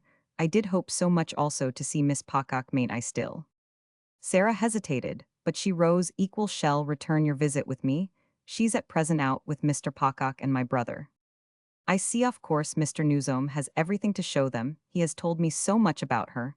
My great desires to give my daughter the opportunity of making her acquaintance. I am always on the lookout for such chances for her. If I didn't bring her today, it was only to make sure first that you'd let me, after which the charming woman risked a more intense appeal. It wouldn't suit you also to mention some near time, so that we shall be sure not to lose you." Strether on his side waited, for Sarah likewise had after all to perform, and it occupied him to have been thus reminded that she had stayed at home and on her first morning of Paris, while Chad led the others forth. Oh, she was up to her eyes. If she had stayed at home, she had stayed by an understanding arrived at the evening before that Waymarsh would come and find her alone. This was beginning well for a first day in Paris, and the thing might be amusing yet, but Madame de Vionet's earnestness was meanwhile beautiful. "You may think me indiscreet, but I've such a desire my Jean shall know an American girl of the really delightful kind. You see, I throw myself for it on your charity." The manner of this speech gave Strether such a sense of depths below it and behind it as he hadn't yet had ministered, in a way that almost frightened him to his dim divinations of reasons. But if Sarah still, in spite of it, faltered, this was why he had time for a sign of sympathy with her petitioner. "Let me say, then, dear lady, to back your plea, that Miss Mamie is of the most delightful kind of alleys, charming among the charming." Even Waymarsh, though with more to produce on the subject, could get into motion, in time. "Yes, Countess, the American girls, a thing that your country must at least allow ours the privilege to say we can show you, but her full beauty, is only for those who know how to make use of her. Ah then smiled Madame de Vaillant. That's exactly what I want to do. I am sure she has much to teach us. It was wonderful, but what was scarce less so was that Strether found himself by the quick effect of it moved another way. Oh, that may be. But don't speak of your own exquisite daughter, you know, as if she weren't pure perfection. I at least want take that from you, Mademoiselle de Vaillant. He explained in considerable form to Mrs. Pocock. Is pure perfection, Mademoiselle de Vaillant is exquisite. It had been perhaps a little portentous, but Sarah simply glittered. Waymarsh himself, for that matter, apparently recognized in respect to the facts the need of a larger justice, and he had with it an inclination to Sarah Miss Jane's, strikingly handsomine, the regular French style. It somehow made both Strether and Madame de Vaillant laugh out, though at the very moment he caught in Sarah's eyes, as glancing at the speaker a vague, but unmistakable you too. It made Waymarsh in fact look consciously over her head. Madame de Vaillant meanwhile, however, made her point in her own way. I wish indeed I could offer you my poor child as a dazzling attraction. It would make one's position simple enough. She's as good as she can be. But of course she's different. And the question is knowin' the light of the way things seem to goif. She isn't, after all, too different too. Different, I mean, from the splendid type. Everyone is so agreed that your wonderful country produces. On the other hand, of course, Mr. Newsome, who knows it so well, has as a good friend, dear kind man, that he has done everything he can to keep us from fatal benightedness for my small shy creature. Well, she wound up after Mrs. Pocock had signified in a murmur still a little stiff, that she would speak to her own young charge on the question. Well, we shall sit, my child, and I and wait and wait and wait for you. But her last fine turn was for Strether do speak of us in such a way as that something can't but come of it. Oh, something shall come of it. I take a great interest, he further declared, and in proof of it the next moment he had gone with her down to her carriage. Book Ninth. I. The difficulty is, Strether said to Madame de Vaillant a couple of days later, that I can't surprise them into the smallest sign of his not being the same old Chad they've been for the last 3 years, glowering at across the sea. They simply won't give any. And as a policy, you know what you call a party pris, a deep gamut that's positively remarkable. It was so remarkable that our friend had pulled up before his hostess. With the vision of it, he had risen from his chair at the end of 10 minutes, and begun as a help not to worry to move about before her quite as he moved before Maria. He had kept his appointment with her to the minute, and had been intensely impatient, though divided in truth between the sense of having everything to tell her, and the sense of having nothing at all. The short interval had, in the face of their complication, multiplied his impressions, it being meanwhile to be noted moreover that he already frankly, already almost publicly, viewed the complication as common to them. If Madame de Vaillant, under Sarah's eyes, had pulled him into her boat, there was by this time no doubt whatever that he had remained in it, and that what he had really most been conscious of for many hours together was the movement of the vessel itself. They were in it together this moment, as they hadn't yet been, and he hadn't at present uttered the least of the words of alarm or remonstrance that had died on his lips at the hotel. He had other things to say to her than that she had put him in a position, so quickly had his position grown to affect him as quite excitingly, altogether richly inevitable, that the outlook, however given the point of exposure, hadn't cleared up half so much as he had reckoned, was the first warning she received from him on his arrival. She had replied with indulgence that he was in too great a hurry, and had remarked soothingly that if she knew how to be patient, surely he might be. He felt her presence on the spot, he felt her tone and everything about her as an aid to that effort, and it was perhaps one of the proofs of her success with him that he seemed so much to take his ease, while they talked. By the time he had explained to her why his impressions, though multiplied, still baffled him, it was as if he had been familiarly talking for hours. They baffled him, because Sarah was deeper than she had ever yet had a chance to show herself. He didn't say that this was partly the effect of her opening so straight down, as it were, into her mother, and that, given Mrs. Newsome's profundity, the shaft thus sunk might well have a reach, but he wasn't without a resigned apprehension that at such a rate of confidence between the two women, he was likely soon to be moved to show how already at moments it had been for him, as if he were dealing directly with Mrs. Newsome. Sarah, to a certainty, would have begun herself to feel it in him, and this naturally put it in her power to torment him the more from the moment she knew he could be tormented. But why can you, Behai's companion was surprised at his use of the word. Because I am made so I think of everything.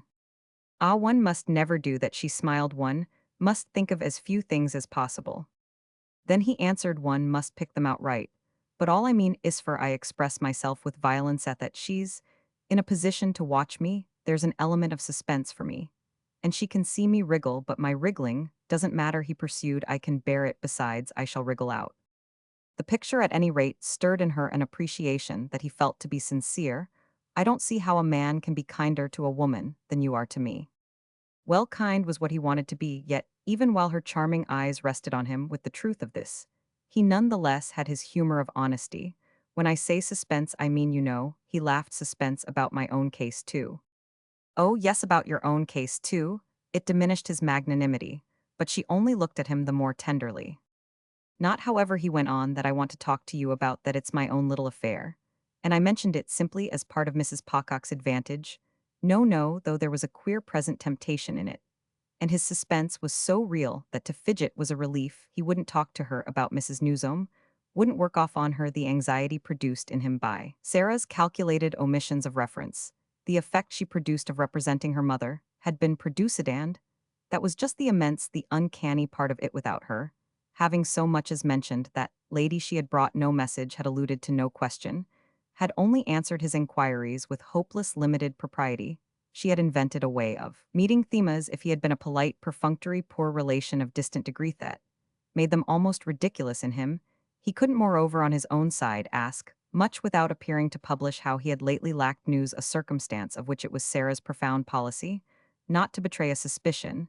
These things, all the same, he wouldn't breathe to Madame de Vionnet, much as they might make him walk up and down, and what he didn't say as well as what she didn't, for she had also her high decency enhanced the effect of his being there with her, at the end of 10 minutes, more intimately, on the basis of saving her, than he had yet had occasion to be. It ended, in fact, by being quite beautiful between them, the number of things they had a manifest consciousness of not saying. He would have liked to turn her critically to the subject of Mrs. Pocock, but he so stuck to the line he felt to be the point of honor and of delicacy that he scarce even asked her what her personal impression had been. He knew it, for that matter, without putting her to trouble, that she wondered how with such elements Sarah could still have no charm, was one of the principal things she held her tongue about. Strether would have been interested in her estimate of the elements, indubitably there some of them, and to be appraised according to taste, but he denied himself even the luxury of this diversion.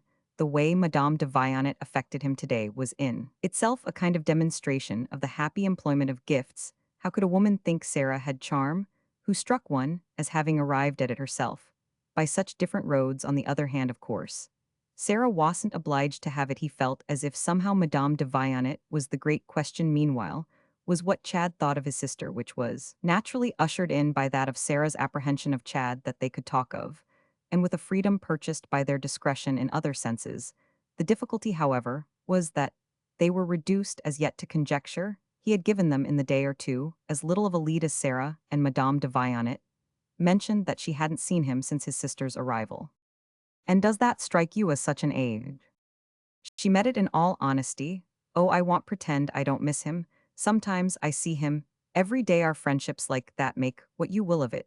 She whimsically smiled, a little flicker of the kind occasional in her that had more than once moved him to wonder what he might best make of her. But he's perfectly right, she hastened to add, and I wouldn't have him fail in any way at present, for the world id sooner not see him for 3 months. I begged him to be beautiful to them, and he fully feels it for himself. Strether turned away under his quick perception. She was so odd a mixture of lucidity and mystery. She fell in at moments with the theory about her he most cherished, and she seemed at others to blow it into air. She spoke now as if her art were all an innocence, and then again as if her innocence were all an art. Oh, he's giving himself up, and hell, do so to the end. How can he but want now that it's within reach his full impression, which is much more important, than either yours or mine. But he's just soaking, Strether said as he came back. He's going in conscientiously. For a saturation, I am bound to say he is very good. Ah, she quietly replied, to whom do you say it? And then more quietly still, he's capable of anything. Strether more than reaffirmed, oh, he's excellent, I more and more like. He insisted to see him with them, though the oddity of this tone between them grew sharper for him. Even while they spoke, it placed the young man so before them, as the result of her interest and the product of her genius, acknowledged so her part in the phenomenon, and made the phenomenon so rare that more than ever yet he might have been on the very point of asking her for some more detailed account of the whole business than he had yet received. From her, the occasion almost forced upon him some question as to how she had managed, and as to the appearance such miracles presented from her own singularly close place of survey, the moment in fact however passed giving way to more present history, and he continued simply to mark his appreciation of the happy truth. It's a tremendous comfort to feel how one can trust him, and then again, while for a little she said nothingas, if after all to her trust, there might be a special limit I mean, for making a good show to them. Yes, she thoughtfully returned, but if they shut their eyes to it. Strether for an instant had his own thought, well perhaps that want matter. You mean because he probably do what they will want like them. Oh, do what they will they want do much, especially if Sarah hasn't more, well, more than one has yet made to give. Madame de Vionnet waited. Ah, she has all her grace. It was a statement over which for a little they could look at each other sufficiently straight, and though it produced no protest from Strether, the effect was somehow as if he had treated it as a joke. She may be persuasive and caressing with him, she may be eloquent beyond words, she may get hold of him, she wound up well, as neither you nor I have. Yes, she mayn't now. Strether smiled, but he has spent all his time each day with Jim, he's still showing Jim round. She visibly wondered, then how about Jim? Strether took a turn before he answered. Hasn't he given you Jim? Hasn't he before this done him for you? He was a little at a loss. Doesn't he tell you things? She hesitated, known their eyes once more gave, and took not, as you do. You somehow make me see them, or at least feel them, and I haven't asked too much, she added. I've of late wanted so not to worry him. Ah, for that so have I, he said, with encouraging assent. So thought as, if she had answered everything they were briefly sociable on it, it threw him back on his other thought, with which he took another turn, stopping again, however, presently with something of a glow. You see, Jim's really immense. I think it will be Jim Hall do it. She wondered, get hold of him. Not just the other thing counteract Sarah's spell, and he showed now our friend how far he had worked it out. Jim's intensely cynical. Oh dear Jim, Madame de Vionnet vaguely smiled. Yes, literally dear Jim, he's awful. What he wants, heaven forgive him, is to help us. You mean was eager help me? Well, Chad and me in the first place.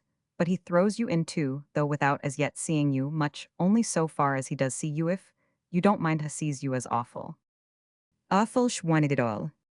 A regular bad, one though of course of a tremendously superior kind, dreadful, delightful, irresistible. Ah, dear Jim, I should like to know him, I must. Yes, naturally, but will it do you? May you know? Strether suggested. Disappoint him. She was droll and humble about it. I can but try, but my wickedness, then she went on, is my recommendation for him.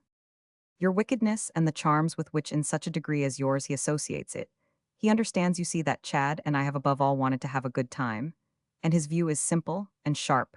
Nothing will persuade him in the light that is of my behavior that I really didn't quite as much as Chad come over to have one. Before it was too late he wouldn't have expected it of me, but men of my age at Woolatan, especially, the least likely one, shave been noted as liable to strange outbreaks, belated uncanny clutches at the unusual, the ideal. It's an effect that a lifetime of Woollett has quite been observed as having, and I thus give it to you in Jim's view, for what it's worth. Now his wife and his mother-in-law Strether continued to explain, have as an honor bound no patience with such phenomena late or early, which puts Jim as against his relatives on the other side. Besides, he added, I don't think he really wants Chad back if Chad doesn't come. Hell have Madame de Vionnet quite apprehended more of the free hand. Well, Chad's the bigger man. So hell work now en dessous to keep him quiet. No, want work at all, and he won't do anything en dessous. He's very decent, and won't be a traitor in the camp. But hell be amused with his own little view of our duplicity. Hell sniff up what he supposes to be Paris from morning till night, and hell be as to the rest for Chadwell, just what he is. She thought it over a warning. He met it almost with glee. You are as wonderful as everybody says.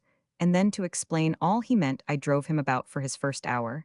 And do you know what all beautifully unconscious most put before me? Why, that something like that is at bottom as an improvement to his present state, as in fact the real redemption of it, what they think it may not be too late to make of our friend, with which as taking it in, she seemed in her recurrent alarm bravely to gaze at the possibility.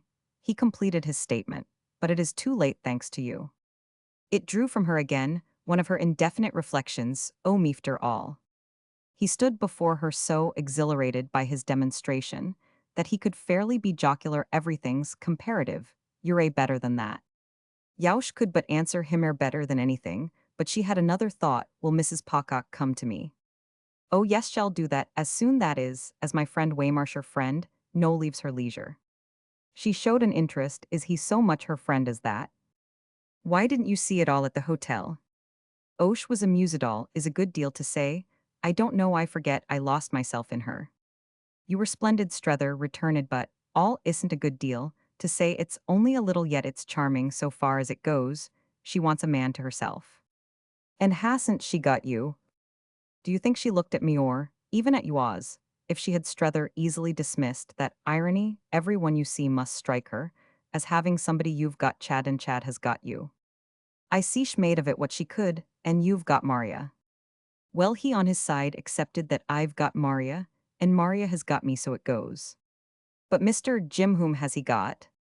Oh, he has got her it's as if he had the whole place. But for Mr. Waymarsh, recalcitrant Miss Barris before anyone else. He shook his head Miss Barris is a raffiney, and her amusement won't lose by Mrs. Pocock, it will gain rather especially if Sarah triumphs, and she comes in for a view of it. How well you know us, Madame de Vionnet, at this frankly side. Noit seems to me it's we that I know Sarah hits perhaps on that ground, only that my feet are firm Waymarsh will take her round, while Chad takes Jim end. I shall be I assure you delighted for both of them Sarah will have had what she requires will have paid her tribute to the ideal. And he will have done about the same in Paris it's in the air so. What can one do less, if there's a point that beyond any other Sarah wants to make it's that she didn't come out to be narrow, we shall feel at least that. Oh, she sighed the quantity we seem likely to feel, but what becomes in these conditions of the girl? Of Mamieff we're all provided for that said Strether, you can trust Chad. To be you mean all right to her. To pay her every attention as soon as he has polished off Jim, he wants what Jim can give him and, what Jim really want though, he has had it all and more than all from me, he wants in short his own personal impression, and hell get it strong. But as soon as he has got it Mamie won't suffer. Oh Mamie mustn't suffer Madame de Vionnet, soothingly emphasized.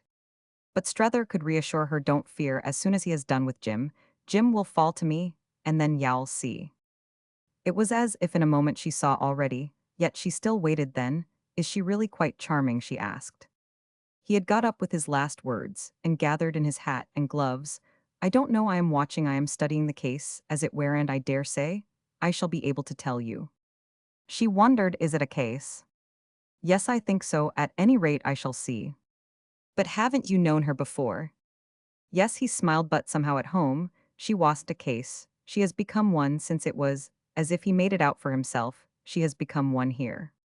So very very soon. He measured it laughing not sooner than I Roman 999. And you became one. Very very soon the day I arrived. Her intelligent eyes showed her thought of it but the day you arrived you met Maria, whom has Miss Pocock met?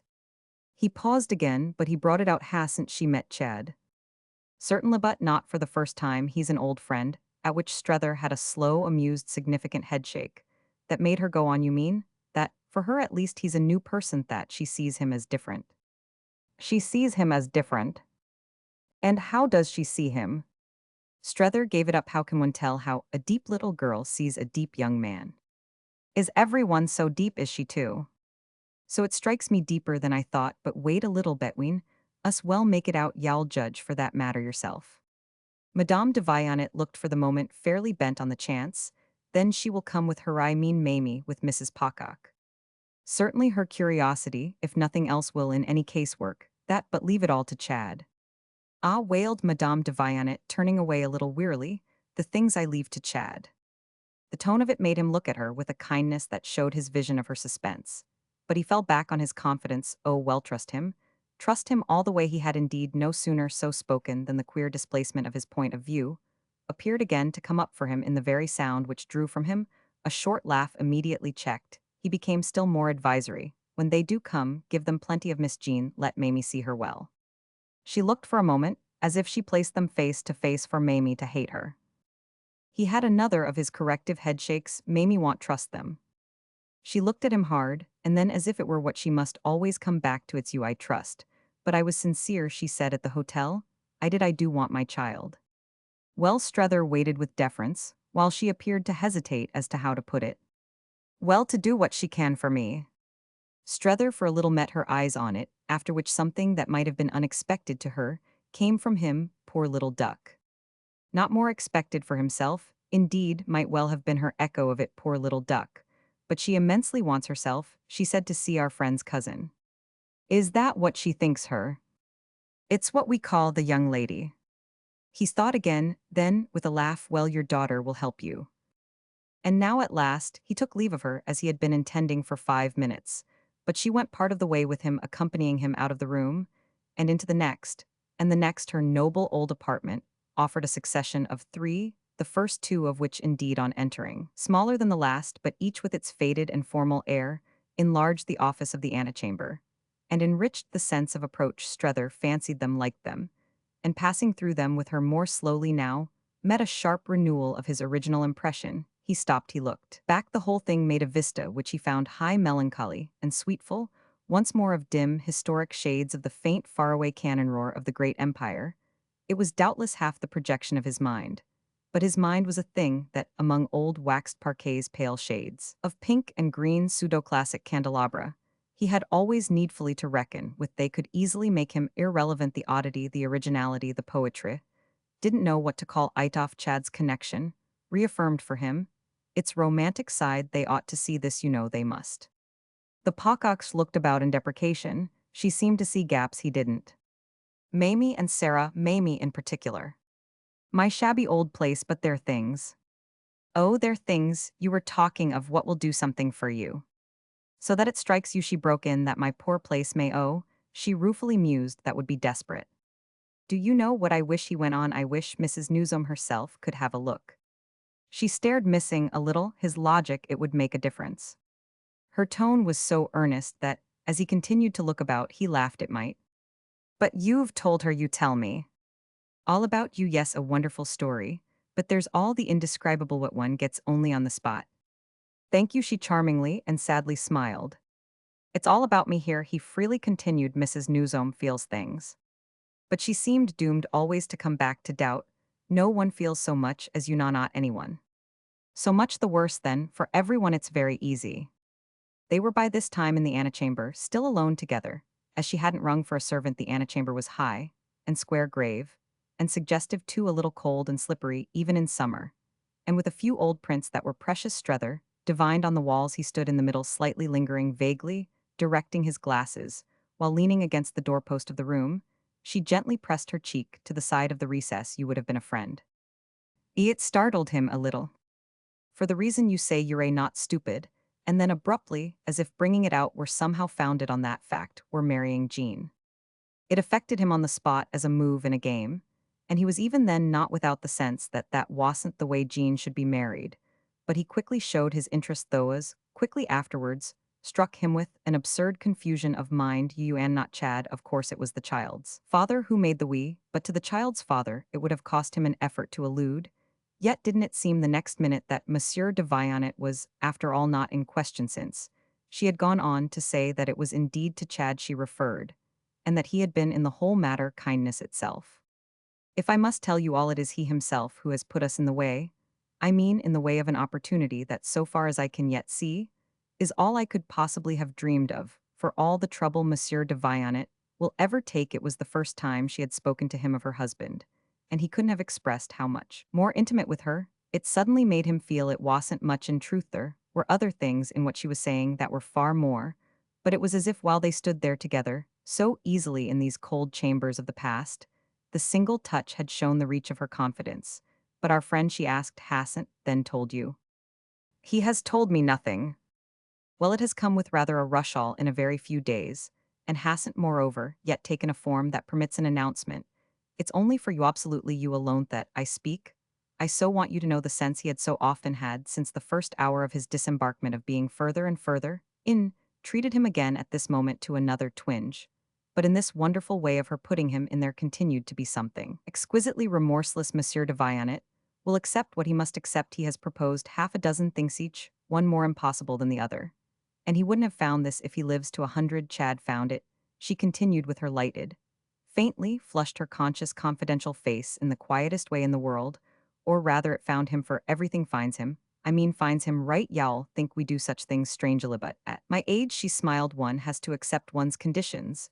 Our young man's people had seen her one of his sisters, a charming woman we know all about them had observed her somewhere with me. She had spoken to her brother turned him on. And we were again observed poor Jean, and I without our in the least knowing it was at the beginning of the winter. It went on for some time, it outlasted our absence, it began again on our return. And it luckily seems all right the young man had met Chad, and he got a friend to approach him as having a decent interest in us, Mr. Newsome. Looked well before he leaped he kept beautifully quiet and satisfied himself, fully, then only he spoke it's what has for some time past occupied us. It seems as if it were what would do really, really. All one could wish there are only 2 or 3 points to be settled they depend on her father but this time I think we're safe. Strether, consciously gaping a little, had fairly hung upon her lips, I hope so with all my heart, and then he permitted himself does nothing depend on her. On naturally everything Roman 999, but she's pleased comet out, she has been perfectly free, and here young friendies, really a combination I quite adore him. Strether just made sure you mean your future son-in-law. Future if we all bring it off. Ah well said Strether decorously, I heartily hope you may. There seemed little else for him to say though her communication had the oddest effect on him vaguely. And confusedly, he was troubled by it feeling as if he had even himself been concerned in something deep. And Roman 1499, he had allowed for depths, but these were greater. And it was as if oppressively indeed absurdly was responsible for what they had now thrown up to the surface. It waxed through something ancient and cold in it what he would have called the real thing in. Short his hostess news though he couldn't have explained why was a sensible shock. And his oppression, a weight he felt he must somehow or other immediately get rid of there, were too many connections missing to make it tolerable, he should do anything else he was. Prepared to suffer before his own inner tribunal for Chad he was prepared to suffer even for Madame de Vionnet. But he wasn't prepared to suffer for the little girl so now, having said the proper thing he wanted to get away, she held him an instant however with another appeal. Do I seem to you very awful? Awful why so, but he called it to himself, even as he spoke his biggest insincerity yet. Our arrangements are so different from yours. Mine oh he could dismiss that too, I haven't any arrangements. Then you must accept mine all the more that they're a excellent they're a founded on a veal sages. There will be much more if all goes well for you to hear. And to know, and everything believe me for you to like, don't be afraid y'all be satisfied. Thus she could talk to him of what of her innermost life for that was what it came to. Must accept thus she could extraordinarily speak as if in such an affair his being satisfied had an importance it was all a wonder. And made the whole case larger, he had struck himself at the hotel before Sarah and Waymarsh, as being in her boat. But where on earth was he now this question was in the air till her own lips quenched it with another. And do you suppose Hugo loves her so do anything reckless or cruel? He wondered what he supposed. Do you mean your young man? I mean yours I mean Mr. Newsome. It flashed for Strether the next moment a finer light, and the light deepened, as she went on he takes thank God the truest tenderest interest in her. It deepened, indeed oh I am sure of that. You were talking, she said about one's trusting him, you see then how I do. He waited a moment it all came I see, he felt he really did see. He wouldn't hurt her for the world nor assuming she marries at all risk, anything that might make against her happiness and willingly at least, would never hurt me. Her face with what he had by this time, grasped told him more than her words, whether something had come into it, or whether he only read clearer her whole story what at least, he then took for suck reached out to him from it, with the initiative she now attributed to Chad it all made a sense, and this sensey light a lead was what had abruptly risen before him, he wanted once more to get off with these things, which was at last made easy a servant, having for his assistance on hearing voices in the hall, just come forward all that Strether had made out, was while the man opened the door, and impersonally waited summed up in his last word, I don't think you know Chad will tell me anything. No perhaps not yet. And I want as yet speak to him. Ah that's as y'all think best you must judge. She had finally given him her hand, which he held a moment, how much I have to judge. Everything said Madame de Vionnet, a remark that was indeed with the refined disguised suppressed passion of her face what he most carried away. Roman 2.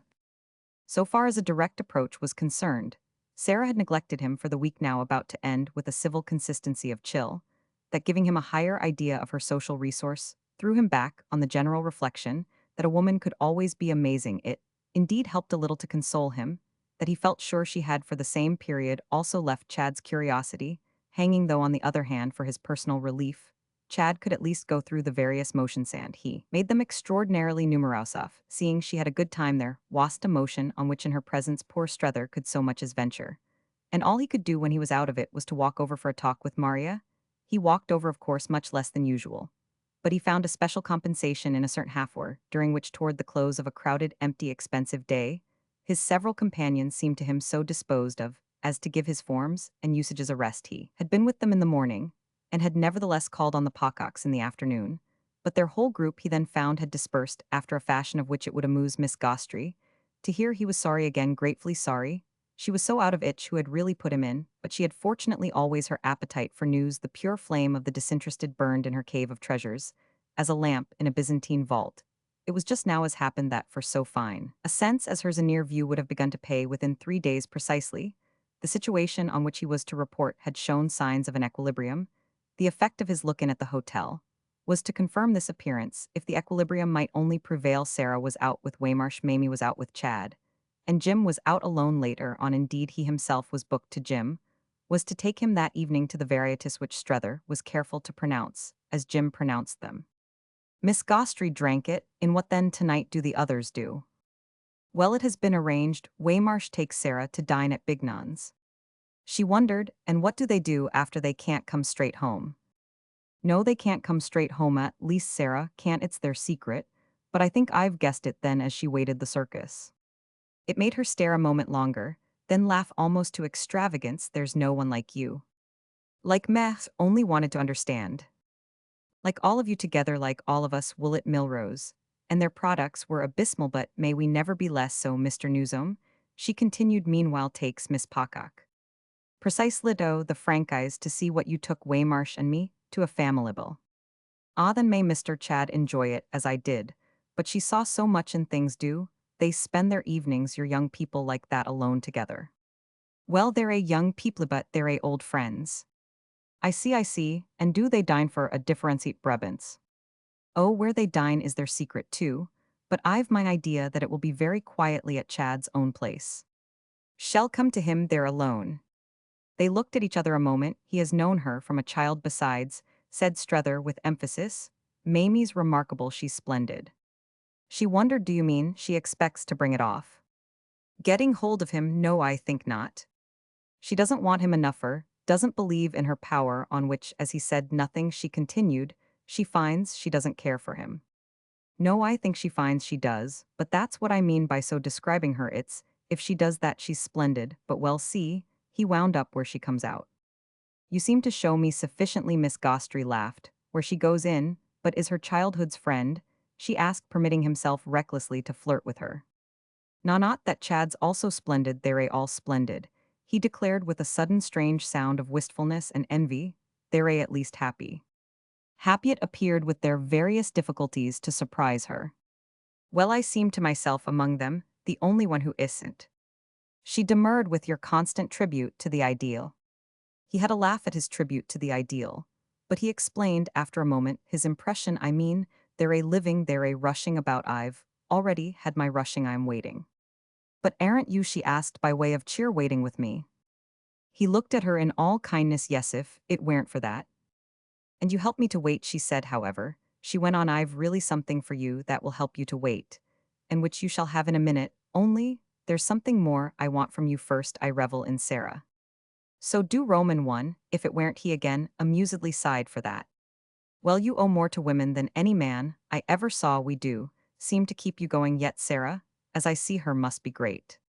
She is. Strether fully assented. Great. Whatever happens, she want, with these unforgettable days, have lived in vain. Miss Gostry had a pause. You mean she has fallen in love? I mean she wonders if she hasn't, and it serves all her purpose. It has indeed, Maria laughed, served women's purposes before. Yes, for giving in, but I doubt if the ideas an idea has ever up to now answered so well for holding out. That's her tribute to the ideal. We each have our own. It's her romancy, and it seems to me better on the whole than mine to have it in Paris too. He explained it in this classic ground, in this charged infectious air, with so sudden an intensity, Well, it's more than she expected. She has had in short to recognize the breaking out for her of a real affinity and, with everything to enhance the drama. Miss Gostry followed Jim for instance. Jim hugely enhances Jim was made to enhance. And then Mr. Waymarsh it's the crowning touch it supplies the color he's positively separate. And she herself, unfortunately, isn't that, supplies the color too. Miss Gostry was all there, but somehow is he in love? Strether looked at her a long time, then looked all about the room, then came a little nearer. Will you never tell anyone in the world as long as ever you live? Never. It was charming. He thinks Sarah really is, but he has no fear. Strether hastened to add. Of her being affected by it. Of his being he likes it, but he knows she can hold out. He's helping her, he's floating her over by kindness. Maria rather funnily considered it floating her over in champagne, the kindness of dining her nose to nose at the hour, when all Paris is crowding to profane delights, and in Thuel in the great temple, as one hears of it of pleasure. That's just it for both of them, Strether insisted, and, all of a supreme innocence. The Parisian placed the feverish hour the pudding before her of 100 francs worth of food and drink, which they'll scarcely touch all. That's the dear man's own romance, the expensive kind. Expensive in francs and centimes in which he abounds, and the circus afterwards which is cheaper, but which hell finds some means of making as dear as possible. That's also his tribute to the ideal. It does for him. Hell see her through. They won't talk of anything worse than you and me. Well, we're bad enough perhaps, thank heaven. She laughed to upset them. Mr. Waymarsh, at any rate, is a hideous old coquette. And the next moment she had dropped everything for a different pursuit. What you don't appear to know is that Jean de Vionnet has become engaged. She's to marry it, has been definitely ordained, Monsieur de Montbrun. He fairly blushed. Then if you know it, it's out. Don't I often know things that are not out? However, she said this will be out tomorrow. But I see I've counted too much on your possible ignorance. You've been before me, and I don't make you jump as I hoped. He gave a gasp at her insight. You never fail. I've had my jump. I had it when I first heard. Then, if you knew, why didn't you tell me as soon as you came in? Because I had it from her, as a thing not yet to be spoken of. Miss Gostry wondered from Madame de Vionnet herself. As a probability, not quite a certainty, a good cause, in which Chad has been working, so I've waited. You need wait no longer, she returned. It reached me yesterday roundabout, and accidental, but by a person who had it from one of the young man's own peoples, a thing quite settled. I was only keeping it for you. You thought Chad wouldn't have told me. She hesitated. Well, if he hasn't. He hasn't, and yet the thing appears to have been practically his doing, so there we are. There we are, Maria candidly echoed. That's why I jumped, he continued to explain, because it means this disposition of the daughter, that there's now nothing else but him and the mother. Still it simplifies. It simplifish, fully concurred. But that's precisely where we are. It marks a stage in his relation. The act is his answer to Mrs. Newsome's demonstration. It tells Maria ask the worst. The worst. But is the worst what he wants Sarah to know? He doesn't care for Sarah. At which Miss Gostry's eyebrows went up. You mean, she has already dished herself? Strether took a turn about. He had thought it out again and again before this to the end. But the vista seemed each time longer. He wants his good friend to know the best, I mean the measure of his attachment. She asked for a sign, and he thought of that one. There it is. A concession to her jealousy. Strether pulled up. Yes, call it that. Make it lurid for, that makes my problem richer. Certainly let us have it lurid for. I quite agree with you that we want none of our problems poor. But let us also have it clear, can he, in the midst of such a preoccupation, or on the heels of it, have seriously cared for Gina? Cared, I mean, as a young man at liberty would have cared. Well, Strether had mastered it. I think he can have thought it would be charming. If he could care, it would be nicer. Nicer than being tied up to Marie. Yes, than the discomfort of an attachment to a person he can never hope short of a catastrophe to marry. And he was quite right, said Strether, it would certainly have been nicer. Even when a thing's already nice, there mostly is some other thing that would have been nicer, as to which we wonder if it wouldn't. But his question was all the same a dream. He couldn't care in that way. He is tied up to Marie. The relation is too special, and has gone too far. It's the very basis. And his recent lively contribution toward establishing Jean in life has been his definite and final acknowledgement to Madame de Vionnet that he has ceased squirming. I doubt meanwhile, he went on, if Sarah has at all directly attacked him.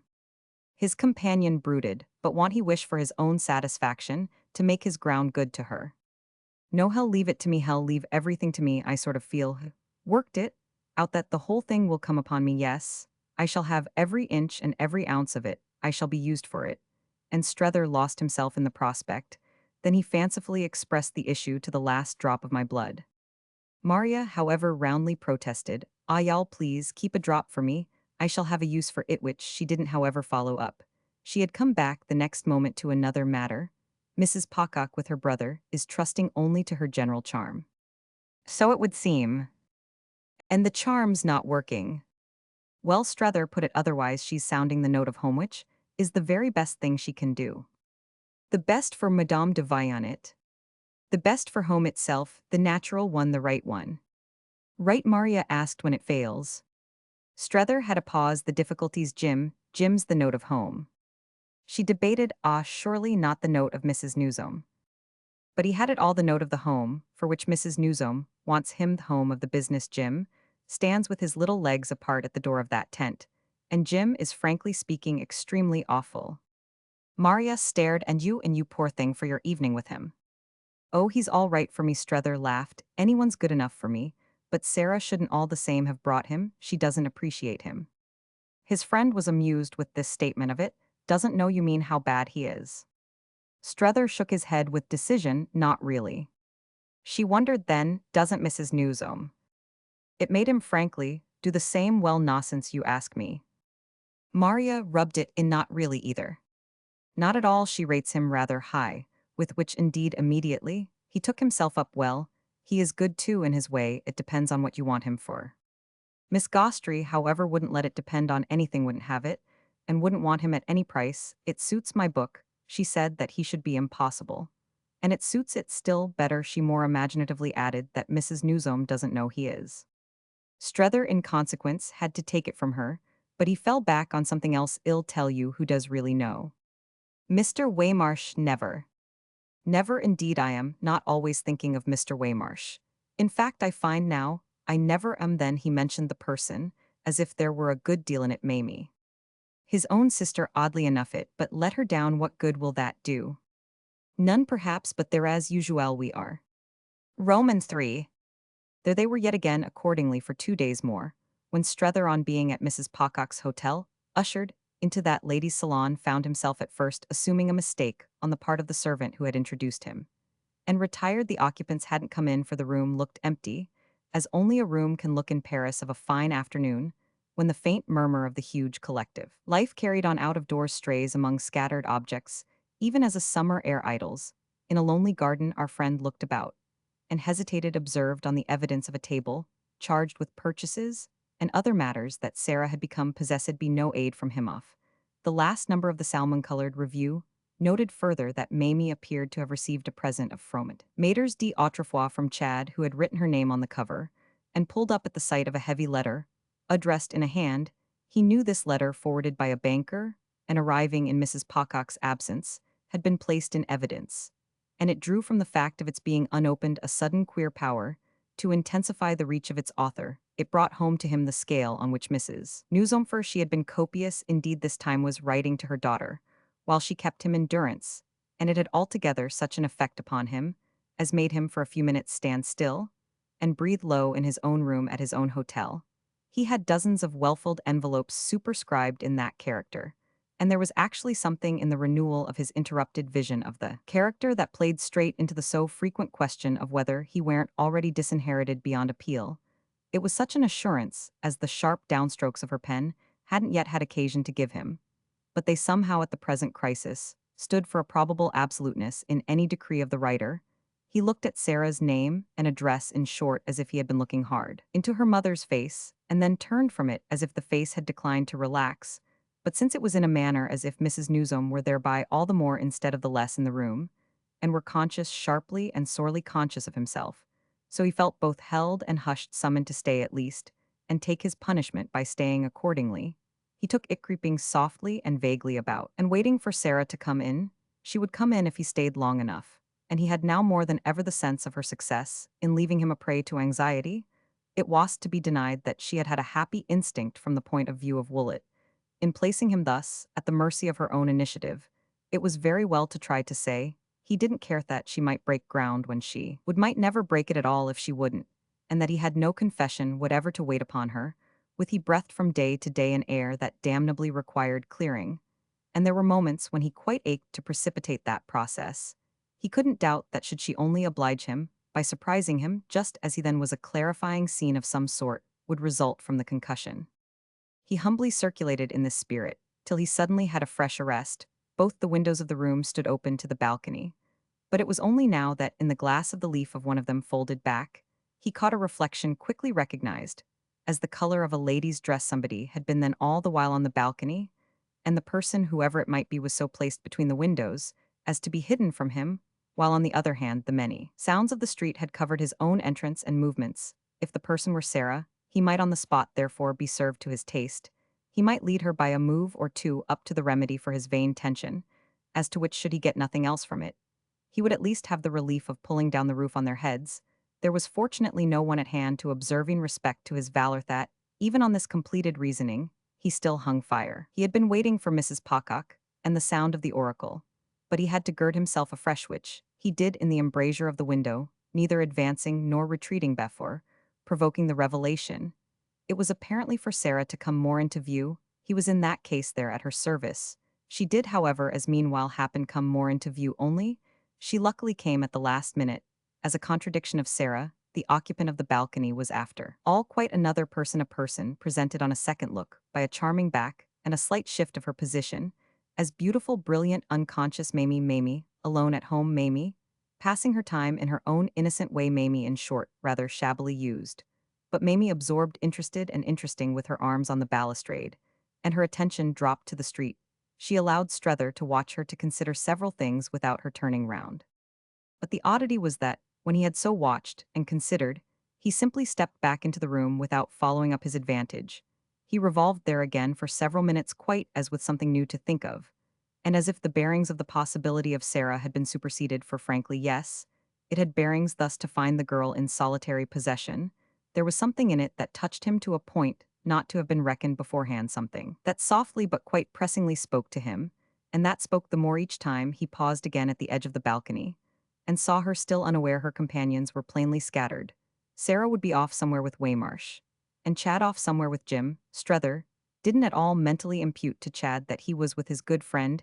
He gave him the benefit of supposing him involved in appearances that, had he had to describe them, for instance, to Mariah, would have conveniently qualified as more subtle. It came to him, indeed, the next thing, that there was perhaps almost an excess of refinement in having left Mamie in such weather up there alone, however she might in fact have extemporized under the charm of the Rue de Rivoli, a little makeshift Paris of wonder and fancy. Our friend, in any case, now recognized, and it was as if at the recognition, Mrs. Newsome's fixed intensity had suddenly, with a deep audible gasp, grown thin and vague. That day after day, he had been conscious in respect to his young lady of something odd and ambiguous, yet something into which he could at last read a meaning. It had been at the most this mystery, an obsession agreeable, and it had just now fallen into its place, as at the touch of a spring. It had represented the possibility between them of some communication baffled by accident, and delayed possibility, even of some relation as yet unacknowledged. There was always their old relation, the fruit of the Woollett years. But that end, it was what was strangest, that nothing whatever in common with what was now in the air, as a child, as a bud, and then again, as a flower of expansion. Mamie had bloomed for him freely in the almost incessantly open doorways of home, where he remembered her as first very forward, as then very backward, for he had carried on at one period in Mrs. Newsome's parlors, Mrs. Newsome's phases, and his own a course of English literature, reinforced by exams and and once more finally as very much in advance, but he had kept no great sense of points of contact, it not being in the nature of things at Woollett that the freshest of the buds should find herself in the same basket with the most withered of the winter apples. The child had given sharpness above all to his sense of the flight of time. It was but the day before yesterday that he had tripped up on her hoop. Yet his experience of remarkable women destined, it would seem remarkably, to grow felt itself ready. This afternoon quite braced itself to include her. She had in fine more to say to him than he had ever dreamed the pretty girl of the moment could have. And the proof of the circumstance was that, visibly, unmistakably, She had been able to say it to no one else. It was something she could mention neither to her brother, to her sister-in-law, nor to Chad, though he could just imagine that had she still been at home, she might have brought it out as a supreme tribute to age, authority, and attitude for Mrs. Newsome. It was moreover something in which they all took an interest. The strength of their interest was in truth just the reason of her prudence. All this then, for 5 minutes, was vivid to Strether. And it put before him that poor child she had now, but her prudence to amuse her, that for a pretty girl in Paris, struck him with a rush as a sorry state, so that, under the impression, he went out to her with a step as hypocritically alert. He was well aware, as if he had just come into the room, she turned with a start at his voice. Preoccupied with him, though she might be, she was just a scrap disappointed. "Oh, I thought you were Mr. Billam." The remark had been at first surprising, and our friend's private thought, under the influence of it, temporarily blighted. Yet we are able to add that he presently recovered his inward tone, and that many a fresh flower of fancy was to bloom in the same ere little Bilham's. Little Bilham was somewhat incongruously expected, appeared behindhand, a circumstance by which Strether was to profit. They came back into the room together, after a little the couple on the balcony, and amid its crimson and gold elegance, with the others still absent. Strether passed 40 minutes that he appraised even at the time as far in the whole queer connection from his idlest yes. Indeed, since he had the other day so agreed with Maria about the inspiration of the lurid here, was something for his problem that surely didn't make it shrink, and that was floated in upon him as part of a sudden flood, he was doubtless not to know, till afterwards, on turning them over, in thought of how many elements his impression was composed. But he none the less felt, as he sat with the charming girl, the signal growth of a confidence. For she was charming when all was said, and none the less so for the visible habit and practice of freedom and fluency. She was charming, he was aware, in spite of the fact that if he hadn't found her so, he would have found her something he should have been in peril of expressing as funny. Yes, she was funny. Wonderful Mamie, and without dreaming it, she was bland, she was brittle with never that he could make out as yet a bridegroom to support it. She was handsome and portly, and easy and chatty, soft and sweet, and almost disconcertingly reassuring. She was dressed, if we might so far discriminate, less as a young lady than as an old one. Had an old one been supposable to Strether, as so committed to vanity, the complexities of her hair missed moreover also the looseness of youth. And she had a mature manner of bending a little, as to encourage and reward, while she held neatly together in front of her a pair of strikingly polished hands, the combination of all of which kept up about her the glamour of her receiving, placed her again perpetually between the windows and within sound of the ice cream plates, suggested the enumeration of all the names, all the Mr. Brookses and Mr. Snookses, gregarious specimens of a single type, she was happy to meet. But if all this was where she was funny, and if what was funnier than the rest was the contrast between her beautiful, benevolent patronage, such a hint of the polysyllabic as might make her something of a bore toward middle age, and her rather flat little voice, the voice, naturally unaffectedly, yet of a girl of 15, so Strether none the less at the end of 10 minutes felt in her a quiet dignity that pulled things bravely together, if quiet dignity almost more than matronly. With too voluminous clothes, was the effect she proposed to produce. That was an ideal one could like in her. When once one had got into relation, the great thing now for her visitor was that this was exactly what he had done. It made so extraordinary a mixture of the brief and crowded hour. It was the mark of a relation that he had begun so quickly to find himself sure she was of all people, as might have been said on the side, and of the party of Mrs. Newsome's original ambassador. She was in his interest and not in Sarah's, and some sign of that was precisely what he had been feeling in her these last days, as imminent, finally placed in Paris in immediate presence of the situation, and of the hero of it be, whom Strether was incapable of meaning anyone but Chadge had accomplished, and really in a manner all unexpected to herself. A change of base, deep, still things had come to pass within her, and by the time she had grown sure of them, Strether had become aware of the little drama. When she knew where she was, in short, he had made it out. And he made it out at present still better, though with never a direct word passing between them. All the while, on the subject of his own predicament, there had been at first, as he sat there with her a moment, during which he wondered if she meant to break ground in respect to his prime undertaking. That door stood so strangely ajar that he was half prepared to be conscious at any juncture of her having, of anyone's having, quite bounced in, but friendly, familiar, light of touch, and happy of tact. She exquisitely stayed out, so that it was for all the world as if to show she could deal with him, without being reduced towel scarcely anything. It fully came up for them, then by means of their talking of everything. But Chad, that Mamie, unlike Sarah, unlike Jim, knew perfectly what had become of him.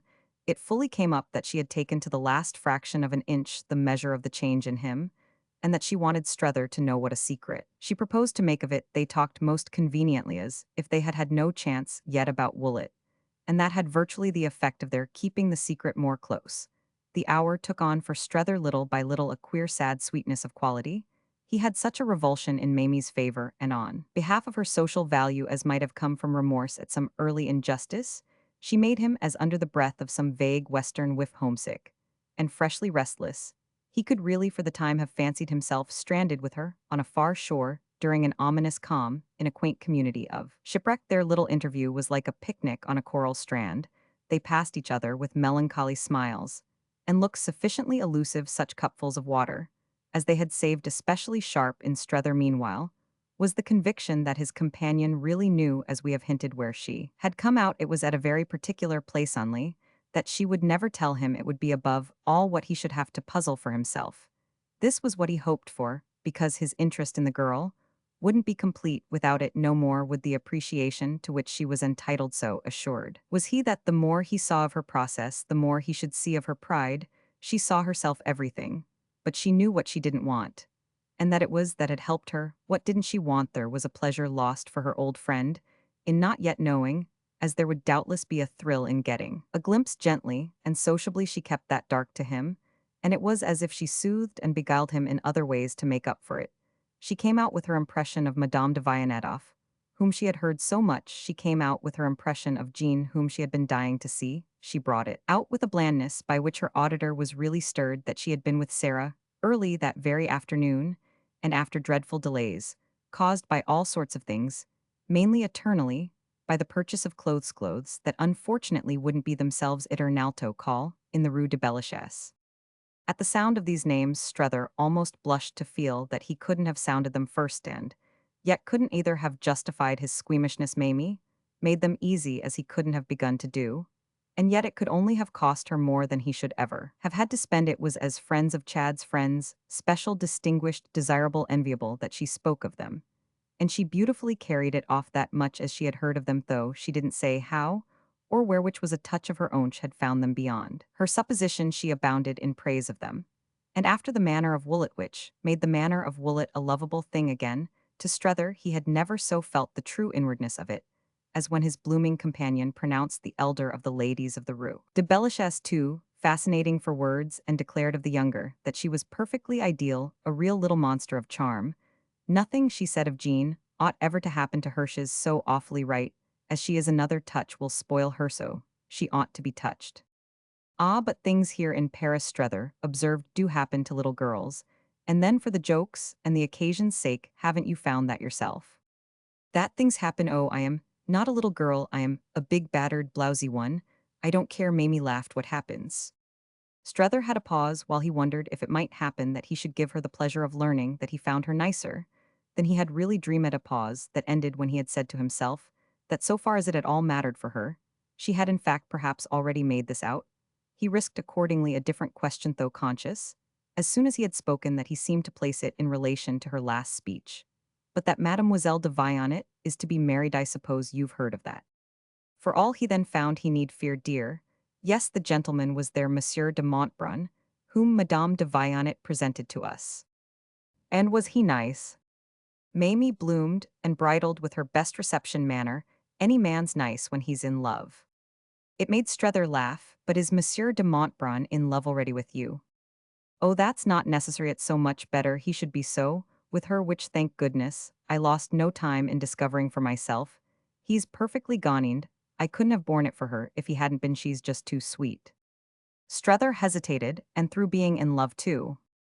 On which, with a smile that struck him as wonderful, Mamie had a wonderful answer. She doesn't know if she is or not. It made him again laugh out. Oh, but you do. She was willing to take it that way. Oh yes, I know everything. And as she sat there rubbing her polished hands, and making the best of idly holding her elbows, perhaps a little too much out, momentary effect for Strether was that everyone else in all their affair seemed stupid. No, that poor little Jean doesn't know what's the matter with her. It was as near as they came to saying that she was probably in love with Chad, but it was quite near enough for what Strether wanted, which was to be confirmed in his certitude that, whether in love or not, she appealed to something large and easy in the girl before him. Mamie would be fat, too fat at 30, but she would always be the person who, at the present sharp hour, had been disinterestedly tender. If I see a little more of her, as I hope, I think shall like me enough for. She seemed to like me today to want me to tell her. And shall you? Perfectly, I shall tell her the matter with her is that she wants only too much to do right for her, naturally, said Mamie, is to please. Her mother, do you mean? Her mother first. Struther waited and then. Well then, Mr. Newsome. There was something really grand for him in the serenity of this reference, and last only Monsieur de Montbrun. Last Onlish good-humoredly kept it up. Struther considered so that everyone after all then will be suited. She had one of her few hesitations, but it was a question only of a moment, and it was her nearest approach to being explicit with him about what was between them. I think I can speak for myself, I shall be. It said indeed so much, told such a story of her being ready to help him, so committed to him, that truth in short for such use as he might make of it, toward those ends of his own with which patiently and trustfully she had nothing to doit, so fully achieved all this that he appeared to himself simply to meet it in its own spirit by the last frankness of admiration. Admiration was of itself almost accusatory, but nothing less would serve to show her how nearly he understood. He put out his hand for goodbye with a splendid, and he left her in her splendor, still waiting for little Billum. Book 10th. And I? Strether occupied beside little Billum 3 evenings, after his interview with Mamie Pocock, the same deep divan they had enjoyed together on the first occasion of our friends, meeting Madame de Vionnet and her daughter in the apartment of the Boulevard Malesherbes, where his position affirmed itself again. As ministering to an easy exchange of impressions, the present evening had a different stamp. If the company was much more numerous, so inevitably were the ideas set in motion. It was on the other hand, however, now strongly marked that the talkers moved in respect to such matters, round and inner a protected circle. They knew at any rate what really concerned them tonight, and Strether had begun by keeping his companion close to it. Only a few of Chad's guests had dined. That is 15 or 20 a few, compared with the large concourse offered to sight by 11 o'clock. But number and mass, quantity and quality, light, fragrance, sound, the overflow of hospitality meeting the high tide of response had all from the first pressed upon Strether's consciousness, and he felt himself somehow part and parcel of the most festive scene, as the term was in which he had ever in his life been engaged. He had perhaps seen on 4th of July, and on dear old domestic commencements, more people assembled, but he had never seen so many in proportion to the space, or had at all events never known so great a promiscuity to show so markedly. Picked numerous as was the company, it had still been made so by selection, and what was above all rare for Strether was that, by no fault of his own, he was in the secret of the principle that had worked. He hadn't inquired, he had averted his head. But Chad had put him a pair of questions that themselves smoothed the ground. He hadn't answered the questions. He had replied that they were the young man's own affair, and he had then seen perfectly that the latter's direction was already settled. Chad had applied for counsel only by way of intimating that he knew what to do, and he had clearly never known it better than in now presenting to his sister the whole circle of his society. This was all in the sense and the spirit of the note struck by him on that lady's arrival. He had taken at the station itself a line that led him without a break, and that enabled him to lead the Pockocks, though dazed a little, no doubt, breathless, no doubt, and bewildered to the uttermost end of the passage, accepted by them perforce, as pleasant. He had made it for them violently pleasant and mercilessly full, the upshot of which was to Strether's vision that they had come all the way, without discovering it, to be really no passage at all. It was a brave blind alley, where to pass was impossible, and where unless they stuck fast they would have, which was always awkward publicly to back out. They were touching bottom assuredly tonight. The whole scene represented the terminus of the cul-de-sac. So could things go when there was a hand to keep them consistent, a hand that pulled the wire with a skill at which the elder man more and more marveled. The elder man felt responsible, but he also felt successful, since what had taken place was simply the issue of his own contention. 6 weeks before that they properly should wait to see what their friends would have really to say. He had determined Chad to wait, he had determined him to see. He was therefore not to quarrel with the time given up to the business as much as ever. Accordingly, now that a fortnight had elapsed, the situation created for Sarah and against which she had raised no protest, was that of her having accommodated herself to her adventure, as to a pleasure repartee surrendered perhaps, even somewhat in excess to bustle and to pace. If her brother had been at any point the least bit open to criticism, it might have been on the ground of his spicing the draught too highly, and pouring the cup too full, frankly treating the whole occasion of the presence of his relatives as an opportunity for amusement. He left it no doubt but scant margin as an opportunity for anything else. He suggested, invented, abounded it, all the while, with the loosest, easiest rein. Strether, during his own weeks, had gained a sense of knowing Paris. But he saw it afresh, and with fresh emotion in the form of the knowledge offered to his colleague. 1,000 unuttered thoughts hummed for him in the air of these observations, not the least frequent of which was that Sarah might well of a truth not quite know whither she was drifting. She was in no position not to appear to expect that Chad should treat her handsomely, yet she struck our friend as privately stiffening a little each time.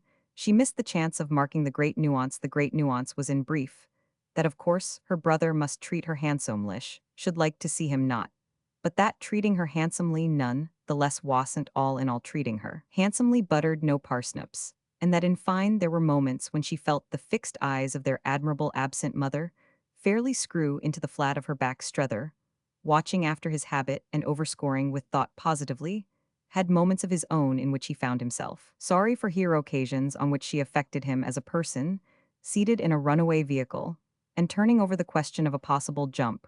Would she jump? Could she? Would that be a safe plus? At this question, at such instants, sat for him in her lapse into pallor, her tight lips, her conscious eyes. It came back to the main point at issue. Would she be after all to be squared?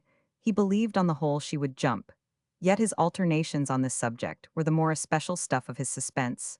One thing remained well before him, a conviction that was in fact to gain sharpness from the impressions of this evening, that if she should gather in her skirts, close her eyes, and quit the carriage, while in motion he would promptly enough become aware she would alight from her headlong course more or less directly upon him.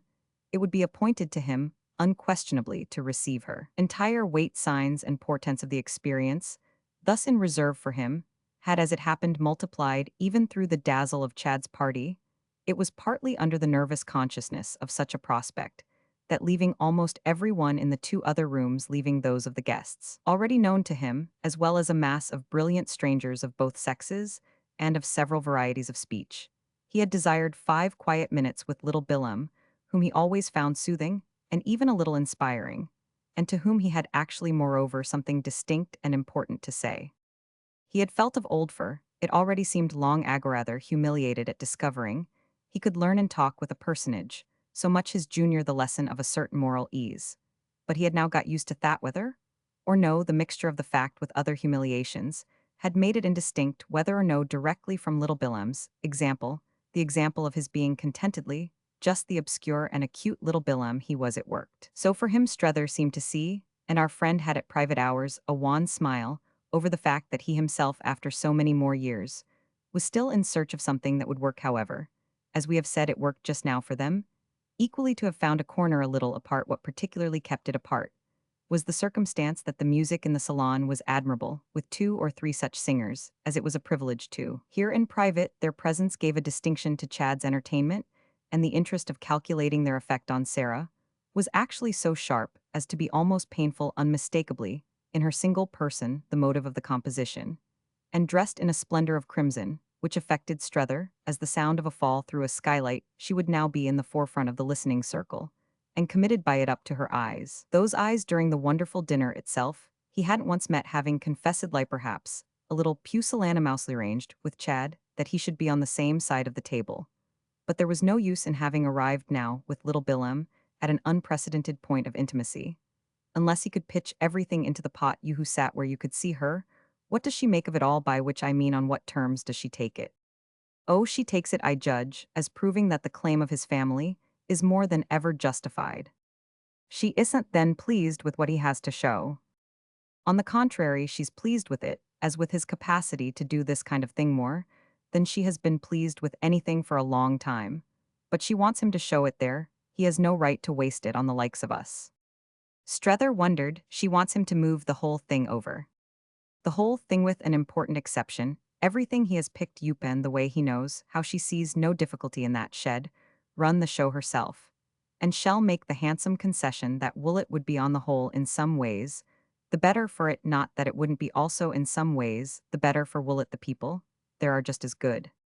Just as good as you and these others, that may be, but such an occasion as this whether or no Strether said isn't, the people it's what has made the people possible.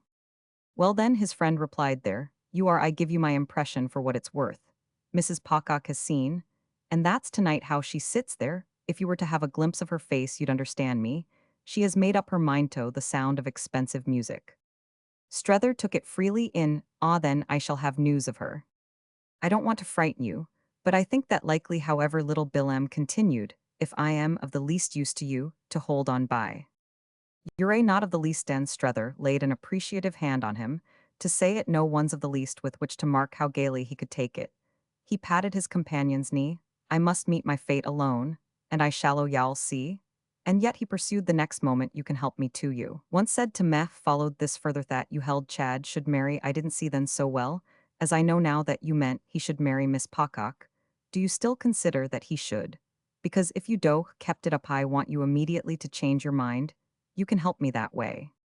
Help you by thinking he should not marry. Not marry at all events Mamie.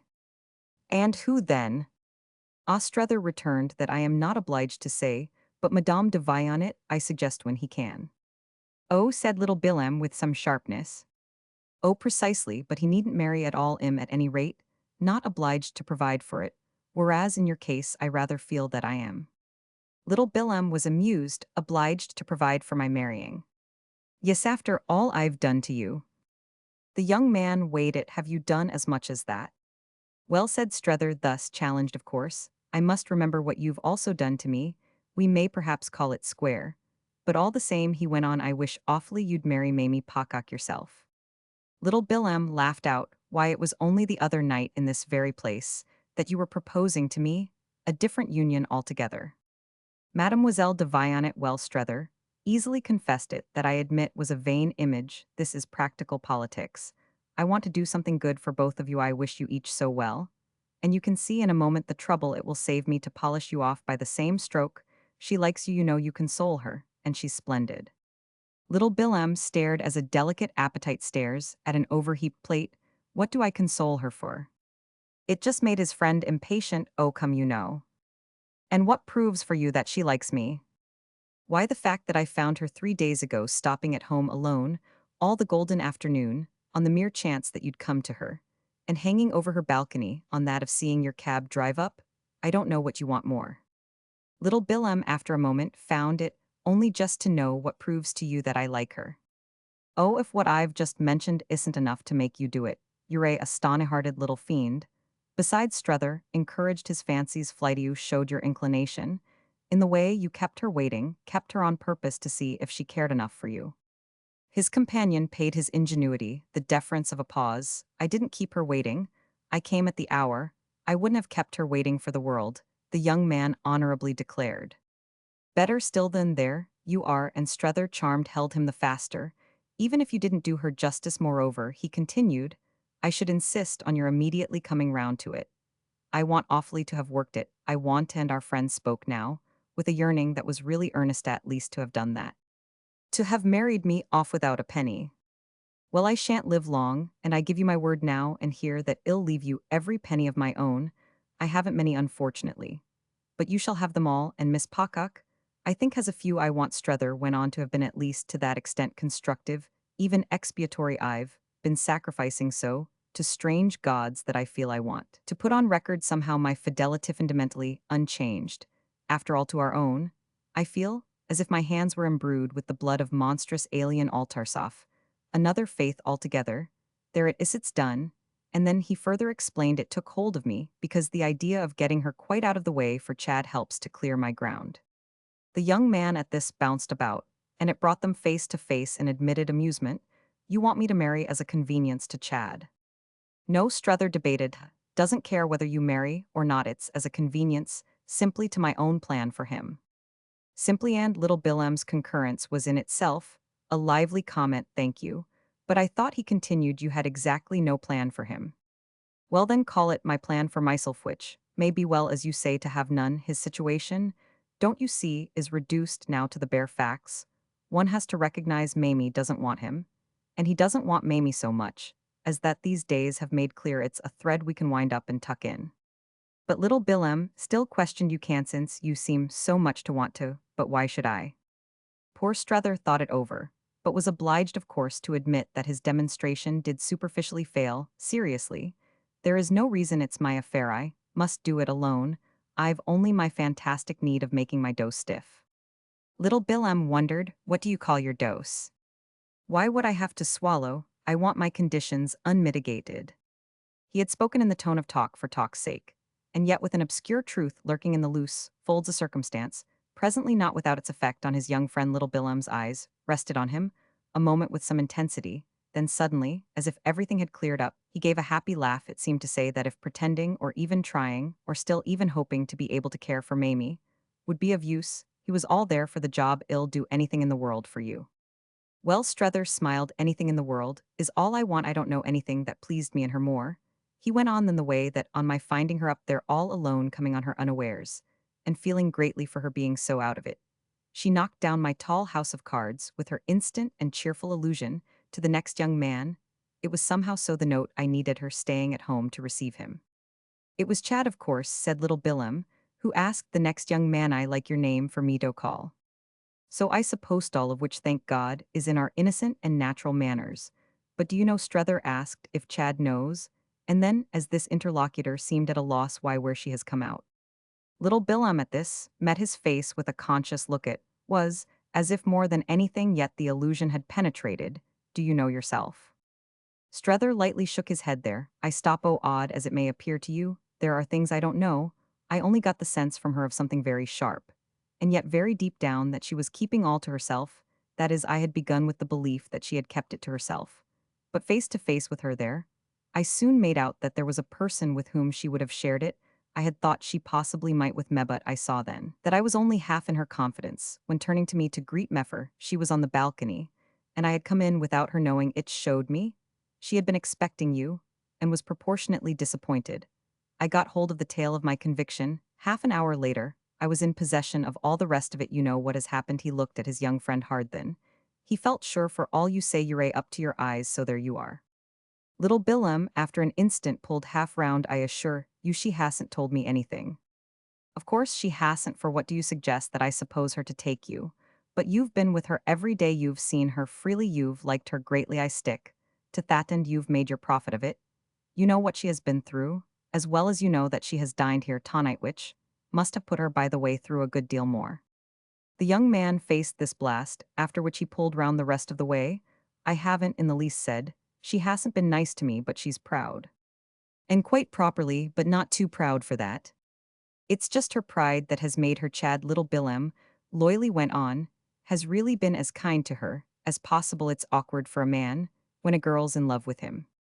Ah, but she isn't, no. Little Billem sat staring before him, then he sprang up as if his friend's penetration, recurrent and insistent, made him really after all too nervous. Nosh, isn't now, it isn't in the least. He went on. Chad's fault, he's really all right. I mean, he would have been willing. But she came over with ideas, those she had got at home. They had been her motive and support in joining her brother and his wife. She was to save our friend. Ah, like me, poor thing. Strether also got to his feet. Exactlish had a bad moment. It was very soon distinct to her to pull her up, to let her down. That alas, he is saved. There's nothing left for her to do. Not even to love him. She would have loved him better, as she originally believed him. Strether wondered, of course. One asks oneself what notion a little girl forms where a young man's in question of such a history and such a state. Well, this little girl saw them no doubt as obscure, but she saw them practically as wrong. The wrong for her was the obscure Chad, turns out at any rate right and good and disconcerting, while what she was all prepared for, primed and girded, and wound up for, was to deal with him as the general opposite. Yet wasn't her whole point, Strether weighed it, that he was to be, that he could be made better, redeemed. Little Billem fixed it all a moment, and then with a small headshake that diffused a tenderness, she's too late for the miracle. Yessie's companion saw enough still, if the worst fault of his condition is that it may be all there for her to profit by. Oh, she doesn't want to profit in that flat way. She doesn't want to profit by another woman's work. Wants the miracle to have been her own miracle, that's what she's too late for. Strether quite felt how it all fitted, yet there seemed one loose piece. I am bound to say you know that she strikes one on these lines, as fastidious what you call here difficile. Little Billem tossed up his chin of course, she's difficilian. Any lines, what else in the world are our mammoth, real the right ones? I see our friend repeated charmed by the responsive wisdom he had ended by so richly extracting Mamie, is one of the real and the right. The very thing itself. And what it comes to then Strether went on, is that poor awful Chad is simply too good for her. Ah, too good was what he was after all to be, but it was she herself and she herself only who was to have made him so. It hung beautifully together, but with still a loose end, wouldn't he do for her, even if he should after all break? With his actual influence, O little Billem had for this inquiry, the sharpest of all his controls, how can he do any terms whatever when he's flagrantly spoiled? Strether could only meet the question with his passive, his receptive pleasure well thank goodness you're not you remain for her to save. And I come back on so beautiful and full a demonstration to my contention, of just now that of your showing distinct signs of her having already begun. The most he could further say to himself as, his young friend turned away was that the charge encountered for the moment no renewed denial little Billem, taking his course back to the music, only shook his good-natured ears, an instant in the manner of a terrier who has got wet while Strether relapsed into the sensuhitch, had for him in these days most of comfort that he was free to believe in anything that, from hour to hour, kept him going. He had positively motions and flutters of this conscious hour-tower, kind temporary surrenders to irony to fancy frequent, instinctive snatches at the growing rose of observation, constantly stronger for him, as he felt in scent and color, and in which he could bury his nose even to wantonness. This last resource was offered him, for that matter, in the very form of his next clear perception, vision, of a prompt meeting in the doorway of the room between little Billem and brilliant Miss Barris, who was entering as Billem withdrew. She had apparently put him a question to which he had replied, by turning to indicate his late interlocutor toward, whom after an interrogation further, aided by a resort to that optical machinery, which seemed like her other ornaments curious and archaic the genial lady, suggesting more than ever for her fellow guest the old French print. The historic portrait directed herself with an intention that Strether instantly met he knew. In advance the first note she would sound and took in, as she approached all her need of sounding it, nothing yet had been so wonderful between them as the present occasion, and it was her special sense of this quality, in occasions that she was there, as she was in most places to feed. That sense had already been so well fed by the situation about them, that she had quitted the other room forsaken. The music dropped out of the play, abandoned in a word the stage itself, that she might stand a minute behind the scenes with Strether, and so perhaps figure as one of the famous augurs replying behind the oracle to the wink of the other seated near him.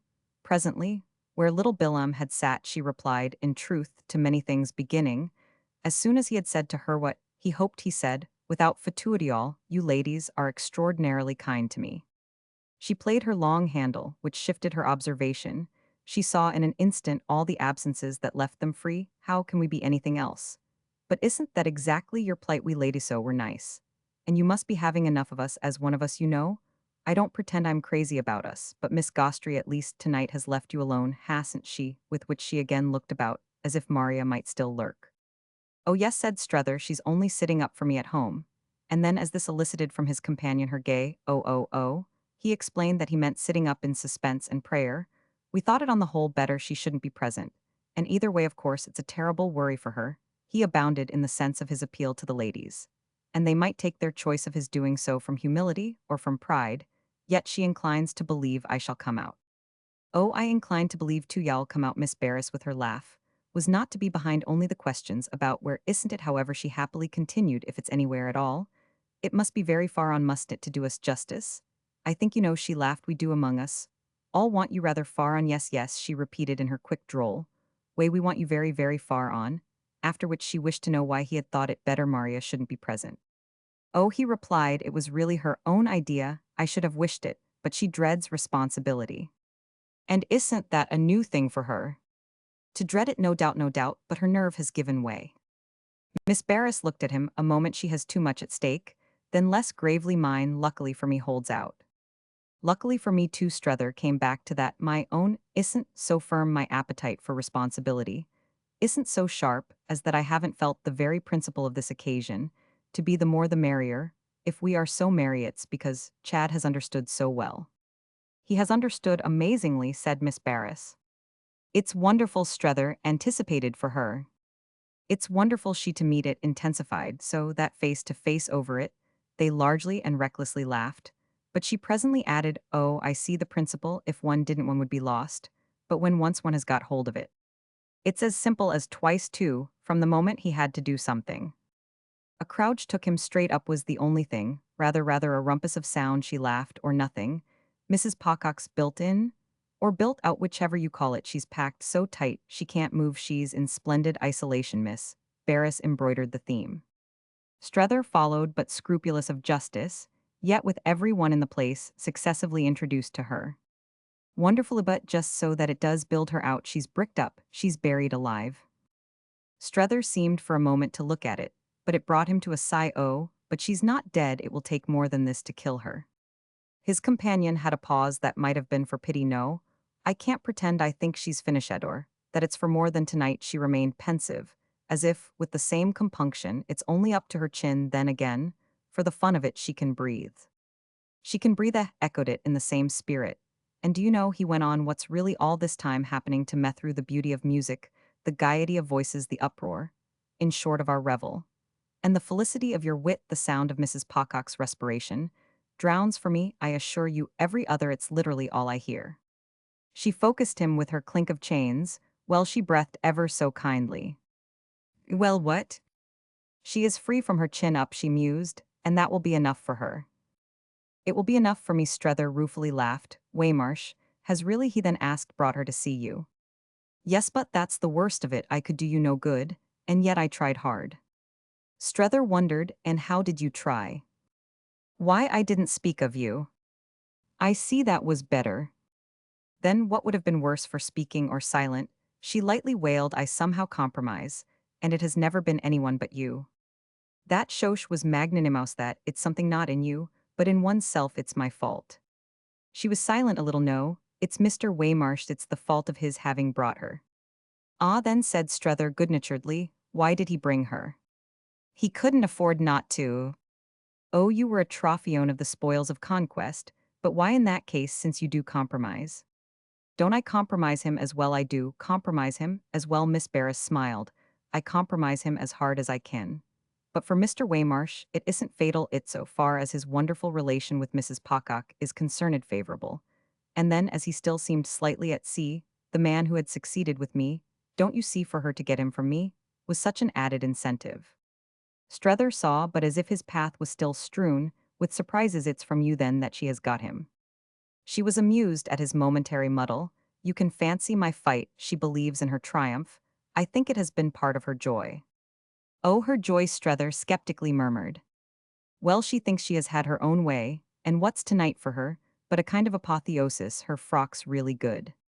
Good enough to go to heaven in, for, after a real apotheosis, Strether went on, there's nothing but heaven for Sarah, there's only tomorrow. And you mean that she won't find tomorrow heavenly? Well, I mean that I somehow feel tonight in her behalf too good to be true. She has had her cake, that is, she's in the act, now of having it, of swallowing the largest and sweetest piece. There won't be another left for her, certainly. I haven't one, it can only at the best be Chad. He continued to make it out. As for their common entertainment, he may have one as it were up his sleeve, yet it's borne in upon me that if he had, he wouldn't quite understood have taken all this trouble, I dare say not. And if I may be quite free, and dreadful, I very much hope, he won't take any more. Of course I won't pretend now, she added, not to know what it's a question of. Oh, everyone must know now, poor Strether thoughtfully admitted. And it's strange enough and funny enough that one should feel everybody here, at this very moment, to be knowing and watching and waiting. Yes, isn't it indeed funny? Miss Barris quite rose to it. That's the way we are in Paris. She was always pleased with a new contribution to that queerness. It's wonderful. But you know, she declared, it all depends on you. I don't want to turn the knife in your vitals. But that's naturally what you just now meant by our all being on top of you. We know you as the hero of the drama, and we're gathered to see what y'all do. Strether looked at her a moment with a light perhaps slightly obscured, I think, That must be why the hero has taken refuge in this corner. He's scared at his heroism shrinks from his part. Ah, but we nevertheless believe hell play it. That's why Miss Barris kindly went on. We take such an interest in you. We feel y'all come up to the scratch. And then, as he seemed perhaps not quite to take fire, don't let him do it. Don't let Chad go. Yes, keep hold of him. With all this end, she indicated the general tribute has done enough. We love him. Here's charming. It's beautiful, said Strether, the way you all can simplify when you will. But she gave it to him back. It's nothing to the way you will when you must. He winced at it as at the very voice of prophecy. And it kept him a moment quiet. He detained her, however, on her appearing about to leave him alone, in the rather cold clearance. Their talk had made there positively isn't a sign of a hero. Tonight the heroes, dodging and shirking the heroes, ashamed, therefore, I think what you must all really be occupied with is the heroine. Miss Barris took a minute. The heroine. The heroine I've treated her, said Strether, not a bit like a hero. Oh, he sighed, I don't do it well. She eased him off. You do it as you can. And then, after another hesitation, I think she's satisfied. But he remained compunctious. I haven't been near her, I haven't looked at her. Ah, then, you've lost a good deal. He showed he knew it. She's more wonderful than ever. Than ever with Mr. Pocock. Strether wondered. Madame de Vionnet with Jim. Madame de Vionnet with Jim, Miss Barris was historic. And what's she doing with him? Ah, you must ask him. Strether's face lighted again at the prospect. It will be amusing to do so. Yet he continued to wonder, but she must have some idea. Of course she has 20 ideas. She has in the first place, said Miss Barris, swinging a little her tortoiseshell, that of doing her part is to help you. It came out as nothing had come yet. Links were missing, and connections unnamed. But it was suddenly as if they were at the heart of their subject. Yes, how much more she does it, Strether gravely reflected, than I help her. It all came over him, as with the near presence of the beauty, the grace, the intense dissimulated spirit with which he had, as he said, been putting off contact. She has courage. Ah, she has courage, Miss Barris quite agreed, and it was as if for a moment they saw the quantity in each other's face. But indeed the whole thing was present. How much she must care. Ah, there it is, she does care, but it isn't, is it? Miss Barris considerately added, as if you had ever had any doubt of that. Strether seemed suddenly to like to feel that he really never had. Why, of course, it's the whole point. Voila, Miss Barris smiled. It's why one came out, Strether went on, and it's why one has stayed so long, and it's also abounded we one's going home. It's why. It's why everything, she concurred. It's why she might be tonight for all she looks and shows, and for all your friend Jim Dose about 20 years old, that's another of her ideas, to be for him, and to be quite easily and charmingly as young as a little girl. Strether assisted at his distance for him, for Chad. For Chad in a manner, naturally always, but in particular tonight for Mr. Pocock. And then as her friend still stared, yes, it is of a bravery. But that's what she has, her high sense of duty. It was more than sufficiently before them, when Mr. Newsome has his hands so embarrassed with his sister. It's quite the least, Strether filled it out, that she should take his sister's husband, certainly quite the least, so she has taken him. She has taken him, it was all Miss Barris had meant. Still it remained enough. It must be funny.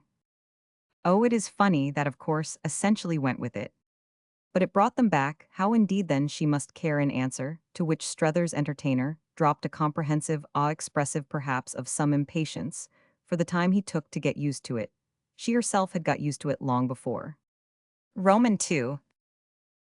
One morning within the week, he perceived the whole thing to be really at last upon him. Strether's immediate feeling was all relief. He had known this morning that something was about to happen, known it, in a moment, by Waymarsh's manner, when Waymarsh appeared before him during his brief consumption of coffee, and a roll in the small, slippery sallymanger, so associated with rich ruminations Strether had taken there of late, various lonely and absent-minded meals.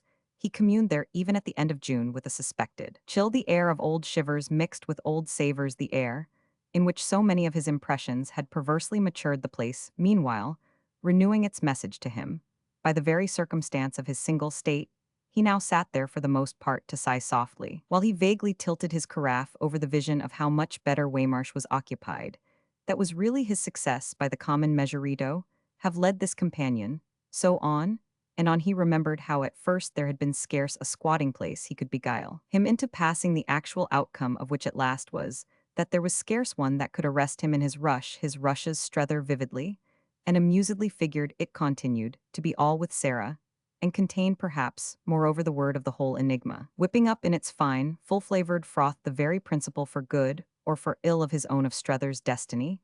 It might after all to the end only be that they had united to save him. And indeed so far as Waymarsh was concerned, that had to be the spring of action. Strether was glad at all events, in connection with the case that the saving he required was not more scant, so constituted a luxury.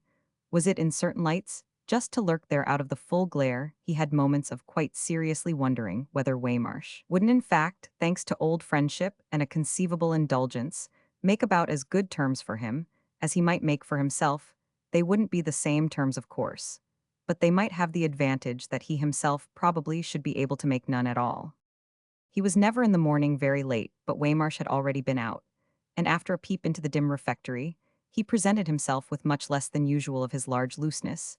He had made sure through the expanse of glass, exposed to the court, that they would be alone, and there was now in fact that about him that pretty well took up the room. He was dressed in the garments of summer, and save that his white waistcoat was redundant, and bulging these things favored they determined his expression, he wore a straw hat such as his friend hadn't yet seen in Paris, and he showed a buttonhole, freshly adorned with a magnificent rose. Strether read, on the instant, his story how astir, for the previous hour, the sprinkled newness of the day so pleasant at that season in Paris.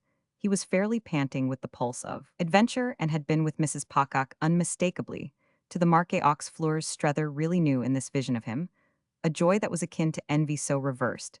As he stood there, did their old positions seem so comparatively doleful now, showed by the sharp turn of the wheel, the posture of the pilgrim from Woolwich. He wondered this pilgrim, if he had originally looked to Waymarsh so brave and well so remarkably launched as it was at present the latter's privilege to appear. He recalled that his friend had remarked to him, even at Chester, that his aspect belied his plea of prostration. But there certainly couldn't have been for an issue an aspect less concerned than Waymarsh's, with the menace of decay. Strether had at any rate never resembled a southern planter of the great Dayswich, was the image picturesquely suggested by the happy relation between the fuliginous face and the wide Panama of his visitor. This type, it further amused him to guess, had been on Waymarsh's part the object of Sarah's care. He was convinced that her taste had not been a stranger to the conception and purchase of the hat, any more than her fine fingers had been guiltless of the bestowal of the rose. It came to him, in the current of thought, as things so oddly did come, that he had never risen with the lark to attend a brilliant woman to the Marquis aux Fleurs. This could be fastened on him, in connection, neither with Miss Gostry, nor with Madame de Vionnet. The practice of getting up early for adventures could indeed in no manner be fastened on him. It came to him, in fact, that just here was his usual case. He was for ever missing things through his general genius for missing them, while others were for ever picking them up through a contrary bent. And it was others who looked abstemious, and he who looked greedy, it was he somehow who finally paid. And it was others who mainly partook. Yes, he should go to the scaffold yet, for he wouldn't know quite whom he almost, for that matter, felt on the scaffold now, and really quite enjoying it. It worked out as, because he was anxious, there it worked out as for this reason that Waymarsh was so blooming. It was his trip for health, for a change that proved the success which was just what Strether, planning and exerting himself, had desired it should be. That truth already sat full-blown on his companion's lips. Benevolence breathed from them, as with the warmth of active exercise, and also a little as with the bustle of haste. Mrs. Pocock, whom I left a quarter of an hour ago at her hotel, has asked me to mention to you that she would like to find you at home here in about another hour. She wants to see you. She has something to say, or considers, I believe, that you may have, so that I asked her myself why she shouldn't come right round. She has been round yet, see our place, and I took upon myself to say that I was sure you'd be glad to have her the things, therefore you see, to keep right here till she comes.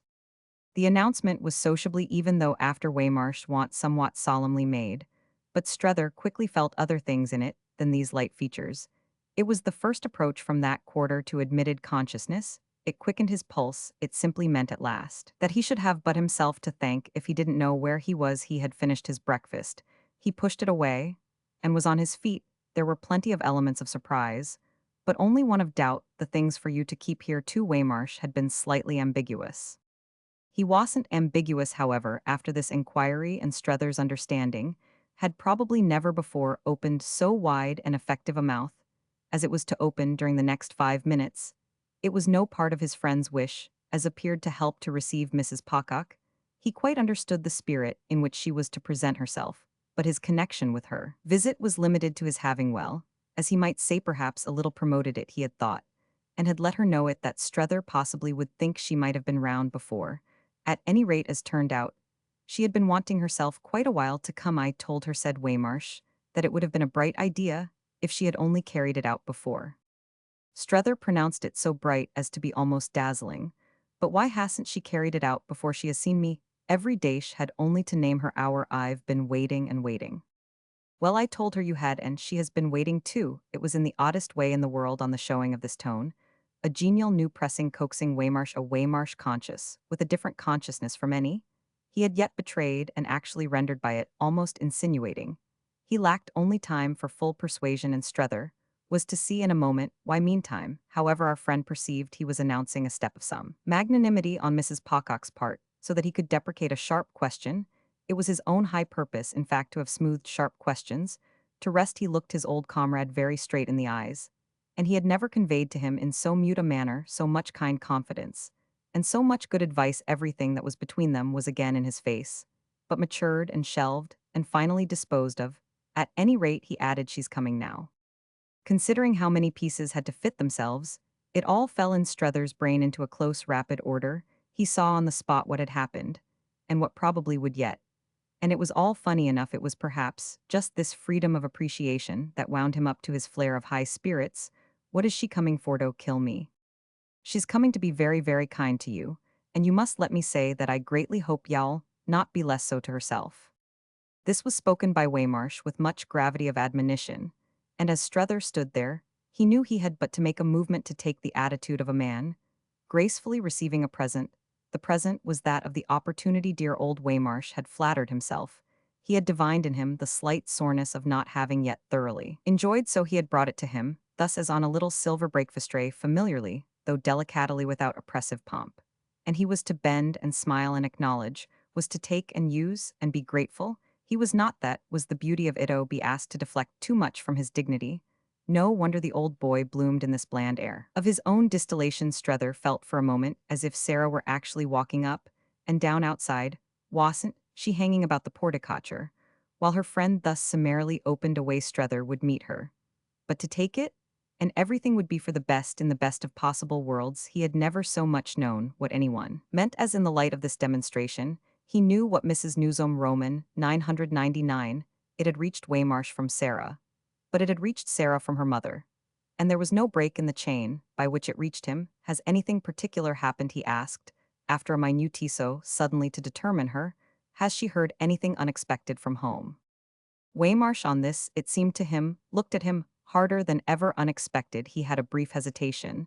Then, however, he was firm. We're leaving Paris. Leaving, that is sudden.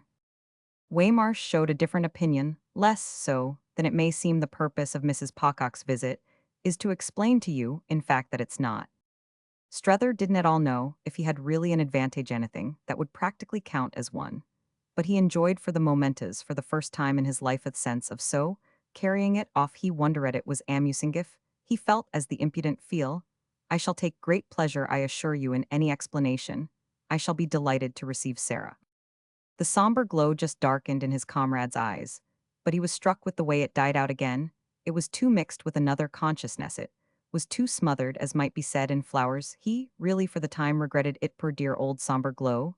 Something straight and simple, something heavy and empty, had been eclipsed in its company. Something by which he had best known his friend Waymarsh wouldn't be his friend somehow, without the occasional ornament of the sacred rage.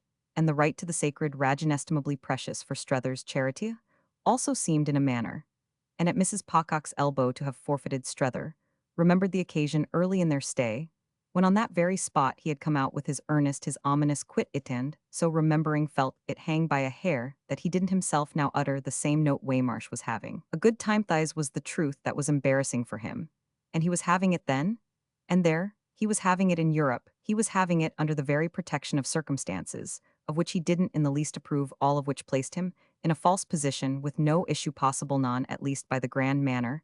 It was practically in the manner of anyone. It was all but in poor Strether's own that, instead of taking anything up, he merely made the most of having to be himself explanatory. I am not leaving for the United States direct, Mr. and Mrs. Pocock and Miss Mamie. are thinking of a little trip before their own return, and we've been talking for some days past of our joining forces. We've settled it that we do join, and that we sail together the end of next month, but we start tomorrow for Switzerland. Mrs. Pocock wants some scenery she hasn't had much yet. He was brave in his way too, keeping nothing back, confessing all there was, and only leaving Strether to make certain connections, is what Mrs. Newsome had cabled her daughter an injunction to break off short. The grand manner indeed at this just raised its head a little. I know nothing about Mrs. Newsome's cables. Their eyes met on it with some intensity during the few seconds of which something happened quite out of proportion to the time it happened that Strether, looking thus at his friend, didn't take his answer for truth hand, that something more again occurred in consequence of that. Yes, Waymarsh just did know about Mrs. Newsome's cables. To what other end than that had they dined together at Bignon's? Strether almost felt for the instant that it was to Mrs. Newsome herself the dinner had been given, and for that matter quite felt how she must have known about it, and as he might think protected and consecrated it. He had a quick blurred view of daily cables, questions, answers, signals. Clear enough was his vision of the expense that, when so wound up the lady at home, was prepared to incur. Vivid not less was his memory of what during his long observation of her, some of her attainments of that high pitch had cost her distinctly. She was at the highest now, and Waymarsh, who imagined himself an independent performer, was really forcing his fine old natural voice and overstrained accompanist. The whole reference of his errand seemed to mark her for Strether, as by this time consentingly familiar to him, and nothing yet had so despoiled her of a special shade of consideration. You don't know, he asked, whether Sarah has been directed from home to try me on the matter of my also going to Switzerland. I know, said Waymarsh as manfully as possible, nothing whatever about her private affairs, though I believe her to be acting in conformity with things that have my highest respect. It was as manful as possible. But it was still the false notias it had to be to convey so sorry a statement. He knew everything. Strether more and more felt that he thus disclaimed, and his little punishment was just in this doom to a second fib. What falser position given the man could, the most vindictive mind, impose? He ended by squeezing through a passage in which 3 months before he would certainly have stuck fast. Mrs. Pocock will probably be ready herself to answer any inquiry you may put to her. But he continued, but he faltered on it. But what? Don't put her too many. Waymarsh looked large, but the harm was done. He couldn't do what he would help looking rosy. Don't do anything y'all be sorry for. It was an attenuation. Strether guessed of something else that had been on his lips. It was a sudden drop to directness, and was thereby the voice of sincerity. He had fallen to the supplicating note. And that immediately for our friend made a difference and reinstated him. They were in communication, as they had been that first morning in Sarah's salon, and in her presence, and Madame de Vianitz, and the same recognition of a great goodwill was again, after all possible. Only the amount of response Waymarsh had then taken for granted was doubled, decupled now. This came out when he presently said, of course, I needn't assure you I hope y'all come with us. Then it was that his implications and expectations loomed up for Strether as almost pathetically gross. The latter patted his shoulder, while he thanked him, giving the goby to the question of joining the Pococks. He expressed the joy he felt at seeing him go forth again, so brave and free. And he in fact almost took leave of him on the spot. I shall see you again, of course, before you go, but I am meanwhile much obliged to you for arranging so conveniently for what you've told me. I shall walk up and down in the court, their dear little old court, which we've each bepaced so this last couple of months to the tune of our flights, and our drops, our hesitations, and our plunges. I shall hang about their all impatience and excitement. Please let Sarah know, till she graciously presents herself. Leave me with her without fear. He laughed. I assure you, I shan't hurt her. I don't think either shall hurt me. I am in a situation in which damage was some time ago discounted. Besides, that isn't what worries ya. But don't explain. We're all right as we are, which was the degree of success our adventure was pledged to. For each of us, we weren't, it seemed, all right as we were before. And we've got over the ground, all things considered, quickly. I hope y'all have a lovely time in the Alps. Waymarsh fairly looked up at him as from the foot of them. I don't know as I ought really to go. It was the conscience of Milrose in the very voice of Milrose. But oh, it was feeble and flat. Strether suddenly felt quite ashamed for him. He breathed a greater boldness. Let yourself, on the contrary, go in all agreeable directions. These are precious hours at our age. They mayn't recur. Don't have it to say to yourself at Milrose next winter that you hadn't courage for them. And then, as his comrade queerly stared, live up to Mrs. Pocock. Live up to her? Ure a great help to her. Waymarsh looked at it as at one of the uncomfortable things that were certainly true, and that it was yet ironical to say it's more than you are. That's exactly your own chance and advantage besides, said Strether. I do in my way contribute, I know what I'm about. Waymarsh had kept on his great Panama, and as he now stood nearer the door, his last look beneath the shade of it had turned again to darkness and warning. So do I see here, Strether. I know what you're going to say, quit this. Quit this, but it lacked its old intensity. Nothing of it remained, it went out of the room with him. Romans 3. Almost the first thing, strangely enough, that about an hour later Strether found himself doing in Sarah's presence, was to remark articulately on this failure, in their friend of what had been superficially his great distinction. It was as if I alluded, of course, to the grand manner dear man had sacrificed it to some other advantage, which would be, of course, only for himself. To measure it might be simply that he was physically so much more sound than on his first coming out. This was all prosaic, comparatively cheerful and vulgar. And fortunately, if one came to that, his improvement in health was really itself grander than any manner it could be conceived, as having cost him you yourself alone, dear Sarah Strether, took the plunge you have done him, it strikes me, in these 3 weeks, as much good as all the rest of his time together. It was a plunge because somehow the range of reference was in the conditions funny, and made funnier still by Sarah's attitude. By the turn the occasion had with her appearance, so sensibly taken her appearance was really indeed funnier than anything else. The spirit in which he felt her to be there, as soon as she was there, the shade of obscurity that cleared up for him as soon as he was seated with her in the small salon de lecture, that had for the most part in all the weeks witnessed the wane of his early vivacity of discussion with Waymarsh. It was an immense thing, quite a tremendous thing for her to have come. This truth opened out to him, in spite of his having already arrived for himself at a fairly vivid view of it. He had done exactly what he had given Waymarsh his word for, had walked and rewalked the court, while he awaited her advent, acquiring in this exercise an amount of light that affected him at the time, as flooding the scene she had decided upon the step, in order to give him the benefit of a doubt, in order to be able to say to her mother that she had even to abjectness smoothed the way for him. The doubt had been as to whether he might take her, as not having smoothed it, and the admonition had possibly come from Waymarsh's more detached spirit. Waymarsh had at any rate certainly thrown his weight into the scale, had pointed to the importance of depriving their friend of a grievance. She had done justice to the plea, and it was to set herself right with a high ideal that she actually sat there in her state. Her calculation was sharp in the immobility with which she held her tall parasol stick upright, and at arm's length, quite as if she had struck the place to plant her flag in the separate precautions. She took not to show as nervous in the aggressive repose in which she did quite nothing but wait for him. Doubt ceased to be possible from the moment he had taken in that she had arrived with no proposal whatever, that her concern was simply to show what she had come to receive. She had come to receive his submission, and Waymarsh was to have made it plain to him that she would expect nothing less. He saw 50 things her host at this convenient stage, but one of those he most saw was that their anxious friend hadn't quite had the hand required of him. Waymarsh had, however, uttered the request that she might find him mild, and while hanging about the court before her arrival, he had turned over with zeal the different ways in which he could be so. The difficulty was that if he was mild, he wasn't for her purpose conscious. If she wished him conscious, as everything about her cried aloud that she did, must accordingly be at costs to make him so conscious. He was for himself but only of too many things, so she must choose the one she required.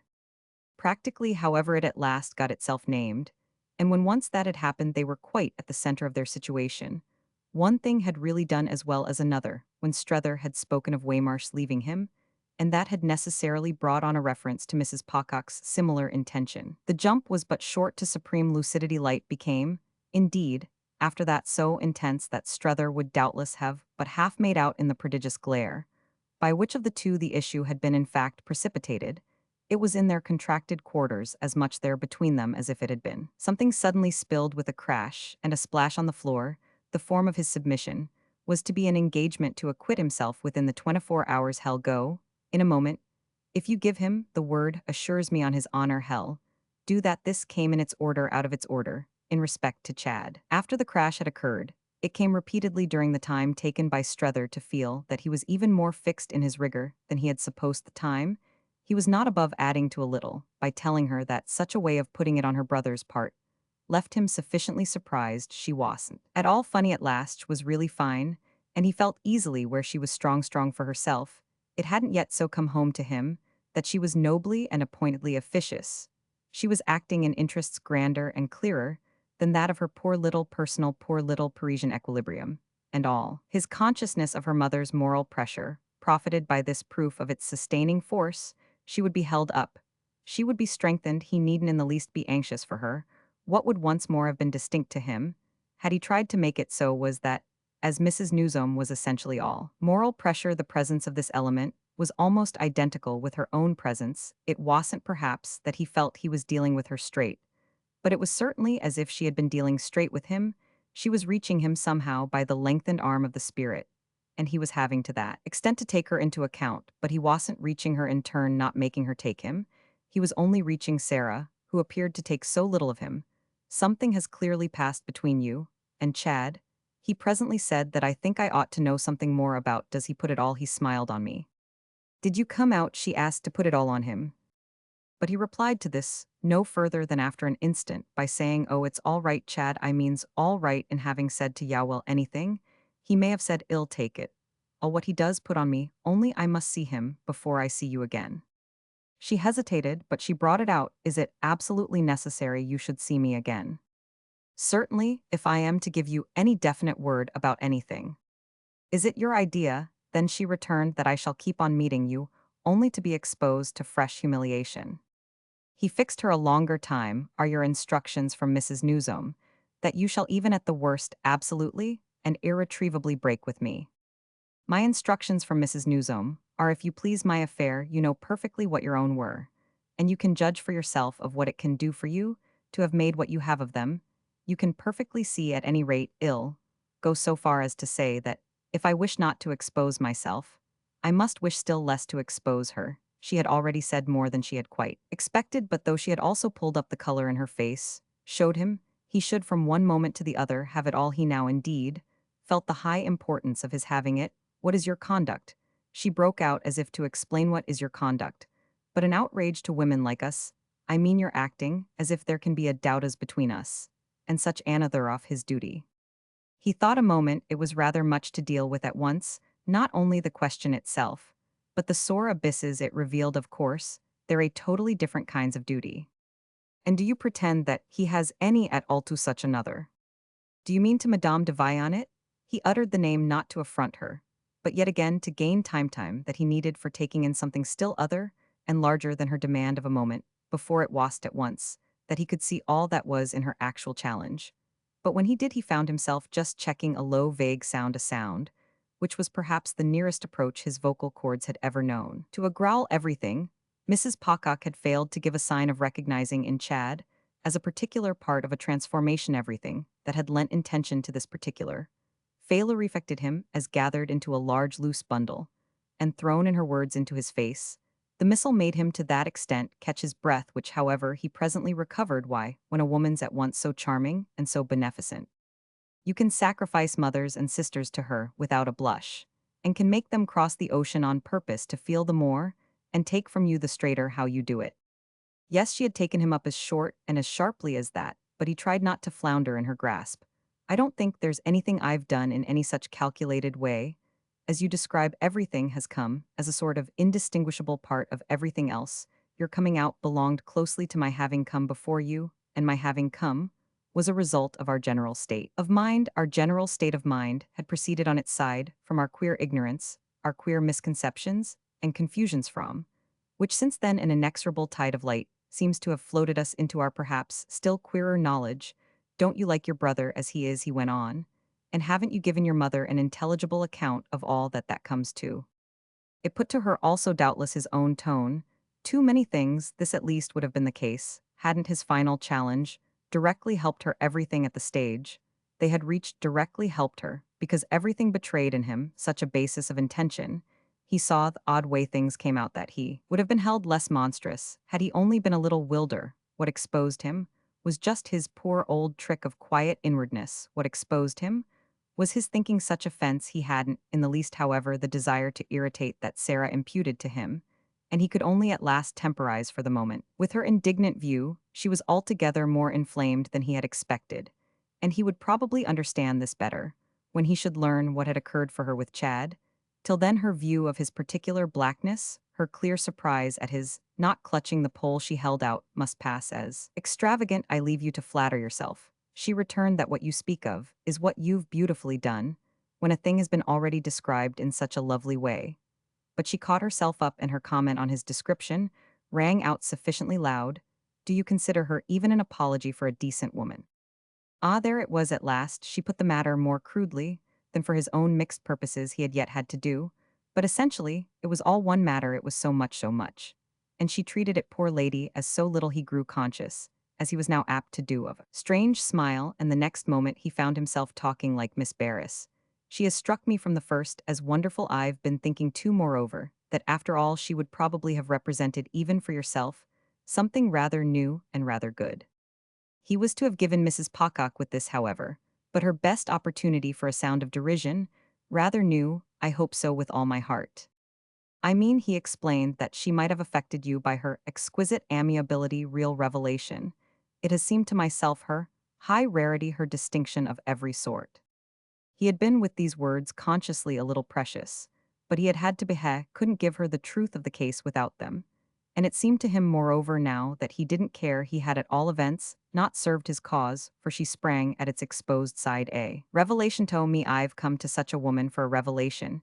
You talk to me about distinction, you have had your privilege, Yuhan, the most distinguished woman we shall either of us have seen in this world, sits there insulted in her loneliness by your incredible comparison.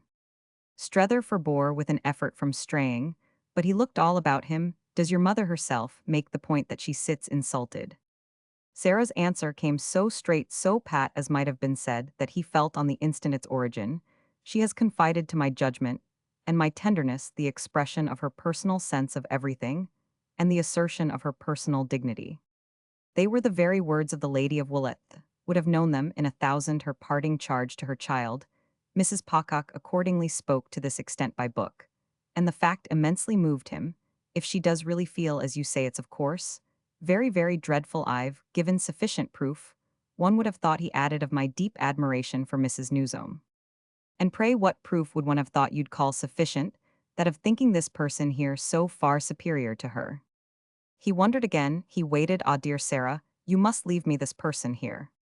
In his desire to avoid all vulgar retorts, to show how even perversely he clung to his rag of reason, he had softly almost wailed this plea, yet he knew it to be perhaps the most positive declaration he had ever made in his life, and his visitor's reception of it virtually gave it that importance. That's exactly what I'm delighted to do, God knows. We don't want her, you take good care not to meet, she observed in a still higher key, my question about their life. If you do consider it a thing one can even speak of, I congratulate you on your taste. The life she alluded to was of course Chad's and Madame de Vionnet's, which she thus bracketed together, in a way that made him wince a little, there being nothing for him but to take home her full intention. It was none the less his inconsequence that, while he had himself been enjoying for weeks the view of the brilliant woman's specific action, he just suffered from any characterization of it by other lips. I think tremendously well of her at the same time that I seem to feel her life to be really none of my business. It's my business, that is only so far as Chad's own life is affected by it. And what has happened, don't you see, is that Chad's has been affected so beautifully. The proof of the pudding's in the eating. Tried with no great success to help it out with a touch of pleasantry. While she let him go on as if to sink and sink, he went on, however, well enough, as well as he could do without fresh counsel. He indeed shouldn't stand quite firm, he felt, till he should have re-established his communications with Chad. Still, he could always speak for the woman he had so definitely promised to save. This wasn't quite for her the air of salvation. But as that chill fairly deepened, what did it become? But a reminder that one might at the worst perish with her. And it was simple enough, it was rudimentary, not to give her away. I find in her more merits than you would probably have patience with my counting over. And do you know, he inquired, the effect you produce on me, by alluding to her in such terms, it's as if you had some motive in not recognizing all she has done for your brother. And so shut your eyes to each side of the matter, in order whichever side comes up to get rid of the other. I don't, you must allow me to say, see how you can with any pretense to candor get rid of the side nearest you. Near met that sort of thing, and Sarah gave a jerk back of her head that well might have nullified any active proximity. It kept her friend himself at his distance, and he respected for a moment the interval. Then, with a last persuasive effort, he bridged it. You don't on your honor appreciate Chad's fortunate development. Fortunate, she echoed again, and indeed she was prepared. I call it hideous. Her departure had been for some minutes marked as imminent, and she was already at the door that stood open to the court from the threshold of which she delivered herself of this judgment. It rang out so loud as to produce, for the time, the hush of everything else. Strether, quite as an effect of it, breathed less bravely.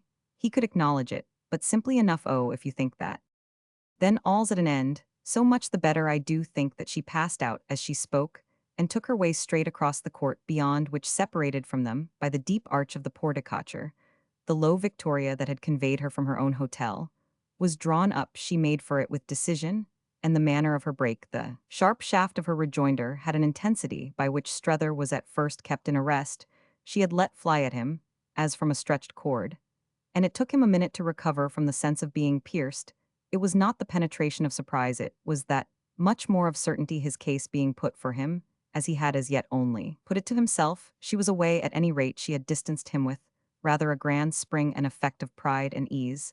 After all, she had got into her carriage before he could overtake her, and the vehicle was already in motion. He stopped halfway.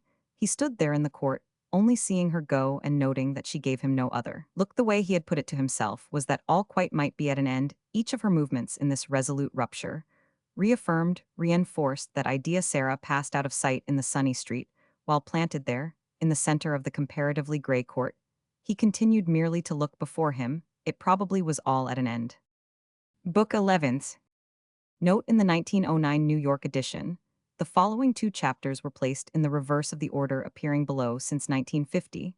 Most scholars have agreed, because of the internal evidence of the two chapters, that an editorial error caused them to be printed in reverse order. This edext, like other editions of the past 4 decades, corrects the apparent error. Richard Roman 500 Hathaway, preparer of this electronic text. He went late that evening to the Boulevard Malesherbes, having his impression that it would be vain to go early, and having also more than once in the course of the day made inquiries of the concierge. Chad hadn't come in, and had left no intimation he had affairs apparently at this juncture. Is it occurred to Strether he so well might have it that kept him long abroad. Our friend asked once for him at the hotel in the Rue de Rivoli, but the only contribution offered there was the fact that everyone was out. It was with idea that he would have to come home to sleep that Strether went up to his rooms, from which, however, he was still absent, though from the balcony. A few moments later his visitor heard 11 o'clock strike. Chad's servant had by this time answered for his reappearance. He had the visitor learn come quickly in to dress for dinner, and vanish again. Strether spent an hour in waiting for him, an hour full of strange suggestions, persuasions, recognitions, one of those that he was to recall at the end of his adventure. As the particular handful that most had counted the mellowest lamplight, and the easiest chair had been placed at his disposal by Baptiste, subtlest of servants, the novel half uncut, the novel lemon-colored, and tender with the ivory knife athwart it like the dagger, in a contadina's hair, had been pushed within the soft circlia circle, which for some reason affected Strether as softer still. After the same, Baptiste had remarked that in the absence of a further need of anything by Monsieur, he would betake himself to bed. The night was hot and heavy, and the single lamp sufficient, the great flare of the lighted city rising high, spending itself afar, played up from the boulevard, and through the vague vista of the successive rooms brought objects into view, and added to their dignity. Strether found himself in possession, as he never yet had been. He had been there alone, had turned over books and prints, had invoked in Chad's absence the spirit of the place, but never at the witching hour, and never with a relish quite so like a pang. He spent a long time on the balcony. He hung over it, as he had seen little Bilhem hang the day of his first approach, as he had seen Mamie hang over her own the day little Bilhem himself might have seen her from below. He passed back into the rooms, the three that occupied the front and that communicated by wide doors, and while he circulated and rested, tried to recover the impression that they had made on him 3 months before, to catch again the voice in which they had seemed then to speak to him. That voice, he had to note, failed audibly to sound, which he took as the proof of all the change in himself he had heard of old. Only what he could then hear, what he could do now, was to think of 3 months ago. As a point in the far past, all voices had grown thicker, and meant more things. They crowded on him as he moved about. It was the way they sounded together that wouldn't let him be still. He felt strangely as sad as if he had come for some wrong, and yet as excited as if he had come for some freedom. But the freedom was what was most in the place, and the hour. It was the freedom that most brought him round again to the youth of his own, that he had long ago missed. He could have explained little enough today either why he had missed it, or why, after years and years, he should care that he had the main truth of the actual appeal of everything was nonetheless that everything represented the substance of his loss, put it within reach, within touch, made it to a degree. It had never been an affair of the senses, that was what it became for him, at this singular time, the youth he had long ago missed, a queer concrete presence full of mystery, yet full of reality, which he could handle, taste, smell, the deep breathing of which he could positively hear it was in the outside air, as well as within it was in the long watch from the balcony in the summer night of the wide late life of Paris, the unceasing soft, quick rumble below of the little lighted carriages that in the press always suggested the gamblers he had seen of old at Monte Carlo, pushing up to the tables. This image was before him when he at last became aware that Chad was behind. She tells me you put it all on. Meh had arrived after this promptly enough at that information, which expressed the case, however, quite, as the young man appeared willing for the moment to leave it other things, with this advantage of their virtually having the night before them came up for them, and had as well the odd effect of making the occasion instead of hurried and feverish, one of the largest, loosest, and easiest to which Strether's whole adventure was to have treated him. He had been pursuing Chad from an early hour, and had overtaken him only now, but now the delay was repaired by their being so exceptionally confronted. They had foregathered enough, of course. In all the various times they had again and again, since that first night at the theater, been face to face over their question, but they had never been so alone together, as they were actually alone. Their talk hadn't yet been so supremely for themselves. And if many things moreover passed before them, none passed more distinctly for Strether than that striking truth about Chad of which he had been so often moved to take note, the truth that everything came happily back with him, to his knowing how to live. It had been seated in his pleased Smilia smile, that pleased exactly in the right degree as his visitor turned round on the balcony to greet his advent. His visitor, in fact, felt on the spot that there was nothing their meeting would so much do as bear witness to that facility. He surrendered himself accordingly to so approved a gift for what was the meaning of the facility, but that others did surrender themselves. He didn't want luckily to prevent Chad from living, but he was quite aware that even if he had, he would himself have thoroughly gone to pieces. It was in truth, essentially, by bringing down his personal life to a function all subsidiary to the young man's own that he held together. And the great point above all, the sign of how completely Chad possessed the knowledge in question, was that one thus became not only with a proper cheerfulness but with wild native impulses the feeder of his stream.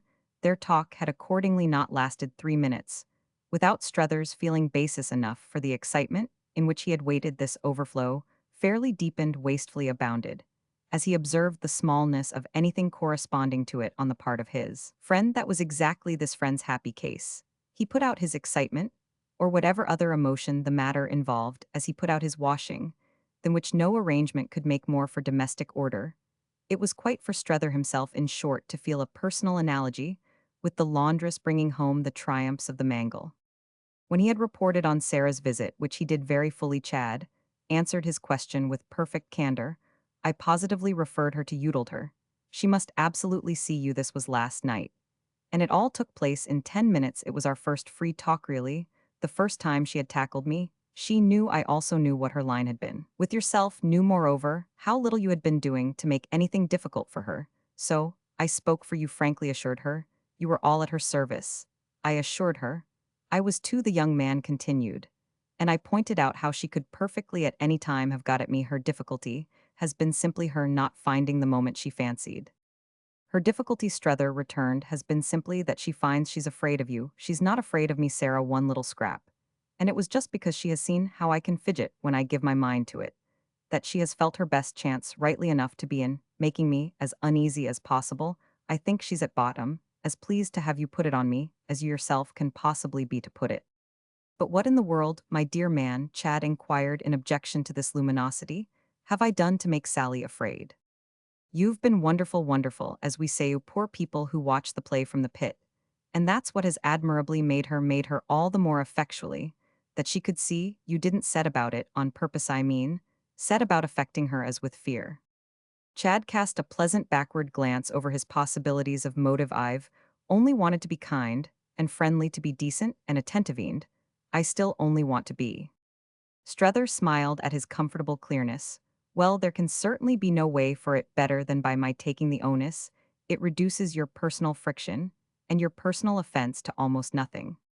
Ah, but Chad, with his completer conception of the friendly, wouldn't quite have this. They had remained on the balcony, where after their day of great and premature heat, the midnight air was delicious, and they leaned back in turn against the balustrade, all in harmony with the chairs, and the flower pots, the cigarettes, and the starlight. The onus isn't really yours after our agreeing so to wait together, and judge together. That was all my answer to Sally. Chad pursued that. We have been that we are just judging together. I'm not afraid of the burden, Strether explained. I haven't come in the least that you should take it off me. I've come very much. It seems to me to double up my four legs in the manner of the camel, when he gets down on his knees, to make his back convenient. But I've supposed you all this while to have been doing a lot of special and private judging about, which I haven't troubled you, and I've only wished to have your conclusion first from you. I don't ask more than that. I'm quite ready to take it as it has come. Chad turned up his face to the sky with a slow puff of his smoke. Well, I've seen. Strether waited a little. I've left you wholly alone, haven't I? Think I may say since the first hour or two, when I merely preached patience so much as breathed on you. Oh, you've been awfully good. We've both been good. Then we've played the game. We've given them the most liberal conditions. Ah, said Chad. Splendid conditions. It was open to them, heh? Seemed to make it out, as he smoked with his eyes still on the stars. He might, in quiet sport, have been reading their horoscopes. Strether wondered meanwhile what had been open to them. And he finally let him have it. It was open to them simply to let me alone, to have made up their minds on really seeing me for themselves, that I could go on well enough as I was. Strether assented to this proposition with full lucidity, his companion's plural pronoun, which stood all for Mrs. Newsome, and her daughter having no ambiguity for him. There was nothing apparently to stand for Mamie and Jim. And this added to our friend's sense of Chad's, knowing what he thought, but they've made up their minds to the opposite at that. You can't go on as you are. No, Chad continued in the same way. They won't have it for a minute. Strether on his side also reflectively smoked. It was as if their high place really represented some moral elevation from which they could look down on their recent past. There never was the smallest chance, do you know, that they would have it for a moment. Of course not, no real chance, but if they were willing to think there was. They weren't willing. Strether had worked it all out. It wasn't for you they came out, but for me it was to see for themselves what you're doing. But what I am doing, the first branch of their curiosity, was inevitably destined under my culpable delay to give way to the second. And it's on the second that, if I may use the expression, and you don't mind my marking the invidious fact, they've been of late exclusively perched. When Sarah sailed, it was me, in other words, they were after. Chad took it in both with intelligence, and with indulgence. It is rather a business than what I've let you in for. Strether had again a brief pause, which ended in a reply that seemed to dispose once for all of this element of compunction. Chad was to treat it, at any rate so far as they were again together, as having done so. I was in when you found me. Ah, but it was you, the young man laughed, who found me. I only found you out. It was you who found me, and it was all in the day's work for them, at all events, that they should come, and they've greatly enjoyed it, Strether declared. Well, I've tried to make them, said Chad.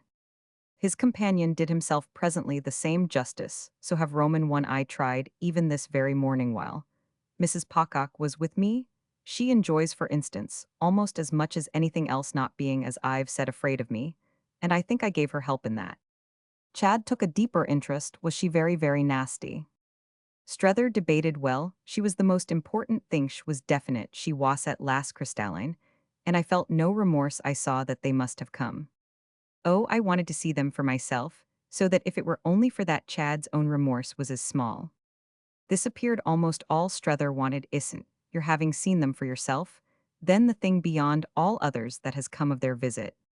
Chad looked as if he thought it nice of his old friend to put it so. Don't you count it as anything that you're dished if you are dished? Are you, my dear man, dished? It sounded as if he were asking if he had caught cold or hurt his foot, and Strether for a minute but smoked and smoked. I want to see her again. I must see her. Of course you must then. Chad hesitated. Do you mean a mother herself? Oh, your mother, that will depend. It was as if Mrs. Newsome had somehow been placed by the words very far off. Chad, however, endeavored, in spite of this, to reach the place. What do you mean it will depend on? Strether, for all answer, gave him a longish look. I was speaking of Sarah. I must positively, though. She quite cast me off. See her again? I can't part with her that way. Then she was awfully unpleasant. Again Strether exhaled. She was what she had to be. I mean, that from the moment they're not delighted, they can only be. Well, what I admit she was, we gave them. He went on their chance to be delighted, and Thave walked up to it and looked all round it and not taken it.